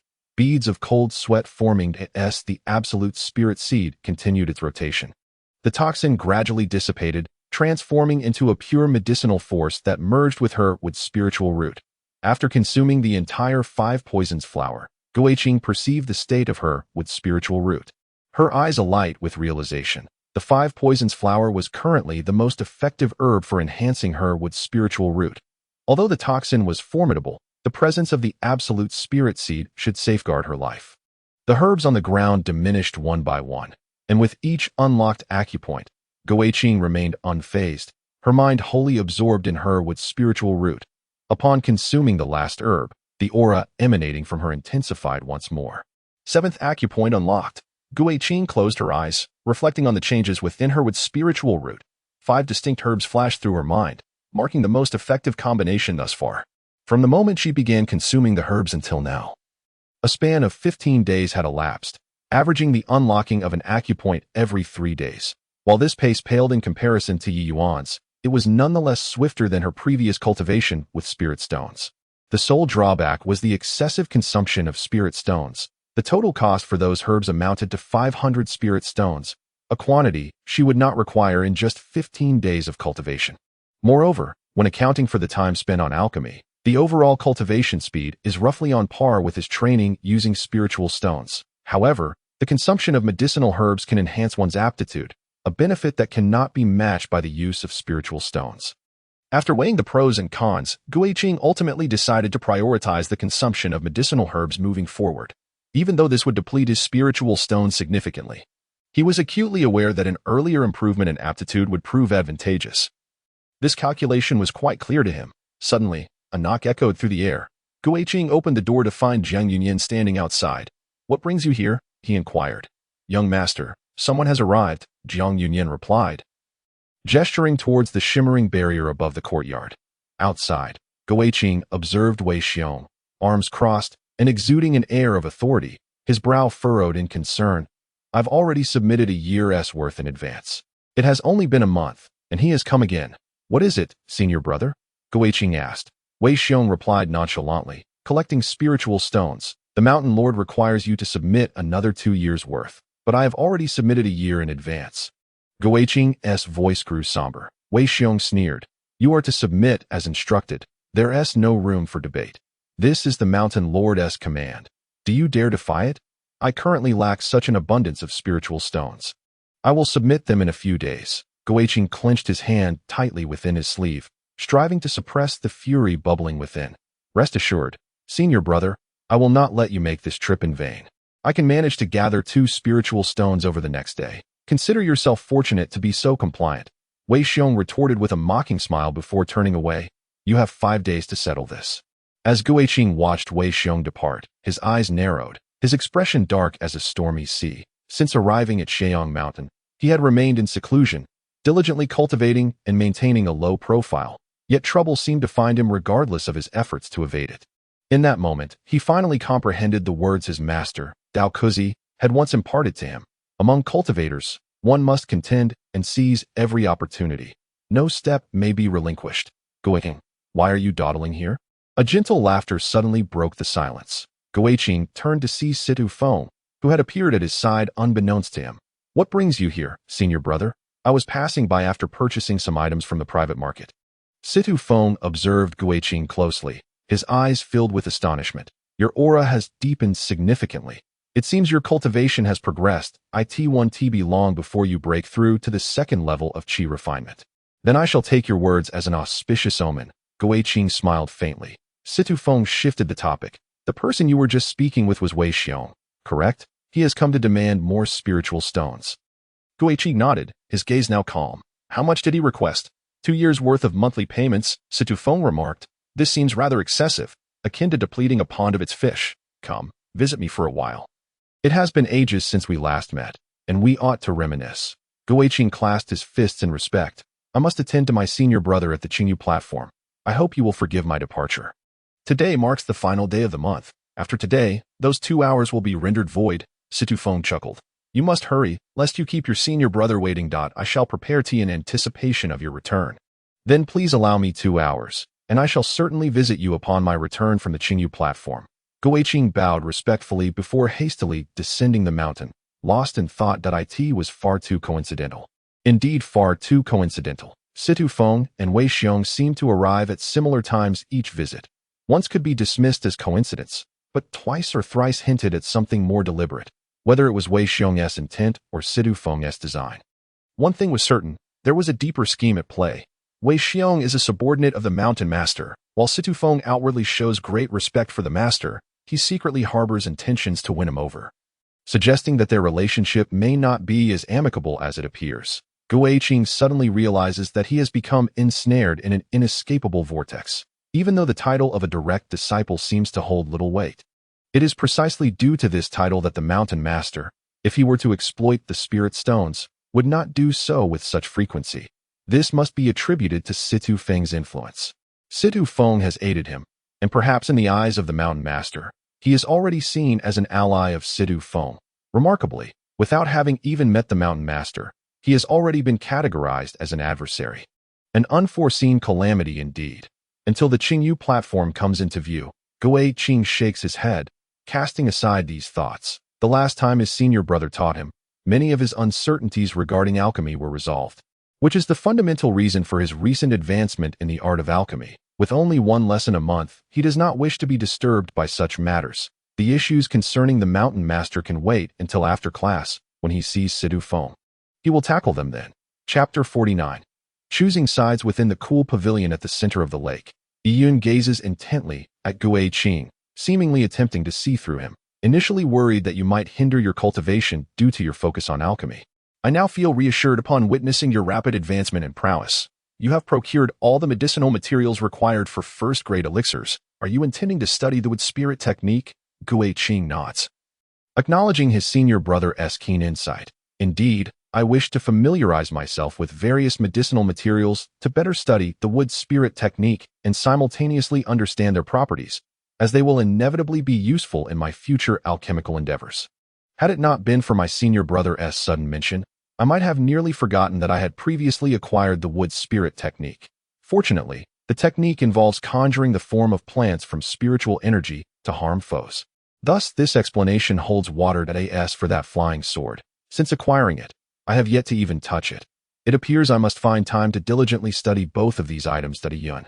Without suspicion, smiles warmly, remarking that you are indeed suited to practice the wood spirit technique. Please demonstrate it to me next time. Now, let us commence with the lesson. Upon exiting the Qingyu platform, Gui Qing hurriedly heads to Lingbao platform to purchase medicinal materials in abundance, with the majority being for the revitalizing pill. However, he bought only a modest quantity of the 5 most effective materials for enhancing the wood spirit root, opting instead for numerous seeds. After conversing with his senior brother, he resolved to exercise caution.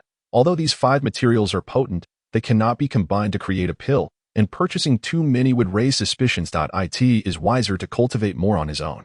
After returning to Xiang Mountain, Gui Qing directly pays a visit to Sidu Feng, who, as always, prepares tea to welcome him. Gui Qing quietly savors the tea while admiring the scenery of the courtyard, patiently waiting for Sidu Feng to speak. Sidu Feng smiles slightly, remaining silent as he continuously pours tea. As cups are emptied and refilled, neither party wishes to speak first, both waiting for the other to initiate conversation. After a considerable wait, Gui Qing realizes the initiative does not lie with him. He rises and bows, saying, "The Mountain Master has commanded me to submit 2 years' worth of contributions within 5 days, and I must return to my alchemical practice, so I shall take my leave. No hurry, let us sit a while longer." Situ Feng replies with a smile, gently urging Gui Qing to remain seated. After refilling their cups once more, he slowly begins to speak. "Last time, you casually mentioned our master's rules. Today, let us have a thorough discussion about these regulations. What do you think, junior brother? Why did our master establish such rules?" To protect newcomers, Gui Qing contemplates for a moment before cautiously inquiring. In the depths of Situ Feng's eyes, a glimmer of insight flickered as he nodded in acknowledgement. Indeed, with each arrival of a new batch of spirit slaves, there would be an equal number of promising disciples admitted, typically 3 batches per year. Without this regulation, the fate of these newcomers would be bleak. Either they would meet a swift demise at the hands of others seeking to seize their spirit stones, or they would be enslaved, reduced to mere tools for amassing wealth and spirit stones. The Master's intention was to ensure a continuous influx of new members to invigorate the sect, thus establishing this rule. With this regulation in place, most newcomers enjoyed a degree of safety. Situ Feng paused momentarily, turning his back to Gui Qing as he shifted the conversation. Yet, such a regulation does not bode well for us, the long-standing disciples. The resources for cultivation are finite, and no one relishes the arrival of more competitors. The master is undoubtedly aware of this, and thus, this so-called regulation exists merely as a fade. As long as one conducts their affairs with sufficient finesse, no one will pursue the matter further. Each year, the majority of casualties among cultivators are indeed the newcomers, apart from their inferior cultivation levels. Their vulnerability often stems from their lack of support. You, as the Master's direct disciple, are beyond the reach of malice. However, the exploitation of newcomers is an unavoidable reality, unless there exists a circle of friends who support one another. Gui Qing set down his teacup, standing with a smile directed at Sidu Feng. "Therefore, I consider myself fortunate to have encountered a friend like you, senior brother Sidu, who looks after me so well. You are too courteous, my junior.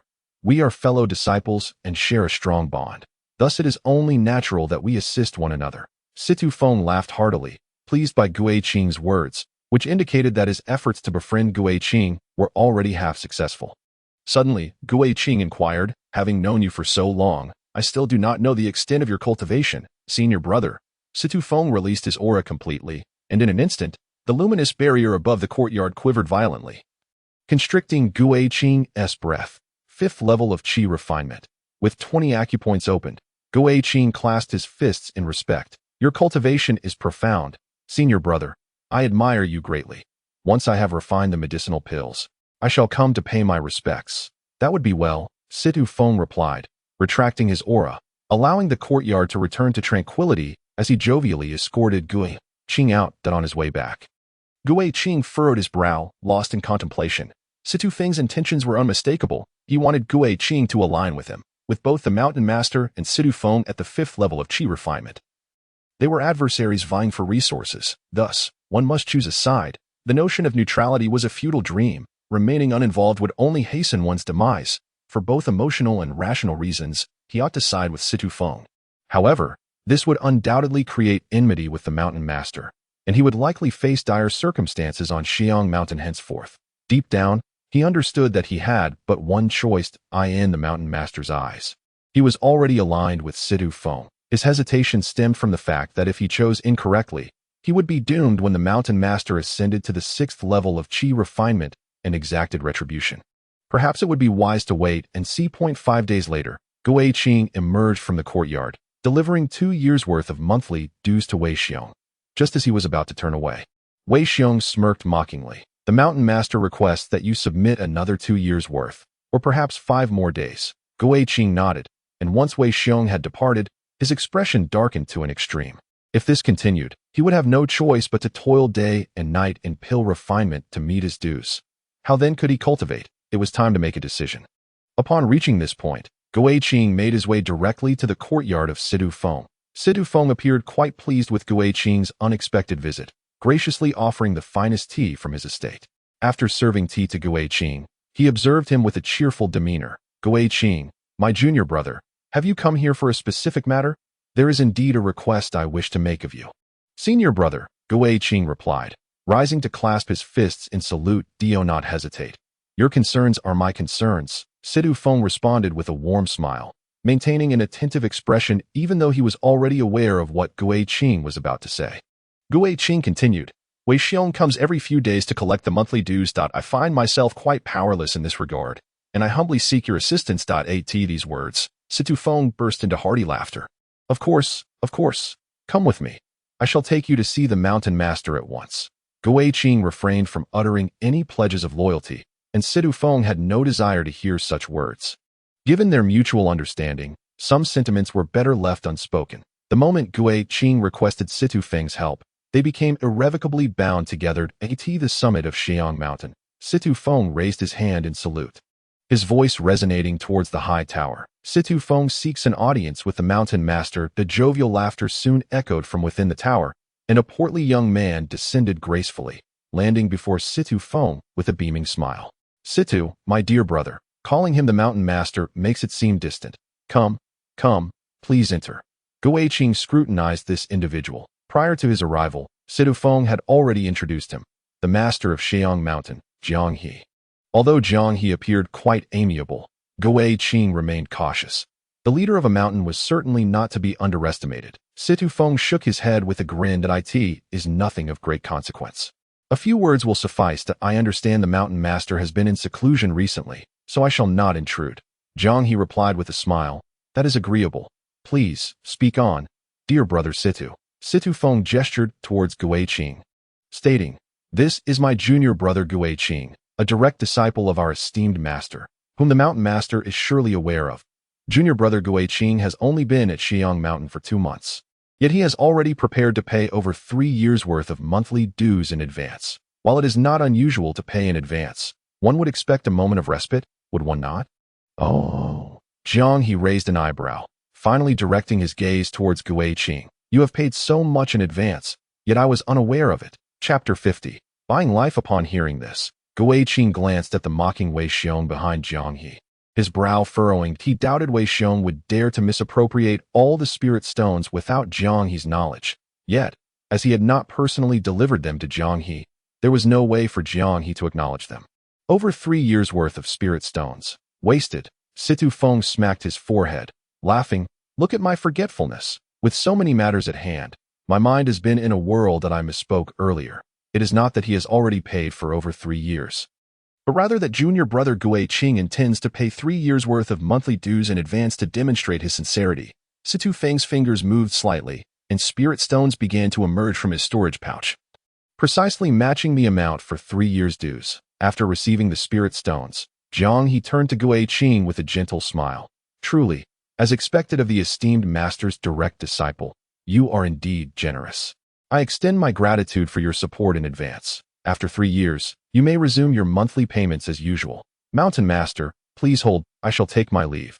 Gui Qing said. Situ Feng raised his hand in salute. Turning away with the silent Gui Qing in tow, Jiang He watched as Situ Feng's figure gradually receded, a smile narrowing his eyes. Since he had already spoken, there was no need to seek trouble again. Is that it? Letting him go just like that? Wei Xiong questioned, puzzled. Jiang He replied calmly.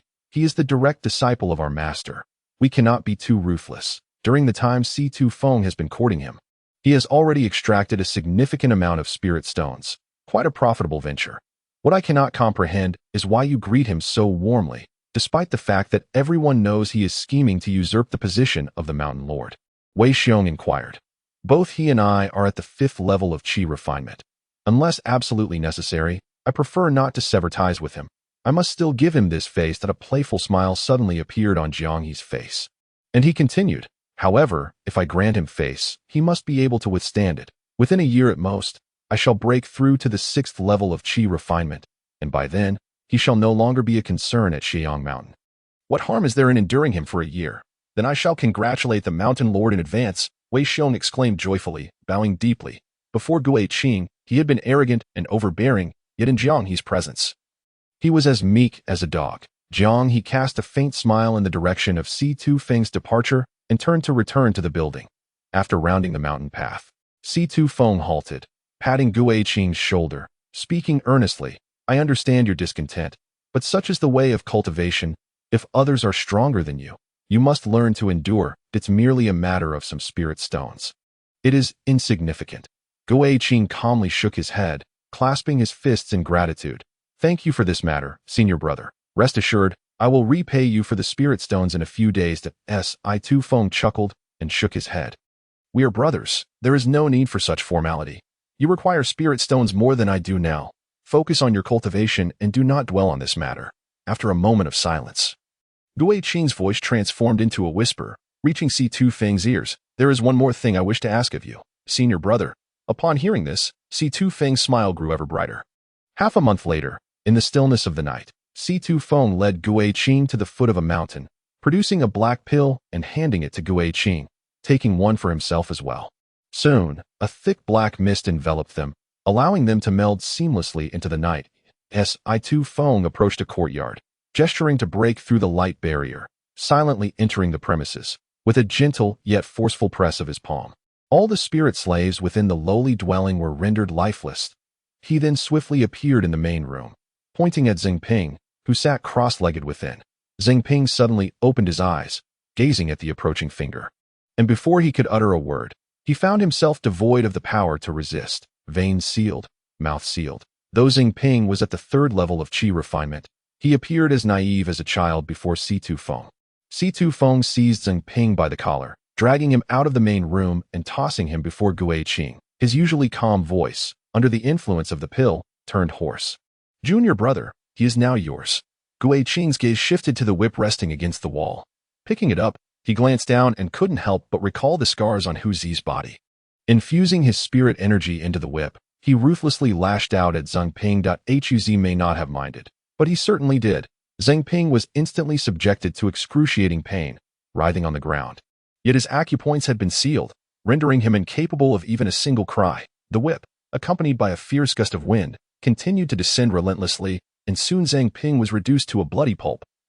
Ultimately succumbing to death, sprawled in a pool of blood, C2 Feng bent down to retrieve the storage pouch from Xingping's waist and tossed it to Gui Qing, with a subtle grasp of his hand. Xingping's corpse erupted, transforming into a puddle of flesh that seeped into the earth. Subsequently, the two turned and departed, their steps remarkably slow, lacking any urgency to flee, for Gui Qing had already paid the price. Gui Qing was even unaware of the mountain's name, only knowing that he had given C2 Feng 500 spirit stones, which C2 Feng then transferred through a special channel to the mountain's owner. As for this special channel, C2 Feng had not disclosed it, nor did Gui Qing inquire further. The following day, the mountain lord would report to his superiors that Xingping had died due to a cultivation mishap. As long as the mountain lord acquiesced, no one would pursue the matter, and the mountain lord was only aware that someone had paid for Xingping's life, without knowledge of the employer being Gui Qing. Every individual has their price. Gui Qing was acutely aware that hiring C2 Feng to commit murder was tantamount to handing over leverage to him. However, having resolved to side with C2 Feng, he aimed to ensure that C2 Feng could fully trust him. The two sought a secluded corner, and once the dark mist dissipated from their forms, they returned to their respective abodes, as if nothing had transpired. Upon returning to the courtyard, Gui Qing noticed that the lights in the loft had been extinguished. He sat on the steps outside, gazing up at the luminous barrier above the courtyard. Initially, he believed this barrier to be secure. Yet, after the events of the night, he realized that it was merely a generic restriction. Not only could a highly skilled cultivator breach it, but even a second-level Qi refinement practitioner could easily penetrate it. The so-called restriction is an extension of formation techniques, serving purposes of obstruction and protection. When his senior brother first brought him here, he had mentioned this term, but at that time, Gui Qing had not delved into it. Assuming all barriers in the courtyards were alike, however, after questioning Situ Feng tonight, he comprehended that cultivators of greater prowess would invest effort into enhancing the protective barriers of their abodes, and even if one lacked the skill, they would procure intricate restrictions to prevent unexpected intrusions during their cultivation. While he possessed a jade slip for inscribing restrictions, it was prohibitively expensive. Initially, he deemed it unnecessary to spend an exorbitant amount of spirit stones on barriers for his courtyard. But following the events of the night, he recognized its vital importance. Situ Feng could easily dismantle the restrictions of Zhang Ping's courtyard, and similarly, the Mountain Lord Jiang he could effortlessly invade his courtyard to kill him. Only with an unassailable courtyard barrier could he cultivate in peace. Furthermore, there was the wood spirit technique. His senior brother had mentioned wanting to observe it last month, and soon he would meet with his senior brother again, making it imperative to learn it. For the past half-month, he had been refining medicinal herbs in exchange for spirit stones, neglecting his cultivation significantly, which required prompt rectification. He now felt an acute sense of time slipping away. Wishing he could stretch a single day into two, the notion of serene and ascetic retreat was merely a fabrication of ignorant mortals. Only upon becoming a cultivator did one realize the true busyness of a cultivator's life. Suddenly, a gaze, slightly heated, fell upon his back. Gui Qing sensed the attention and looked up to see Jiang Yunyan standing by the wooden railing of the top floor, puzzled as to why she was still awake at such a late hour. Jiang Yunyan smiled charmingly, performed a respectful bow, and then returned indoors to rest. Chapter 51. With spirit technique on the following morning, Gui Qing concluded his meditation and set out early for the Lingbao platform. He spent over 200 spirit stones to purchase a jade slip inscribed with intricate prohibitions, which he arranged around the courtyard. The luminous barrier that had previously enveloped the courtyard shattered instantly, and the complex prohibitions transformed into a more formidable barrier, safeguarding the entire area. Shenzhe, why the change? Huzi inquired. Gui Qing imprinted his spiritual consciousness onto the prohibitions, and after a moment of tranquil sensing, he drew a talisman on Huzi's palm, explaining, "It is more convenient now. You can enter directly in the future." The original prohibitions required a specific incantation, allowing anyone who possessed it to gain entry. However, this newly arranged set of prohibitions permits entrance solely to those Gui Qing grants permission. With the protective power of this configuration, even a cultivator at the third level of Qi refinement would find it insurmountable. Aside from being slightly more expensive, it bore almost no drawbacks. Gui Qing beckoned, and Jiang Yumayan immediately stepped forward, extending her hand. Watching as Gui Qing inscribed the talisman upon her palm, she beamed. "Thank you, young master." Through their time together, the initial shyness she had felt had dissipated, and her fear of Gui Qing diminished. Jiang Yunyan also extended her delicate hand, feeling the warmth radiating from Gui Qing's fingers, a faint blush gracing her cheeks. Gui Qing remarked, "Today, we have no pressing matters. I shall teach you how to cultivate medicinal herbs." Jiang Yunyan followed Gui Qing out of the courtyard, standing outside the herb garden shrouded in the protective barrier. As she observed Gui Qing scattering seeds from his hand, her thoughts gradually drifted far away. In her home, she had always cherished the act of planting flowers. Although she was now sowing medicinal herbs in a place that was not her home, it imbued her with a sense of familiarity. "Young master, is there space in the courtyard for planting flowers?" Jiang Yunyan asked softly, mustering her courage. "Indeed, the arrangements in the attic are not quite to my liking." "May I redecorate?" "Certainly. If you require materials, inform me, and I shall take you to the private market. Then may I consider this place as my home?" "Of course. Be as you are at home. There is no need for restraint." Jiang Yunyan gazed at Gui Qing, who was busily tending to the herb garden, her expression softening gradually. It was only when Gui Qing turned to look at her that she snapped back to attention. Listening as he detailed the intricacies of cultivating medicinal herbs, observing Jiang Yunyan skillfully channeling spiritual energy to nurture the plants, Gui Qing nodded in appreciation and returned to his room to retrieve the jade slip that documented the wood spirit technique. The wood spirit technique involves utilizing one's innate wood spirit root to manipulate spiritual energy, condensing it into the form of flora to combat foes. After perusing the wood spirit technique, Guiqing raised his hand towards the front, unleashing spiritual energy from his palm.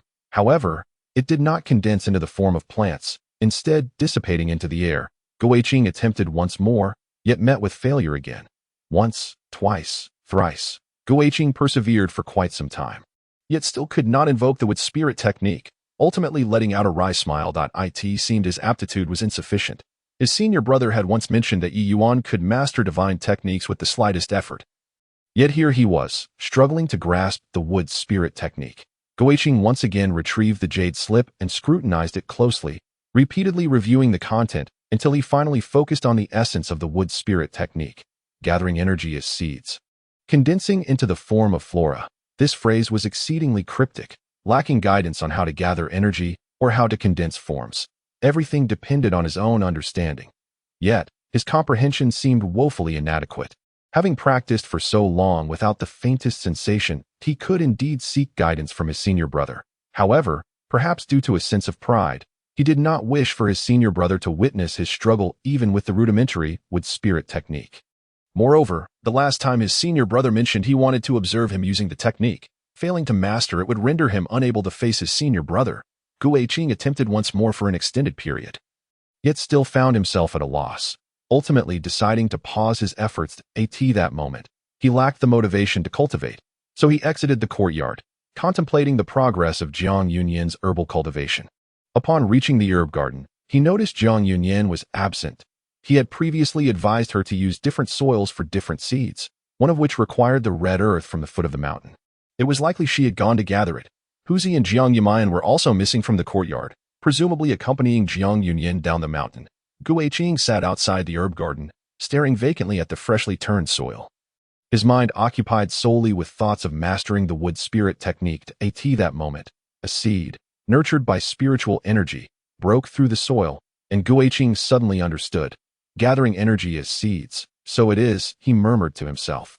As spiritual energy began to flow continuously from within him, coalescing into nearly invisible seeds that fell into the earth, form of grass and wood, coalesce. In the next instant, a robust green vine emerged from the ground, swirling around Guiqing before extending a yard in length before halting its growth. Guiqing's heart soared with joy. He had succeeded. He tenderly caressed the green vine before him, unable to part with it, when an unexpected scent, both pungent and sweet, suddenly filled his nostrils, leaving him momentarily stunned. This was the poison of the grass and wood. Yet to condense a poisonous plant through the wood spirit technique was beyond the capability of someone at the first level of qi refining. It would require at least the third level of qi refining and meticulous study of the wood spirit technique. What could this mean? After some contemplation, he finally arrived at an explanation. In his recent efforts to enhance his wood spiritual root, he had frequently ingested poisonous herbs, and over time, it was inevitable that some toxins had mingled with his spiritual energy. Although such an occurrence was unexpected, it turned out to be a delightful surprise. Guiqing drew forth his bronze longsword and decisively struck the vine, which immediately severed into two pieces, falling to the ground and dissipating into spiritual energy. Its hardness was still insufficient, and moreover, metal inherently countered wood. Using such a vine against a flying sword would prove to be overly ambitious. How would he contend with an opponent like Yi Yuan, who specialized in flying swords? Guiqing fell into deep contemplation when suddenly, Jiang Yumayan rushed over in a flurry. "Young master, something terrible has happened. Sister and brother Huzi are in trouble. What happened?" Guiqing inquired. "We encountered someone while descending the mountain, who deliberately collided with us, insisting that we were the ones at fault. Sister was injured by him, and brother Huzi tried desperately to hold him off, so I could return to warn you. I'm so scared something bad will happen to them." As Jiang Yumayan spoke, tears began to well in her eyes. "Young master, please go save them." Guiqing immediately grasped Jiang Yumayan's hand and, with utmost urgency, raced down the mountain, his expression darkening. It had not been long since he positioned himself near Sidu Feng when someone began to target Huzi and the others. This incident was undoubtedly linked to Jianghe. At the base of Sheong Mountain, Huzi sat slumped on the ground, battered and bruised, still extending his arms protectively around Jiang Yunyan. Jiang Yunyan's with a swift kick, Shin Feng sent Huzi flying, grasping Jiang Yunyan's hair to lift her up. Grinning as he surveyed the onlookers. "Dear brothers," he began, "it is not that I, Shin Feng, am lacking in generosity, but these hounds, emboldened by their favorable master, have dared to bully me, and I can no longer endure it. To collide with me is one thing, but to demand an apology, even as a direct disciple of our esteemed master, his subordinates ought not to exhibit such blatant disregard for decorum. What say you? My brothers, should we not rid ourselves of these insolent wretches? Their audacity is boundless, and if we do not discipline them properly, they will surely become insubordinate in the future." The crowd erupted in raucous agreement. Indeed, the character of a master is reflected in his servants. "Brother, do not hesitate to take action. We shall cover the cost of the spirit stones." Many exchanged knowing smirks, their implications clearly aimed at Gui Qing. "What nonsense are you spouting? You were the one who deliberately collided with us. You scoundrel." Huzi glared fiercely, having rushed over to rescue Jiang Yunyan, only to be sent flying once more by Shin Feng's foot. Shin Feng leaned closer to Jiang Yunyan, inhaling the delicate fragrance that clung to her, a look of rapture overtaking his features. "Truly a beauty," he mused. "It is such a pity you are wasted on that good-for-nothing Gui Qing. From now on, you shall be my maid. If you agree, I shall spare you. What say you?" Chapter 52. A Gamble on Life. Pa. Jiang Yunyan spat vehemently at Shin Feng. "What are you, to even think of comparing yourself to my lord?" Shin Feng's eyes narrowed, his grip tightening around her neck, applying gradual pressure. "How dare a mere servant speak to me in such a manner? Today, I shall teach you a lesson on behalf of Gui Qing."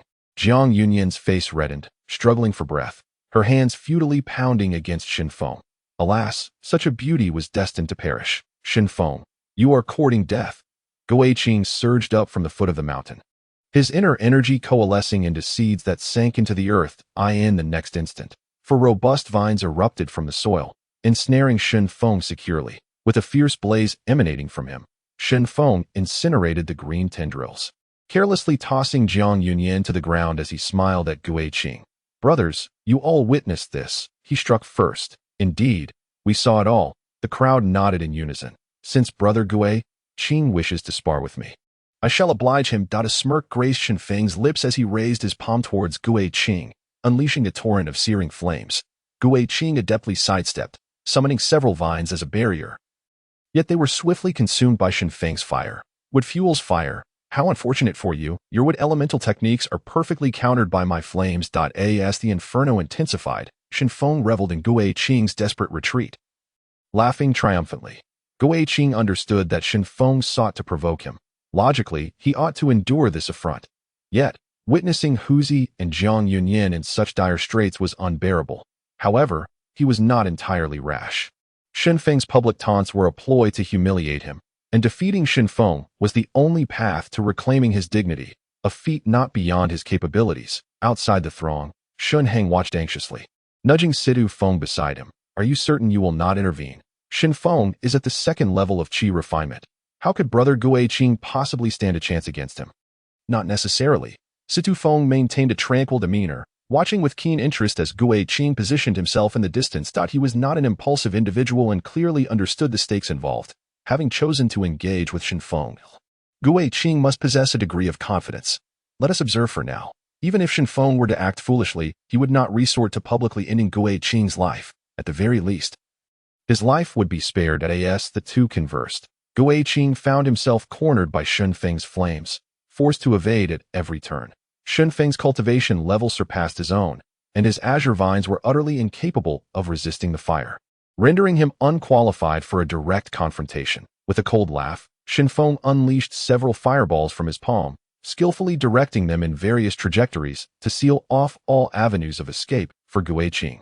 In response, Gui Qing summoned his spiritual energy, causing several azure vines to burst forth from the earth, weaving together to form a protective cage around him.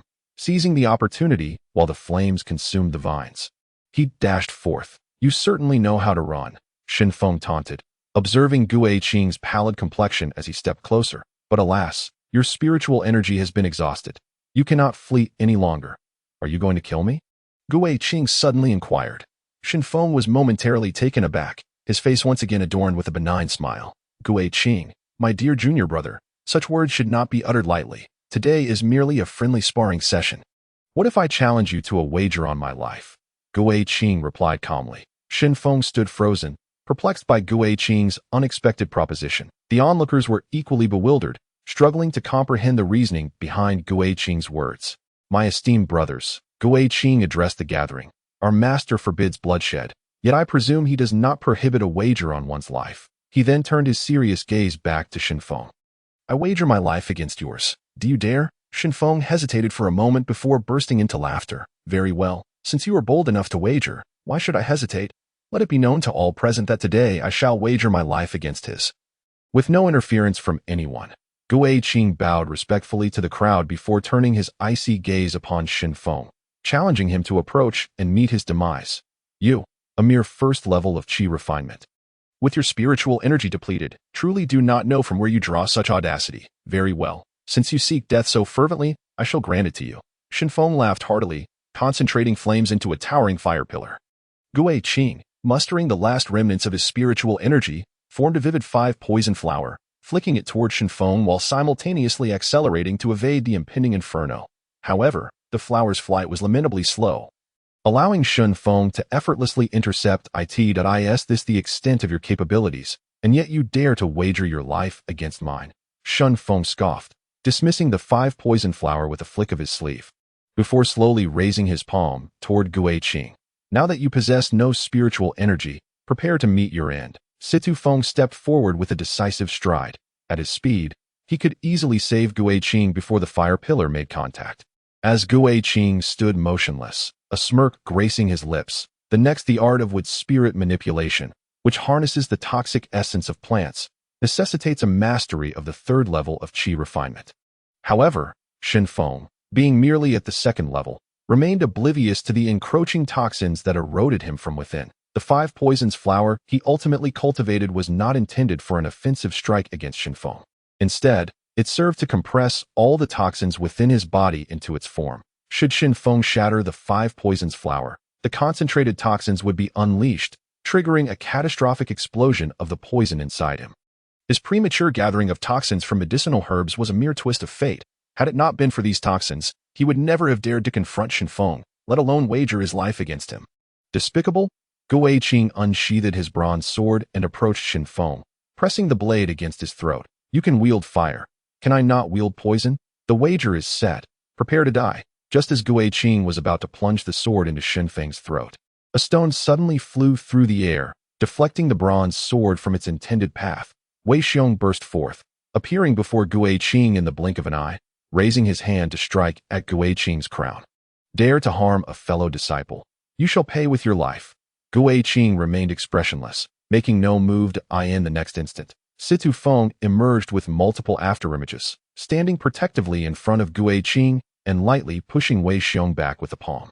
He made his own wager. What business is it of yours? Wei Xiong bellowed in anger. Situ Feng, do you truly intend to collude with him in harming our fellow disciples? A private wager cannot be justified.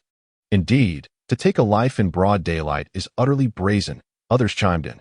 How can such a trivial wager be taken so lightly, disregarding our master's rules, harming fellow disciples? Gu Qing scoffed when he accepted the wager. Why did you not speak up? When he injured my people, you stood by idly. Now that I wish to end his life, you invoke the rules. I am the master's direct disciple. What are you to challenge me on the rules? The crowd fell into a heavy silence. Gu Qing looked down at Shin Feng, gradually tightening his grip on the bronze sword. You have lost the wager. Now, your life belongs to me. Chapter 53. Killing with a blade. Shin Feng felt the chilling pressure of the sword tip, and, witnessing the murderous intent gleaming in Gu Qing's eyes, could not suppress a gulp of trepidation. Senior brother Gu Qing, I was mistaken. Please, show mercy and spare my life. If you let me go, I will do anything you ask. My people, even if they are mere spirit slaves, are not yours to command. Gu Qing pressed the sword closer, the tip creating a deep indentation in Shin Feng's throat, mere moments away from piercing through. Since we are gambling with lives, only one of us shall survive today. Senior brother Gu Qing, I was wrong, truly wrong that I will never provoke you again. I beg you, do not kill me. Shin Feng trembled uncontrollably. So frightened that he soiled himself, Gu Qing cast a disdainful glance, seized Shin Feng by the hair, and dragged him before Jiang Yuyun and Huzi, forcing the healing elixirs upon them. He then raised his bronze sword, aiming it at Shin Feng. Those who dare harm my people meet such a fate. Shinfeng hastily prostrated himself on the ground, repeatedly bowing to Jiang Yunyun and Huzi that I was wrong. I apologize to you both. I implore you to forgive me. Tiger showed no reaction, yet Jiang Yunyun's eyes brimmed with astonishment. She had never anticipated that Shinfeng would kneel to apologize to her, nor could she have imagined that Gui Qing would go to such lengths for them. Gui Qing gradually crouched down, gripping Shinfeng's hair to lift his head, leaning in close to his ear, and said, "If you wish to live, it is quite simple. Tell me who is scheming against me from the shadows." This, Shinfeng cast a glance at Wei Xiong, instantly hesitating. Gui Qing furrowed his brow and thrust his sword towards Shinfeng's throat. Shinfeng was taken aback, hurriedly stepping back a few paces just in time to evade the strike. His heart racing at the murderous intent radiating from Gui Qing. "That I'll tell you. It's the Mountain Master. He knows of my discord with you, and that's why he made me." Wei Xiong erupted forth with a flash, seizing Shinfeng by the throat, his palm exuding a potent energy as he swiftly twisted Shinfeng's neck. "You wretched creature, spouting nonsense even at death's door." Wei Xiong cursed vehemently, then turned to Gui Qing, a surprising smile of ingratiation breaking through his typically fierce demeanor. "Junior brother Gui Qing, do not heed his ramblings. He has gone mad that a rabid dog is prone to bite indiscriminately." Even if the title of direct disciple were merely nominal, it still carried weight. Should Shinfeng speak of such bullying against a direct disciple, Jiang He's reputation would be irreparably tarnished. It is crucial to note that apart from Gui Qing and Yi Yuan, all other direct disciples were foundational cultivators. If even one of them cared about this matter, Jiang He would find himself in dire straits. Wei Xiong's cultivation at the 5th level of Qi refinement was no different from that of a mere mortal in the eyes of foundational cultivators. To prevent Shinfeng from implicating Mountain Master Jiang He, Wei Xiong had no choice but to decisively eliminate him. "Brother, why did you kill him?" Gui Qing asked in astonishment. Wei Xiong paused, realizing he had fallen into Gui Qing's trap. At that moment, he had only sought to silence Shinfeng and had not contemplated the consequences. "I was merely seeking to avenge my junior brother. Since the bet has been established, he deserves his fate." Wei Xiong forced a smile. "That's so?" Gui Qing feigned a look of sudden enlightenment, raising his hands in salute with a smile. "Thank you, Brother Wei, for your righteous intervention. Our master forbids internecine strife among disciples. Having committed such a grave sin, you should quickly flee." Wei Xiong was utterly dumbfounded. "Why should I escape? You set the bet. I was merely assisting you, but I did not intend to kill him. I was only toying with him." Gui Qing shrugged, shifting the conversation. "Didn't the other brothers just say that our master forbids internecine conflict? I must not, under any circumstances, breach the master's prohibitions due to a personal wager that I hold great respect for our master. How could I dare defy his edicts? You killed him without a second thought. You." Wei Xiong seethed with rage, pointing vehemently at Gui Qing, his mind racing with 1,000 thoughts yet unable to articulate a single one that the deed was done by him. If Gui Qing merely claimed he had no intention to kill Shinfeng, Wei Xiong would find himself without defense. Gui Qing paused for a moment, articulating each word carefully. "Does brother believe he can recklessly violate the master's prohibitions?" Wei Xiong was as agitated as an ant on a hot pan. Yet words of defense eluded him. "Junior brother Gui Qing, do not hastily cast accusations." Jiang He's laughter suddenly rang out, causing the onlookers to turn, swiftly parting to create a path. Jiang He gradually approached Gui Qing, giving him a serious glance before swiftly delivering a resounding slap to Wei Xiong's face. "You useless fool. When Shinfeng sought to kill junior brother Gui Qing, you should have acted decisively. Junior brother Gui Qing is a direct disciple of our master. Should anything untoward occur, how shall I explain it to him?" Wei Xiong stood there, increasingly bewildered, unsure of how to respond, and could only lower his head. How had it come to pass that it was Gui Qing who wished to slay Shinfeng, yet now it appeared to be the opposite? "Junior brother Gui Qing, are you unharmed?" Jiang He inquired with a beaming smile. Gui Qing replied coolly, "Thanks to senior brother Wei's timely intervention, I am no longer in any danger. That is a relief," Jiang He said with a slight smile, turning to address the others behind him in a grave tone. "Shinfeng harbors malice toward Gui Qing, and today, in broad daylight, he dared to attempt to take junior brother Gui Qing's life. Fortunately, Wei Xiong arrived just in time to save him. Shinfeng's intent to harm a fellow disciple is a grave offense that warrants punishment. I shall report this matter to our superiors. Do any of you dissent?" The crowd, understanding the implication, fell silent and shook their heads.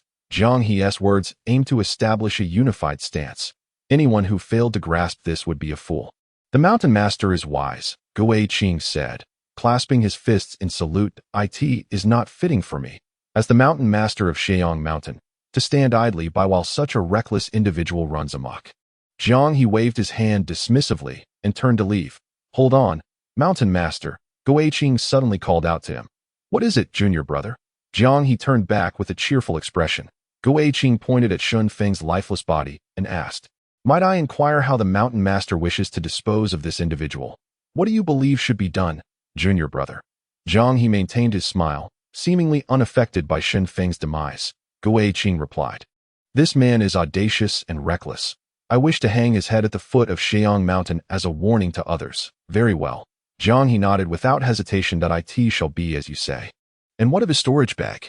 Gui Qing inquired. As he showed disrespect toward you, the storage bag naturally belongs to you, Jiang He stated calmly, casting a glance at Wei Xiong before turning to leave. Wei Xiong Fo Huzi soon awakened, yet Jiang Yunyan remained in a deep coma. Gui Qing gently grasped Jiang Yunyan's wrist, meticulously assessing her condition through her pulse, and once again administered several revitalizing pills. After confirming that both individuals were stable, Gui Qing finally consumed a gathering spirit pill, clutching a spirit stone to rapidly restore his own energy, having exhausted his spiritual energy during the earlier confrontation with Shinfeng. He did not wait for a complete recovery. Instead, he swiftly opened his eyes and dashed out of the courtyard, heading straight for the spirit treasure platform. Before long, Gui Qing returned, pouring the recently acquired pills into Huzi's hands. Huzi stared at the large handful of pills, his expression immediately drooping. Why do I need to consume so many? You have yet to recover from your previous injuries, and now you have sustained new ones. You must take good care of yourself and consume all the medicine. Gui Qing gently reassured him. He then picked up a porcelain bottle and placed it in Jiang Yunyan's hands. This is the muscle recovery powder. Apply it to the wounds to prevent scarring. Please assist Huzi in applying it. Jiang Yunyan accepted the bottle, her heart filled with concern as she gazed at the unconscious Jiang Yunyan. Young master, my sister will be fine, won't she? Rest assured, I shall heal her. I need to treat her injuries now. So please step outside and do not disturb me. Gui Qing waved his hand, and after the two left, he continued to check Jiang Yunyan's pulse, administering various pills tailored to her condition. As the night passed, Jiang Yunyan's pulse finally stabilized, no longer as faint as a wisp of smoke, sitting by her bedside. Gui Qing looked at Jiang Yunyan, whose body was marred with scars, and found himself in a dilemma. While her internal injuries were nearly healed, the external wounds that pierced her body could not be solely mended with the revitalizing pills. Gui Qing stepped out of the room and approached Huzi's chamber, intending to ask Jiang Yunyan for assistance in cutting away Jiang Yunyan's blood-soaked garments. However, finding Jiang Yunyan fast asleep beside Huzi after a long vigil, he hesitated to disturb her and quietly returned to the room. Seated beside Jiang Yunyan, he gazed at the intricate network of her wounds. After a moment's hesitation, he turned his head away and cautiously tore open her dress. I apologize for the intrusion. After applying multiple ointments, the wounds on Jiang Yunyan's body began to scab over, and Gui Qing applied the muscle recovery powder, tucked her in, and slipped out quietly. With her injuries nearly treated, all that remained was to await Jiang Yunyan's awakening. Gui Qing exited the courtyard and made his way directly to Situ Feng's cave dwelling. Along the way, he encountered several cultivators, each greeting him with cheerful smiles. Since Shun Feng's demise, their attitudes had markedly improved. Come, Gui Qing junior brother, please come in. Situ Feng welcomed him from afar, warmly ushering him into the courtyard. You have gained quite a reputation these past few days. Many cultivators from Sheong Mountain are discussing you. Merely a matter of reputation, Gui Qing replied with a smile. Shaking his head, I have come to express my gratitude for your assistance. Between us, there is no need for thanks. Situ Feng said as he seated Gui Qing and poured him tea. To be honest, your move to use another's blade to slay was unexpected. I truly believed you were gambling your life against Shinfeng. Merely a stroke of luck, Gui Qing replied with a slight smile. To defeat Shinfeng, a cultivator at the second level of Qi refinement, with my first level of Qi refinement, was hardly mere chance. Situ Feng did not conceal the admiration in his eyes, and with a serious demeanor, he remarked, I have thoroughly examined Shinfeng's corpse. The toxins within him would pose a significant challenge even to a cultivator at the third level of Qi refinement. Shinfeng, renowned for his prodigious talents on Xiang Mountain, has easily fallen to the hands of my junior disciple. Indeed, my junior is formidable. However, I have one question.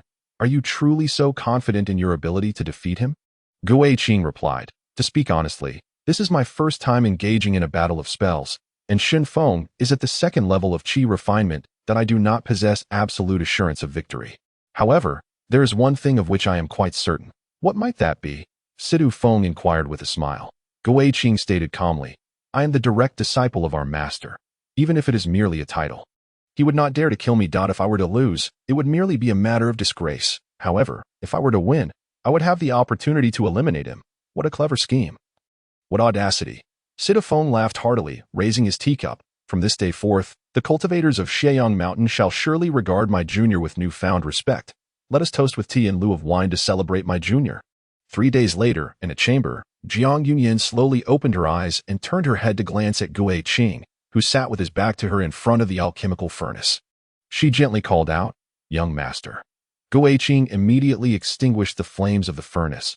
Disregarding the fact that the elixir within had turned to waste, he moved to the bedside, took her hand, and after checking her pulse, his brow gradually relaxed. Your injuries are no longer severe. With some rest, you shall recover. I hope I did not bring shame upon you, young master, Jiang Yunyan softly inquired, recalling the events of a few days prior. How could that be? Gui Qing shook his head and replied gently, You performed admirably. This matter is entirely my responsibility. It is my grudge with him that has inadvertently implicated you. Please do not say such things. Young master, Jiang Yunyan shook her head, lifting the quilt and attempting to rise. However, upon feeling the chill, she quickly retreated into the covers, her face flushed with embarrassment. It was only then that she realized she was completely unclothed. Gui Qing, rare in his awkwardness, stumbled over his words. Your injuries were too grave, and Yu Mian had fallen asleep at that time. So it is all right. I understand. Jiang Yunyan turned her back to him and softly said, Could you kindly lend me a set of clothes? Please step outside. I wish to change. Gui Qing promptly retrieved a set of his own garments from his storage pouch and placed them by the bedside before hastily exiting the room and shutting the door behind him. As if granted a reprieve, not long after, Jiang Yunyan emerged wearing Gui Qing's loose robe, the blush on her cheeks still evident. She performed a slight bow to Gui Qing and then, with a radiant smile, said, I presume young master would not want the clothes I have worn, so I shall not return them to you. Gui Qing stood frozen, unable to decipher the underlying meaning of Jiang Yunyan's words. Despite his usual keen intellect, he could only take out the elixirs he intended to consume soon and offer them to her. When he saw Jiang Yunyan glance back at him with another smile, he felt somewhat bewildered. After pondering without resolution, he decided to leave the courtyard and head to Lingbao platform as the month was drawing to a close, if he did not seek guidance from his elder brother.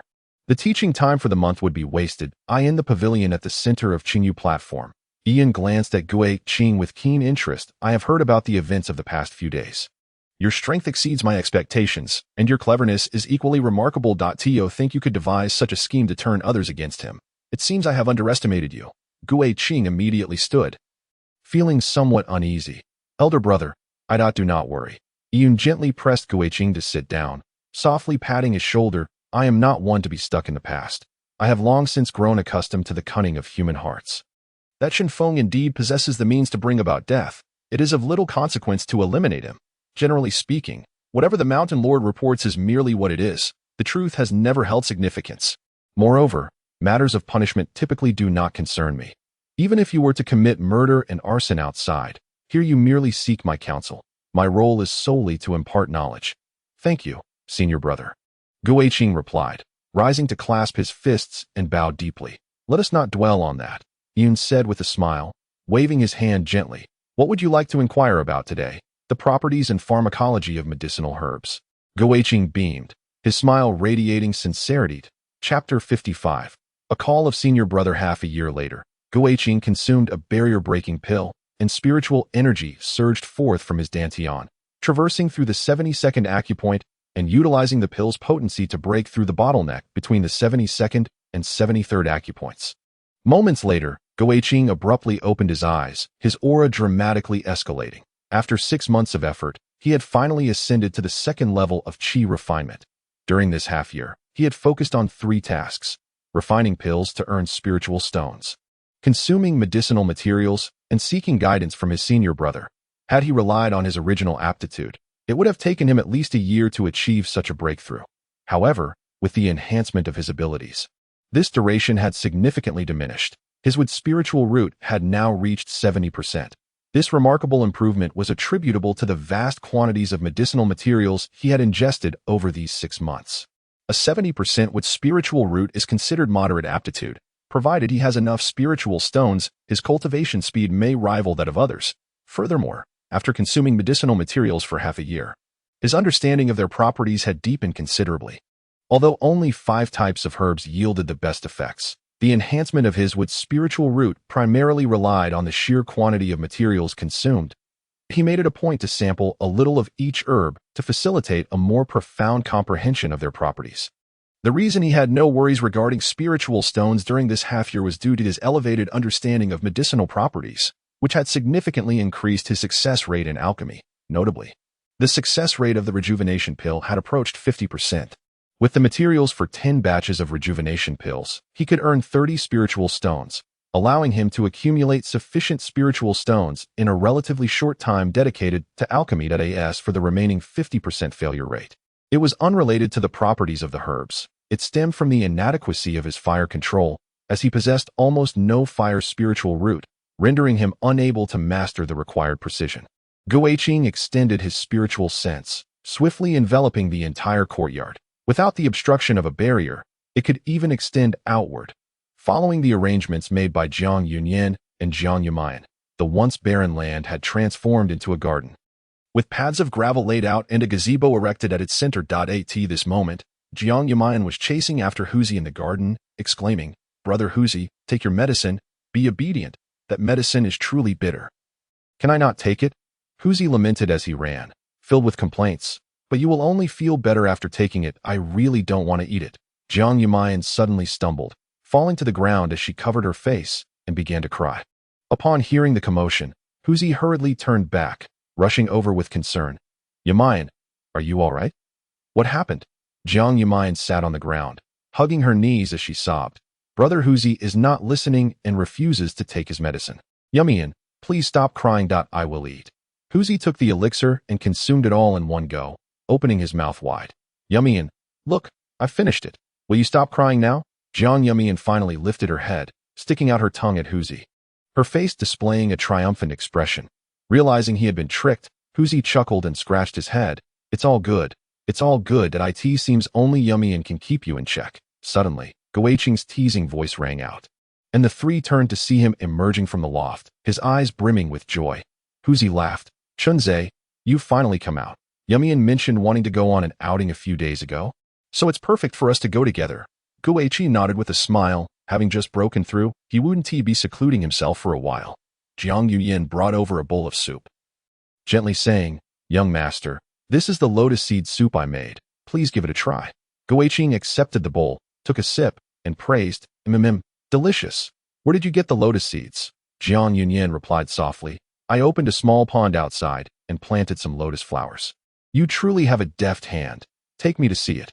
Guiqing walked while savoring the lotus seed soup, completely oblivious to the bright smile on Jiang Yunyan's face behind him, outside the courtyard. Guiqing stood by the pond for a moment, preparing to return when suddenly his ears perked up. He turned to look at a courtyard below where a crowd had gathered, seemingly embroiled in an argument. "Don't follow me. I'll go take a look." Guiqing handed the bowl to Jiang Yunyan. As he approached, the sounds of the dispute became clearer. "Why should we? We've already paid the monthly fee. Why do we have to pay again?" "Exactly. It's supposed to be once a month. How can they collect in advance?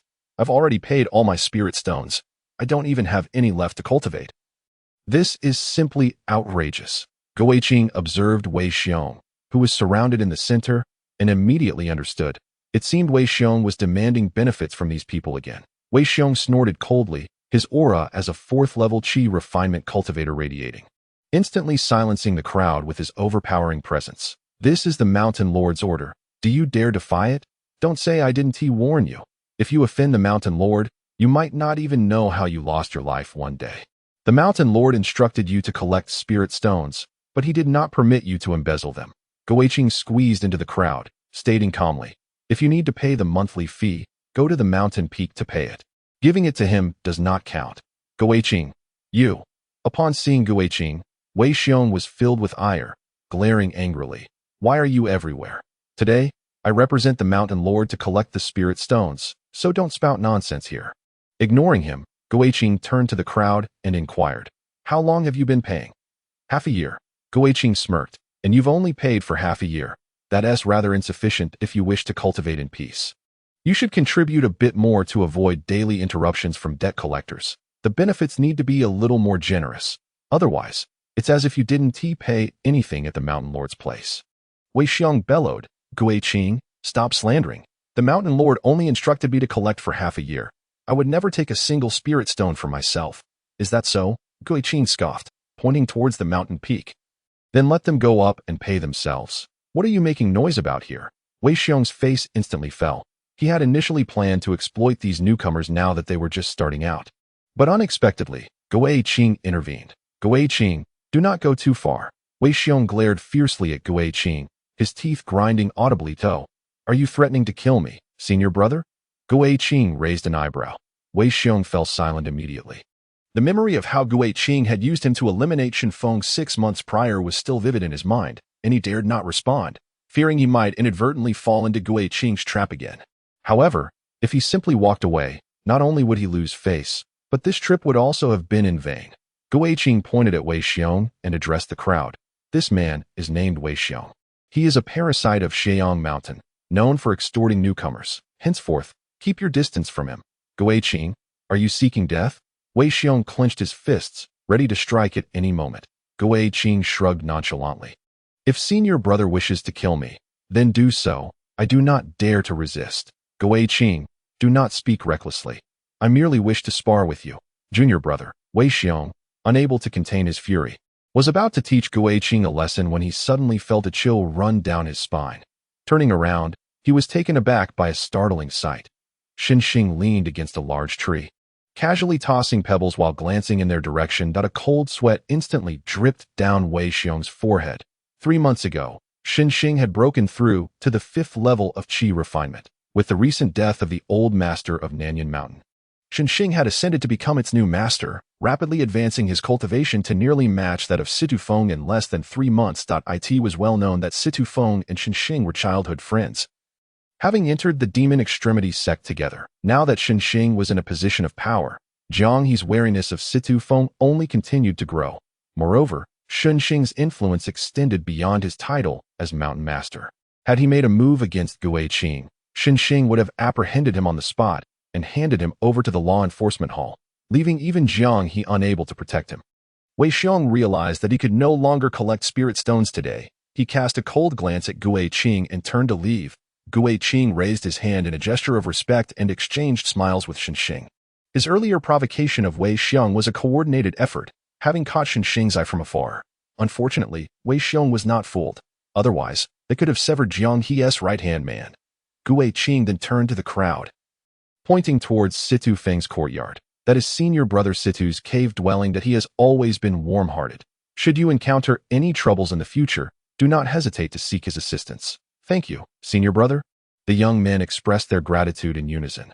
Guiqing waved his hand dismissively, turning to leave, feeling a surge of emotion at their call of senior brother. After enduring more than half a year as a newcomer, he too had now become a senior brother. Chapter 56. The Medicine Gate. Why have both of you come together? Please, come in. Come in.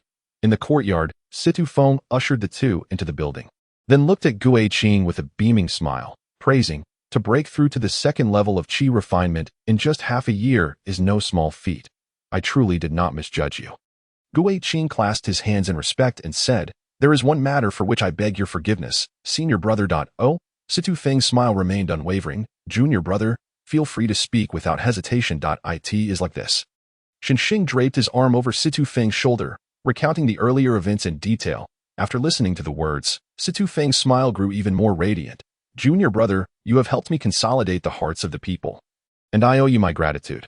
What fault does junior brother have? I only fear that senior brother may blame me for acting rashly. Situ Feng chuckled and shook his head, raising his hand to gesture for the two to take a seat. After pouring tea, he slowly remarked, as we are one family, There is no need for formalities that I regard you as a true brother, and thus, I shall speak candidly that a mountain cannot accommodate two tigers. A confrontation between Jiang He and myself is inevitable.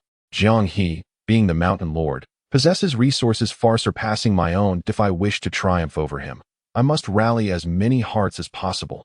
You have done well in this matter. In the future, should similar situations arise, act decisively. Regardless of the consequences, I shall bear the burden. Thank you, senior brother. Sidu Feng then turned his gaze to Xinxing. What brings you to seek me this time? I did not come to find you, but rather him. Xinxing jested, pointing at Gui Qing. The medicine gate has decided to recruit him, and I am here to take him for the assessment. Gui Qing immediately furrowed his brow, having already aligned himself with Sidu Feng. How could Xinxing utter such words in front of him? Sidu Feng, far from being displeased, burst into laughter. Today is truly a double celebration. Noticing the confusion on Gui Qing's face, Xinxing explained. The medicine gate wields immense influence, far beyond that of a mere mountain lord. The intricacies of these powers are too complex to elucidate at once. You only need to understand that the medicine gate has always provided excellent protection for its alchemists. Once you join the medicine gate, not even Jiang He, a mere mountain lord, nor the law enforcement hall, would dare to act against you without careful consideration. Situ Feng added with a smile, indeed, if you can join the medicine gate, it would be a significant boon for me. Rest assured. Seeing Gui Qing still hesitating, Xinxing seized him by the arm. Come now, let's not keep them waiting. Xinxing hurriedly led Gui Qing onward, and they eventually halted at a stone plaza 20 miles away. In the center of the plaza stood a grand alchemical furnace, intricately crafted from spirit stones, measuring over 10 zhang in both length and width. At its center were engraved two ancient characters, Medicine Gate. Gui Qing was utterly stunned. Such a massive furnace must require an enormous quantity of spirit stones. That it was said that alchemists were wealthy. And today, he truly felt the weight of that statement. Beyond the plaza, towering buildings rose majestically, and the pathways were lined with flourishing medicinal herbs, their fragrance wafting through the air. Xinxing led Gui Qing directly towards a tall building on the left. Its sign adorned with elegant characters spelling out, Fragrant Crisp Pavilion. Before they could enter, a captivating woman gracefully stepped out, casting a flirtatious glance at Xinxing and feigning indignation. Why have you kept me waiting for so long? I was delayed by matters on the way. Xinxing replied with an awkward chuckle, gently nudging Gui Qing forward. Junior brother, this is senior sister Han Yurao, the owner of Fragrant Crisp Pavilion. You should greet her properly. Gui Qing quickly clasped his fists. I have the honor of meeting senior sister Han. There is no need for such formalities, junior brother. Han Yurao moved gracefully, circling Gui Qing before resting her hand on his shoulder. Flashing a charming smile, what a handsome young lad you are. Come with me. Seeing Gui Qing still in a daze, Xinxing promptly patted his arm, prompting Gui Qing to regain his senses and follow Han Yurao into the building. Han Yurao led Gui Qing to a secluded room on the second floor, activating a barrier to isolate them from the outside world, her demeanor instantly turning serious. I am Han Yurao, the steward of the medicine sect. Here by recommendation from Xinxing to assess your alchemical skills, that I will determine your eligibility based on your performance during the refinement process, as for the type of elixir to concoct. That decision rests with you. I shall provide you with 10 sets of materials for the rejuvenation pill. Without a moment's hesitation, Gui Qing retrieved his alchemical furnace, fully confident in his expertise with the rejuvenation pill. Han Yurao gracefully waved her hand, and a second-tier furnace along with 10 sets of materials appeared before them. Let us commence. Gui Qing settled in front of the furnace, taking a moment to adjust his breath before slowly adding the materials into the furnace. Exuding an air of calm and composure, shortly thereafter, he lifted the lid of the furnace and carefully extracted the rejuvenation pills, placing them into the porcelain vial prepared by Han Yurao. She nodded imperceptibly, acknowledging the successful refinement of the first batch. It seemed he truly possessed some skill. As more rejuvenation pills were produced, her gaze grew increasingly approving. Once the flames extinguished, Han Yurao picked up 5 porcelain vials, inspecting each one before looking at Gui Qing in astonishment. Such a high success rate. You are the first person of your age I have encountered with such alchemical prowess. You have passed and are eligible to become a member of the medicine sect. Upon joining, you may acquire materials at reduced prices or purchase recipes that we will procure the pills you refine at the same rate as the Lingbao platform, and additionally, the medicine sect will offer you protection. However, there is one condition you must agree to. What condition? Gui Qing inquired. Han Yurao replied sternly, From this day forth, you shall not sell pills to the Lingbao platform. That a peculiar expression filled Guiqing's eyes. Was this an attempt to compete with the Lingbao platform? As an established trading hub, the forces behind the Lingbao platform were undoubtedly formidable. While joining the medicine sect offered numerous advantages, such a blatant act of competition would surely be regarded as a thorn in the side of the Lingbao platform. Sensing his apprehension, Han Yurao smiled lightly and clarified, "Junior brother need not worry. The Lingbao platform is controlled by a foundation-building senior brother and does not compete with us Qi refinement cultivators for resources. There is no conflict with the medicine sect. The establishment of the Lingbao platform merely provides a fair trading ground for newly initiated disciples. That in truth, the medicine sect already dominates 90% of the alchemical and herbal trade. Our aim is monopolization, ensuring prosperous business. You have likely visited the black markets. The Lingbao platform similarly overlooks their existence. What more is there to be concerned about?" After a moment of contemplation, Guiqing clasped his fists and stated, "I am willing to join the medicine sect." The sternness on Han Yurao's face dissipated, replaced by a playful smile as she produced a jade pendant engraved with flora and presented it to Guiqing. "From now on, junior brother, you are a member of the medicine sect and my direct subordinate. Should you require anything, do not hesitate to seek me out. With this pendant, you may traverse most areas of the medicine sect. Every newly admitted alchemist can use this pendant to advance 500 spirit stones for purchasing materials. But I greatly admire your alchemical skills. Should you need it, Xiangsu Building can advance you 1,000 spirit stones." "Thank you, senior sister. I was indeed hoping to acquire some materials. I would appreciate your guidance." Guiqing accepted the pendant, fastening it to his belt and bowing respectfully. Han Yurao gently raised her hand, and the restraints within the room immediately dissipated, guiding Guiqing towards the soul chamber on the top floor. The room was exquisitely decorated, imbued with a faint, ethereal fragrance. That it was only upon seeing the intimate garments hanging on the screen that Guiqing realized this was, in fact, Han Yurao's chamber. "Senior sister, weren't you supposed to take me to procure medicinal herbs? Why have we come here?" Guiqing furrowed his brow. Chapter 57. The Alchemical Pavilion. Han Yurao smiled alluringly, leaning against Guiqing as she exhaled softly. "What herbs does my junior brother desire? I shall have them delivered." With the formalities concluded, she continued, "Now, let us indulge in more personal matters. You must be weary from alchemy. Let us converse while reclining."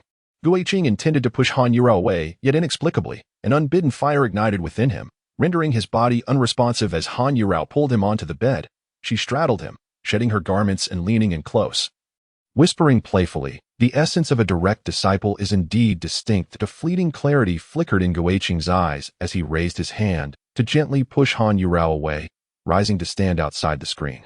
With his back turned to her unclad form, he inhaled deeply, distinguishing the scents of ginseng, Romania, Sichuan pepper, toad venom, and musk. Combined, they formed an aphrodisiac. Adding in seductive grass and 100 butterfly fragrance would incite hallucinations and elevate desire. So, Han Yurao had brought him here to test his understanding of medicinal properties. She had indeed put thought into it. Taken aback, Han Yurao donned her clothing and approached Guiqing, her laughter like the flutter of blossoms. "I am glad you comprehend my intentions. Come, let us procure those herbs." Outside the fragrant crisp pavilion, Xinxing waited with a sense of ennui. Upon seeing Guiqing emerge, he hurried over, his gaze immediately drawn to the jade pendant at Guiqing's waist. Exclaiming with delight, "Excellent! I knew you would succeed." Guiqing turned to look at Han Yurao, who was waving at him from the railing above, inhaling deeply as he swiftly departed with Xinxing. Fortunately, he had been consuming medicinal herbs over the past 6 months, granting him an extraordinary resistance. Otherwise, he might have fallen prey to Han Yurao's charms. Yet even so, the potency of that aphrodisiac had nearly overwhelmed him. His senior brother had once advised him that desire was the first trial of youth. Failing this test would hinder all endeavors. Their current cultivation involved refining essence into qi, and any leakage of vital energy would impede their progress. Observing Guiqing's reaction, Xinxing, recalling the duration of Guiqing's stay inside, was filled with astonishment. "You managed to resist her?"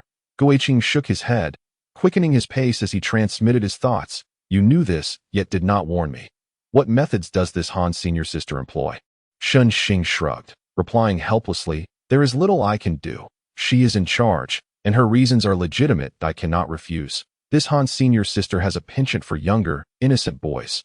Your resolve is commendable." Resisting her is no small feat. Avoiding her is indeed prudent, as it spares one from much trouble. That woman is deeply entrenched in intrigue. It is rumored that she has entangled with many cultivators. I had no choice but to lead you into this predicament, but I shall compensate you with a delightful diversion. Heading north for 5 li, Xin Xing brought Guiqing to a modest courtyard, stating, "This is the place." A red lantern hung high outside, and the plaque bore the words "Alchemical Cauldron." An elderly woman, her face etched with wrinkles, reclined in a wicker chair, eyes closed as if in slumber. Xin Xing swiftly approached. Placing 50 spirit stones on the table beside the old woman, he respectfully clasped his fists in greeting. Yet an entire hour passed without any sign of movement from her. The spirit stones vanished into thin air, and the courtyard gate opened of its own accord. "I have settled your payment. The flavors of the furnace here are truly unmatched. Dio, savor it," he remarked, as he unceremoniously pushed the bewildered Guiqing inside. The gate shut immediately, and a luminous barrier rose, isolating the sounds from the outside world. Guiqing cautiously surveyed his surroundings, apart from the small room before him. The courtyard was devoid of any furnishings. Upon opening the door, he was instantly taken aback. The woman, her skin as smooth as jade, lay languidly across the bed in an exceedingly unrefined pose, utterly motionless. Guiqing turned to leave, but as his peripheral vision caught a glimpse of the woman's face, he found himself rooted to the spot. Her features were exquisite, with delicate brows and a gentle aura emanating from her being. She was breathtakingly beautiful, yet her vacant, soulless eyes evoked a tinge of disappointment, resembling that of a mere puppet. Guiqing's heart raced, the aphrodisiac he had previously inhaled resurfacing its effects, igniting a primal fire within him. If he were still oblivious to the nature of this place, it would be sheer folly. Just as mortals have brothels, practitioners of the arcane arts undoubtedly possess their own. Guiqing's gaze involuntarily roamed over the woman's bare form, only for him to suddenly slap himself sharply. Rushing forward to drape a blanket over her, he sat at the edge of the bed, staring blankly at her, a profound sorrow swelling within him. In her captivating visage, he discerned the likeness of his mother, yearning for home, longing for her. The woman slowly turned her head, her hollow eyes meeting Guiqing's, devoid of any emotion. Their gazes locked, yet no spark ignited between them. Only an overwhelming solitude lingered. An hour later, the barrier above began to ripple. Guiqing understood the time was drawing near. Reluctantly, he cast one last glance at the woman before standing to leave. However, upon reaching the threshold, he paused, turning back to face her. Seeing her gaze fixed upon him, he felt a surge of nervousness. I am Chunzi. In the future I shall return to see you," he stammered. The woman turned her gaze away once more, her expression remaining as vacant as ever, as if her spirit had departed. Outside, a lecherous cultivator, his eyes gleaming with depravity, had been waiting impatiently. Upon seeing Guiqing emerge, he rushed into the courtyard. Guiqing watched as the barrier rose once again, enveloping the courtyard, his thoughts consumed by the image of that stunning yet soulless woman. Anger surged within him. He clenched his fists tightly as he departed. As night deepened, Guiqing walked slowly, occasionally gritting his teeth. His fury, rather than dissipating with the passage of time, intensified. He could not comprehend the source of his anger, only that it pained him to think of the woman who resembled his mother. It was only upon returning to his quarters that he managed to suppress his wrath. Retrieving a jade slip and pressing it to his forehead, that a steady voice resonated within his mind. This was the formula for the acupoint clearing pill he had purchased at Xiangsu Lu, meticulously detailed with the order of herbal ingredients and the precise steps for alchemy, though it had cost a pretty penny. It was far preferable to experimenting with a rudimentary formula. What he now lacked most was time. The 1,000 spirit stones that Han Yurao had advanced to him had all been converted into herbs and pill formulas. Upon breaking through to the second level of qi refinement, relying solely on the rejuvenation pills to earn spirit stones was no longer sufficient to sustain his daily cultivation. It was imperative to concoct more expensive elixirs. The following day, while Guiqing was engaged in the preparation of a meridian opening pill, a sudden knock at the door interrupted him. "Young master, someone seeks your presence." That individual is clad in white, exuding an air of elegance. Upon hearing this, Guiqing extinguished the furnace's flame and rushed out, disregarding the fact that the meridian opening pill was on the verge of completion within the cauldron. The description of Jiang Yunyan left him with no thoughts of anyone other than his senior brother. Aside from the initial visit, his senior brother had never come here again. What could have transpired that prompted him to seek Guiqing out? Gui Qing hastened through the courtyard, and upon spotting Yiyun, he immediately cupped his fist in salute. "Senior brother, what brings you here? The master wishes to see you." Yiyun replied succinctly, grabbing Gui Qing and soaring into the air. Gui Qing's heart sank. Master Dao Kuzi had once informed him that the person who possessed that luminous fragment would inevitably come seeking him. He had been preparing for this moment, yet he had not anticipated it arriving so swiftly. The thought of facing Ouyang Yi sent waves of apprehension coursing through him. Chapter 58. Ouyang Yi's test 100 miles away. Before a grand hall, Yiyun descended slowly with Gui Qing. Bowing respectfully, "Master, I have brought junior brother Gui Qing." The hall doors opened of their own accord, and Ouyang Yi's deep voice resonated. Entered, Yiyun exchanged a glance with Gui Qing, who promptly stepped into the hall. Keeping his gaze lowered to the jade bricks beneath his feet, he bowed deeply, lowering his waist significantly. Disciple pays respects to master, no need for formalities. Ouyang Yi extended his palm, and the luminous fragment floated gently from the high platform to rest before Gui Qing. "I require your assistance in refining this treasure. Sit down and disperse your aura." Disciple obeys. Gui Qing immediately sat cross-legged, allowing his spiritual energy to circulate rapidly within, fully dispersing his aura. The luminous fragment suddenly emitted a resplendent glow, prompting Ouyang Yi on the high platform to laugh heartily. With a gesture, an overwhelming pressure descended upon the luminous fragment, the residual force causing Gui Qing to break out in a cold sweat.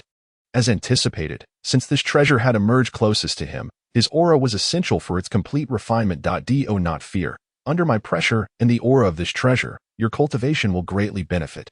The extent of your gains will depend on your own fortune. Gui Qing hastily retrieved spirit stones for cultivation. In merely 10 breaths, the stones in his hands disintegrated into powder, filling him with joy. He swiftly produced a pile of spirit stones, surrounding himself, and fully absorbed the spiritual energy within 0.10 breaths per stone. Such a speed of cultivation was rare and serendipitous. He had to seize the moment and absorb as much as possible. An endless flow of spiritual energy surged into his meridians, rushing toward the second acupuncture point of the second level of qi refinement, almost devoid of any bottleneck under Ouyang Yi's pressure and the treasure's aura. The second acupuncture point was swiftly breached, and spiritual energy rapidly surged into the third point, the fourth, fifth dot, until the 13th acupuncture point was broken through, at which point Ouyang Yi's pressure finally dissipated. And the luminous fragment returned to his hand, spinning continuously and radiating dazzling brilliance. "Well done. You may leave now." Disciple takes his leave. Gui Qing respectfully performed a bow, taking a few steps back before turning away. Suddenly, Ouyang Yi called out to Gui Qing, appearing before him in an instant, and spoke in a solemn tone.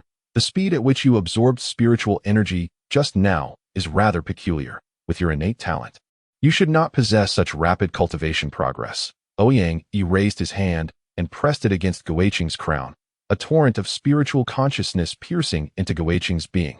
After probing Gui Qing's spiritual roots, his brow furrowed slightly. "When you initially became a spiritual servant, your aptitude should have been deemed inferior, yet your spiritual root stands at 70%.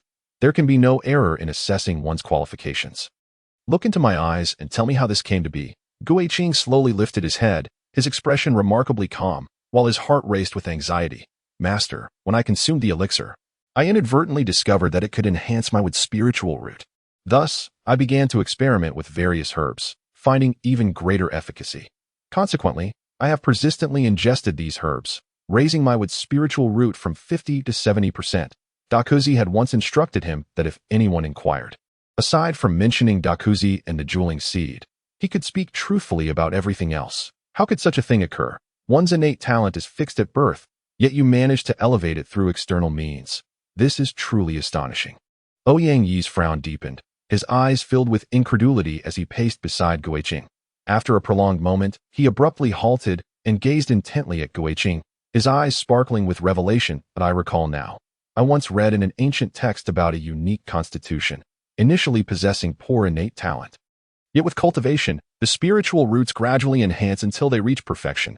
Who would have thought that I would encounter such a legendary constitution? Now I understand. If it weren't for Master informing me, I would still be oblivious." Gui Qing immediately donned an expression of enlightenment. However, he could not ascertain whether Ouyang Yi was attempting to deceive him, so he continued along the same line. "Perhaps such a unique constitution truly exists in the world. but he was certain he did not possess it. His spiritual roots enhancement relied entirely on the jeweling seed within his sea of consciousness. Ouyang, he narrowed his eyes, suddenly adopting a serious demeanor. I must ask you, when the treasure manifested, did you gain any other opportunities? If so, speak honestly, and I shall not hold it against you. But if you conceal the truth, do not blame me for my ruthlessness. Without a moment's hesitation, Guiqing replied respectfully, disciple would never dare to deceive master. After colliding with that stone pillar, I lost consciousness, and when I awoke, the treasure had inexplicably come into my possession shortly before master arrived. Ouyang stroked his beard, pondering for a moment before pointing at Guiqing's brow. Do not take offense, but I must verify this personally to rest assured. If your conscience is clear, do not resist. Once I probe your soul, the truth shall reveal itself. That a sharp pain surged through Guiqing's mind, causing his complexion to turn pale as though his head were being cleaved open. This sensation was not unfamiliar. Dakuzi had once examined his memories in a similar manner. Once Ouyang he discovers the jeweling seed within his sea of consciousness or uncovers the truth from his memories, he would be utterly doomed. At this juncture, all he could do was place his hope in Dakuzi's reliability, for Dakuzi had fervently assured him that as long as he kept the secret to himself, no one would uncover it. After a brief moment, Ouyang withdrew his hand, casting a cold gaze upon Guiqing as he sternly exclaimed, "How audacious of you to conceal such a thing within yourself at this juncture. Do you still intend to deceive me, master? I do not comprehend what you are insinuating. What is it that lies within me?" Guiqing stared blankly at Ouyang, his eyes filled with perplexity. Ouyang scrutinized Guiqing intently. Noticing no signs of guilt upon his countenance, he erupted into laughter, patting Guiqing's shoulder. "I was merely jesting with you, my dear disciple. Of course, I trust you to be by the way. It just occurred to me that since I have accepted you as my personal disciple, I have yet to bestow upon you a formal gift of initiation. For Yi Yuan, I provided a protective talisman. What is it that you desire?" Guiqing bowed his head respectfully, clasping his fists in gratitude. "I cannot refuse the generosity of my elder. Whatever my master bestows upon me, I shall graciously accept." Ouyang pondered for a brief moment before producing a snow-white lotus seed pod, exquisite as if sculpted from jade. This is the heart of a 100-year-old snow lotus, containing 81 lotus seeds.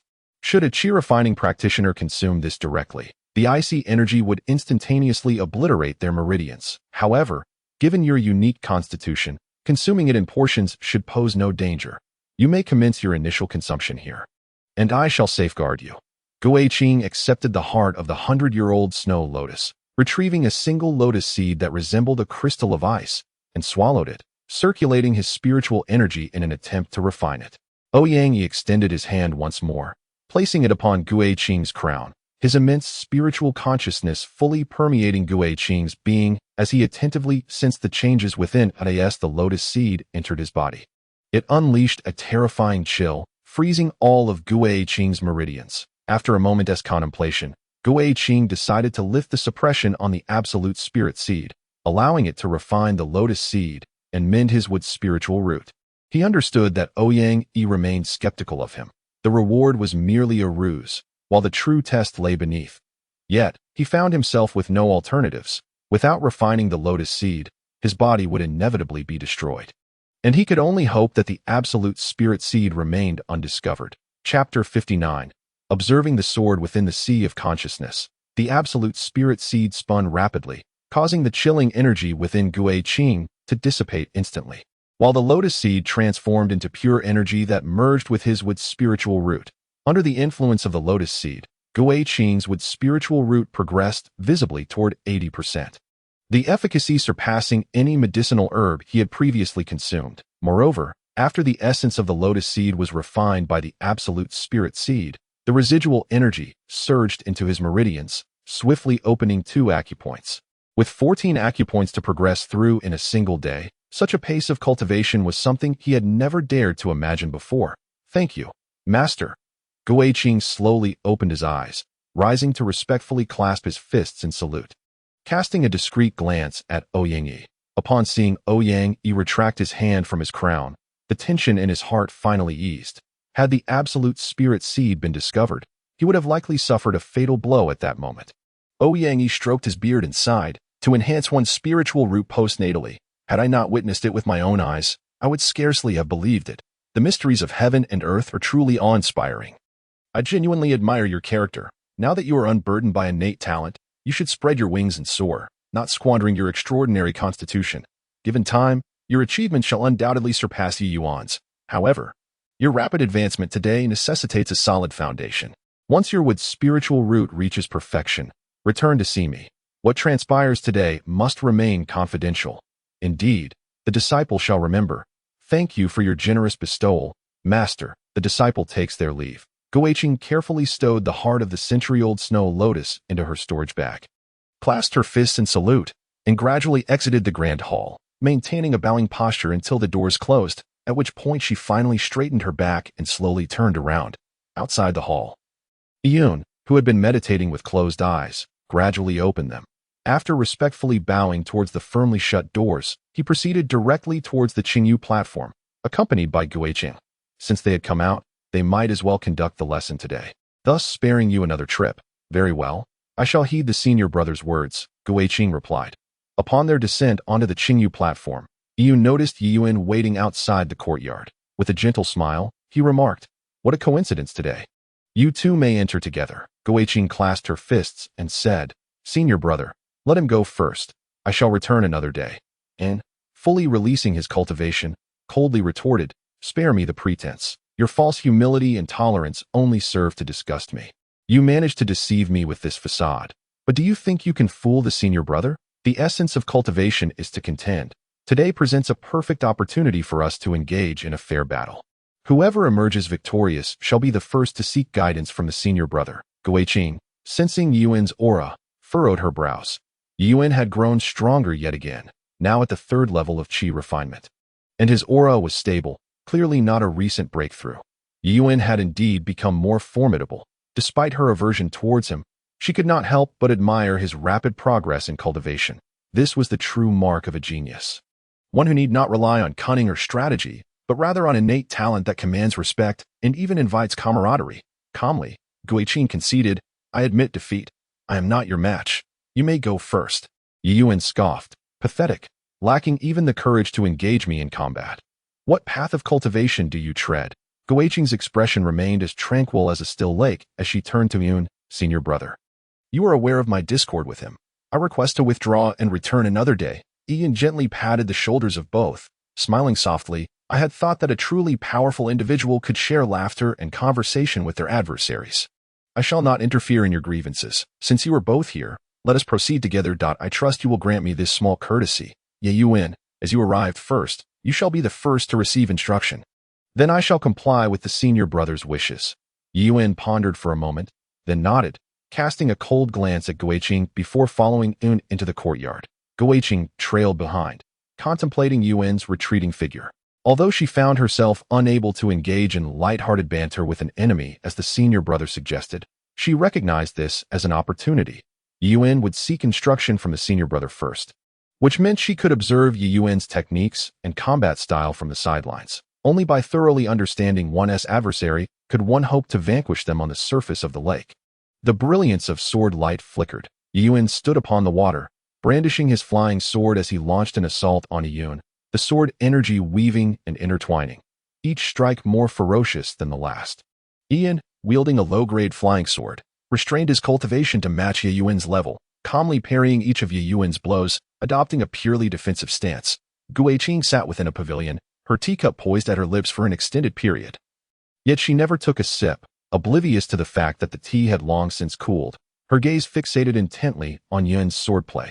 Even if Yuan's cultivation exceeded her own, she was acutely aware that, even at the same level, she might not necessarily be his match. Each time I engage in a duel of wits with my senior brother, he insists on employing the techniques of sword cultivation as preparation for our eventual confrontation with Yi Yuan.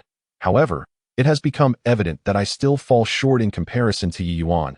He has fully mastered the combat style of sword cultivators, adopting an offensive strategy that is so fierce it seems to overshadow my senior brother's prowess. Suddenly, Yi Yuan formed a sword with his fingers, unleashing a wave of sword energy from the flying sword aimed directly at Yi Yun's throat. Seizing the moment while Yi Yun defended himself, the flying sword darted towards him at an astonishing speed, poised to deliver a lethal blow. aware that he could not harm Yi Yun with his current cultivation level. Yi Yuan unleashed his full potential, each move laced with hidden peril. In the face of such a deadly strike, Yi Yun's flying sword shimmered with renewed vigor, releasing an even more formidable wave of sword energy that shattered Yi Yuan's flying sword. Taking advantage of the brief moment Yi Yuan required to summon his sword back, Yi Yun charged forward, pressing his sword against Yi Yuan's throat. Gui Qing abruptly rose, oblivious to the tea splashing onto him. This was the essence of combat among sword cultivators. Until the very last moment, the victor remains indistinguishable. While Yi Yuan's eyes were filled with disbelief, he sensed that Yi Yun had not transcended his cultivation limits. Yet that singular strike had evidently surpassed his own capabilities. He was not questioning Yi Yun's integrity, but rather grappling with the enigma of how such a feat was accomplished. Please, senior brother, bestow your wisdom upon me. Yi Yuan respectfully clasped his fists in salute. Yi Yun waved his hand, summoning the flying sword that had fallen into the lake back into its sheath, and spoke gently. Excess leads to decline. The sword has a sheath to conceal its edge, as the saying goes. Humility brings benefit, while arrogance invites loss. When your sword reaches its zenith, it is inevitably bound to weaken. I have remained steadfast, harnessing your offensive momentum to accumulate sword energy, allowing me to unleash a strike that transcends my cultivation level. Your sword's brilliance is evident. To advance further, you must learn to conceal its edge. After pondering for a moment, Yi Yuan replied solemnly, I cannot entirely agree. Perhaps my brilliance is still insufficient. Next time, my sword shall be even more formidable. Let us test our differences through battle. Yi Yun, unfazed by Yi Yuan's attitude, responded with a gentle smile. Very well. The principles among sword cultivators are quite simple. The victor defines the truth. I eagerly await your next strike. Thank you for your guidance, senior brother. With a light step, Yi Yuan soared from the lake's surface to the pavilion, casting a cold gaze at Gui Qing. Now, it is your turn. Though brimming with arrogance, he was not foolish. Having witnessed Gui Qing's swordplay, he naturally wished to observe her fighting techniques as well. Gui Qing leaped gracefully, landing firmly on the lake's surface. What would you like to learn today? Yi Yun inquired. Gui Qing retrieved the long bronze sword that had gathered dust in her storage bag, saluting with the weapon in hand. Today, I wish to seek your counsel on sword mastery. Chapter 60. The transformation of the spirit seed. Yi Yun regarded Gui Qing with profound intent, smiling silently. Gui Qing concentrated her spiritual energy within the flying sword, allowing her consciousness to expand as she wobbled the bronze sword into the air, although she was already aware of the secrets of sword control. This was her first genuine attempt at wielding a flying sword. Her commitment to cultivation had previously left her little time for practice, compounded by the fact that her golden spiritual root was only at 20%. No amount of effort could allow her to wield the sword with the same finesse as Yi Yuan. Nevertheless, Yi Yun's words rang true. Even if one does not aspire to be a sword cultivator, one ought to at least possess the ability to wield a sword. With Yi Yuan observing nearby, it was an opportune moment for her to learn. The bronze long sword leisurely soared through the air towards Yi Yun, its pace so languid that even mortals could effortlessly evade it, let alone cultivators. Before it could reach the vicinity of Xiao Yun, the bronze longsword lost control and plunged into the lake. Yi Yun extended his hand with a beckoning gesture, retrieving the bronze longsword back to the front of Gui Qing. Gui Qing once again formed a seal to command the sword. Yet its speed remained absurdly slow. After exceeding a certain range, it fell into the lake once more. What a waste! Yi Yuan scoffed coldly, losing interest in watching and taking his leave from Yi Yun without casting a glance at Gui Qing. Gui Qing maintained a stoic expression. He had anticipated that his actions would provoke Yi Yuan's disdain and contempt even before attempting to command the sword. His intent was to elicit such scorn, to make Yi Yuan believe he was utterly devoid of talent. However, witnessing his own poor performance in sword control, he could not help but feel a pang of disappointment that in his youth, he had often indulged in fantasies while listening to the village elders' tales. Imagining himself clad in azure robes, riding a white horse, and wielding a sword as he traversed the world. Yet now, he had abandoned such daydreams, fully aware of his own limitations. He realized he was unlikely to become a sword cultivator and would instead be relegated to the status of a despicable villain. As described by Shen Feng, whether he was despicable or not mattered little to him. He believed that any means justified the end, for only those who survive have the right to voice their opinions. Shall we continue? Yi Yun inquired gently. Gui Qing glanced towards the lake. Yi Yuan had already departed, and logically, he need not squander further effort on sword control. However, since he had commenced, he felt compelled to see it through to the end. Regardless of his progress, at the very least, he wished to practice sword control today. With your indulgence, senior brother, I shall try once more. Gui Qing formed another seal and directed the bronze long sword to take flight once again. The sword repeatedly fell into the lake, only to be summoned back by Yun time and again. Unbeknownst to them, 2 hours slipped by in the blink of an eye. Gui Qing, now deeply focused, maneuvered the bronze longsword with utmost concentration, his gaze fixed solely on Yun, who stood motionless on the lake's surface. Finally, the bronze longsword wobbled its way to Yun, dangerously close to his throat, before it wavered and returned to its sheath. Although the speed remained unremarkably slow, he had nonetheless achieved success. Yun reassured him, "Do not be disheartened. Knowing how to control a sword as a sword cultivator is sufficient. Every person has their flaws, so there is no need to dwell on them. It is better to master a few things than to dabble in many. Focus your time on what you excel at." Gui Qing nodded in agreement and, seizing the remaining time, hastily posed a question. "I have already joined the medicine sect, and I understand that as my cultivation deepens, I cannot afford to waste time acquiring spirit stones. The medicine sect can provide me with more resources for cultivation, so I believe I should develop myself within the sect. Is this line of thinking correct?" Yun nodded slightly. "Absolutely correct. All foundation-building disciples have, during their chi refining period, held a certain level of influence or occupied esteemed positions. Only in this way can one secure sufficient resources for their cultivation. Take the medicine sect, for instance. Historically, as long as nothing unforeseen occurs, every sect leader has been able to cultivate to the foundation-building stage utilizing the ample resources of the sect. I understand now. Thank you, senior brother. I take my leave." After exiting the Qingyu platform, Gui Qing hurried back to his courtyard with great speed, neglecting even to greet Hu Zi and the others. Upon returning to his room, Gui Qing retrieved all the spirit stones and medicinal herbs from his storage bag. His expression grave, since assisting his master in refining the luminous shards. The pure spirit seed within his sea of consciousness had begun to stir restlessly, though he had managed to suppress it thus far. Upon emerging from the grand hall, he initially intended to return immediately. However, since his senior brother had spoken, it would have been impolite to refuse. Furthermore, the unexpected arrival of Yi Yuan further delayed him by a couple of hours. Had he returned any later, he truly feared he might not be able to contain the restless Juling seed. Once the suppression was lifted, the Juling seed spun rapidly, stirring the sea of consciousness within Gui Qing into disarray, nearly causing him to lose his mental composure. Gui Qing gritted his teeth against the piercing pain in his head, striving to attune himself to the fluctuations of the Juling seed. The moment the seed began to absorb spiritual energy again, he would promptly seize the spiritual stone. However, this time, the Juling seed refrained from consuming his spiritual energy. After a brief whirlwind, its velocity gradually diminished. Concurrently, the second groove on the Juling seed illuminated with a crimson pattern. Just as Gui Qing exhaled in relief, the Juling seed suddenly unleashed a terrifying force of absorption, drawing in the thin mist within his sea of consciousness. Cursed be it. If it were merely absorbing spiritual energy, he could counteract it with spiritual stones, but the thin mist in his sea of consciousness was a manifestation of his spiritual awareness, which could only grow with the enhancement of his cultivation. It could not be cultivated in isolation. Should his spiritual awareness be entirely devoured, his mind would collapse, rendering him a mere fool. Gui Qing's heart raced with anxiety as he desperately attempted to suppress the Juling seed. Yet to no avail. When the last wisp of mist was consumed by the Juling seed, Gui Qing fell to the ground in agony, clutching his head and rolling about, his eyes bloodshot. After a protracted moment, the Juling seed finally ceased its turmoil, prompting Gui Qing to struggle into a seated position, delving into his sea of consciousness, where tumultuous waves surged within him. Astonishingly, the spiritual awareness that had been consumed by the Juling seed had returned. Moreover, the seed only spun when he ingested medicinal herbs in the past. Yet now, it continued to rotate slowly within his sea of consciousness, with each rotation thickening the mist. This signified that his spiritual awareness could perpetually strengthen. A wave of ecstatic joy surged within Gui Qing.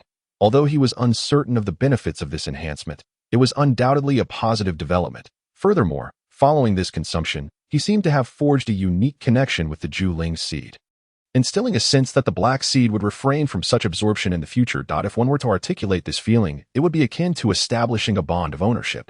The Juling seed consumed his spiritual energy and awareness to imprint his essence, AS, for the activation of the second groove. it might indeed be related to that luminous white fragment. Gu Qing remained seated for an extended period, gradually calming his exhilarated heart. That it was at this moment that he suddenly grasped a significant realization. Initially, he presumed that the opening of the second groove was to enhance another type of spiritual root. Since he had only consumed elixirs and herbs after activating the first groove, it was only natural for him to conclude that the first groove corresponded to the enhancement of the wood's spiritual root. However, it was only at this juncture that he recognized the Juling seed was far from simple.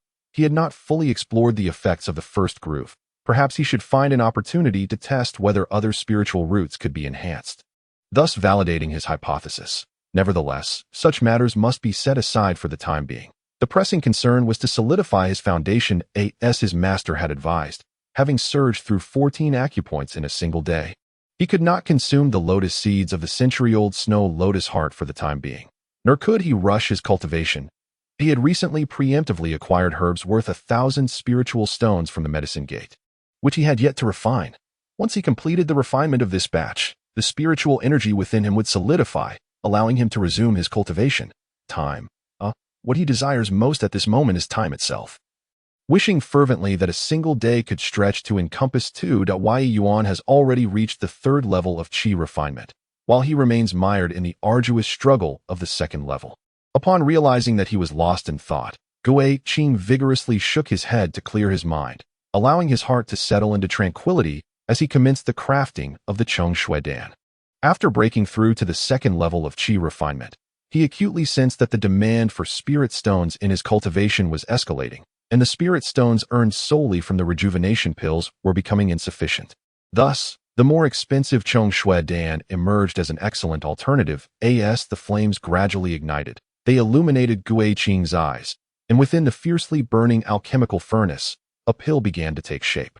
Chapter 61. What night is this? Following the addition of the seventh set of medicinal materials, Gu Qing focused his mind, carefully attuning to the conditions within the furnace, lowering the temperature to condense the pill.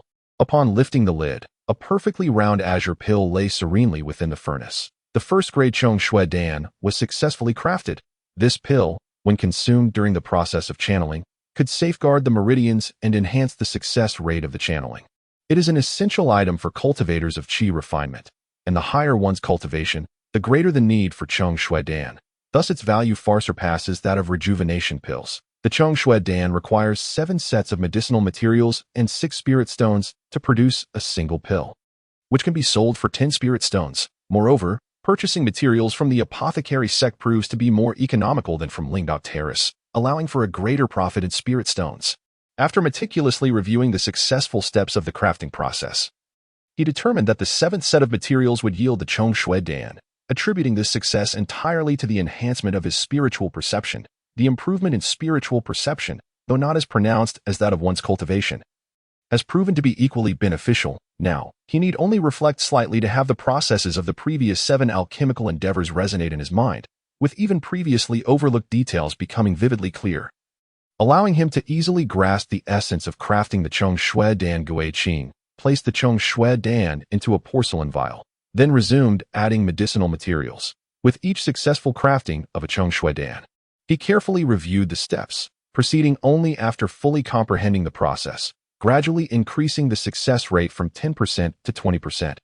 Although this rate pales in comparison to that of rejuvenation pills, achieving such a rate with the first batch of materials is indeed a bountiful harvest. Once the materials for the Cheng Shui Dan were exhausted, Gu Qing retrieved a jade slip and pressed it to his forehead for further examination. The recovery pill, infused with pure spiritual energy, allows for rapid restoration of spirit energy, commonly used among cultivators during combat, and holds a value comparable to that of the Cheng Shui Dan. A month later, the once scattered materials had entirely vanished, transformed into vials of pills. Gu Qing extinguished the furnace, stored the alchemical apparatus and numerous pills, and upon opening the door, was greeted by a rush of cold air as he hurried into the courtyard. It had begun to snow. The biting wind swept down alongside the falling snowflakes, blanketing the entire world in white. Gu Qing gazed upward at the snow cascading down like feathers, extending his hand to catch a few flakes. Quietly observing them melt in his palm, his heart stirred with reflection. Last year, upon his arrival, there was no snow. Yet this year, It descended particularly heavily. How swiftly time passes. When the snow melts, a new year will dawn. It has already been over a year since he joined the Moji sect. Shinzei, you have finally emerged from seclusion. Let us build a snowman, shall we? Huzi approached the courtyard, pointing to a row of snowmen in the corner, exclaiming, our snowmen are all ready. We are just waiting for you. The row of snowmen stood in two piles, one to the left and the other to the right. The snowman at the forefront of the left mound, with carrots for eyes and a round, plump head, unmistakably bears the handiwork of Huzi. Surrounding it are three snowmen, two large and one small, clearly representing Huzi's parents and younger brother. On the right mound, two identical snowmen stand prominently, clearly crafted by the sisters Jiang Yunyin. Behind them, two more snowmen, one tall and one short, likely depict the sisters' parents. Guiqing bent down to gather snow into a pile, shaping a snowman nearly the same size as Huzi's. But as he began the second, he abruptly halted. That incorrigible gambler certainly would not be able to create one. As for his mother, he found himself at a loss as to what kind of snowman could possibly represent her. What should a mother be like? The thought filled his heart with an aching sorrow. Despite cultivators possessing clearer memories, his recollection of his mother had grown increasingly hazy, though he had only been at the Moji sect for a little over a year. It felt as if a decade or a century had passed. What seemed like the life of a mortal a year ago now felt like a distant memory from a past life. Guiqing attempted several times to build the snowman, but to no avail, his frustration mounting until he pushed it over, leaving only his solitary creation standing forlornly in the biting wind. And what of Yunyin and her sister? They were changing into new clothes. Why change into new clothes? It was New Year's Eve, and of course, one must wear new garments on such an occasion. Guiqing stood frozen in place, nearly forgetting the significance of the festival had it not been for Huzi's reminder. Young master, you finally emerged from seclusion. Jiang Yunyin's excited voice rang out, prompting Guiqing to turn and behold the vividly dressed sisters, a wave of guilt washing over him. This new attire had been made during their last trip to the private market, where several sets were crafted, yet he had been oblivious to the fact that they had saved a set for the new year. How long ago had that been? Now he realized that he had been so engrossed in his cultivation that he had neglected to care for the trio. Their outings were likely limited to a stroll in the pasture at the foot of the mountain, never daring to venture further. Surely, such a monotonous existence must have been tedious. With this thought, Guiqing left the courtyard and headed straight for the private market. Despite the biting wind and snow, such trivial cold was inconsequential to a cultivator, and he encountered many others along the way. For cultivators, today was no different from any other day. What did you say?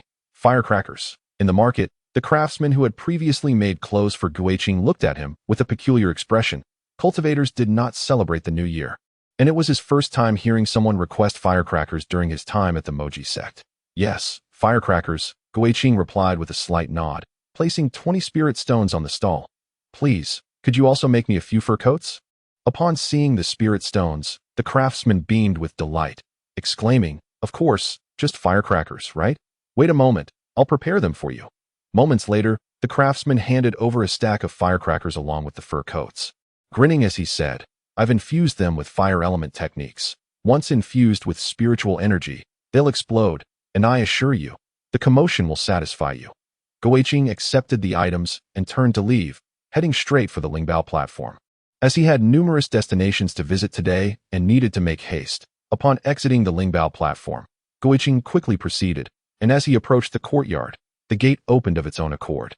The small lake within the courtyard had frozen over, and Yiyun walked cautiously upon the thin ice, her movements slow and deliberate, while the heavy snowfall continued to descend, gradually turning her flowing black hair to white. Yiyun did not look back, continuing his stride across the icy surface, softly remarking, please wait a moment. I shall resume my teaching shortly. Guiqing clasped his fists in salute, stating that his visit was not merely for instruction, but rather to extend New Year's greetings to his senior brother in advance on this New Year's Eve, wishing him greater progress in his cultivation in the coming year. With a sudden crack, the ice beneath Yiyun's feet fractured, evidently due to the weight of his step. His aura inadvertently radiated, causing the thin ice over the lake to shatter. Standing atop the water, Yiyun extended his hand, and as the swirling snow descended, the lake froze once more. He slowly turned to face Guiqing, letting out a heavy sigh. Had you not mentioned it, I would not have recalled, he said. Guiqing, you have shown great thoughtfulness, and I shall not disturb you further. I will seek your guidance another day. Farewell. After bowing in respect, Guiqing turned to depart. Ian called out to him, retrieving a jade slip from his storage pouch and presenting it to Guiqing. I remember in my homeland, elders bestow red envelopes on New Year's Eve, and one cannot refuse them, for to do so is considered inauspicious. They must be joyfully placed under the pillow to sleep upon. In that case, I shall graciously accept, Guiqing replied, taking the jade slip. May I ask why my senior brother walks upon the thin ice? I am traversing a path from my memories. Yun's voice suddenly took on a melancholic tone. The harsh winds and snow seemed to age his handsome visage. With a gentle wave of his hand, he signaled for Guiqing to leave, then resumed his slow walk across the ice. Chapter 62. The joy of New Year's Eve. Upon exiting the Qingyu platform, Guiqing was meant to return directly, yet, as if compelled by some unseen force, he found himself at the modest courtyard marked by a plaque depicting a cauldron. Outside, the old woman lay in her wicker chair, unchanged in her position or demeanor, enduring the biting wind and snow. Guiqing placed 50 spirit stones before her. She remained still, and the stones vanished into thin air once more. However, this time, the courtyard door did not open immediately. That a fire ignited within Guiqing's heart. He knew without asking that someone was inside, and the time had yet to come. He stood motionless in the snow, quietly counting the moments, feeling an unprecedented torment as time stretched endlessly. After a lengthy wait, an unfamiliar cultivator emerged, bearing a satisfied expression, fastening his belt as he walked, not sparing a glance at Guiqing, nor was he meant to. Shaking the snow from his shoulders, Guiqing bowed respectfully to the old woman before entering the courtyard. He gently pushed open the door, this time managing to avert his gaze, pulling the blanket over the woman lying in bed. And then, as before, he sat by the bedside, gazing at her. Her eyes remained hollow, devoid of any emotion. As he watched, the blurred image of his mother began to sharpen in his memory. He rose and gathered a few snowballs from the courtyard, crafting a snowman that resembled her visage from his recollections. Gazing at the lifelike figure before him, he burst into laughter, for this was indeed the image of his mother as he remembered her. Yet, after the laughter subsided, a profound sadness filled his heart, and his expression grew increasingly melancholic as he crouched beside the still woman, speaking in a gentle tone. Today is New Year's Eve. I come to wish you well in advance. The woman slightly turned her head to look at Guiqing, her gaze still unchanged. Guiqing let out a bitter laugh, resting his chin on his hand as he gazed intently at the woman. Memories of moments spent with his mother flashing through his mind. While waiting outside the courtyard, time stretched on like never before. However, once he entered, the passage of time became astonishingly swift, almost beyond belief. The light curtain above the courtyard began to ripple, and Guiqing finally snapped back to reality. He turned to look at the snowman he had just built, and, with a flick of his hand, dispersed it. He then adjusted the blanket draped over the woman, speaking softly.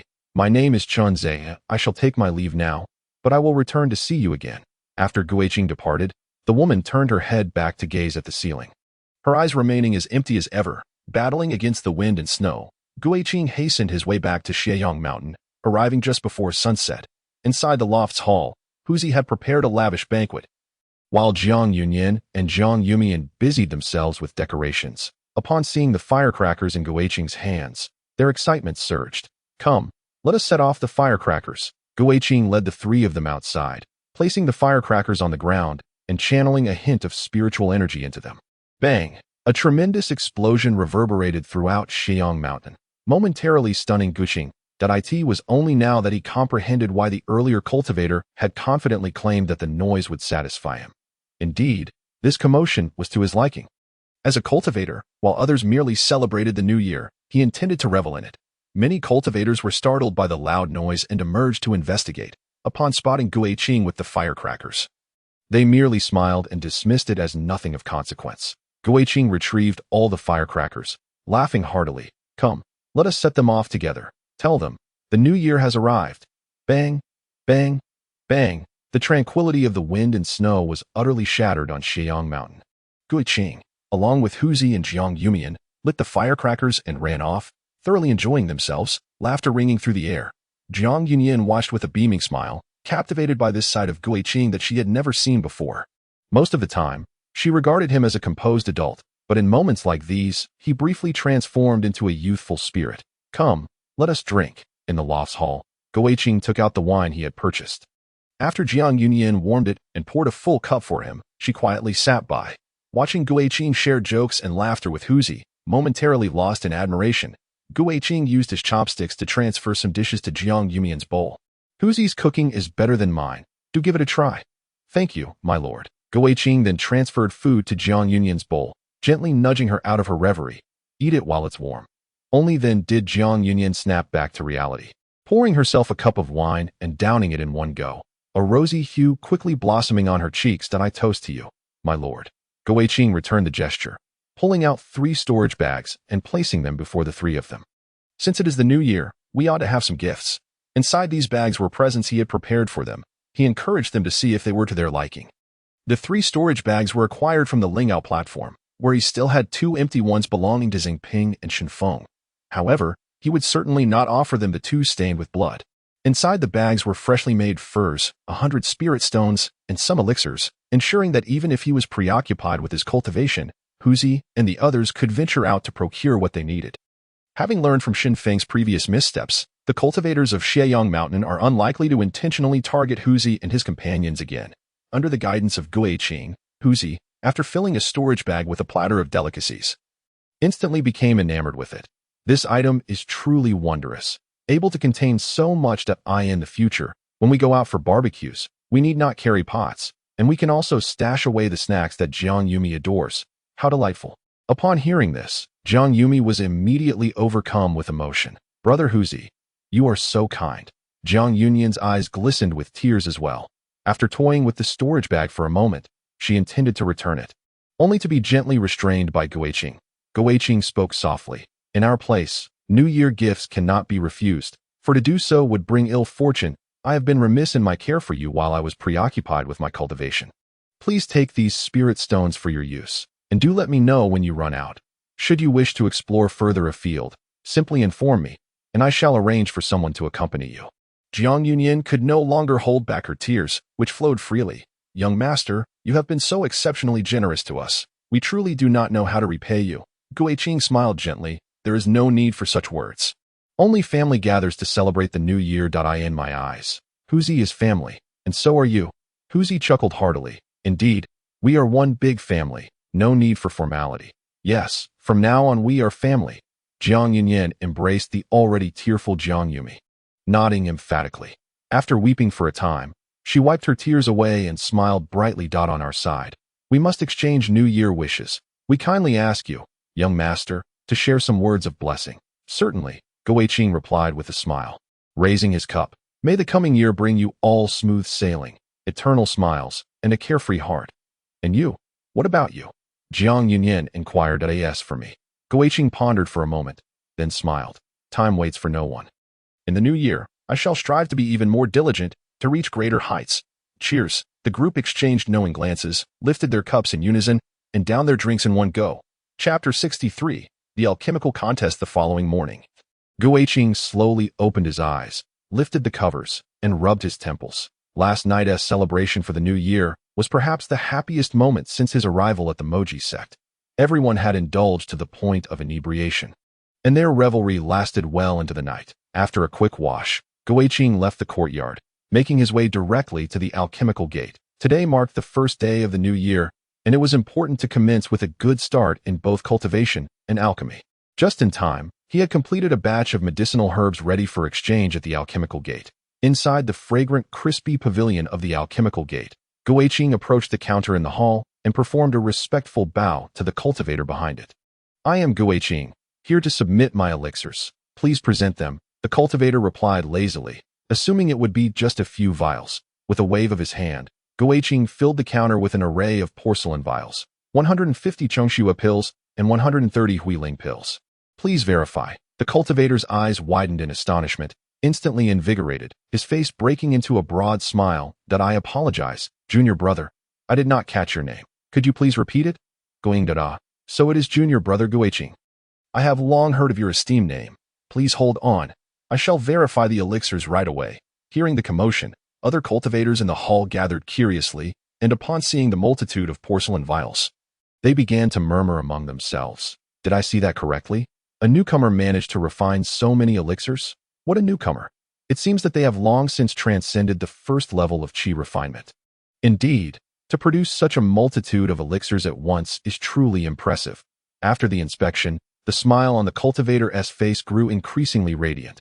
The quality of this batch of elixirs was exceptional, amounting to a total of 2,800 spirit stones. Please wait a moment, junior brother, while I fetch a storage bag to package them. According to the sect's regulations, any contribution of elixirs valued at over 1,000 spirit stones warrants a complimentary storage bag.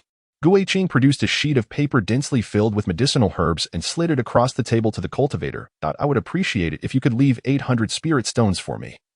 In return, the 1,000 spirit stones I had previously advanced. Following the rules, once I repay this amount, I may immediately request another advance, and the remaining 2,000 spirit stones can be exchanged entirely for the herbs listed. Very well, please wait a moment, the cultivator replied readily. The onlookers couldn't help but gasp in astonishment. To purchase herbs worth 2,000 spirit stones in one go is indeed a bold move.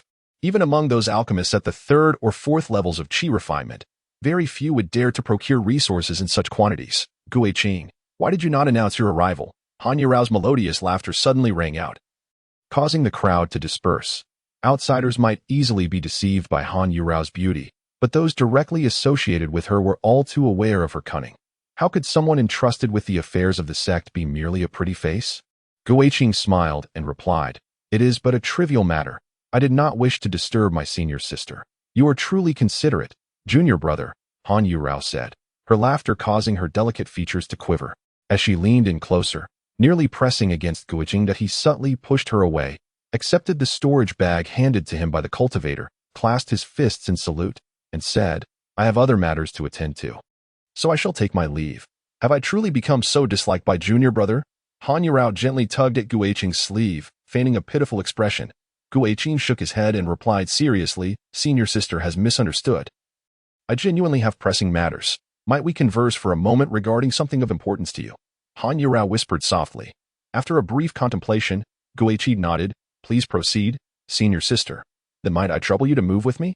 Let us discuss this matter upstairs." Han Yurao's face instantly lit up with joy, her swift change of demeanor leaving others speechless. Noticing Guiqing remained rooted in place, she leaned closer to his ear and said in a sultry voice, "We are merely going for tea. If you overthink it, I cannot be held responsible." Guiqing felt a surge of frustration. This woman truly knew how to manipulate men, oscillating between proximity and distance, constantly tugging at his heartstrings.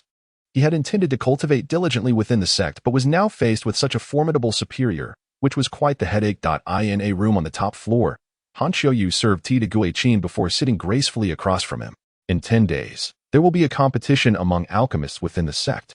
Each steward has 3 recommendation slots, and I would like to propose you for participation, if you are interested." Guiqing shook his head. "My alchemical skills are far too lacking. I would not wish to bring shame to my senior sister.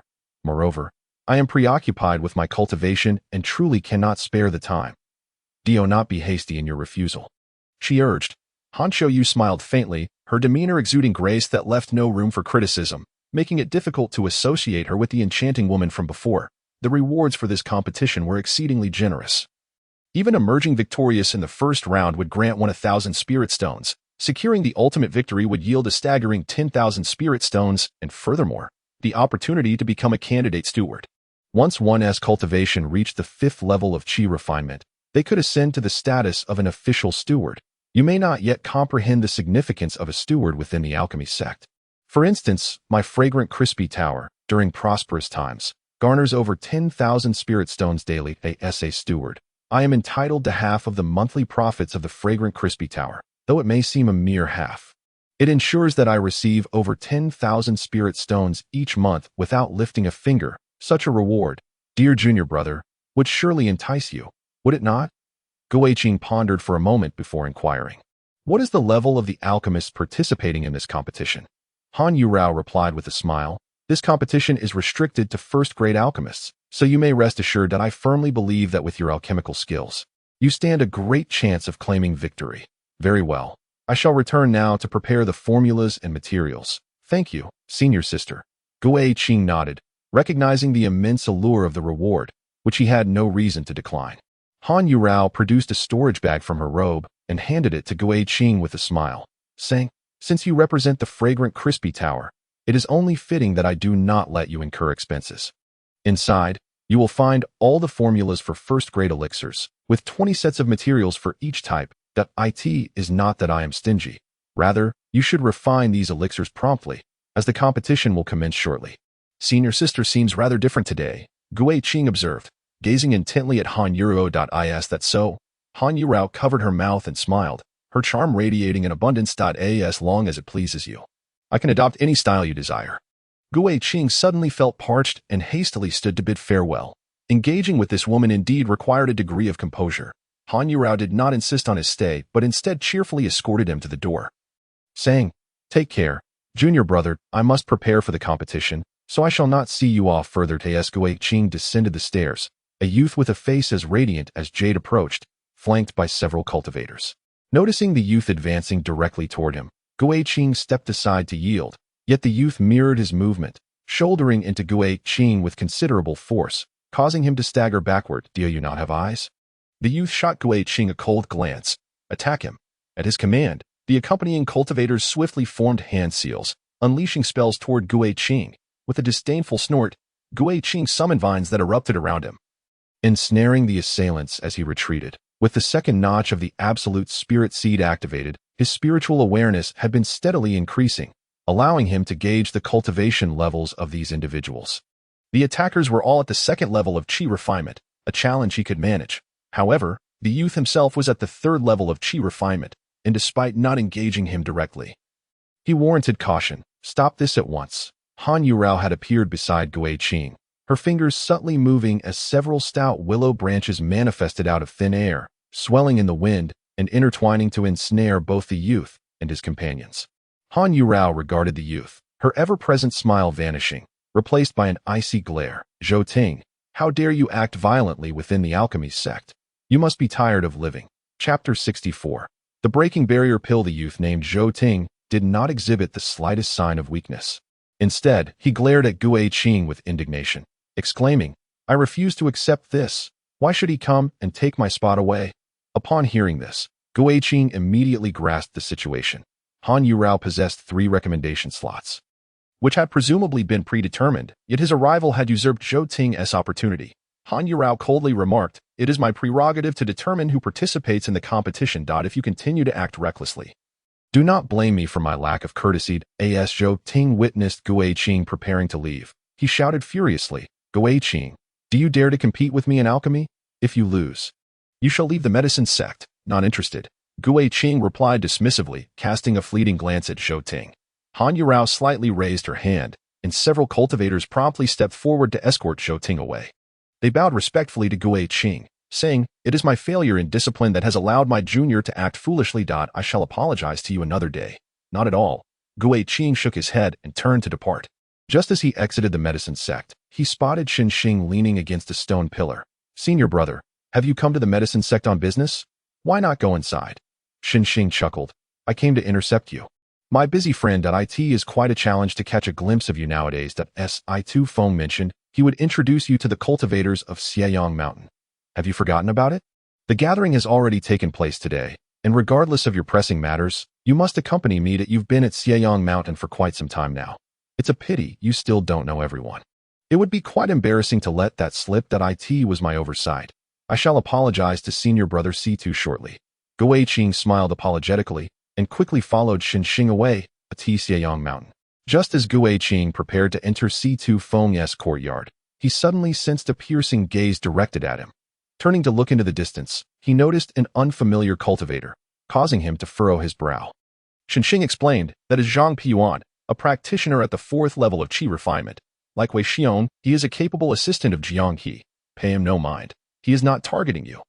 Merely following Wei Hu's orders to keep watch. Let us proceed inside. Gui Qing silently followed Xinxing into the courtyard, where they found the area already adorned with 8 immortals tables, laden with exquisite wines and delicacies. Over 100 cultivators were gathered at various tables, indulging in hearty revelry. As Itu Feng approached and took hold of Gui Qing, leading him to his central position. Clearing his throat, he declared in a loud voice, "Everyone, please quiet down. I have someone to introduce." The raucous crowd immediately fell silent, their gazes turning towards Gui Qing, Si Feng smiled and said, "This is junior brother Gui Qing that I trust everyone has heard of his illustrious name. Yet I must formally introduce him. Junior brother Gui Qing, a direct disciple of our master, has now joined the medicine sect. He is destined to become a master alchemist, so be sure to curry favor with him." A hearty laughter erupted from the crowd, with many voices chiming in. "Junior brother Gui Qing, I am Cui Hushan. I have long heard of your great reputation, and I have always yearned for the opportunity to befriend you. Today, we shall not depart until we are thoroughly intoxicated. Come, I propose a toast. Junior brother Gui Qing, my name is Zheng Shoufeng, and I live quite nearby. Should you have the opportunity, please visit my cave, and I shall treat you well. Junior brother Gui Qing, I am Nan Mingho. I shall not be polite. My intentions are all in this wine. I drink to you." With a smile, Si Feng handed a jug of wine to Gui Qing, encouraging his fellow disciples to share a drink. "Once we have shared a cup, we shall consider ourselves acquainted. Wouldn't you agree?" Indeed, the crowd echoed enthusiastically. Upon hearing this, Gui Qing had no choice but to muster his courage and offer a toast at each table. Although he was not fond of socializing, he understood that such occasions were unavoidable. A shoe interaction would lead others to perceive him as arrogant, ultimately isolating him. After completing a round of toasts, Gui Qing felt his face flush from the alcohol, yet he continued to partake in the revelry under Si Feng's guidance, exchanging cups with numerous cultivators until the depths of the night. When they finally departed, tipsy and merry, "Gui Qing, my junior brother, take care. Shall I escort you back? There's no need for such a lengthy send-off. Just to this point will suffice. That simply won't do. Allow me to accompany you a few steps further." Outside the courtyard, Si Feng supported Gui Qing as they strolled slowly, his voice lowering to a whisper. "Junior brother, if you are not inebriated, squeeze my shoulder." Gui Qing swayed as he walked, gently pinching Si Feng's shoulder.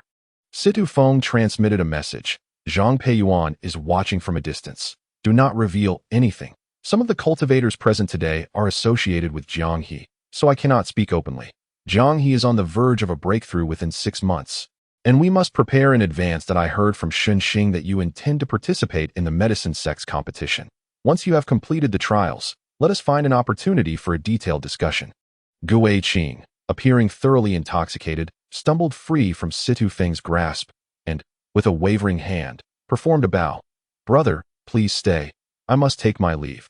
Upon returning to his own courtyard, Gui Qing channeled his spiritual energy, dispelling the lingering effects of the alcohol, and his gaze sharpened with determination. 6 months.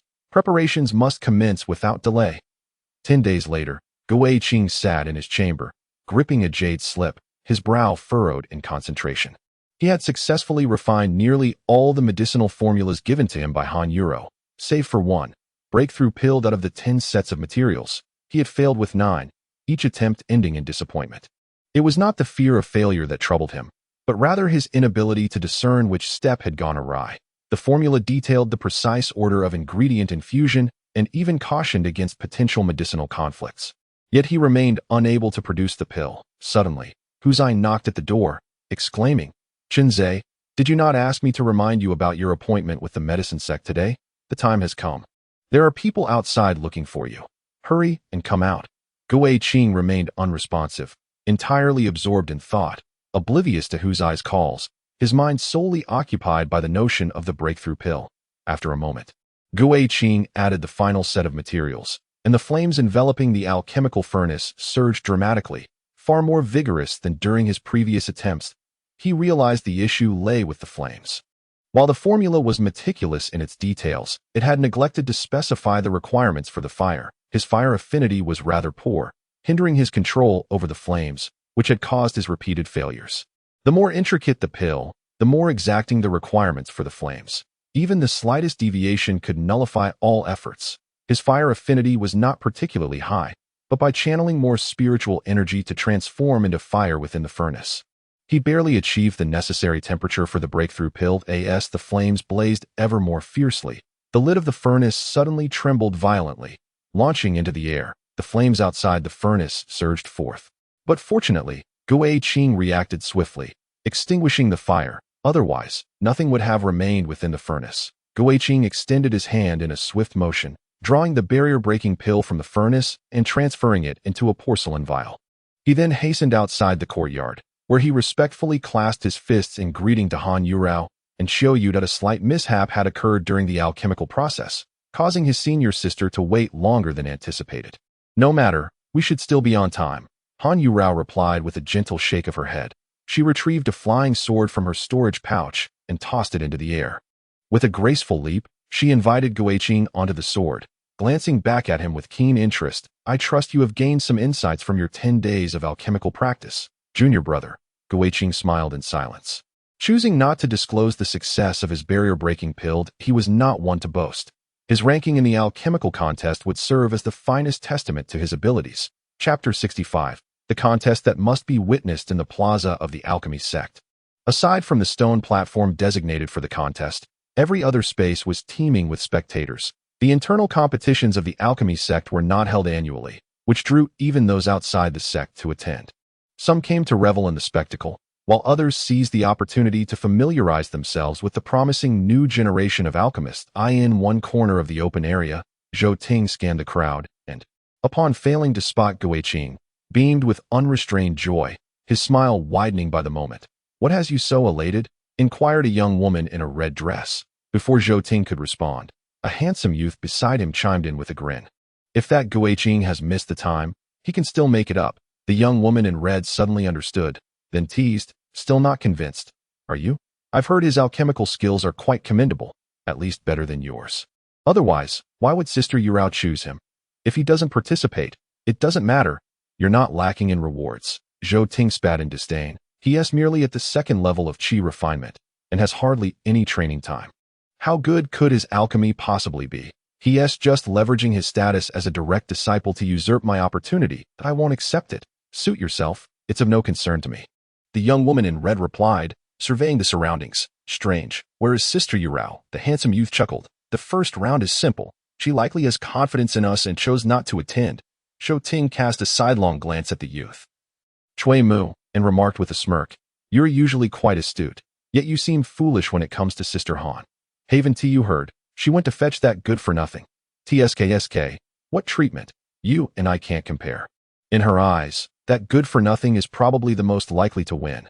Upon hearing this, Cui Mu's smile vanished, his expression darkening with disbelief. "How could he?" "I think the same," Zhou Ting said through gritted teeth, enunciating each word. "That I'll make him pay for taking my spot." Silence. A youth with thick brows and large eyes leaped into the center of the arena. "I am Yuan Zhen, the overseer of the alchemy sect. The contest is about to commence. Participants, please enter the arena." In an instant, numerous cultivators competing in the contest leapt gracefully to the stone platform at the center of the plaza. Zhou Ting followed his two companions onto the platform, claiming his position designated for Guiqing, his smile growing ever more radiant. Yuan Zhen surveyed the assembly, cleared his throat, and proclaimed, "I hereby announce the commencement of this alchemy sect contest." "Wait." Han Yurao, accompanied by Guiqing, soared above the stone platform on her sword, swiftly descending and cupping her fists in salute. "I apologize for the delay on the way, senior brother Yuan.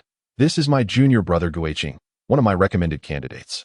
Arriving at the last moment should not be considered too late, should it?" Yuan Zhen furrowed his brow. "Junior Sister Han, this seems rather inappropriate, does it not?" Han Yurao smiled apologetically. "I am aware that senior brother Yuan is a stickler for rules. Yet there is no stipulation against arriving at the last moment, is there?" Upon hearing this, Yuan Zhen fell silent, while those around the stone platform began to murmur amongst themselves. What is happening? Can one truly be late for such a competition? It is not quite late. They arrived just in time. That may be true, but for such an important contest, one ought to arrive early. It shows a lack of respect. After all, they are direct disciples. What can you do if they are disrespectful? Zhou Ting, overhearing the conversation, burst into laughter and exclaimed, "Being late for the competition is a grave disrespect to the medicine sect. Get out. Leave the medicine sect." "Indeed, leave." The crowd echoed loudly in agreement. On the northern high platform, a rather languid-looking disciple clad in a green robe, resting his chin on his hand, observed Han Yurao with a complex expression that he turned to the upright blue-clad disciple beside him. "Xiao Gu, Yuan Zhen just sent me a message asking what we should do. That I cannot decide such matters," replied the blue-clad disciple. "You are the deputy sect leader. It is up to you. Li Qing. What do you think?" The blue-robed disciple countered. Li Qing averted his gaze from Han Yurao, striving to maintain a nonchalant demeanor. "It is not a significant issue. is it? The event has yet to commence. After all, she is a direct disciple. We might as well overlook it. Unacceptable, interjected a cool and composed woman nearby. A rule is a rule, even if she is a direct disciple of the master. Such arrogance cannot be tolerated. Being late warrants disqualification. Li Qing teased. Lan Qian, must you always bring up your outdated rules? It is but a minor matter. With your demeanor, you will never find a partner. Lan Qian replied calmly. I am devoted to the path and have no need for a partner. Is it truly that you do not need one, or that you simply cannot find one? I am not criticizing you, but look at your temperament. Who could possibly endure it? That is certainly better than you, who meanders through life, relying solely on your silver tongue. The blue-robed youth listened to their argument escalate into a quarrel. He helplessly rubbed his forehead. These two adversaries, I wonder if they were mismatched in a past life, for they bicker at the mere sight of one another. What could they possibly be arguing about? A flippant voice suddenly rang out, as a slender youth materialized before them without warning, arms crossed, and gazing with keen interest at the center of the arena. The group immediately rose, bowing respectfully. We pay our respects to Senior Brother Wang. Those who noticed the commotion could not help but feel a jolt of surprise. The high platform was occupied by the upper echelons of the medicine sect, particularly the foremost figure, Xiao Xinghe, whose cultivation had reached the 9th level of qi refinement and who served as the deputy sect leader, even in the presence of the medicine sect's master. Such a profound bow would not be required from these individuals. Who, then, was this slender youth, that he could so comfortably receive such a greeting? Upon seeing the slender youth, Xiao Xinghe and the others on the platform were instantly drenched in cold sweat.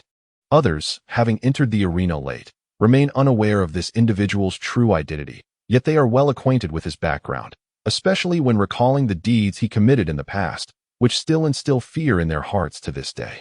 Wang Sui, the former master of the law enforcement hall, had already embarked on the path of foundation establishment a decade ago, while at that time, Xiao Xinghe was but a mere 5th-level qi refiner. Although he has now ascended to the 9th level of qi refinement, it makes little difference in the presence of Wang Sui. Xiao Xinghe raised his hand to wipe the cold sweat from his brow and gestured towards his seat. Senior brother, please take a seat. Wang Sui waved his hand dismissively. Having been in seclusion for too long, I shall stand for a while. Feel free to make yourselves comfortable. By the way, where is your sect leader?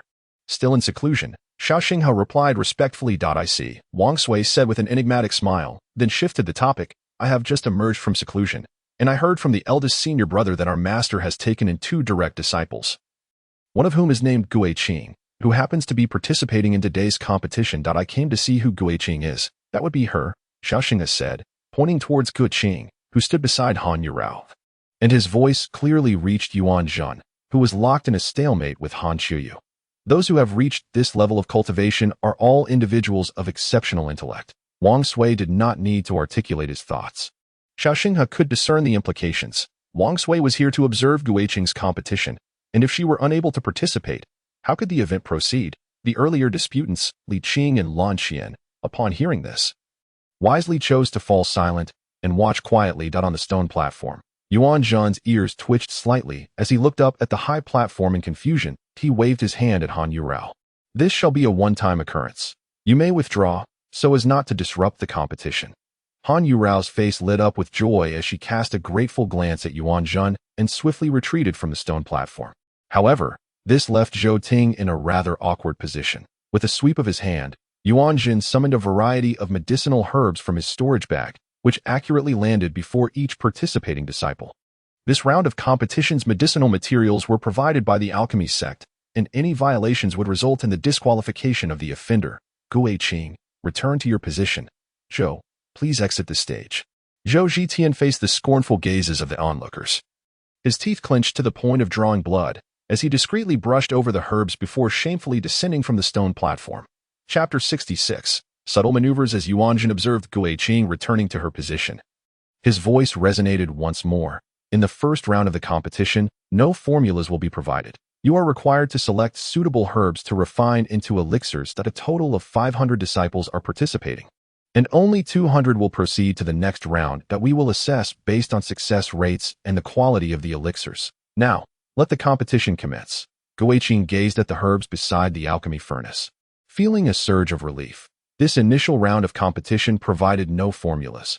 One must be thoroughly familiar with all the formulas for first-grade elixirs to select the appropriate herbs. Fortunately, Han Yurao had advised him to prepare in advance.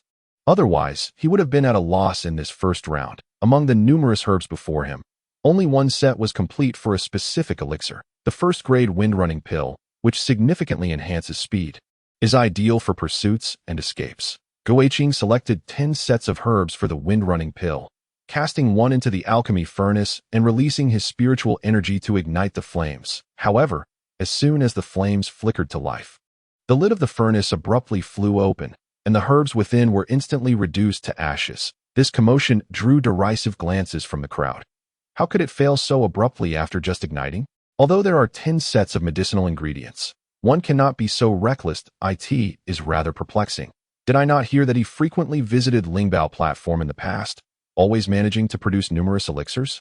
Why does it appear otherwise now? Perhaps it was merely hearsay. I had thought him to be quite formidable, yet it seems the truth has been revealed. Guiqing furrowed his brow. During his previous attempt to concoct the Windwalk elixir, even a failed furnace did not react so violently. He was utterly certain that the sequence of the first medicinal herb was correct. So where could the issue lie? Beneath the stone platform. A fleeting glimmer of coldness flashed in Zhou Ting's eyes, concealed within the crowd. After the failure of the first set of herbs, Guiqing did not immediately retrieve the second set. Instead, he placed the remaining herbs from the first set into the alchemical furnace. However, with each herb he added, as soon as the flames ignited, the elixir lid would immediately pop open, and the disdain in the eyes of the onlookers intensified. Guiqing's brow remained tightly knit. This was no longer a matter of the order of the herbs being placed, for regardless of what he added, the lid would spring open upon ignition. What could possibly be the issue? Guiqing grasped a medicinal herb, inspecting it closely, and gradually, his frown began to ease as he looked down at Han Yurao below the stone platform.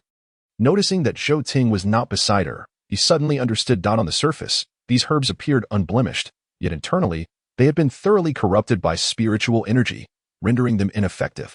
The one who tampered with the herbs was none other than Zhou Ting. Guiqing beckoned to Yuan Zhun, who approached with a stern expression and inquired, "What is it, junior brother?" To be fair, he held Guiqing in disdain, having always adhered strictly to the rules. Yet, Guiqing compelled him to disregard those very rules. Without uttering a word, Guiqing handed Yuan Zhun a medicinal herb. Confused, Yuan Zhun accepted it, and with his years of alchemical experience, he instantly recognized the issue upon contact with the herb. Combining this with the earlier events, he quickly deduced that Zhou Ting was behind the mischief. The number of spectators observing Guiqing had already been considerable, and this new development drew even more attention, with whispers growing louder. What is happening? Could there be an issue with the medicinal ingredients? I told you. When junior brother Guiqing was refining elixirs at Lingbao platform, many witnessed it. Even if he could not claim the top prize, it should not be this dire. It turns out the herbs are problematic. But wait, the medicine sect offered such generous rewards for the competition, they would not intentionally sabotage their own members, would they? Well then, what are those two doing over there? Yuan Zhun's brow furrowed tighter as he turned to the elevated platform, his eyes reflecting a sense of inquiry. He was at a loss as to how to handle this situation. On the platform, aside from Wang Sui, the expressions of the other participants had all turned grim. Xiaoxing's countenance was particularly dark. With a quick thought, he deduced that Zhou Zhiding was behind this scheme. The dilemma was that he could not allow Yuan Zhun to replace Guiqing's herbs, for that would be tantamount to publicly admitting that there was an issue with the ingredients, a loss of face that he could not afford. If he were to disclose the truth directly, it would lead others to perceive disunity within the medicine sect, even resorting to underhanded tactics during a public competition, which would equally tarnish the sect's reputation. At this point, he was uncertain of how to proceed. Suddenly, Wang Sui burst into laughter, leaving Xiao Shenghe tense to the utmost. The problems with Guiqing were perplexing, and Wang Sui's mirth in the face of it only deepened his confusion. "Senior brother, what brings you here?" Xiao Shenghe inquired, testing the waters. Wang Sui, with his arms crossed and an air of intrigue, gazed at Guiqing and remarked, "I must say, while those competing have yet to utter a word, why are you all in such a hurry?" The eyes of Xiao Shenghe and his companions promptly converged on Guiqing at this juncture. They were at a loss as to how to resolve the situation. Could it be that this junior brother Guiqing possesses a solution? In the presence of Yuan Zhun, Guiqing unceremoniously cast the second set of medicinal materials into the furnace, disregarding the order of their introduction. and unleashed a considerable amount of spiritual energy. The flames erupted with ferocity, and he immediately clamped down on the furnace lid. Before long, the furnace began to tremble, its surface gradually turning a fiery orange. As though it could not withstand the prolonged high temperatures, Guiqing mentally calculated the time, abruptly lifted the lid, and swiftly retreated. With a resounding bang, the furnace exploded, sending flames cascading outward, incinerating the surrounding herbs to ashes. Yuanzhen reacted with remarkable speed, positioning himself before Guiqing, and with a flourish of his sleeve, released a pure chill from within, extinguishing the surrounding flames. The figures on the high platform sprang to their feet, their eyes gleaming with excitement, unanimously exclaiming, "Excellent!" With the explosion of the furnace, all the herbs were destroyed, allowing for a legitimate replacement of materials. This junior brother Guiqing possesses a remarkably agile mind. Guiqing, expressionless, brushed the ash from his attire, turning to Yuanzhen, and inquired, "Will all losses from this contest be borne by the medicine sect?" "Indeed." Yuanzhen nodded emphatically, his eyes brimming with admiration. Guiqing stated calmly, "I have just refined 2 sets. I will need another furnace and 8 sets of medicinal materials." Yuanzhen hesitated, torn between words, but ultimately presented another furnace along with 8 sets of materials before Guiqing. His reluctance stemmed not from concern over the loss, but from a sense of unfairness. While others had 10 sets of materials, Guiqing had forfeited 2 due to the incident, thereby jeopardizing his chances of success, possibly leading to his elimination in this round. Guiqing's gaze remained unperturbed. He merely sought to advance to the next round. Not necessarily to secure first place in this one. Alchemy was his forte, and he held unwavering confidence in his abilities. The absence of 2 sets of materials was hardly significant on the high platform. Li Qing, shedding his usual nonchalance, stood upright, his eyes fixed intently on Guiqing, appreciating the swiftness of his thought process in devising a solution and taking full responsibility to preserve the sect's dignity. "I propose that, even if he does not succeed in this round, he should be granted a position as an alternate in the future." The others nodded in agreement. Even Lan Qian, who typically had a contentious relationship with him, refrained from voicing any opposition. Xiao Xinghe inclined his head slightly. With consensus reached, the matter was settled. Wang Sui chuckled and remarked, "It is still too early to speak. Your concerns are premature." Xiao Xinghe clasped his fists and replied, "I humbly request your guidance, senior brother." Wang Sui, stroking his chin with a mysterious smile, continued, "You all know that he has 2 hours of instruction each month with the Yuan. His specialty lies in alchemy. And one would assume that in such a rare opportunity to consult the senior brother, he would seek counsel on his strongest area. However, the senior brother has mentioned that each time he teaches this junior brother Guiqing alchemy, it never exceeds the duration of a teacup's brewing. Can you guess why that is? I have heard that his qualifications are lacking. Could it be that his talent for alchemy is also rather mediocre?" Li Qing inquired cautiously. Wang Sui shook his head. Lan Qian softly remarked, "Could it be that he believes his alchemical skills are sufficient and wishes to devote his time to cultivation?" Wang Sui shook his head once more. "No, that is not the case." Xiao Xinghe finally spoke up, for he alone understood Wang Sui's implication that it was due to his innate aptitude for alchemy that he grasped concepts with ease. The senior brother felt that at the same level of cultivation and age, others might not surpass his capabilities. "Precisely." Wang Sui nodded with a smile. The expressions of the others were filled with astonishment, and they collectively inhaled sharply. If that were indeed the case, then they had stumbled upon a treasure. When it came to alchemy, no disciple under Ouyang Yi would dare claim to be superior to Yi Yun. Furthermore, this junior brother Guiqing, whose talent had earned Yi Yun's recognition, was undoubtedly exceptional.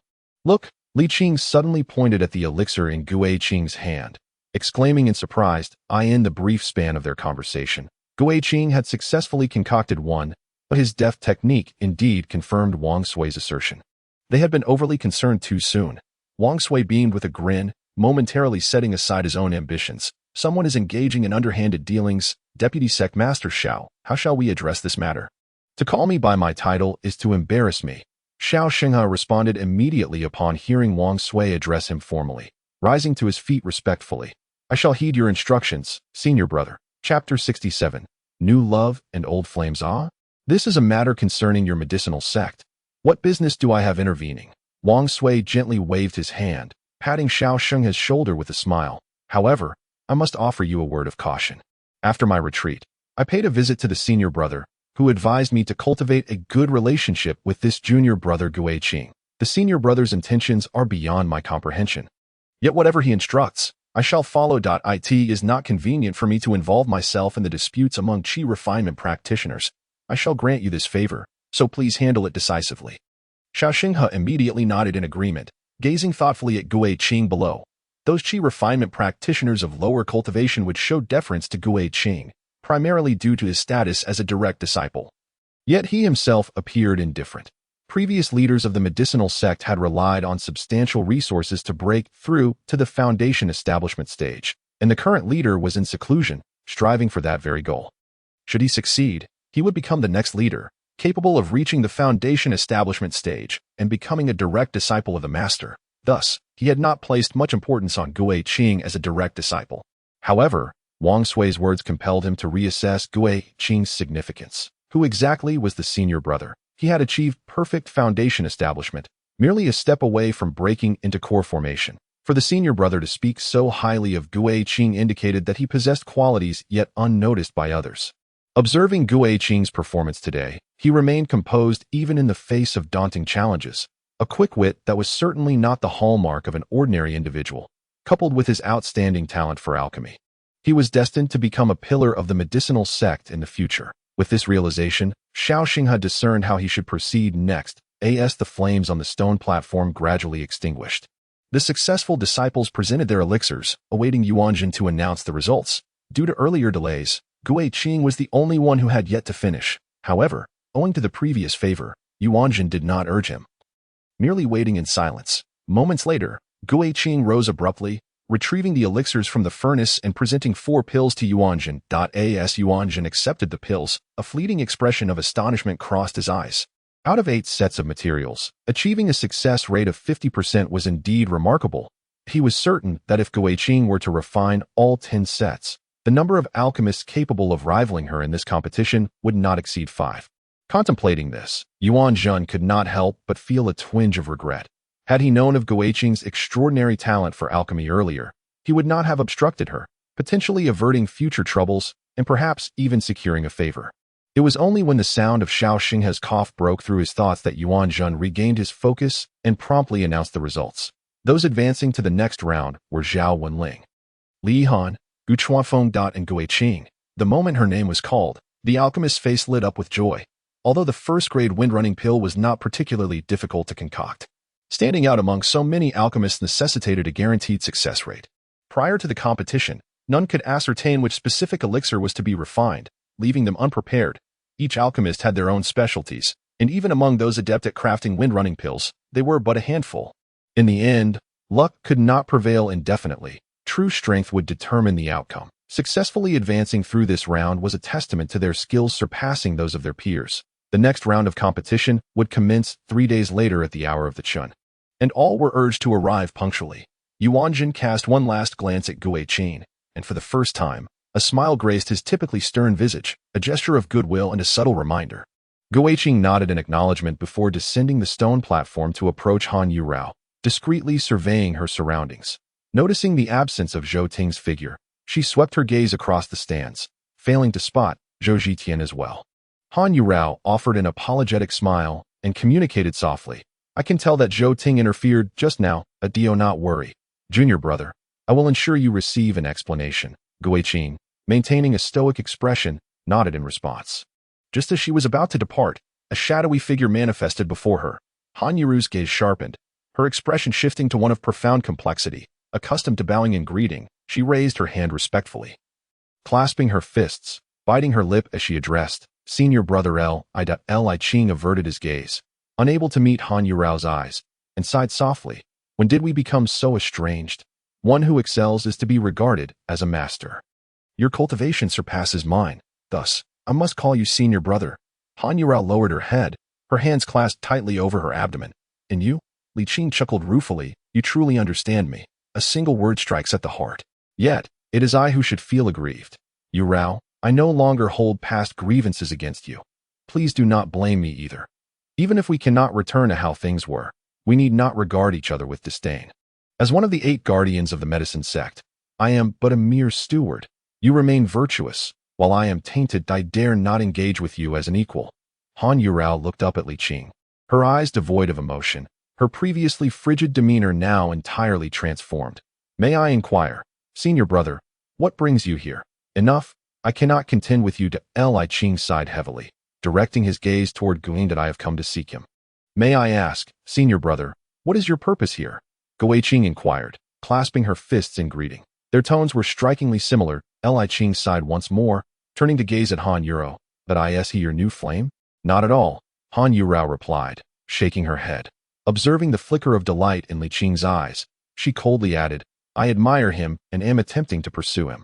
However, it is well known within the medicine sect that I attract many suitors. I am unworthy of him. To obtain a fleeting night of passion is already sufficient. If I am ultimately discarded after indulging in a fleeting romance, it matters not, for such is the fate that all attribute to me." Upon hearing this, Li Qing's expression turned deeply bitter, and he stood frozen in place for a considerable time. But he eventually retrieved a storage pouch and handed it to Gui Qing, forcing a smile. "Junior brother, you have rendered the medicine sect a great service this time. Deputy Sect Master Xiao wished to express his gratitude personally, but as the competition has yet to conclude, he will invite you to meet at a later date. There are those who have influenced your performance, and this pouch is the Deputy Sect Master's message for you. Please accept it." Gui Qing contemplated the blood-stained pouch in his hands, a pensive look in his eyes. The blood still radiated warmth. It was likely that Zhou Ting had died not long ago. Gui Qing had long anticipated Zhou Ting's demise. Si-Tu Feng had channels to assist him in dealing with enemies. Let alone such a vast sect as the medicine sect.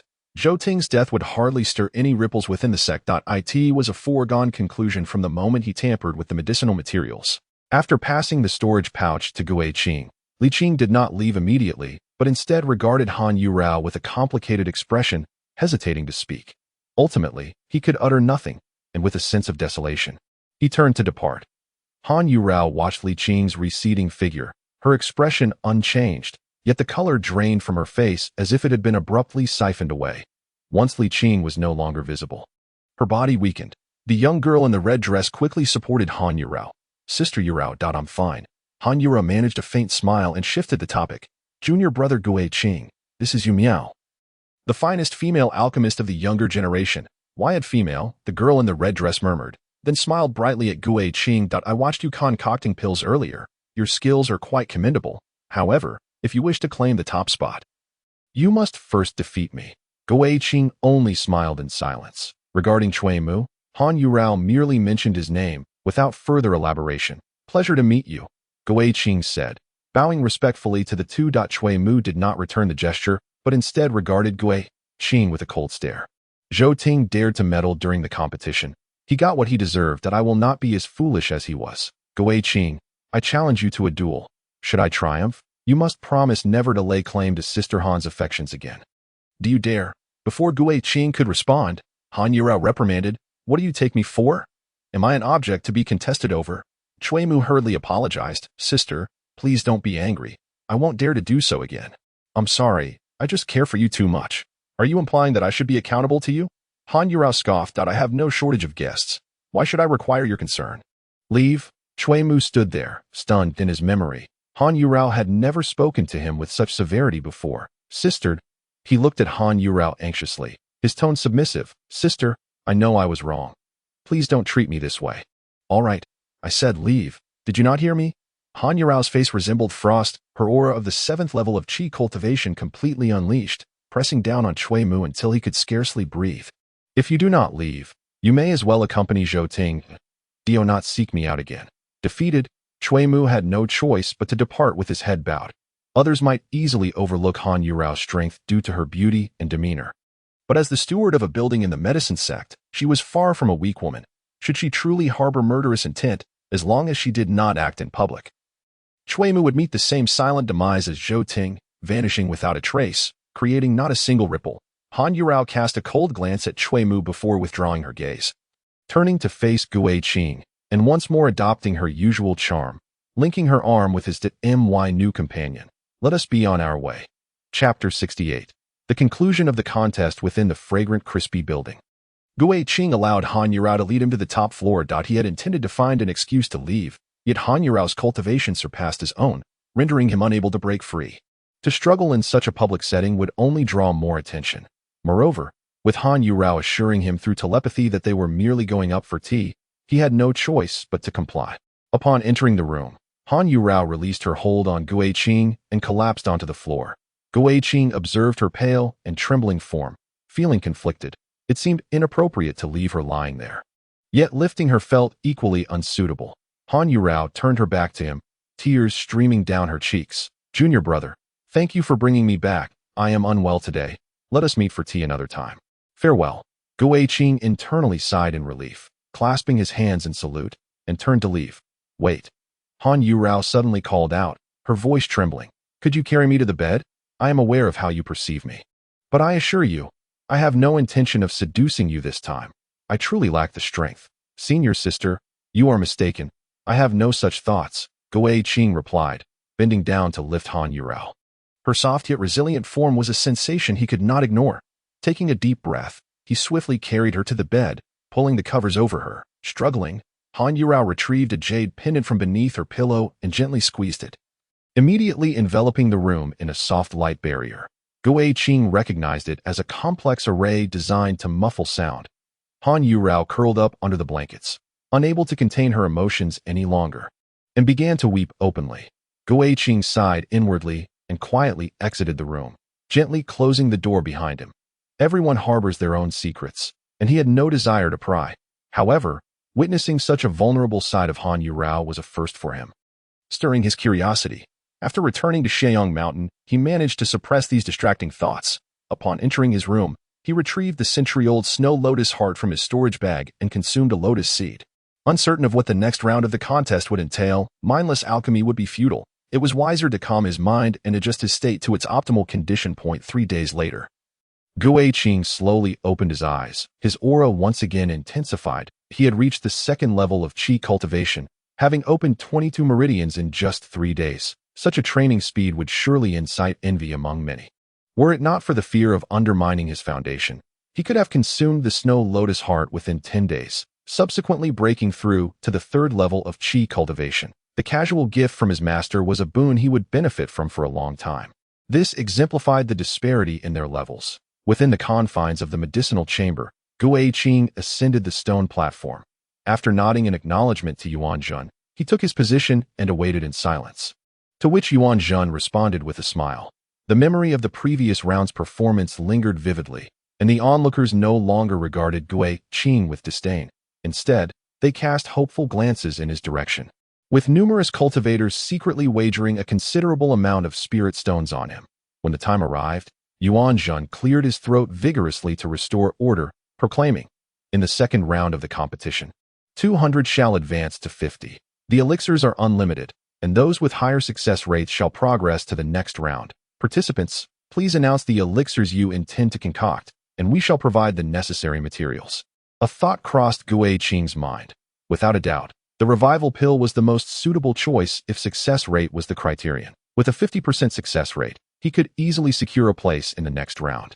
Having learned from Zhou Ting's misfortunes, Gui Qing meticulously inspected the medicinal materials before igniting the furnace. After a considerable duration, Cui Mu extinguished the flames and raised 5 porcelain vials high, waving towards Han Yurao below.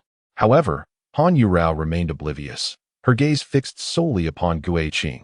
Cui Mu's expression stiffened as he realized that Han Yurao's previous words were no mere jest. His eyes dimmed, and a surge of anger ignited within him, directing all blame towards Gui Qing. Observing Gui Qing still engaged in alchemy, he taunted, "I have already refined 5 revival pills. Why do you always take so long? Even if you can't achieve 50%. Achieving 40% would suffice to advance." Cui Mu's voice rang out loudly, yet it drew no response, with many in the crowd casting scornful looks in his direction. "You fool," murmured Yu Miao, lightly kicking Cui Mu and pointing to the 5 porcelain vials to Gui Qing's left. "He has also refined 5, and there is still a batch of materials left. What if he ends up with 6? Cui Mu scoffed. 6%.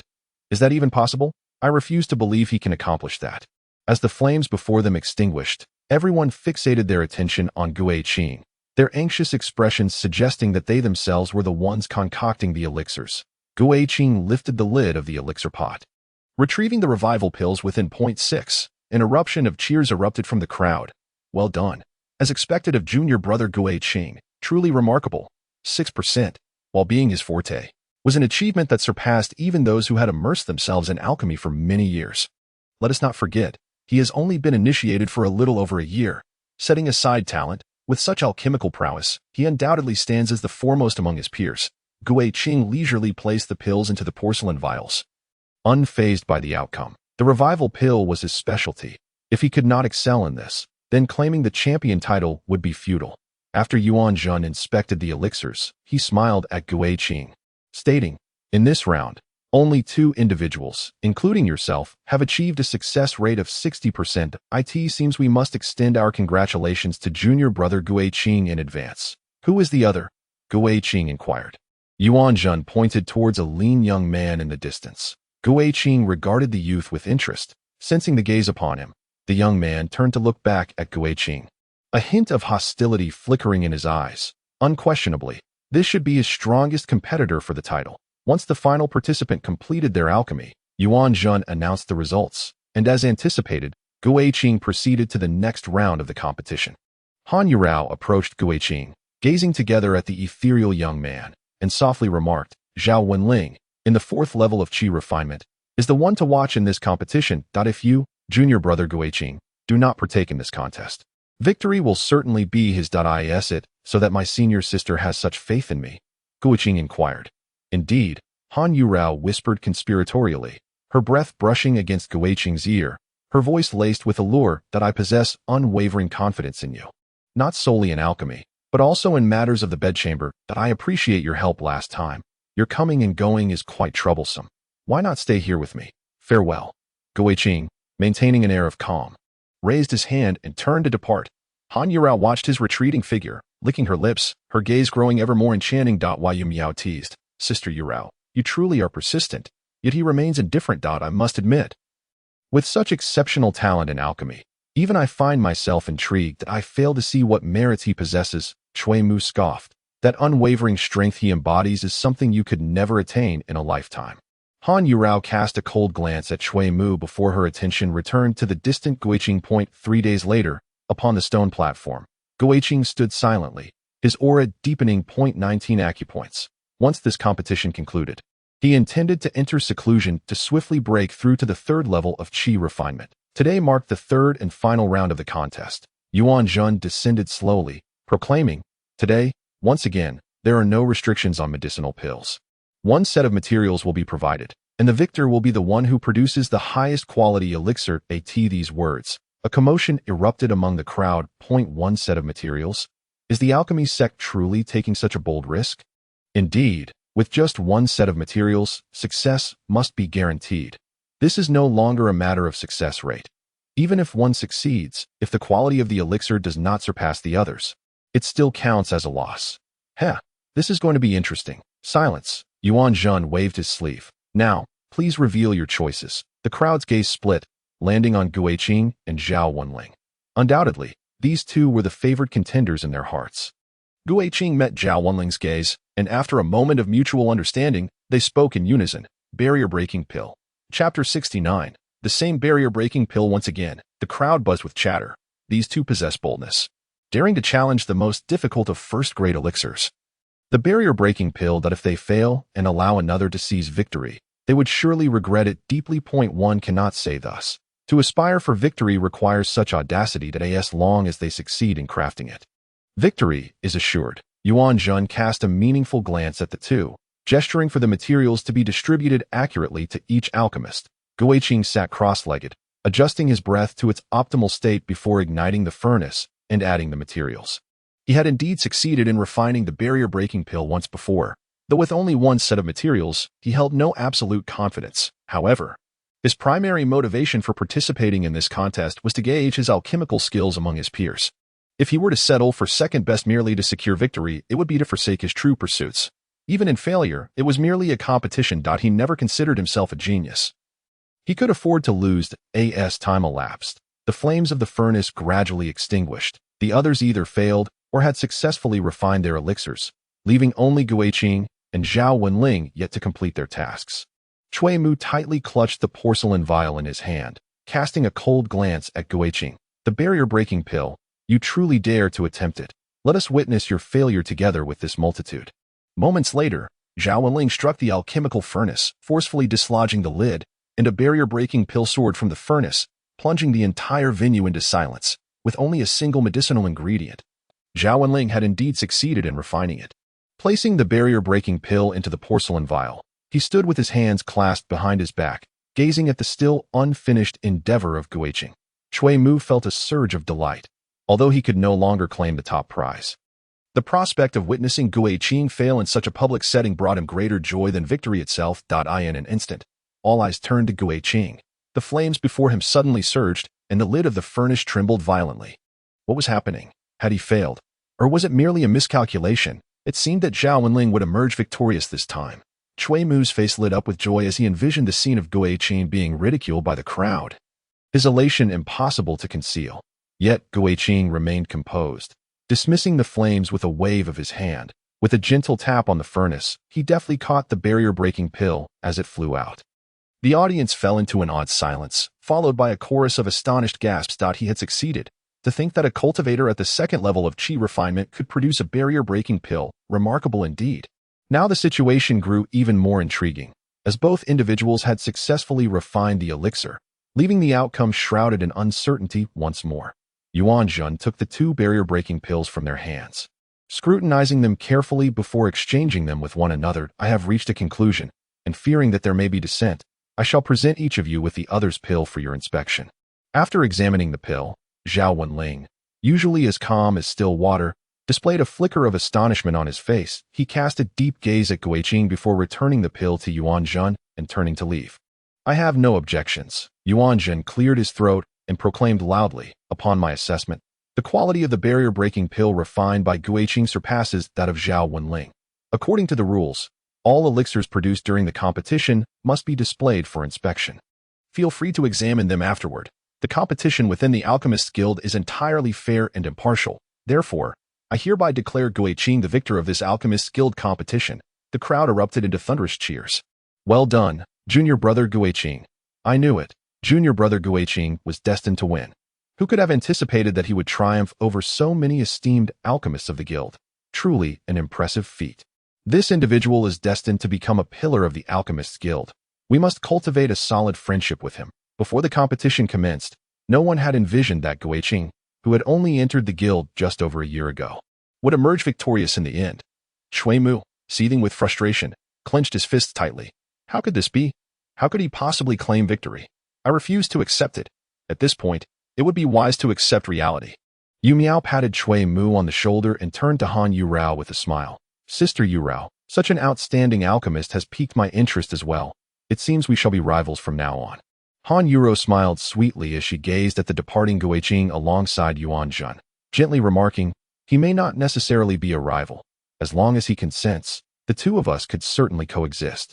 Would you like me to teach you a few tricks of the trade? Oh dear, Sister Yurao, you're incorrigible, Yu Miao exclaimed, her boldness faltering as she blushed and stomped her feet in embarrassment. On the high platform, Xiao Xinghe and his companions rose in unison, their eyes fixed upon Guiqing, who had arrived with Yuanjun. I am honored to meet my esteemed senior brothers, Guiqing began, raising his hand in greeting. Only to be halted by Xiao Xinghe. There is no need for such formalities, junior brother, Xiao Xinghe chuckled. You have rendered us a great service, and we have yet to express our gratitude, Guiqing replied. Senior brother is too kind. Now that I have joined the medicine sect, it is only natural that I uphold its reputation. Indeed, junior brother is truly a phoenix among men, Xiao Xinghe declared, taking the white jade pendant from Guiqing's waist and replacing it with a blue jade token. From this day forth, you shall serve as an alternate steward. According to our customs, one may assume the role once they reach the 5th level of qi refinement, but given your exceptional alchemical skills, you may take on the responsibilities at the 4th level. When you assume your position, I shall construct a grand hall for you, and you will have your own subordinates as a token of our appreciation. I will reward you with 10,000 spirit stones, which will be delivered to Xiangsu building shortly. Now, off you go. Should you encounter any difficulties in the future, do not hesitate to seek me out. Thank you, senior brother, Guiqing said, bowing respectfully to the group before departing. After Guiqing left, Li Qing's gaze lingered on him, a flicker of complexity crossing her eyes. She then turned to Lan Xian with a smile. Extending her hand, a bet is a bet. After losing, You must acknowledge it. Xiao Xinghe watched the two with great interest, while the nearby protectors exchanged amused glances. Lan Qian's cheeks flushed as she removed the jade hairpin from her head and handed it to Li Qing before hastily making her exit. Xiao Xinghe, observing Li Qing's gleeful demeanor, teased, "How unambitious of you, wagering a mere hairpin for 2/10 of your business." Fortunately, junior brother Gui Qing emerged victorious. Otherwise, you would have faced a dire loss. Li Qing solemnly tucked the hairpin away. Smiling, it was a surefire investment. It would have been foolish not to seize the opportunity. Even in defeat, we are all family, and any gain is still a gain. Besides, once we establish our foundation, we will be scattered far and wide. So it is nice to have a keepsake. Xiao Xing had jested. You're already contemplating your foundation establishment when I haven't even made any plans? Why don't you take on the role of deputy sect master instead? That would be out of the question, Li Qing replied, scratching her head. The appointment of a deputy sect master is determined by the sect master. I was merely speaking offhandedly. But I am quite serious. Xiao Xinghe said suddenly, his tone shifting to one of gravity. Li Qing was taken aback, her expression turning earnest. Is the sect master about to make a breakthrough? Xiao Xinghe smiled mysteriously. What do you think Wang Sui came here for? Inside Xiangsu, Cui Mu watched as Han Yuro led Gui Qing upstairs, his teeth grinding in frustration, yet he dared not express his anger. Before the competition concluded, he had held on to a glimmer of hope. But now that Gui Qing had claimed victory and become the alternate steward of the medicine sect, he no longer dared to speak disrespectfully. Otherwise, Han Yuro would be the first to confront him. In a secluded corner, Han Yuro set up a barrier to shield them from prying eyes, opened the tightly shut door, but did not enter with Gui Qing. Instead, she remained outside, guarding the entrance. Gui Qing stepped inside, closed the door, and bowed to Situ Feng, who sat at the table sipping tea. Senior brother Situ, it has been a long time. Situ Feng smiled warmly, gesturing for Gui Qing to take a seat, and scrutinized him closely. Your rapid advancement in cultivation has taken me by surprise. Once again, you have triumphed in the alchemical competition. Congratulations. Did your senior brother witness this contest? As Gui Qing finished his inquiry, he immediately realized something and asked, Have you already made contact? Situ Feng nodded, his gaze gradually sharpening. There were eyes watching outside during the last gathering, and there was also an insider among us. Discussing our actions openly had been inconvenient. Taking advantage of this alchemical competition, I have been moving around the stands, establishing connections with all those who support me. No matter how astute Jiang he is, he cannot guard against this. When shall we act? Gui Qing asked, but then smiled apologetically. Forgive me, I should not have asked. Tea is of no consequence. Situ Feng replied gently, waving his hand. Though our time together has not been the longest, you are the person I trust most on Xieyang Mountain. The latest we shall act will not exceed 2 months. Although Jiang he still has half a year to break through, the longer we wait, the higher his level of vigilance will become. As for the specific timing, there will be significant commotion on Xieyang Mountain, and you will know at once. Gui Qing retrieved a storage bag that Xiao Xinghe had sent not long ago and placed it before Situ Feng. This is the 10,000 spirit stones I obtained from winning the competition. I lack experience in combat and do not know what to prepare, so please take it. Senior brother, I also have some herbs pre-advanced from the alchemical gate. After refining the elixirs, I will acquire a considerable sum of spirit stones, which I shall deliver to you then. You are most considerate, junior brother. Situ Feng patted Gui Qing's shoulder, his eyes filled with gratitude. Regardless of whether I take action, once Jiang he breaks through, he will certainly not spare me. In life and death circumstances, I shall not refuse your kindness. This gratitude will be etched in my heart for eternity. And when I become the Mountain Lord, I shall repay you handsomely. These spirit stones are sufficient. Henceforth, let us avoid meeting to prevent raising Jiang he's suspicions. After watching Situ Feng depart, Gui Qing deliberately waited a while longer to stagger the timing before finally opening the door. Have you concluded your discussion? Han Yuro leaned against the doorframe, her smile enchanting. Why not come over and discuss our matters? Chapter 70. Purple Flame Serpent, Fire Spiritual Root. Thank you, senior sister, I have other matters to attend to. So I shall take my leave. Gui Qing clasped his fists in salute. What a heartless person you are, using and discarding. You are still young. Do not emulate those despicable men. Han Yuro cast a resentful glance at Gui Qing. And seeing him remain silent, she covered her mouth with a light laugh and handed him a storage bag. I was merely teasing you. Your victory this time has brought great fame to Xiangsu Tower.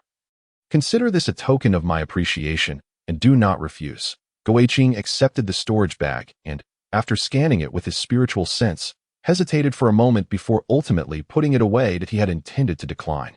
But Han Yuro's gift was simply too generous. There were a full 5,000 spirit stones within, making it difficult to refuse. After bidding farewell to Han Yuro, Gu Weiqing returned to his courtyard and took out the century-old Snow Lotus heart to begin his seclusion. The matters of the alchemical gate were now concluded, and it was time to prepare for Xiang Mountain. The conflict between Sidu Feng and Jiang he was about to commence, and his second-tier qi refinement cultivation was far from sufficient. Half a month later, Gu Weiqing consumed a breaking barrier pill, and the spiritual energy surged through his meridians, directly charging towards his bottleneck. Moments later, he slowly opened his eyes, his aura suddenly surging. Third-tier qi refinement. With the aid of the Snow Lotus heart, he had broken through to the third tier of qi refinement in just over a month. Moreover, there remained 7 lotus seeds, which, once he solidified his cultivations, would allow him to open several more acupoints. Gu Weiqing pondered for a moment, then retrieved a cauldron to begin refining the medicinal materials, thereby condensing the spiritual energy. 3 days later, Gu Weiqing consumed another lotus seed. As the seed dissolved, a vast surge of spiritual energy rushed into his meridians, and seizing the opportunity, he ingested a piercing pill, forcefully opening the second acupoint of the qi refinement third layer. After breaking through to the qi refinement third layer, the potency of the lotus seed had notably diminished. To be precise, the spiritual energy required for his acupoint opening had increased, in the qi refinement second layer. A single lotus seed could enable him to open 2 acupoints, but now it could only suffice for 1, with the remaining potency insufficient for another opening.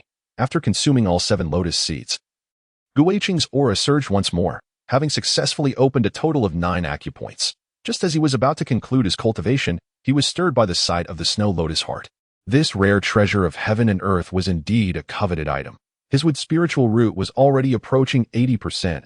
If he were to consume this Snow Lotus heart, it would undoubtedly lead to a significant enhancement of his wood spiritual root. With this thought in mind, Gu Weiqing picked up the Snow Lotus heart and took a gentle bite. Half a month later, Gu Weiqing suddenly rose, his aura becoming increasingly formidable. Qi refinement third layer, 12 acupoints opened. Most importantly, his wood spiritual root had surpassed 80% and was advancing towards 90%. With the enhancement of his innate talent, his perception of spiritual energy had sharpened, and his absorption speed had accelerated. Coupled with the auxiliary elixirs for cultivation, his progress, while not comparable to Yi Yuan's perfected gold and fire spiritual root, was certainly not inferior to that of other high-quality talents. While other cultivators were constrained by resources, he was limited by his innate potential. As an alchemist, and one who surpassed his peers in this field, he had never lacked spirit stones. With his talent gradually improving, he was confident in his ability to catch up and surpass his contemporaries. Even those who had entered the path earlier, at the spirit treasure platform, Gu Weiqing placed the spirit stones on the counter and requested a purple flame serpent's egg, the cultivator behind the counter. Upon receiving the spirit stones, led Gu Weiqing to a beast enclosure beneath the spirit treasure platform. A purple flame serpent, approximately 5 feet long, coiled within the enclosure, circling a cluster of damp serpent eggs that appeared to have recently been laid. Its violet eyes blazed with purple flames, and its scarlet tongue flicked in and out as it fixed its gaze intently upon the 2 men. The cultivator formed a hand seal, and a chill pervaded the air, freezing the purple flame serpent in place. Before selecting a particularly fine egg, the purple flame serpent hissed, exhaling flames to dissipate the cold, lunging toward them, only to be repelled by the cultivator's palm. Unyielding, the serpent again spewed flames, surrounding the cultivator. After several exchanges, the cultivator grew utterly impatient, drawing a flying sword and swiftly decapitating the purple flame serpent. Its body instantly ceased to react, yet its severed head continued to struggle on the ground, glaring fiercely at the cultivator until it finally fell still. Indeed, a creature that could not be tamed, despite being raised for so long, it was still unwilling to part with an egg. The cultivator cursed under his breath, then turned to Gu Weiqing with a smile, asking, "Junior brother, would you like some serpent meat?" Gu Weiqing shook his head. His storage bag could not accommodate living creatures, so he could only leave with the serpent egg. By nature, serpents are cold-blooded, yet the purple flame serpent was the embodiment of fire. This egg was intended for him to test whether consuming it would enhance the first groove of the absolute spirit seed, thereby improving other spiritual roots. Upon returning to the courtyard chamber, Gu Weiqing sat at the edge of the bed, gazing at the snake egg cradled in his hands, gradually lost in thought as memories of the previous purple flame serpent flooded his mind. Although serpents are cold-blooded creatures, they will spare no effort to protect their offspring. Despite his ruthless nature, he found himself unable to harm this egg. He pondered. The egg suddenly cracked open, and a tiny snake, no longer than a thumb, slowly emerged, wriggling upon Guiqing's leg. He gently grasped the little serpent, sighed, and placed it in the palm of his hand, channeling his spiritual energy to stabilize its vitality. He could kill without a second thought. Yet before this newly born creature, he simply could not bring himself to do so. Its mother was deceased. How could he slay its child? Guiqing meticulously wiped away the viscous egg fluid from the little serpent's body. Bringing his hand closer to his eyes to examine the creature, the tiny snake gazed back at him with innocent eyes, full of affection, mistaking Guiqing for a kin upon their first encounter. From now on, you shall be named Xueqing, Guiqing mused with a smile, observing as the little serpent turned its head to regard the shattered eggshell before he gently returned it to its place. The serpent swam through the egg fluid, soon consuming it entirely, then began to devour the eggshell, as if driven by an innate instinct. Guiqing watched as Xueqing persistently bit and crushed the eggshell. Lost in thought that he broke off a small piece of the shell, placed it in his mouth, chewed, and swallowed, attuning himself to the changes within his body as the fire spiritual root within him began to mend. A brilliant light sparkled in his eyes. Although the alteration was minuscule, it was evident that his fire spiritual root was indeed growing, validating his earlier hypothesis that the first notch of the absolute spiritual root was not solely limited to enhancing the wood spiritual root, but could elevate all spiritual roots. This was true metamorphosis, and his understanding of the profound nature of the absolute spiritual seed deepened. No wonder his master had cautioned him against revealing the existence of the absolute spiritual seed to anyone. Should anyone discover such a miraculous entity within him, they would undoubtedly strive to seize it for themselves. Guiqing only sampled the eggshell and refrained from consuming more, merely wishing to test the specific effects of the first notch of the absolute spiritual root, without the intention of significantly augmenting his fire spiritual root. Point 1 cannot overindulge. He would consider enhancing other spiritual roots only after perfecting his wood spiritual root. After consuming all the eggshell, Xueqing's diminutive body began to grow, eventually reaching the length of his arm before ceasing its expansion, coiling around Guiqing's right wrist and closing its eyes to sleep, seemingly to digest what it had just consumed. Guiqing caressed the copper coin on his left wrist, observing Xueqing, which resembled a purple bracelet on his right wrist, and smiled helplessly. He had initially intended to consume the snake egg, but it appeared that he was now tasked with raising this little creature. However, being utterly inexperienced with demonic beasts, he realized that he would need to make another trip to the Spirit Treasure platform to learn how to properly care for it. Chapter 71. The interrogation at the law enforcement hall at the Spirit Treasure platform. After clarifying the details of raising the purple flame serpent and purchasing some food imbued with the power of fire, Guiqing was about to leave when a figure clad in green approached him. Smiling, Guiqing, my junior brother, it has been a long time. Guiqing clasped his fists and inquired, I have met with Brother Xu. What brings you here? Xu responded cheerfully, Oh, it's nothing of great significance. I merely wish to invite you to the law enforcement hall for a chat and to reminisce. Guiqing furrowed his brow.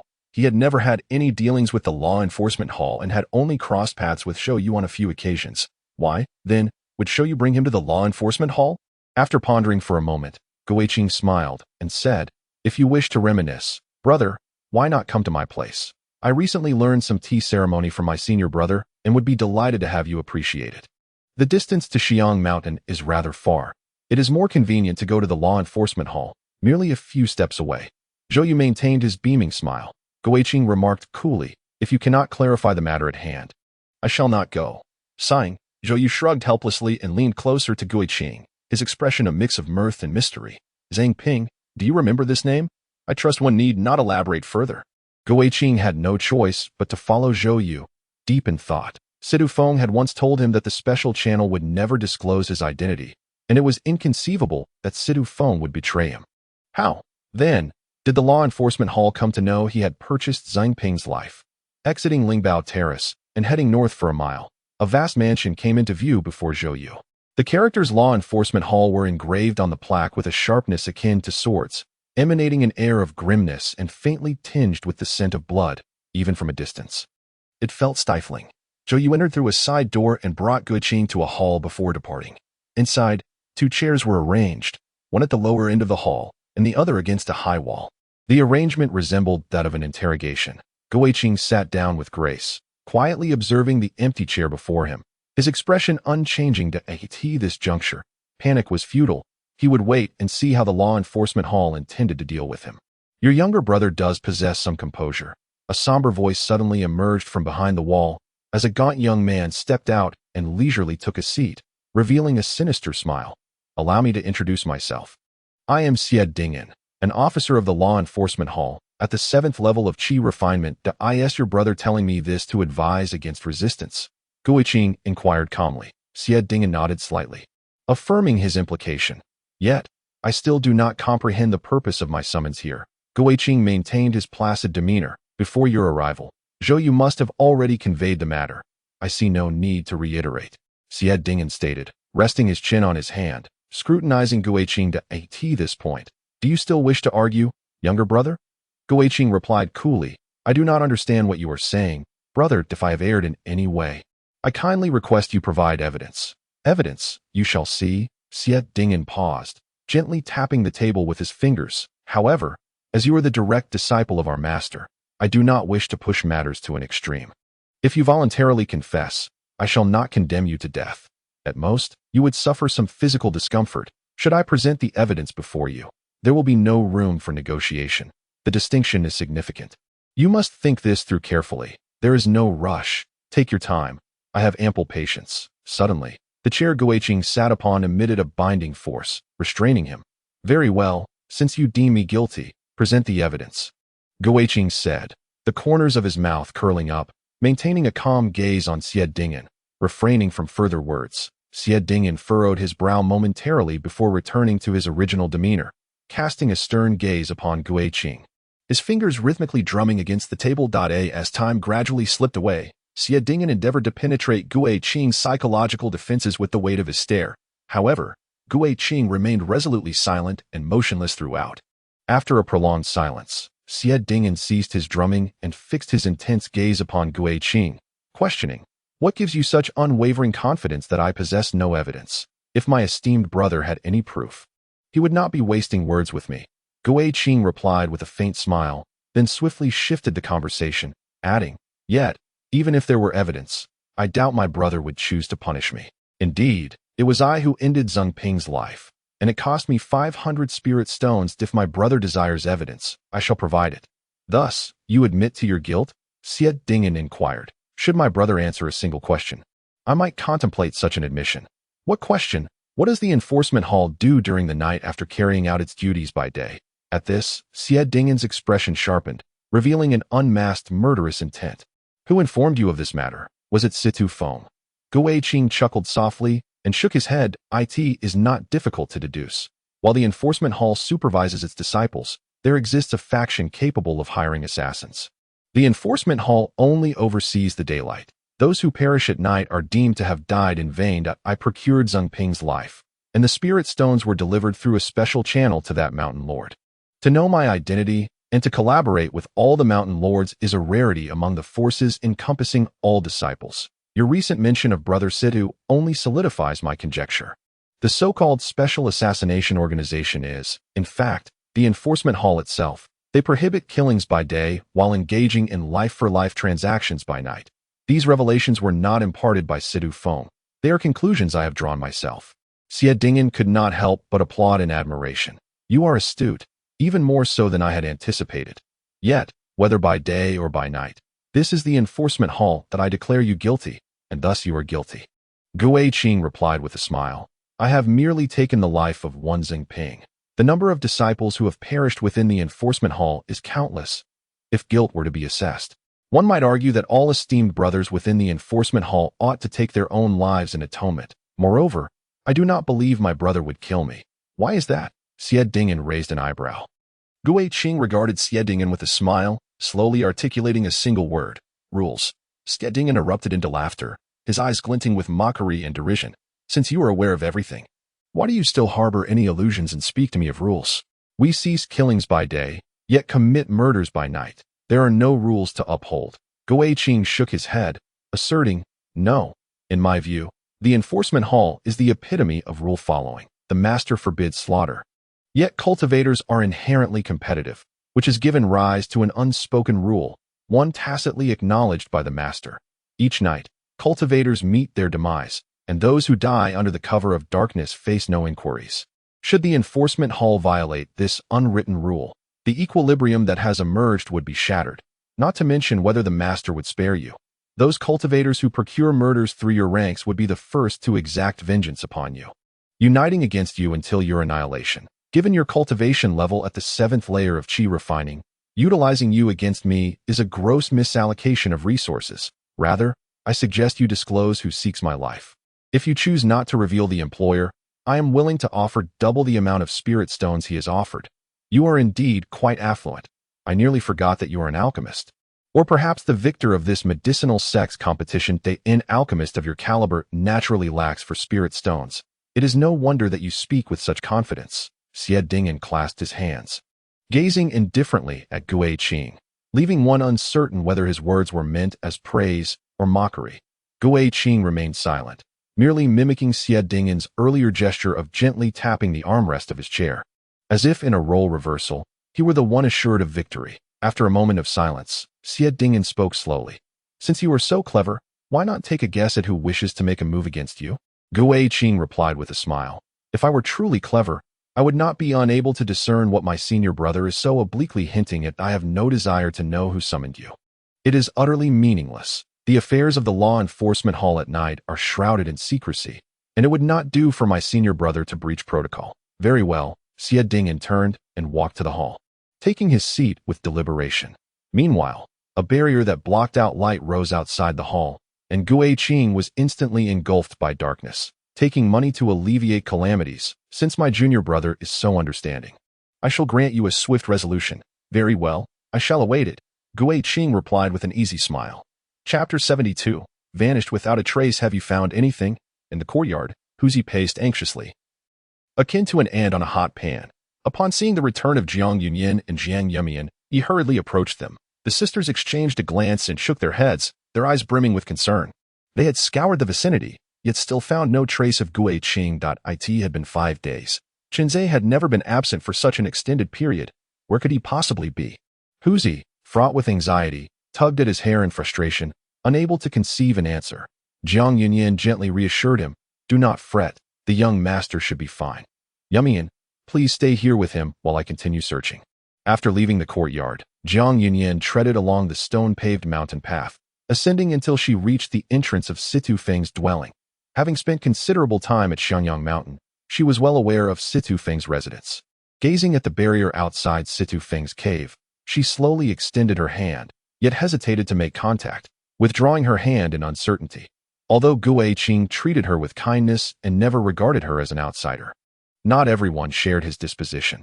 She had never forgotten her own identity, and the mere thought of interacting with other cultivators apart from Gui Qing filled her with trepidation. However, the notion of Gui Qing's current disappearance ultimately steeled her resolve, and she bravely reached out to touch the barrier. The barrier began to ripple, and shortly thereafter, Situ Feng emerged slowly. Upon seeing Jiang Yunyan, he paused momentarily, then recollected himself, recognizing her. You are from Gui Qing's junior brother's courtyard. What brings you here? Jiang Yunyan bowed respectfully and spoke softly. My young master has not returned for 5 days. We have searched extensively to no avail, and we are at our wits' end. I know you possess considerable connections, so I beseech you to assist in locating my young master. Could he be refining pills at the medicinal sect? Situ Feng mused, furrowing his brow. You are aware that Gui Qing often retreats into seclusion. 5 days is not excessively long. Is it necessary to panic so? This is not an overreaction. Jiang Yunyan's urgency intensified. My young master seldom refines pills outside. Even his cultivation is rarely conducted externally.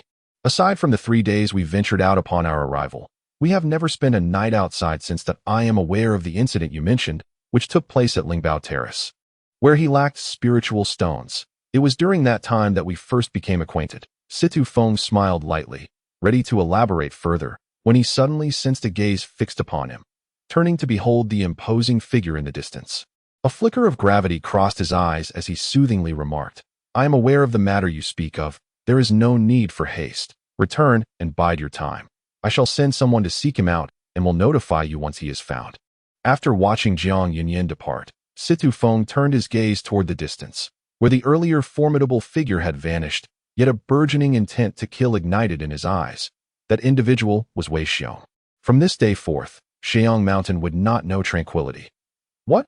He has disappeared. Within the fragrant, crispy building, Han Yurao exclaimed, and upon noticing the surrounding curious glances directed her way, she realized her lapse in composure. Drawing Shenxing to a secluded corner, she whispered urgently, "What exactly transpired?" Shenxing replied solemnly, "He has been missing for 10 days. We have searched every conceivable location, and those who had dealings with him have all claimed they have not seen him." After a prolonged silence, Han Xiyu regained her composure and stated, "I understand. I will dispatch someone to search for him." Shenxing hesitated for a moment before divulging everything he knew. The last place he was seen was Lingbao Terrace, where someone witnessed him being taken away by Zhou Yu. I inquired at the enforcement hall, and Zhou Yu asserted that he had already departed, yet I do not believe him. He must still be within the enforcement hall. Zhou Yu, the enforcement hall. Han Yuru's brows furrowed, her beautiful eyes gleaming with cold determination.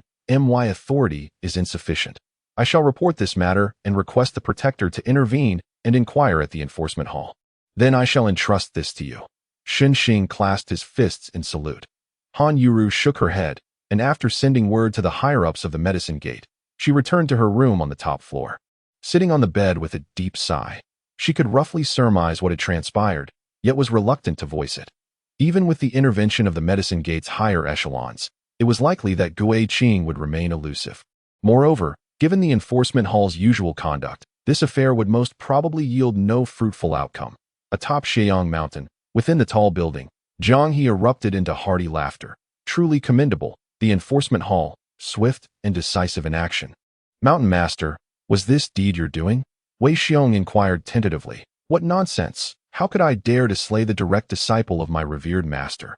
Zhang He cast a sidelong glance at Wei Xiong before shifting the subject. However, while I may not dare, there are those who do dare. Someone has offered a handsome sum for his life.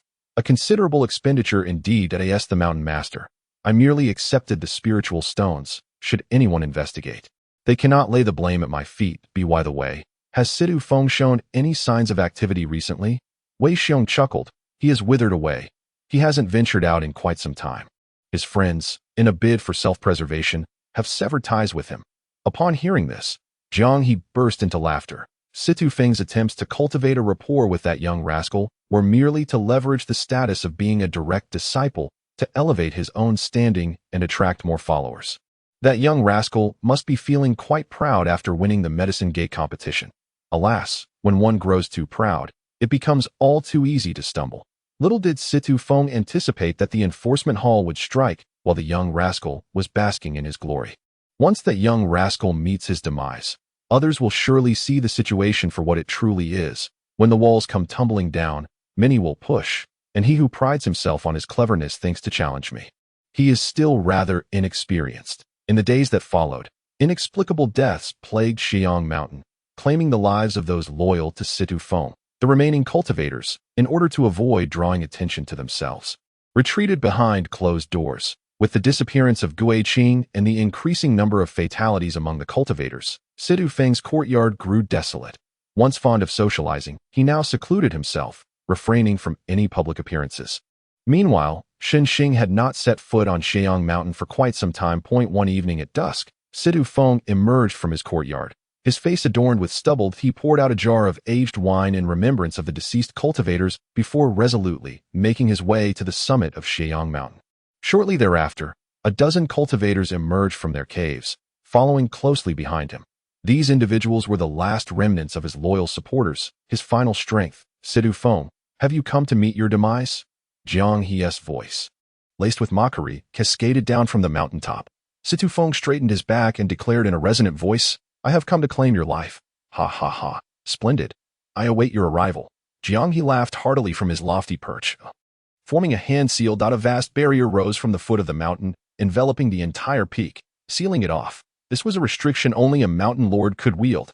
Once activated, it might not possess formidable defenses, but it would completely isolate the mountainous movements. Before the barrier opened tomorrow, regardless of how many cultivators perished on Sheong Mountain, no one would question it. Situ Feng bound a red cloth around his arm, and the dozen followers behind him did likewise. resolutely advancing toward the high tower, undeterred by the ever-growing throng of cultivators before it. Kill! Situ Feng surged forth first, unleashing his flying sword to behead several lower-ranked cultivators.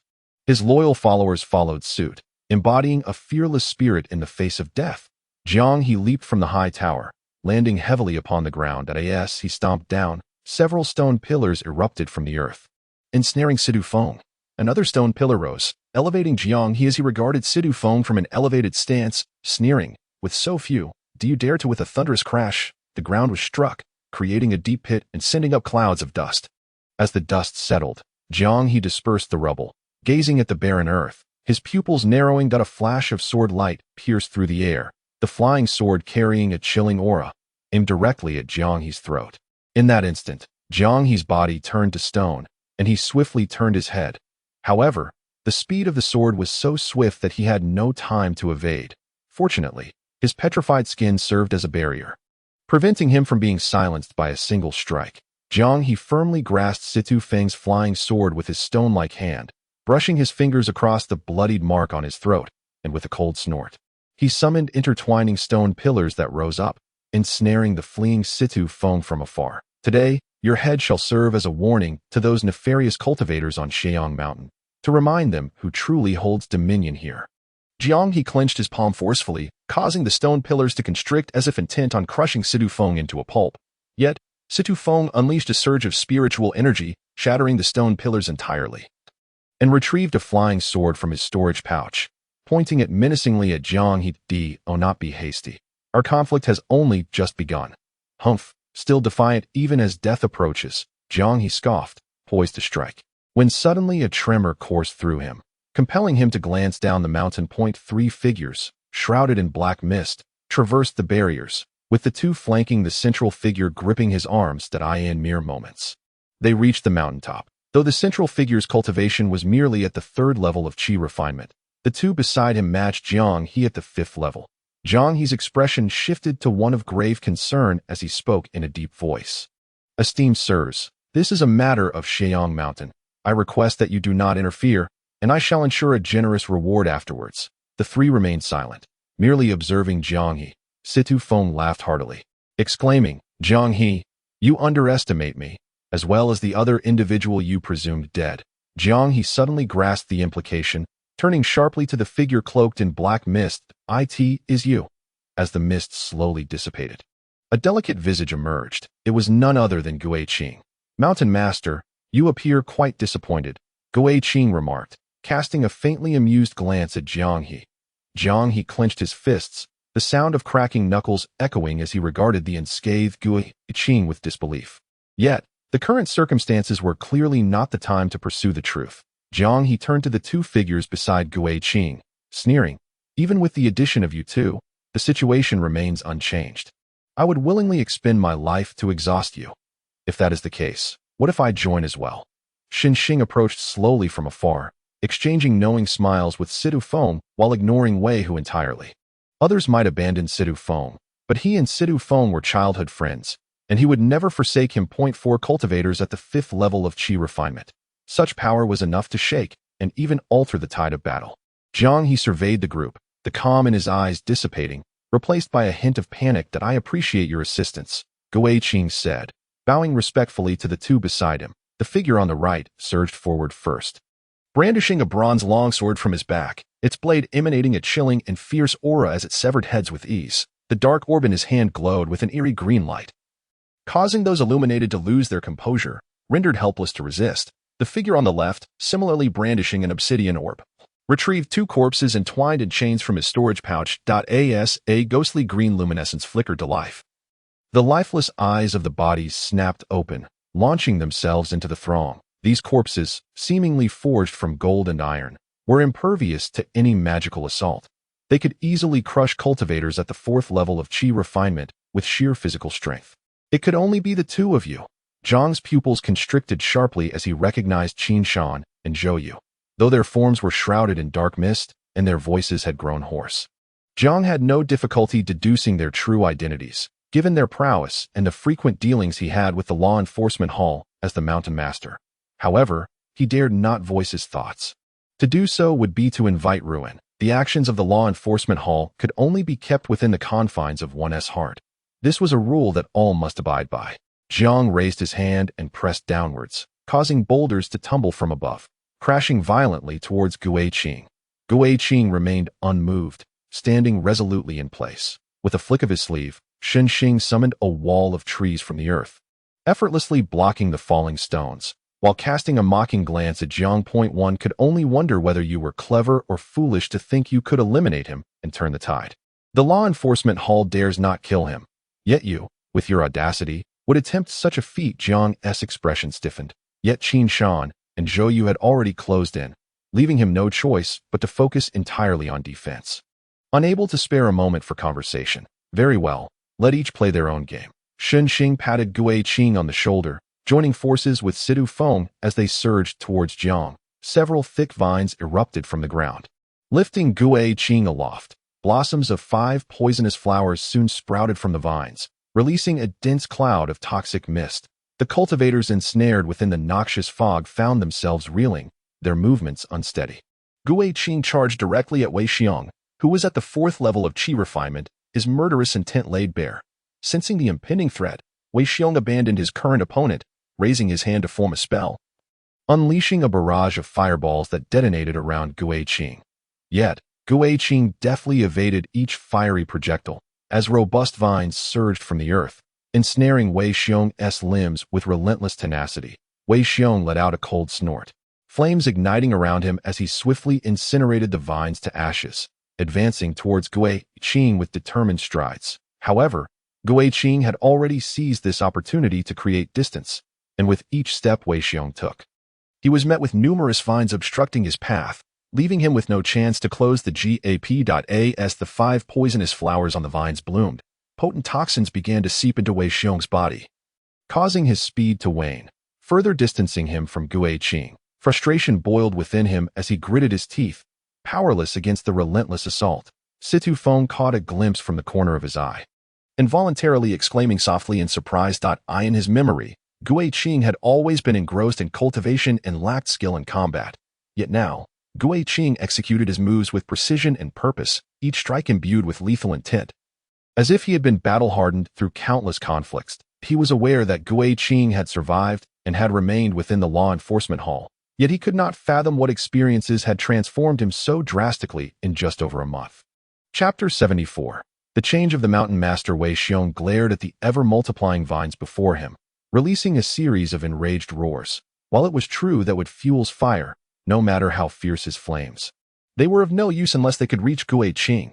His body was already ravaged by toxins, and the longer he delayed, the more disadvantageous it would become for him. Yet, with his extensive combat experience, he would naturally not remain idle. With deft hands, he formed several intricate seals, and flames surged violently around him, coalescing into a fiery circle. The verdant vine summoned by Guixing was reduced to ashes the moment it approached. Wei Xiong raised his hand once more, unleashing a relentless barrage of fireballs. Seizing the opportunity while Gui Qing evaded, he swiftly advanced into the fiery circle, condensing the flames in his palm into a blade, which he aimed to strike down upon Gui Qing's head. Unfazed, Gui Qing's speed suddenly surged, effortlessly dodging Wei Xiong's assault. Wind-walking pill. Wei Xiong's expression darkened immediately, observing Gui Qing's demeanor.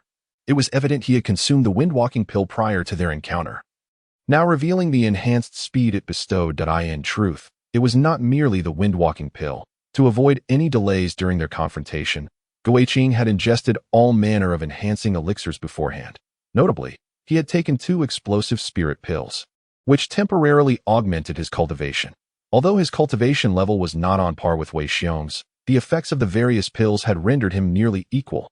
However, in terms of wood spirit techniques, he would still be at a disadvantage against Wei Xiong's flames. With this in mind, Gui Qing consumed another pill infused with chilling energy and pointed toward Wei Xiong. The cold aura spread forth, suppressing the flames engulfing Wei Xiong. Fire does not overcome wood. It is merely because wood fuels fire that he found himself at a loss against Wei Xiong. Yet, after consuming this ice spirit pill, Wei Xiong's flames would no longer pose a threat to him. As water is indeed the bane of fire, 2nd-grade ice spirit pill, you truly are generous, Wei Xiong remarked, his expression growing increasingly grim. He was on the verge of reaching the 5th stage of qi refinement, and the influence of a first-grade ice spirit pill on his flames was negligible. Only a second-grade ice spirit pill could wield such power. Your life is worth this price, Guiqing replied nonchalantly. Although he spoke with indifference, a twinge of regret lingered within him. First-grade pills were worth only a few spirit stones at most, with the highest priced around several dozen spirit stones. Yet this second-grade ice spirit pill had cost him 200 spirit stones. Given his current financial status, second-grade pills were still a considerable expense. However, to contend with Wei Xiong, he had no choice but to part with the sum. Wei Xiong let out a cold laugh, retrieving a crimson gourd from his storage bag. Removing the stopper, flames erupted forth as if they were tangible, instantly dispelling the cold aura and submerging Guiqing in a sea of fire. Did you think you were the only one with trump cards? This fire-devouring gourd has been refined by me for a long time. A mere ice spirit pill cannot harm me. However, not long after Wei Xiong's moment of triumph, the sea of flames was extinguished. Surrounding Guiqing was a flurry of tiny ice crystals swirling around him, resembling a protective armor. The mere emanation of cold energy was enough to freeze the ground beneath Wei Xiong's feet. Gazing at the slowly burning vermilion paper before Guiqing, Wei Xiong's expression shifted dramatically. That was a talisman inscribed with spellcraft, and Guiqing was utilizing the Xianbing armor inscribed by a sixth-stage Qi refinement cultivator, which not only possessed formidable defensive capabilities, but also exerted a strong restraining effect on his flames. Such talismans were sold for 500 spirit stones at the Lingbao platform, and scarcely anyone was willing to purchase them. He never anticipated that Guiqing had prepared so extensively to counter him. Amidst Wei Xiong's astonished gaze, Guiqing produced another talisman. Infusing it with spiritual energy, the paper ignited instantly, transforming the rampant cold energy in the air into tangible ice crystals that extinguished the flames enveloping Wei Xiong. Xianbing Su, akin to the Xianbing armor, originates from the same practitioner and is utilized in conjunction with IT. It is said that not even a practitioner at the 4th level of Qi refinement, let alone one at the 5th level, can withstand its power if they are adept in flames. Before the talisman is consumed, they will be thoroughly vanquished. Sealing. Guiqing once again produced a talisman and ignited it, causing several ice walls to materialize around Wei Xiong without warning, encasing him and emanating a chilling aura that penetrated to the marrow of his bones. In mere moments, Wei Xiong's limbs became completely rigid. Seizing the opportunity while Wei Xiong's internal energy stagnated, Guiqing summoned green vines that emerged from the ice walls, piercing through Wei Xiong's extremities and incessantly injecting toxins into his body. Soon, Wei Xiong's complexion turned a ghastly shade of green, leaving him devoid of any means to resist. Guiqing remained stationary, continuing to utilize the vines to erode Wei Xiong's body with poison, showing no intention of approaching. In previous times, he would have believed victory was assured. However, following the events at the law enforcement hall, he harbored no underestimation towards any adversary. The desperation of a practitioner on the brink of death often manifests in heightened ferocity. Damn it, Wei Xiong roared, channeling his internal energy to its utmost limit, unleashing a fierce conflagration that reduced the green vines to ashes. Yet, he found himself utterly powerless against the surrounding ice walls. He feigned weakness, hoping to lure Guiqing into lowering his guard for a closer examination, allowing him to unleash the last remnants of his internal energy to subdue Guiqing. However, Guiqing was not easily deceived. Guiqing once more directed the green vines to assail Wei Xiong, but they were swiftly reduced to ashes yet again. He had anticipated this outcome, for his true aim was to deplete Wei Xiong's internal energy. With no other recourse, Wei Xiong reluctantly retrieved the healing pill and consumed it, knowing that he must endure until the talisman was entirely burnt out to retaliate. Guiqing, in a similar fashion, took out a healing pill and swallowed it as if it were mere candy, amusement gleaming in his eyes. With both parties revealing their trump cards, the contest hinged upon who could endure the longest. Although Wei Xiong's storage bag contained numerous elixirs, it was certain that he could not possess more than Guiqing, a seasoned alchemist. Guiqing expanded his spiritual sense, meticulously attuning to Wei Xiong's condition. After the second groove of the Absolute Spirit Seed was activated, his spiritual awareness surged. Despite currently being at the 3rd level of Qi refinement, his spiritual sense had already far surpassed that of Wei Xiong. As the toxin continued to invade, Wei Xiong's aura dwindled rapidly. His complexion turned ashen, and his lips grew pale, indicating he was on the brink of collapse. Yet, he persisted, believing that once the talisman was consumed, He could easily subdue Guiqing with his cultivation. Guiqing's eyes sparkled with mockery as he clearly discerned Wei Xiong's intentions. In the depths of Wei Xiong's despairing gaze, he produced the fourth talisman, shimming spikes. Within the ice walls, interwoven spikes of ice erupted from the ground, piercing into Wei Xiong's body. With a cry of agony, Wei Xiong's body succumbed entirely, and under the relentless onslaught of the piercing spikes, his energy sea was shattered, rendering him incapable of even a whisper of resistance. Oh, you think my spirit stones are easy to come by? Guiqing dismantled the ice walls, retrieving a flying sword from his storage bag. The sword flashed past, severing Wei Xiong's head. Guiqing grasped Wei Xiong's head and tossed it before Jiang He. Upon seeing the severed head, Jiang He was momentarily stunned. Though the pause was brief, it provided an opportunity for Situ Feng and the others to strike, causing him to spit blood.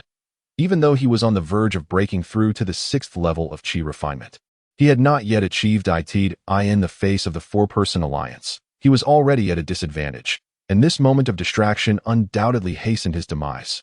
Guiqing cast a fleeting glance at Jiang He, and with a surge of vines beneath his feet, he propelled himself towards the other cultivators. Such a battle was beyond his involvement. His targets were those cultivators of comparable strength, among whom were some who had once shared drinks with him and affectionately called him junior brother. Yet now, these individuals stood on the opposing side, and he could not afford to show mercy. Under the relentless assault of the four, Jiang He's vitality gradually waned. Seizing the opportunity, Situ Feng unleashed his flying sword, delivering a fatal blow to Jiang He's throat. Jiang He clutched his gushing neck, filled with reluctance as he fell. Situ Feng severed Jiang He's head, holding it aloft, soaring into the air on his sword. Jiang He was dead. The vanquished shall not be killed. In an instant, the entirety of Xiang Mountain fell silent. After a brief pause, all cultivators chose to cease their attacks in terms of overall strength. Even with Qin Shan and Zhou Yu joining, Jiang He's side still held the advantage. However, with Jiang He's death, the conflict had lost its significance. Guiqing, having seen the Mountain Lord, was the first to clasp his fists in salute. After a moment of hesitation, the other cultivators followed suit, greeting the Mountain Lord. Situ Feng casually discarded Jiang He's head onto the ground, a slight smile gracing his lips and no need for formalities. Chapter 75. Who Weeps? Atop the mountain, Situ Feng stood with his hands clasped behind his back, gazing at the many cultivators before him, his expression increasingly complex. These former friends, aside from the dozen or so who vowed to follow him to the death, had all betrayed him. According to his original plan, he intended to confront Jiang He alongside these individuals. However, Guiqing's sudden disappearance forced him to alter his strategy. Fortunately, he had not disclosed the date of action to them. Otherwise, Jiang He would have turned against him long ago. Though he had anticipated this situation when he changed his plans, the feeling of being forsaken by all was far from pleasant. Ethically, he looked down upon these people, even feeling disgust towards them. Yet, from a pragmatic standpoint, he bore no grudge. Were he in Jiang He's position, he too would act similarly, dispatching assassins to instill fear and discourage allegiance. For the benefit of Xiang Mountain, he would not act against these individuals. In fact, he would greet them with a smile. However, henceforth, these people would hold no place in his heart. Mountain Lord, please announce the rules, Guiqing noted as he saw Situ Feng lost in thought, gently clearing his throat. Only then did Situ Feng return to his senses, turning to look at Guiqing with an exceedingly gentle smile. The gazes of the other cultivators also fell upon Guiqing. Their expressions varied. Since Situ Feng became the Mountain Lord, Guiqing and those few cultivators were undoubtedly the closest to him. With Situ Feng now in power, Guiqing's status naturally rose, and given the strength and connections he demonstrated today, it would not be an exaggeration to call him the second person of Xiang Mountain. Situ Feng declared in a clear voice, "Now that I am the Mountain Lord, the previous rules set by Jiang He are abolished. Monthly tribute shall be paid once a month, and there will be no early collections. Rest assured in your cultivation, the past is behind us, and we shall remain friends moving forward." The crowd fell silent. With Jiang He's rules nullified, the spirit stones previously collected would naturally be disregarded. Should Situ Feng take on this debt, it was likely that he would not receive monthly tributes for several years or even decades to come. However, such words remain unspoken, as has been the custom with each successive master of the mountain. After dispersing the crowd, Situ Feng nodded respectfully to Zhou Yu and Qin Shan, who were shrouded in black mist. "And, accompanied by Gue Qing, escorted several individuals down the mountain. At the foot of the mountain, Gue Qing halted, clasped his fists in gratitude towards Qin Shan and Zhou Yu, expressing his heartfelt thanks for their assistance. Qin Shan shook his head, stating that their past grievances had been resolved, and from now on, only interests would be discussed. Gue Qing slightly inclined his head, affirming that this was indeed appropriate. Zhou Yu, with a smile, patted Gue Qing on the shoulder, jesting that his junior brother had been quite generous. Should such lucrative opportunities arise again, he should not forget to invite him, for he was truly impoverished. Certainly, Gue Qing replied with a smile, watching the two depart before lifting his gaze towards the vanishing mountain restrictions. As dawn broke, the names of those who perished the previous night would fade into oblivion. Forgotten by all, Shen Xing draped his arm over Situ Feng's shoulder, inquiring, "How about it, my friend? Am I still a decent fellow? Had you not declared that the numbers were sufficient, I would have brought the people from Nanyan Mountain to confront Jiang He." "Thank you," Situ Feng replied with a gentle smile. "After so many years of friendship, there is no need for such formalities." Shen Xing cast a sidelong glance at Situ Feng, then patted Gue Qing's shoulder, exclaiming, "You, my lad, are impressive. Tonight, you've truly opened my eyes. Next time, bring him along to Nanyan Mountain. I'll treat you both to drinks. Farewell." Situ Feng watched Shen Xing depart, then turned with Gue Qing to ascend the mountain. After a brief walk, he asked, "Have you joined the law enforcement hall?" Gue Qing nodded silently. Situ Feng sighed deeply, realizing that his earlier reluctance to share information stemmed from fears of internal strife. He hadn't anticipated Gue Qing would align himself so closely with them. "Never mind, I shall not pry further. I trust you know what you're doing. After a night of conflict, you must be weary. Return and rest. Jiang He is dead, and I still need to report to the law enforcement hall." After bidding farewell to Situ Feng, Gue Qing slowly made his way along the mountain path. His steps heavy and labored, as Situ Feng had noted. Since the moment he entered the law enforcement hall, his mind had been taut with tension. Now, at last, he could relax, too fatigued even to utter a word. Within the courtyard's pavilion, Huzi lay draped in a blanket, soundly asleep against the railing. Jiang Yunyan and Jiang Yumi rested on the stone table, remnants of uneaten food scattered before them, suggesting they had not returned to the loft for some time.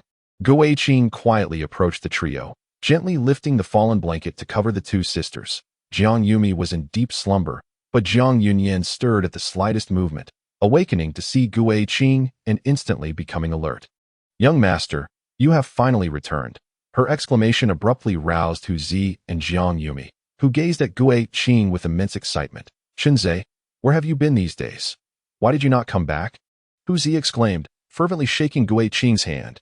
"Young master, there was quite a commotion at Xie Mountain last night. Are you unharmed?" Jiang Yumi inquired with deep concern. Under Gue Qing's instruction, Situ Feng had discreetly sent them messages. Yet even with the knowledge that Gue Qing had survived, they could not help but worry constantly, yearning for his safe return day and night. That in truth, the three had only just fallen asleep, having been kept awake by the tumult of last night's battle. Even through the light barrier, they had heard the terrifying sounds, anxiously sitting in the pavilion throughout the night, finally dozing off just before dawn. "No worries, the Mountain Lord has changed. Henceforth, no one will dare to bully you at Sheong Mountain." Gue Qing chuckled as he took his seat, picking up the bowl and chopsticks that were reserved for him daily, and began to eat heartily. The three of them looked at the bloodied Gue Qing, their concerns still palpable. Though he spoke lightly, they could sense the underlying peril. Yet, they could not persuade Gue Qing to avoid danger. All they could do was wait for his return. Jiang Yunyan, noticing Gue Qing devouring the leftover food, finally reacted, saying, "My lord, please wait a moment. We shall prepare a fresh meal." "How could we allow you to eat leftovers?" Gue Qing waved his hand dismissively, expressing his satisfaction with the remnants. During his childhood with that gambling father, even such leftovers were a luxury. With both meat and vegetables, it was quite satisfactory. Jiang Yunyan softly remarked, "Then I shall boil some water. You must be fatigued, and a comfortable bath followed by a restful sleep would do you well." Gue Qing nodded, and upon seeing Huzi and Jiang Yuming resting their chins on their hands while gazing at him, he smiled and asked, "What is it? Do you not recognize me?" Huzi replied in a deep voice, "Shenze, I know you are the most resolute among us, yet you must still take care of yourself. We have been terribly worried these days, fearing for your safety. Do you know how many tears Yuming has secretly shed for you?" "It was Timi," Jiang Yuming retorted, stamping her foot in embarrassment. It was my sister who cried that I thought it was you. Huzi scratched his head and chuckled foolishly. Humph, I would never cry. After knowing each other for so long, you can't even tell me apart from my sister. I'm offended. Do not be angry. I apologize. Jiang Yuming responded that I forgive you.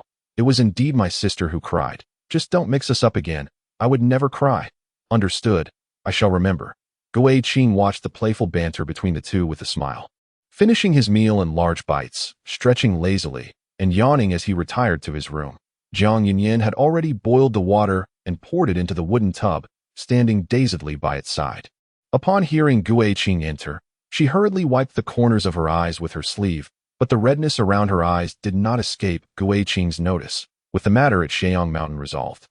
Gui Qing's spirits soared, and he teasingly remarked, "Why is one person secretly wiping away tears?" Jiang Yan's words echoed those of her sister, Jiang Yuming, that I did not cry. Chapter 76. Discord in the law enforcement hall within the room. Gui Qing spread his arms wide, allowing Jiang Yunyan to unfasten his robe. She kept her head lowered, unwilling to gaze upon the unclothed Gui Qing, her fair complexion gradually tinged with a rosy hue. Only when Gui Qing settled into the wooden tub did she lift her head, using a soft cloth to wipe his back.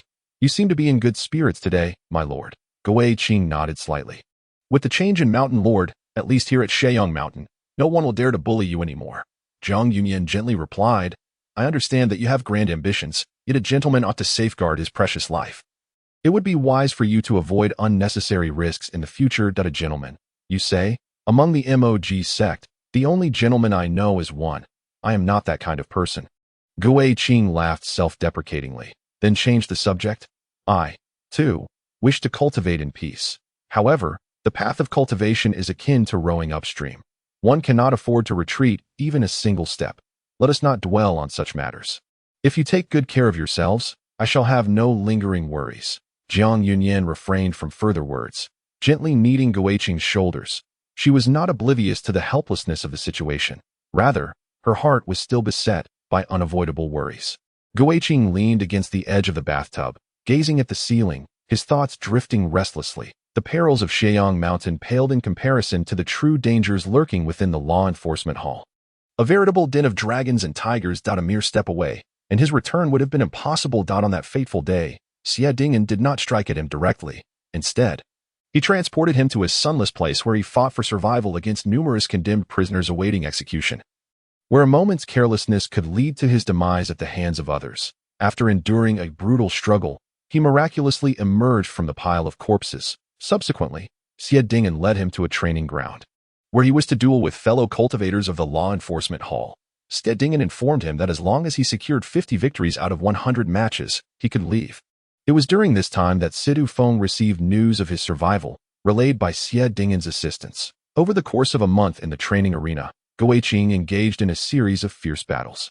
Although his opponents were cultivators from the law enforcement hall and did not intend to kill him, when both sides exerted their utmost effort, such considerations were often disregarded. If he were to fall by accident, he could only blame his own misfortune. No one would care. Initially, he suffered 20 consecutive defeats, but after accruing some experience, he turned the tide, ultimately achieving a record of 52 victories, driven by the need to win and to survive.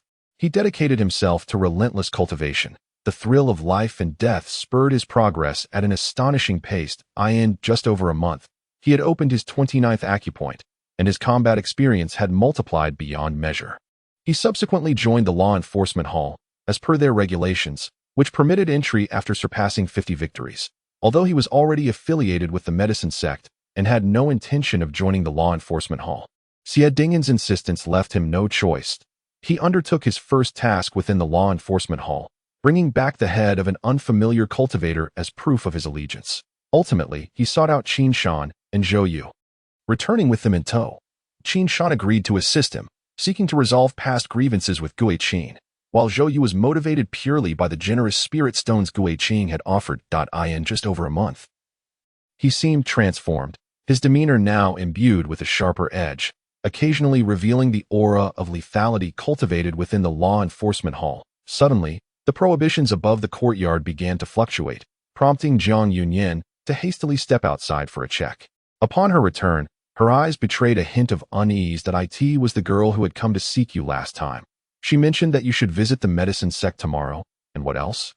Jiang Yunyan's brow furrowed slightly, as if displeased. After a moment's hesitation, she conveyed Han Yurao's message faithfully. She said she missed you. Ignore her.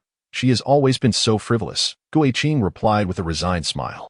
Jiang Yunyan's expression then returned to calmness. After attending to Gu Qing's bath and attire, she nestled into his bed. What are you doing? Gu Qing's brow furrowed. Jiang Yunyan, tucked under the covers with only her head visible, smiled with a glint in her eye. I am warming your bed, my lord. The following day, Jiang Yunyan gently knocked on the door. Upon receiving a response from Gu Qing, she entered the room with a copper basin. Despite Gu Qing's insistence that it was unnecessary, she remained resolute in her duty to assist him with his morning ablutions. Observing Jiang Yunyan's increasingly adept handling of his garments, Gu Qing teased, "You are becoming more and more like a maidservant." With meticulous care, Jiang Yunyan arranged Gu Qing's collar and softly replied, "I am indeed your servant, destined to serve you for a lifetime." Gu Qing responded warmly, "I have always regarded you as a sister. You need not feel compelled to perform such tasks." Jiang Yunyan smiled brightly, asserting, "If I am to be your sister, I must take great care of my elder brother." She recalled her mother's teachings, stating that boys and girls are alike, and being older than him, it is only right that she looks after him.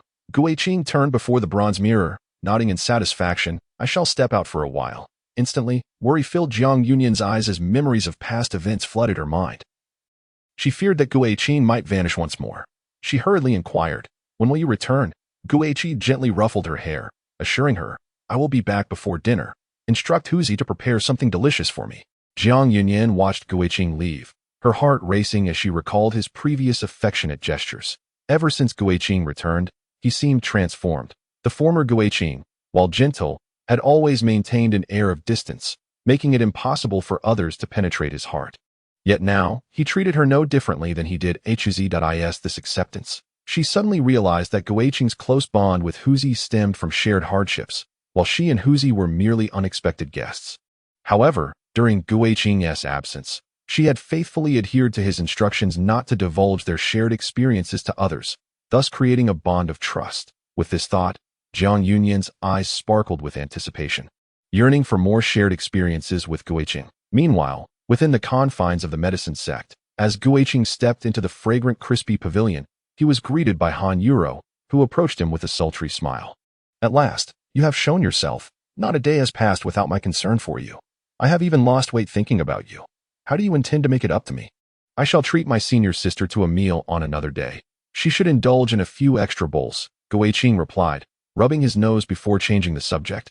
"I wish to see Deputy Sect Leader Xiao." "Another day? You've been saying that for a while now. The last time you promised to treat me to tea, and that debt still lingers. Your another day is perpetually deferred. Do you not understand the adage that there's no time like the present?" Han Yuro cast a sorrowful glance at Gu Qing as she guided him through a maze of towering edifices, arriving at the stone wall at the rear of the medicine sect's mountain. She spoke softly, "I respectfully inform the deputy sect leader that Gu Qing seeks an audience." Suddenly, intricate formations illuminated the smooth, flat stone-walled as the formations dissipated, a stone cave over 10 feet high emerged. And the voice of Xiao Xinghe resonated from within, echoing through the air. "Gu Qing, my junior brother, come in. Let us converse." Han Yuro lingered at the side, gesturing for Gu Qing to enter the cave. As Gu Qing stepped into the passageway, the stone wall returned to its original state, revealing nothing from the outside. The corridor was narrow and winding, shrouded in an eerie silence. For a perceptive cultivator, even the sound of breathing would seem amplified in such stillness. Gu Qing walked slowly for a while, and suddenly the scenery before him became cleared. He found himself in a spacious hall, where stone tables and stone chairs were arranged in perfect order. On the stone wall opposite him was carved a picture of a crane celebrating longevity, flanked by 4 tightly shut stone doors. This was the true cave dwelling, hollowed out within the entire mountain, sealed with restrictions for peaceful cultivation. "Junior brother, what brings you here?" The voice of Xiao Xinghe echoed suddenly from all directions. For a moment, Gu Qing could not discern the source of the voice, until the sound of tea being poured drew his attention. Upon closer inspection, he realized that Xiao Xinghe was already seated at the previously empty stone table, and he quickly clasped his fists in greeting. "Greetings, Deputy Sect Master. I have matters to report." Chapter 77. The unexpected schemer Xiao Xinghe gently pushed the teacup forward and took a seat. Go Weiqing spoke without reservation, recounting everything that had occurred in the law enforcement hall. "Drink your tea." Xiao Xinghe gestured towards the cup before Go Weiqing. He then lightly tapped the tabletop, remaining silent for a long while before slowly speaking. "This is clearly an attempt to poach talent. What are your thoughts on this?" Go Weiqing promptly rose, his expression solemn. Joining the law enforcement hall was indeed compelled by circumstance. "I am willing to accept whatever disposition the deputy sect master deems fit." Xiao Xinghe subtly waved his hand, indicating for Go Weiqing to sit. "If you were waiting for me to summon you, we would have met in the conference hall of the medicine sect. I am pleased that you took the initiative to see me." Go Weiqing replied earnestly, "Though I was left with no choice. Joining the law enforcement hall feels akin to betrayal against the medicine sect. I have pondered this deeply and grown increasingly anxious. Therefore, after the matter concerning Sheiyang Mountain concludes, I have come here to seek forgiveness. Betrayal is hardly the term." Xiao Xinghe raised his teacup and took a sip, speaking leisurely. "There have been others who have simultaneously joined multiple factions. There are no prohibitions against aligning with other powers. I merely wish to remind you that the major factions engage in both overt and covert struggles. No one can navigate them without making sacrifices. The medicine sect and the law enforcement hall have long-standing grievances. If you hold a high position within the medicine sect, it will be quite challenging to enter the core circle of the law enforcement hall. Your alchemical talent is unparalleled in my experience. Even without the title of a direct disciple, I would still nurture you well. Having spent considerable time in the law enforcement hall, you should be aware that Yi Yuan has long since joined and has become an overseer. I have heard of your past enmity with Yi Yuan. With him present, it will be difficult for you to make a name for yourself in the law enforcement hall." Go Weiqing clasped his fists in salute. "Thank you for your guidance, sect master. Even if I join the law enforcement hall, my allegiance will remain with the medicine sect." Xiao Xinghe nodded in satisfaction. "Now that we have clarified this matter, let it be put to rest. Return and focus on your cultivation. Once you break through to the 4th level of qi refining, I will arrange a grand inauguration ceremony for you." After leaving Xiao Xinghe's cave dwelling, Go Weiqing faced Han Yurao's provocations without any response, frowning in contemplation. He had anticipated Xiao Xinghe's attitude, but could not fathom why Xie Dingyan insisted that he join the law enforcement hall.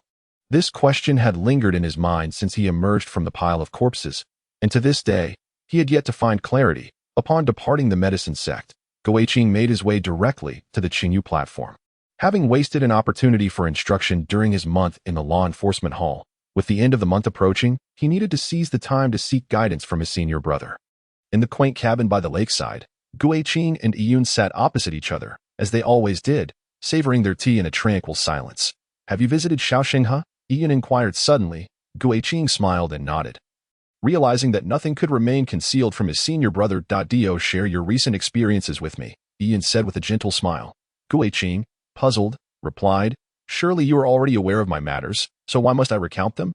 Ian chuckled. "The same event recounted by different individuals can yield entirely disparate narratives. While listening to their words, one may discern their hearts. I wish to hear your version." Though greatly perplexed, Go Weiqing recounted his recent experiences once more. After listening, Ian lifted the teapot lid to change the tea, and slowly remarked, "You appear quite bewildered." Go Weiqing nodded, expressing, "I cannot fathom why I, who am not combative by nature, am being urged to join the law enforcement hall." Ian poured the freshly boiled water into the teapot, paused for a moment, and then filled Go Weiqing's cup with the brewed tea before speaking. "As you have stated, you are not quarrelsome, yet joining the law enforcement hall inevitably involves conflict. Perhaps even bloodshed. Every individual undertakes actions with a purpose. Reflect deeply on what sets you apart that others within the hall may lack. Aside from being a direct disciple, I am no different from the others." Go Weiqing replied, confusion further deepening in his gaze. Ian smiled. "Is being a direct disciple not sufficient? It is because of Yi Yuan that they wish for your inclusion in the law enforcement hall." Go Weiqing suddenly comprehended, yet a new question arose. "But why is that? I teach both you and Yi Yuan, and I cannot show favoritism. Thus, I can only say this much. Today, you shall remain here and ponder this matter. The lesson will only conclude when you arrive at understanding," Ian stated before lapsing into silence. Continually refilling Go Weiqing's cups, the tea flowed from cup to cup. The time by the clock surpassed 2 hours. Yet Ian showed no signs of urging him, merely observing Go Weiqing, who was lost in contemplation. Outside, a gentle spring rain began to fall. Ian softly opened the window, gazing at the merging raindrops upon the lake's surface. where ripples danced incessantly, a knowing smile gracing his lips. Listening to the rhythmic patter of the rain, Guiqing's heart finally settled, and a revelation dawned upon him. Xie Dingen's insistence on his joining the law enforcement hall was to counterbalance Yi Yuan, who was valued precisely for his status as a direct disciple. Yi Yuan had already advanced to the 4th level of qi refinement, having been promoted to a managerial position due to his exceptional talents. With his perfected Jinhua spiritual root, he was unmatched among peers, basking in the spotlight. Furthermore, bearing the title of a direct disciple, no one dared to challenge him, making him difficult to control. Guiqing had previously thwarted Yi Yuan, and upon joining the law enforcement hall, a confrontation was inevitable. Such conflict would necessitate seeking allies, allowing Xie Dingen to wield both favor and authority. From Yi Yuan's perspective, this arrangement was equally advantageous. The law enforcement hall regularly facilitated sparring sessions, providing Yi Yuan with the perfect opportunity to contend with Guiqing. Once Guiqing reached the 4th level of qi refinement, a battle between the two would be unavoidable. Even if Guiqing were to perish at Yi Yuan's hands, Yi Yuan could simply claim it was an unfortunate accident. Given Yi Yuan's capabilities, their master would certainly not permit him to be held accountable for Guiqing's demise. At most imposing a minor reprimand, the law enforcement hall evidently holds Yi Yuan in higher regard, which is why, even after Guiqing had already joined the medicine sect, they still compelled him to join the law enforcement hall. In order to assist Yi Yuan in executing this clandestine plan, thereby securing Yi Yuan's loyalty, this situation benefits both Xie Dingen and Yi Yuan. Yet for him, it is an utterly calamitous affair.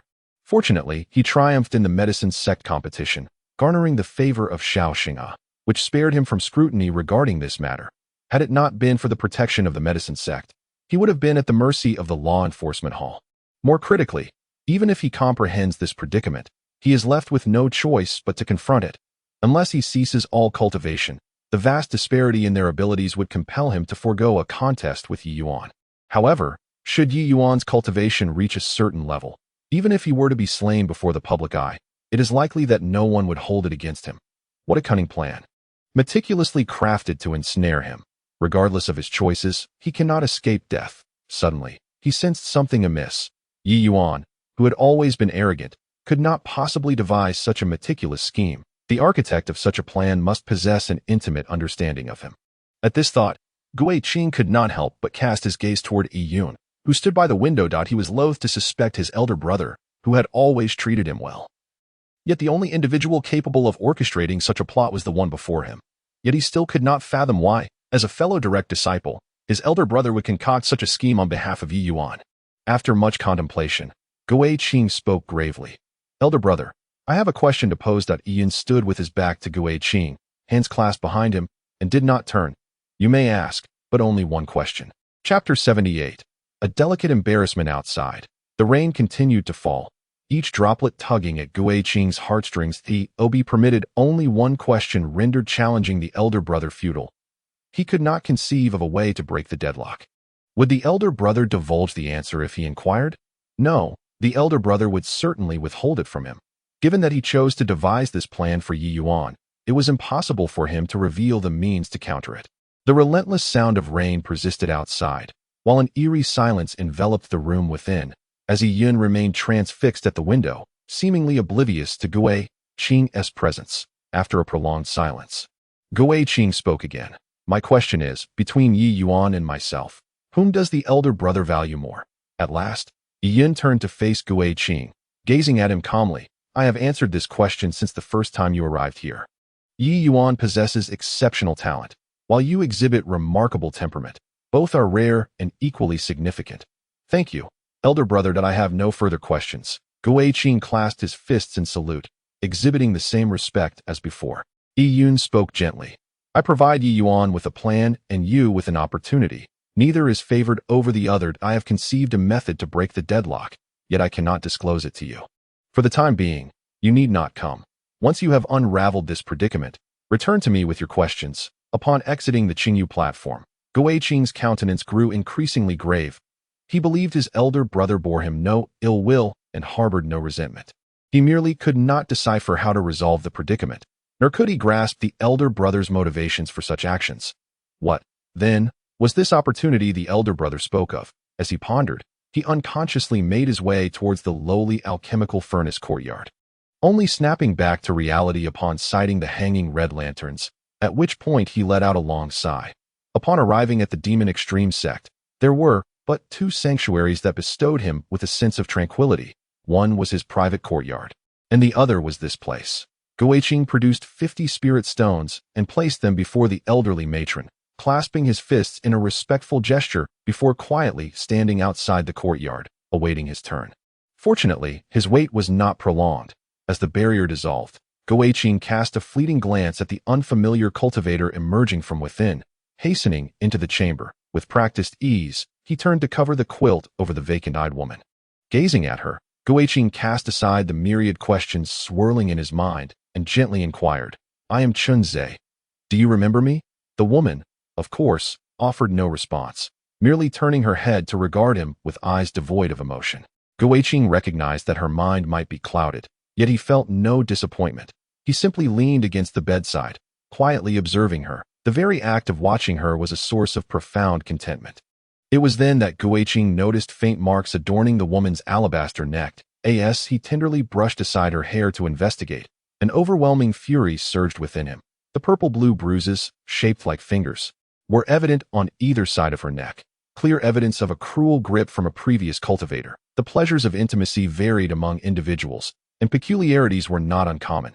However, to such an egregious extent, he found it utterly unacceptable. "Forgive me, but I must examine your injuries," he murmured, gently lifting the quilt. The woman's delicate form seemed to emanate an alluring charm. A single glance left him flushed with a torrent of improper thoughts.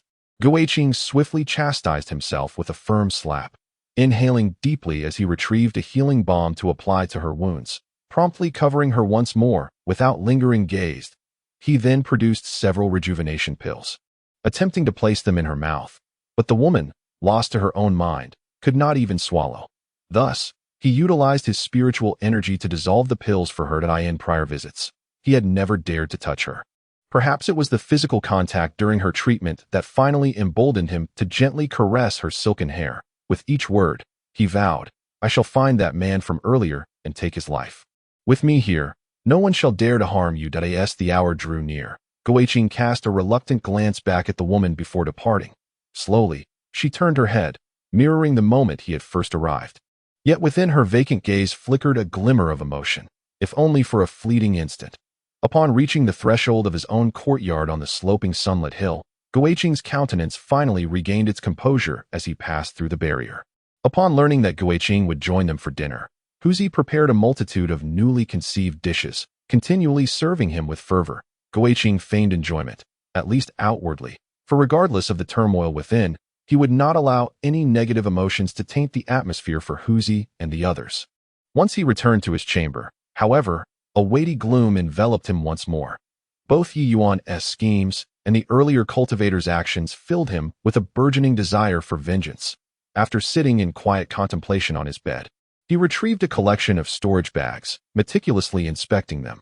These were the spoils from the cultivator he had slain on the night of the mountain sealing. The unspoken rule dictated that the spoils belonged to the one who had delivered the fatal blow. After his examination, a gleam of determination ignited in Guiqing's eyes. The bounty was indeed substantial. The spirit stones alone approached 6,000, not to mention the various pills and magical artifacts that it was no wonder the law enforcement hall was so eager for assassination. There truly was nothing more expedient for amassing spirit stones than taking lives and plundering their possessions. The final storage pouch belonged to Wei Xiong. Upon retrieving its contents, Guiqing's gaze suddenly became peculiar. It was not due to the number of spirit stones Wei Xiong possessed, but rather the several intimate garments belonging to women, some of which bore strange stains. To his surprise, Wei Xiong harbored such a penchant. It seemed he had not refrained from bullying the women of Sheong Mountain, relying on Jiang He as his support, which likely deterred those women from resisting that my lord. Jiang Yunyan entered unannounced, her eyes widening in astonishment at the sight of the intimate garments beside Guiqing. Her expression mirrored his strange demeanor, and she quickly flushed, fleeing the scene. Shortly thereafter, Jiang Yunyan returned, clutching a white belly band embroidered with a lotus. She lowered her head and shyly handed it to Guiqing. Her cheeks ablaze and her voice barely audible. "My lord, if you require this, do let me know. Others are unsuitable. If you find it unbearable, I can serve you." Gui Qing was taken aback, instinctively accepting the garment. Only to realize moments later the rare embarrassment that crept over him. It dawned on him that in his previous days, he had neglected to close the door, prompting him to hastily explain. This is not mine. It belongs to Wei Xiong. The night before last, chaos erupted at Sheong Mountain, and I killed him, taking his storage pouch that I was merely inspecting its contents. He spoke rapidly, channeling his spiritual energy to reduce the intimate garments to ashes, and solemnly added, I assure you, it truly is not mine. Now, the tables had turned, leaving Jiang Yunyan in an awkward predicament. She gazed at the white belly band in Gui Qing's hand, her fingers clutching its hem as she bowed her head low.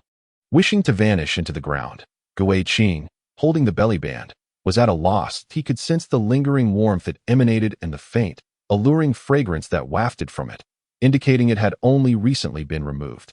Even with his composure, he found himself at a loss on how to navigate this awkwardness. After a moment's hesitation, he extended the belly band towards Jiang Yunyan. Please don't misunderstand. This is for you. Chapter 79. The trial of the law enforcement hall. Jiang Yunyan turned and fled, utterly mortified at the prospect of facing Gui Qing again, let alone accepting the belly band that had only recently been discarded. Gui Qing felt a surge of frustration, holding the belly band, unsure whether to discard it or keep it. After much contemplation, he decided to stow it away in his storage pouch, resolving to return it to Jiang Yunyan at a more opportune moment. Once he secured the door, Gui Qing silently chastised himself. What is there to worry about? When the boat reaches the bridge, it will straighten itself out. The methods employed by the demon extreme sect to control spirit slaves are exceedingly cruel. Did I not escape from Yi Yuan's clutches and nearly kill him? If Yi Yuan seeks to deal with me, I shall confront him directly if I manage to devise a solution to overcome Yi Yuan once. Surely I can find another way to break the deadlock. Yet, what should he do? While he pondered, a knock at the door abruptly interrupted his thoughts. Without needing to extend his spiritual awareness, he recognized the manner of knocking. It was Jiang Yunyan once again, and his headache returned. Gui Qing opened the door, his gaze evasive, unwilling to meet Jiang Yunyan's eyes. That he feigned calmness and inquired, What is it? Jiang Yunyan's face remained flushed, her eyes similarly averted as she whispered, I came to warm your bed, my lord. Gui Qing stood frozen, initially inclined to refuse, yet by the time he regained his senses, Jiang Yunyan had already slipped off her shoes and dived under the covers. Gui Qing pondered for a considerable time, but could not conceive an appropriate opening line. Finally, he mustered the courage to say, How about I return that to you? Alas, Jiang Yunyan hastily turned away, presenting her back to Gui Qing. And with an almost pleading tone, she implored, Please, do not mention it again, or I shall truly have no face to meet you. Gui Qing fell silent, leaning against the edge of the bed, lost in thought. The trap laid by his senior brother was indeed not easily unraveled. When he had escaped from Yi Yuan, he had similarly devised a plan and bided his time, knowing that haste would yield no fruits. With his current cultivation level, it would take him several months to advance to the 4th stage of qi refinement, since his senior brother had claimed to possess a solution to break the impasse. A few months should suffice for him to devise a plan. Gui Qing retrieved a jade slip from his storage bag and pressed it to his forehead, as his consciousness delved into it. He let out a gentle sigh. This jade slip had been given to him by his senior brother on New Year's Eve last year, yet even now, he remained unable to grasp its profound intricacies. As if it were merely a blank slip devoid of any imprint. Suddenly, Jiang Yunyan threw off the covers and sat up, gently massaging Gui Qing's shoulders. What are you thinking about? She inquired. Gui Qing sighed. If I were to die, what would become of you all? This was not mere pessimism. Should he fall at Yi Yuan's hands, the demon extreme sect would undoubtedly place Jiang Yunyan and the others in unfavorable circumstances. Furthermore, given Yi Yuan's disposition, he likely would not spare them either. Jiang Yunyan remained silent, beginning to weep softly. Gui Qing turned to see her, tears streaming down her face, and felt somewhat at a loss. He reached out to wipe away her tears and soothingly said, Do not cry. I was only jesting. Jiang Yunyan choked back her sobs. My lord, do not frighten me. If you were to die, I would not wish to live either. All right, no more tears. Gui Qing gently pinched Jiang Yunyan's nose, assuring her, I was only teasing. I will not die, nor will you. Only others will perish, he silently added in his heart. Then you must not say such things again, Jiang Yunyan replied, her sobs gradually subsiding.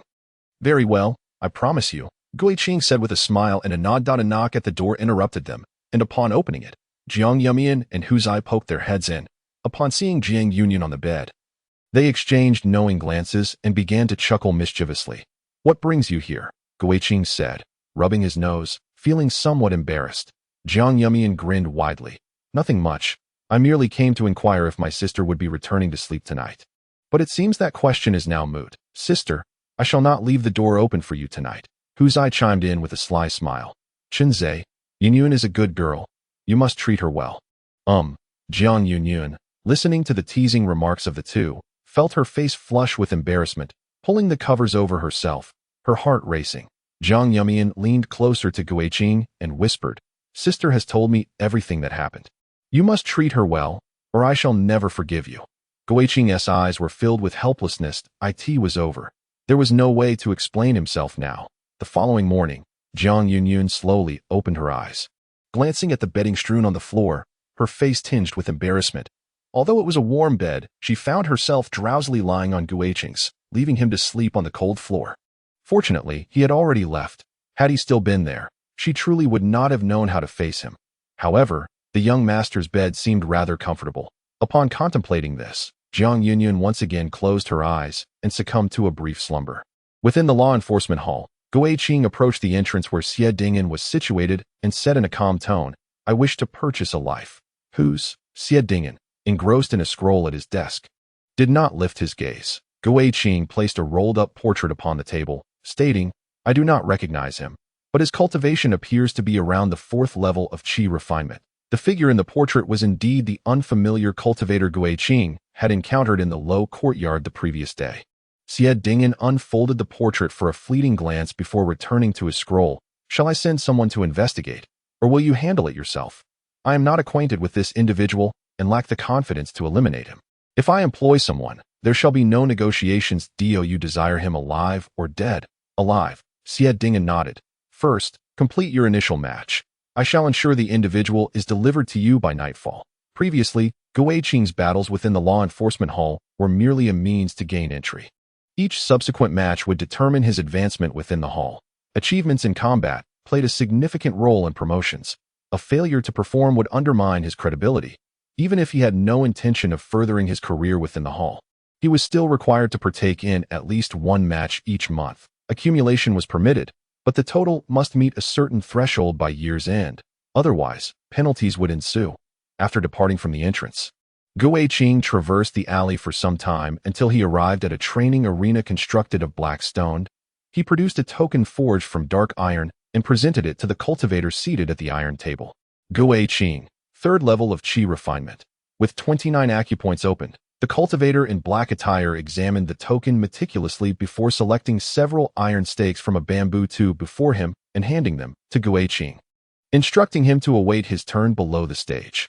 Gui Qing casually drew one of the iron stakes, brushing away the red lacquer that covered it with his fingers. The characters Gui Si were engraved on the front, indicating his entry order for the day. According to the celestial stems and terrestrial branches, the other cultivator who drew Gui Si would be his opponent today. Those paired together would possess similar levels of cultivation. A throng of spectators gathered below the arena, their attention fixed intently on the unfolding duel. Instead of observing, Gui Qing leaned against the wall, closing his eyes in meditation, patiently awaiting his turn. The duels occurring on stage were indeed thrilling. A careful observation would undoubtedly yield great insights. However, this being his inaugural match since joining the law enforcement hall, he needed to present his finest self. After some time, the officiating cultivator announced loudly, "Next match, Gui Si. Both parties must enter within 20 breaths, or it shall be deemed a failure." Gui Qing abruptly opened his eyes, bent his knees, and leaped confidently onto the stage. His opponent simultaneously sprang onto the platform, fixating an intense gaze upon Gui Qing. In that moment, as their eyes met, a mutual flicker of murderous intent passed between them. Both revealed their stakes, declaring their names. Gui Qing. Yu Sheng. Commence. The officiating cultivator retreated to the edge of the arena to avoid disrupting their duel. Unexpectedly, both Gui Qing and Yu Sheng retreated simultaneously, tendrils erupting from the ground beneath their feet. The two paused momentarily, their expressions growing serious, as they realized they were both employing wood spirit techniques. They had encountered a fellow practitioner. Chapter 80. 1,000 Knives and 10,000 Cuts. The spectators below the arena, witnessing this turn of events, erupted into a flurry of discussions. The two individuals possess similar skills and comparable levels of cultivation, which makes this situation intriguing. The one clad in black must be Gui Qing. When did he join the law enforcement hall? It is evident that you have just emerged from seclusion and are rather uninformed.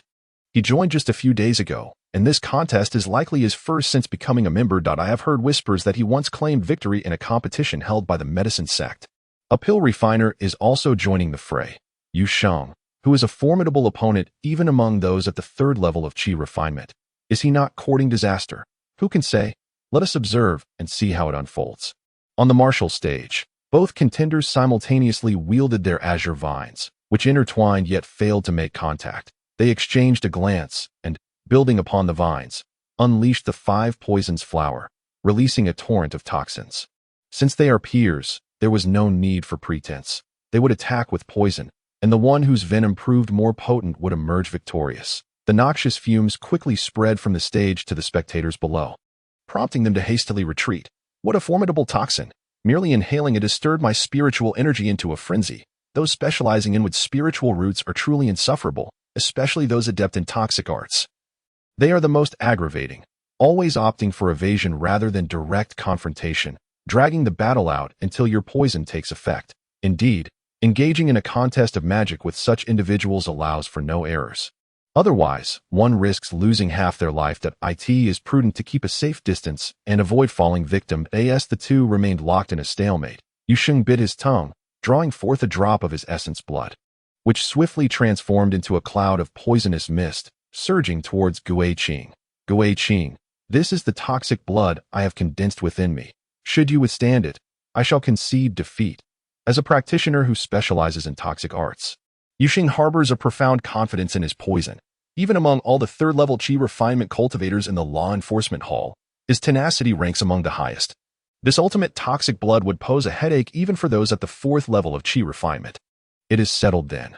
Gui Qing, with a deft motion, pricked his finger and let a few drops of blood fall. Wherever they touched, the toxic mist dissipated, and those droplets exploded upon reaching Yu Sheng, enveloping him in an even denser cloud of poison. In a brief while, a feeble voice emerged from the mist. I concede. Gui Qing then absorbed all the toxins back into the 5 poisons flower and, cupping his fists in salute, acknowledged, I am honored. If one were to consider dueling prowess, there are undoubtedly those who could best him. Yet, when it comes to the art of poison, his confidence is unshakable. Other cultivators, no matter how much they train, merely condense the toxins from flora through techniques. However, he has long ingested medicinal herbs, allowing toxins to accumulate within him to not be deceived by merely a few drops of blood. The toxins contained therein are sufficient to incapacitate a 4th-level qi refinement cultivator, and Yu Sheng, of course, could not withstand it. After consuming a few detoxification pills, Yu Sheng's pallor improved somewhat. He rose, clasped his fists, and returned the salute. Gui Qing, your techniques are impressive. I hope to seek your guidance again when the opportunity arises. In terms of tenure, it should be Gui Qing who addresses him as senior brother. However, the Demon Extreme sect has always revered the strong. Having won, Gui Qing earns the respect implied in Yu Sheng's address. Should Gui Qing now be at the 10th level of qi refinement, other cultivators, no matter how many years they have been practicing, would still bow respectfully and call him senior brother. The spectators below exchanged glances, surprised that they had just avoided the toxic mist, only to find the contest abruptly concluded, leaving them bewildered. Why Yu Sheng has lost? Does this imply that Gui Qing's poison is even more potent? Indeed. Otherwise, how could he have conceded defeat? Observe that Yu Sheng has been poisoned, while Gui Qing remains unscathed. I recall that Yu Sheng had a remarkably high winning rate. To lose so easily raises questions about who among the other cultivators at the 3rd level of qi refinement could possibly rival Gui Qing. Yet, it cannot be said so simply. Even if Gui Qing's mastery of poison surpasses others, there are still methods to counteract poison cultivators. Gui Qing, amidst the astonished gazes of the crowd, gradually departed, only to suddenly sense a gaze filled with hostility directed towards him. He whirled around abruptly, yet saw nothing, causing him to furrow his brow in confusion. Although he did not see the owner of that gaze, he was already certain of their identity. Within the enforcement hall, the only one who pays such close attention to him is Yi Yuan. It seems that Yi Yuan had arrived during his earlier match with Yu Sheng. His absence likely stems from a desire to avoid arousing Gu Weiqing's suspicion, which could jeopardize their plans. Contemplating this scheme, Gu Weiqing could not suppress a cold smile. Although he had yet to devise a way to break the impasse, a preliminary idea began to form. His expertise lies in poison, since he had managed to poison Yi Yuan once before. He could certainly do so again. However, the method of poisoning and the subsequent actions remained undecided. Furthermore, whether or not to employ poison is still open to discussion. Gu Weiqing found a secluded spot outside the training ground to sit quietly and wait. Eventually returning to the hall where Xie Dingyan was located, only to find it empty and Xie Dingyan absent. After a brief wait, Xie Dingyan finally returned, wordlessly leading Gu Weiqing to a secret chamber at the back of the hall. Inside the chamber was precisely the individual Gu Weiqing sought, the cultivator who had once bullied the woman, now rendered powerless, utterly at their mercy. Xie Dingyan closed the door to the chamber and methodically arranged various instruments of torture. A cruel smile spreading across his face as he licked his lips. Since you wish for him to remain alive, I presume you do not desire his swift demise. Shall you take the lead? Or shall I? Gu Weiqing replied calmly. I have long heard of my senior brother's fondness for this craft. I would be grateful if you could take charge, allowing me to witness your expertise. The method of dual cultivation is a pathway for partners to cultivate together, allowing both parties to reap mutual benefits. In contrast, the furnace or cauldron represents a unilateral offering. By drawing from the cauldron, one can extract its mastery and vital essence. This bears a resemblance to the concept of spirit slaves. Yet the effects of drawing from a cauldron are incomparably superior. Moments later, another unfamiliar cultivator emerged, prompting Gu Weiqing to enter the room. Unlike before, when he refrained from casting sidelong glances, he now examined the woman closely, ensuring she bore no injuries before covering her with a blanket. The person who had bullied you last time has met a gruesome fate. Yes, I promised. I will slay anyone who dares to harm you. Leaning beside the bed, Gu Weiqing tenderly stroked the woman's dark tresses, murmuring softly. Chapter 81. A mutual performance. 4 months later, Gu Weiqing ascended to the summit of Sheyang Mountain. The tall building once inhabited by Jiang He had vanished, replaced by a meticulously arranged courtyard designed by Sidu Feng. Upon noticing Gu Weiqing's arrival, the cultivator guarding the courtyard promptly deactivated the barrier, inviting him inside. This had been expressly instructed by Sidu Feng, allowing Gu Weiqing to enter without announcement. Inside the hall, Gu Weiqing poured himself a drink and, after a brief wait, observed Sidu Feng slowly descending the stairs. He rose to clasp his fist in greeting. Acknowledging the mountain master, Gu Weiqing, my junior brother, you are being overly polite again. Sidu Feng chuckled, patting Gu Weiqing on the shoulder. Expanding his spiritual awareness to take a closer look, he genuinely praised. Indeed, your cultivation has made notable progress. It seems you are on the verge of a breakthrough. What brings you to me today? Gu Weiqing replied. I would like to inquire about the matter I asked my senior brother to investigate a few days ago. Is there any news? Sidu Feng nodded slightly. I have found the information point. 4 months ago, he was at the 4th level of Qi refinement, having opened 15 meridians. Yet now he has only opened 30. While it is true that as one ascends, the pace of cultivation slows, this discrepancy is far from his actual progress. Thank you, senior brother. I have matters to attend to and shall not disturb you further. Please take care. Gu Weiqing promptly took his leave, slowly making his way down the mountain. In the span of 4 months, Gu Weiqing had successfully opened the 72nd meridian of the 3rd level of Qi refinement, preparing himself for a potential breakthrough. He had devised a strategy to resolve his predicament, but he needed to make further preparations before proceeding. Yi Yuan's slow advancement over these 4 months was evidently to wait for him. Once their cultivations aligned, even if he wished to concede, neither Xie Dingyan nor Yi Yuan would permit it. In the law enforcement hall, within the martial arts arena, Gu Weiqing awaited silently with an iron rod in hand. For 4 months, he had refrained from completing any matches. This time, he intended to finish all the contests for the year, allowing him to commence his plans. This round begins now. Ding Chode, as the officiating cultivator's voice rang out. Gu Weiqing leapt onto the martial arts stage, calmly regarding his opponent. Once the officiator retreated to the sidelines, robust green vines erupted from the ground, ensnaring his adversary and releasing a potent toxin. Moments later, unable to withstand the assault, the opponent chose to concede. Gu Weiqing approached the entrance, once again collecting his iron rod and consuming a recovery pill as he awaited his next match. 1 match, 2 matches, until the 9th round, where he effortlessly claimed victory. The spectators below were left dumbfounded that it was not uncommon for cultivators to arrive at competitions while facing bottlenecks.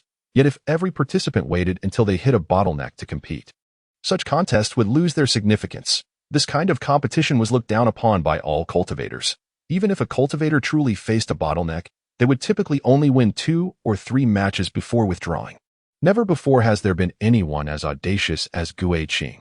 Although there are no explicit regulations, this has become an unspoken rule acknowledged by all in previous instances of such occurrences, without needing to utter a word. The presiding cultivator would have promptly annulled the contest. However, Guiqing has brazenly continued to prevail without anyone intervening, achieving an impressive streak of 9 consecutive victories, including the match from 4 months prior. Guiqing boasts a record of 10 wins out of 10, a feat rarely seen even within the entire enforcement hall. The reason Guiqing dares to be so arrogant is to ensure that everyone is aware he has reached a bottleneck, compelling Yi Yuan to prolong his cultivation pace. Naturally, Xie Dingyan, in deference to Yi Yuan, would refrain from sending anyone to impede him as Guiqing approached to collect another iron token. The presiding cultivator could hardly manage the 2 contestants already on stage, his expression darkening as he gazed at Guiqing. Were it not for Xie Dingyan's prior instructions, he might have already erupted in anger. Junior brother, you have already had enough matches this year. Don't you think this is a bit excessive? Guiqing replied indifferently. One more victory, and I shall withdraw. Very well. The presiding cultivator immediately turned to the 2 contestants on stage, urging, you two, hasten your pace. Shortly thereafter, Guiqing exited the martial arena, departing with an impressive record of 11 consecutive victories in the top floor room of Xiangsulu. After serving tea to Guiqing, Han Yurao smiled alluringly and said, What brings you here today, junior brother? You seem quite interested in visiting me. Guiqing set down his teacup and clasped his hands in respect, saying, I have a matter of importance and have come to seek sister's assistance. It must be quite significant, otherwise you would not be inclined to discuss it with me here. Han Yurao leaned closer to Guiqing, her garments slipping from her shoulder to reveal ample, fair skin. She playfully licked Guiqing's ear with her delicate tongue, adding, when asking for a favor, one must adopt the proper demeanor. Wouldn't you agree? Guiqing gently pushed her away, stating, I shall not beat around the bush.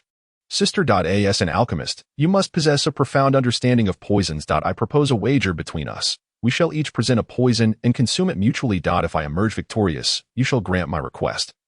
Should I lose, you may dispose of me as you see fit. Is this truly the case?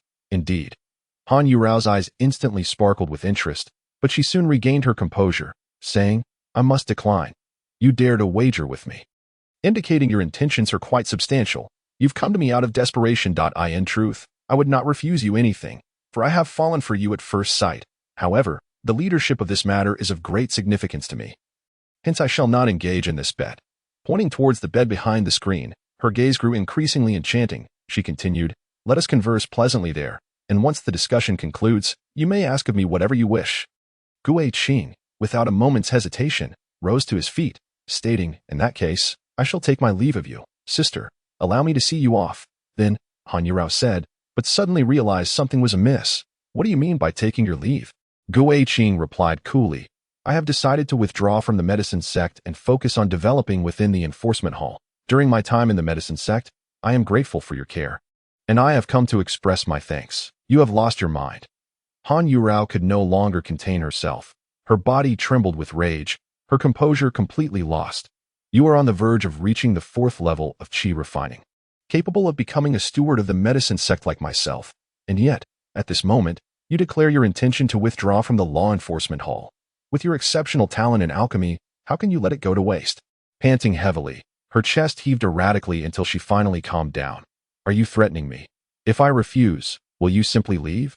Sister, you misunderstand, Guiqing replied, shaking her head with a serene demeanor. My energy is limited. I cannot juggle my commitments between the medicine sect and the law enforcement hall, and must make a choice. After a prolonged silence, Han Yurao waved her hand dismissively. You may go, considering I have encountered nothing more than an ingrate. Guiqing strode away without a hint of hesitation. Han Yurao fixed her gaze upon Guiqing's retreating figure, her expression a tumult of struggle and conflict. As Guiqing opened the door, Han Yurao could no longer hold back and called out, Come back. What is it, sister? Guiqing turned slowly. Han Yurao shut the door and suddenly burst into laughter.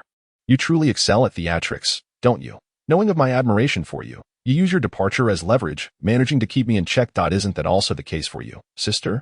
Guiqing smiled faintly. Had I not witnessed the day you wept inconsolably, I might have almost believed you genuinely harbored feelings for me. You intentionally let others assume I am your new flame, no doubt with your own schemes in mind.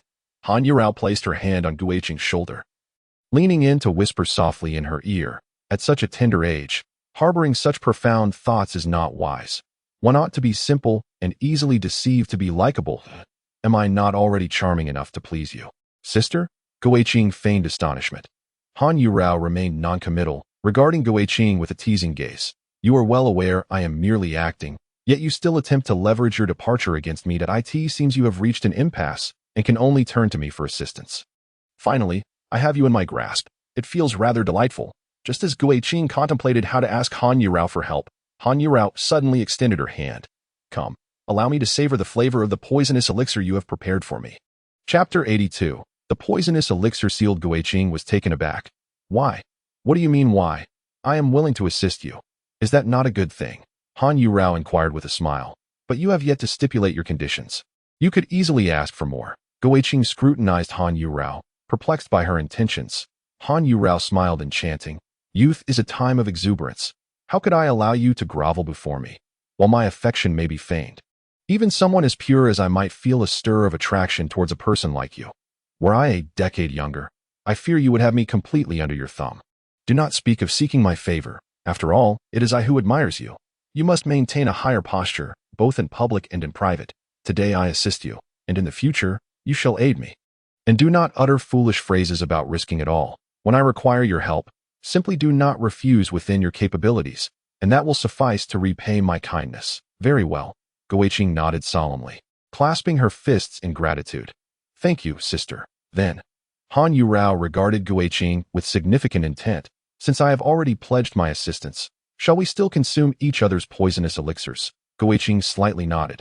Han Yurao, with a beaming smile, remarked, have you thought it through? One misstep could lead to a futile demise. Please, instruct me, senior sister. Guiqing retrieved a prepared porcelain vial and placed it before Han Yurao, leisurely lifting a teacup to sip. I anticipated that it wouldn't be so simple. It seems she intends to silence me. Nevertheless, since I have already promised to assist you, I shall grant you this opportunity. Han Yurao let out a delicate laugh, seated herself opposite Guiqing, and poured the purple elixir from the vial into her palm, bringing it to her nose for a sniff. Before we proceed, I have a question for you. Having spent such a considerable time at the medicine sect, you must have heard a few things about me. How do others perceive me? Guiqing hesitated for a moment before divulging what she knew. I have heard that among the second-tier elixirs, there exists a yang-sucking pill, capable of absorbing the primordial yang from those yet to lose their virginity, making cultivation significantly more effective. However, once one consumes this pill, there is no turning back. Without the replenishment of yang energy, one's cultivation will stagnate, and one may even face the peril of yin energy eroding the heart's meridians. Furthermore, should you absorb their primordial yang, their cultivation will suffer a grievous loss, she faltered, unable to utter the subsequent vile insinuations. They say I am. They call me a wanton, a harlot, a femme fatale, do they not? Han Yurao self-deprecatingly voiced these words, as if long accustomed to them, though a flicker of complex emotion danced in her eyes. They speak the truth. I am indeed that kind of person. I never forced them. It was entirely their choice. Even when I warned them of the consequences, they still consented. What can I do about that? Guiqing softly replied, I harbor no intention of belittling you, senior sister. It is merely a matter of differing choices. Flattery will get you nowhere, Han Yurao retorted, producing a porcelain vial to hand to Guiqing. You should take this first. It is a poison I have meticulously concocted. Even a cultivator at the 6th level of qi refinement may not withstand it. If you wish to retract your decision, now is your chance. Guiqing accepted the vial, poured the elixir directly into her mouth without a moment's hesitation. Her complexion darkened instantly, and she expelled a mouthful of black blood, her expression twisted in agony. Observing the scene, Han Yurao shook her head in dismayed. In the next moment, Guiqing's visage suddenly returned to normal, calmly gazing at Han Yurao. Senior sister, it is now your turn. This elixir is indeed highly toxic. Yet regardless of the type, All elixirs are derived from the essence of flora. Provided one does not succumb to the poison instantaneously, the spirit root can transform it. Han Yurao's eyes brimmed with incredulity. After a prolonged pause, she grasped the pill Guiqing had given her and exclaimed softly, "This appears not to be poison, but rather an Icene pill, which conflicts with the yang-sucking pill within me. Should I ingest it, my internal yang energy would be thrown into disarray, leading to a decline in cultivation and potentially rendering me a waste." Guiqing replied nonchalantly, "If you are fearful, senior sister, you may choose not to consume it. Why should I be afraid?" Han Yurao laughed vibrantly, her demeanor lively as she swallowed the pill without a hint of reaction. "You underestimate me, junior brother. How could I be unaware of the flaws of the yang-sucking pill? To safeguard against any attempts to target me, even without yang energy to bolster my body, I have consistently ingested fire lotus essence to solidify my foundation. Your Icene pill alone cannot sway me." "Is that so?" Guiqing smiled faintly. "Then let us wait and see." In the next moment, Han Yurao suddenly spat out a mouthful of black blood, her features contorted in pain. "How could this possibly be poison? What exactly did you make me consume?" Guiqing, with a smile, rose to his feet. "When I say it is poison, I certainly do not deceive my senior sister. Senior sister, I have one, have I not? Do not wait until the very last moment to speak. Otherwise, I shall be unable to save you." Indeed, what he had given Han Yurao was the Icene pill, but it had been laced with his own blood. Having ingested poison for an extended period, even his blood was saturated with potent toxins, a mixture of different varieties. Even though Han Yurao was proficient in the art of poison, once it entered her body, it would be exceedingly difficult to neutralize. "You have one. Now, relieve me of this poison." Han Yurao grasped Guiqing's garment tightly. Guiqing seized her wrist and channeled his spiritual energy into her body, causing her complexion to improve slightly. "Senior sister, once you have completed the task I entrusted to you, I shall provide the antidote. Do not take my skepticism personally. This matter is too significant, and I trust no one." After Han Yurao tidied her appearance, she smiled rather than fumed, her expression enchanting.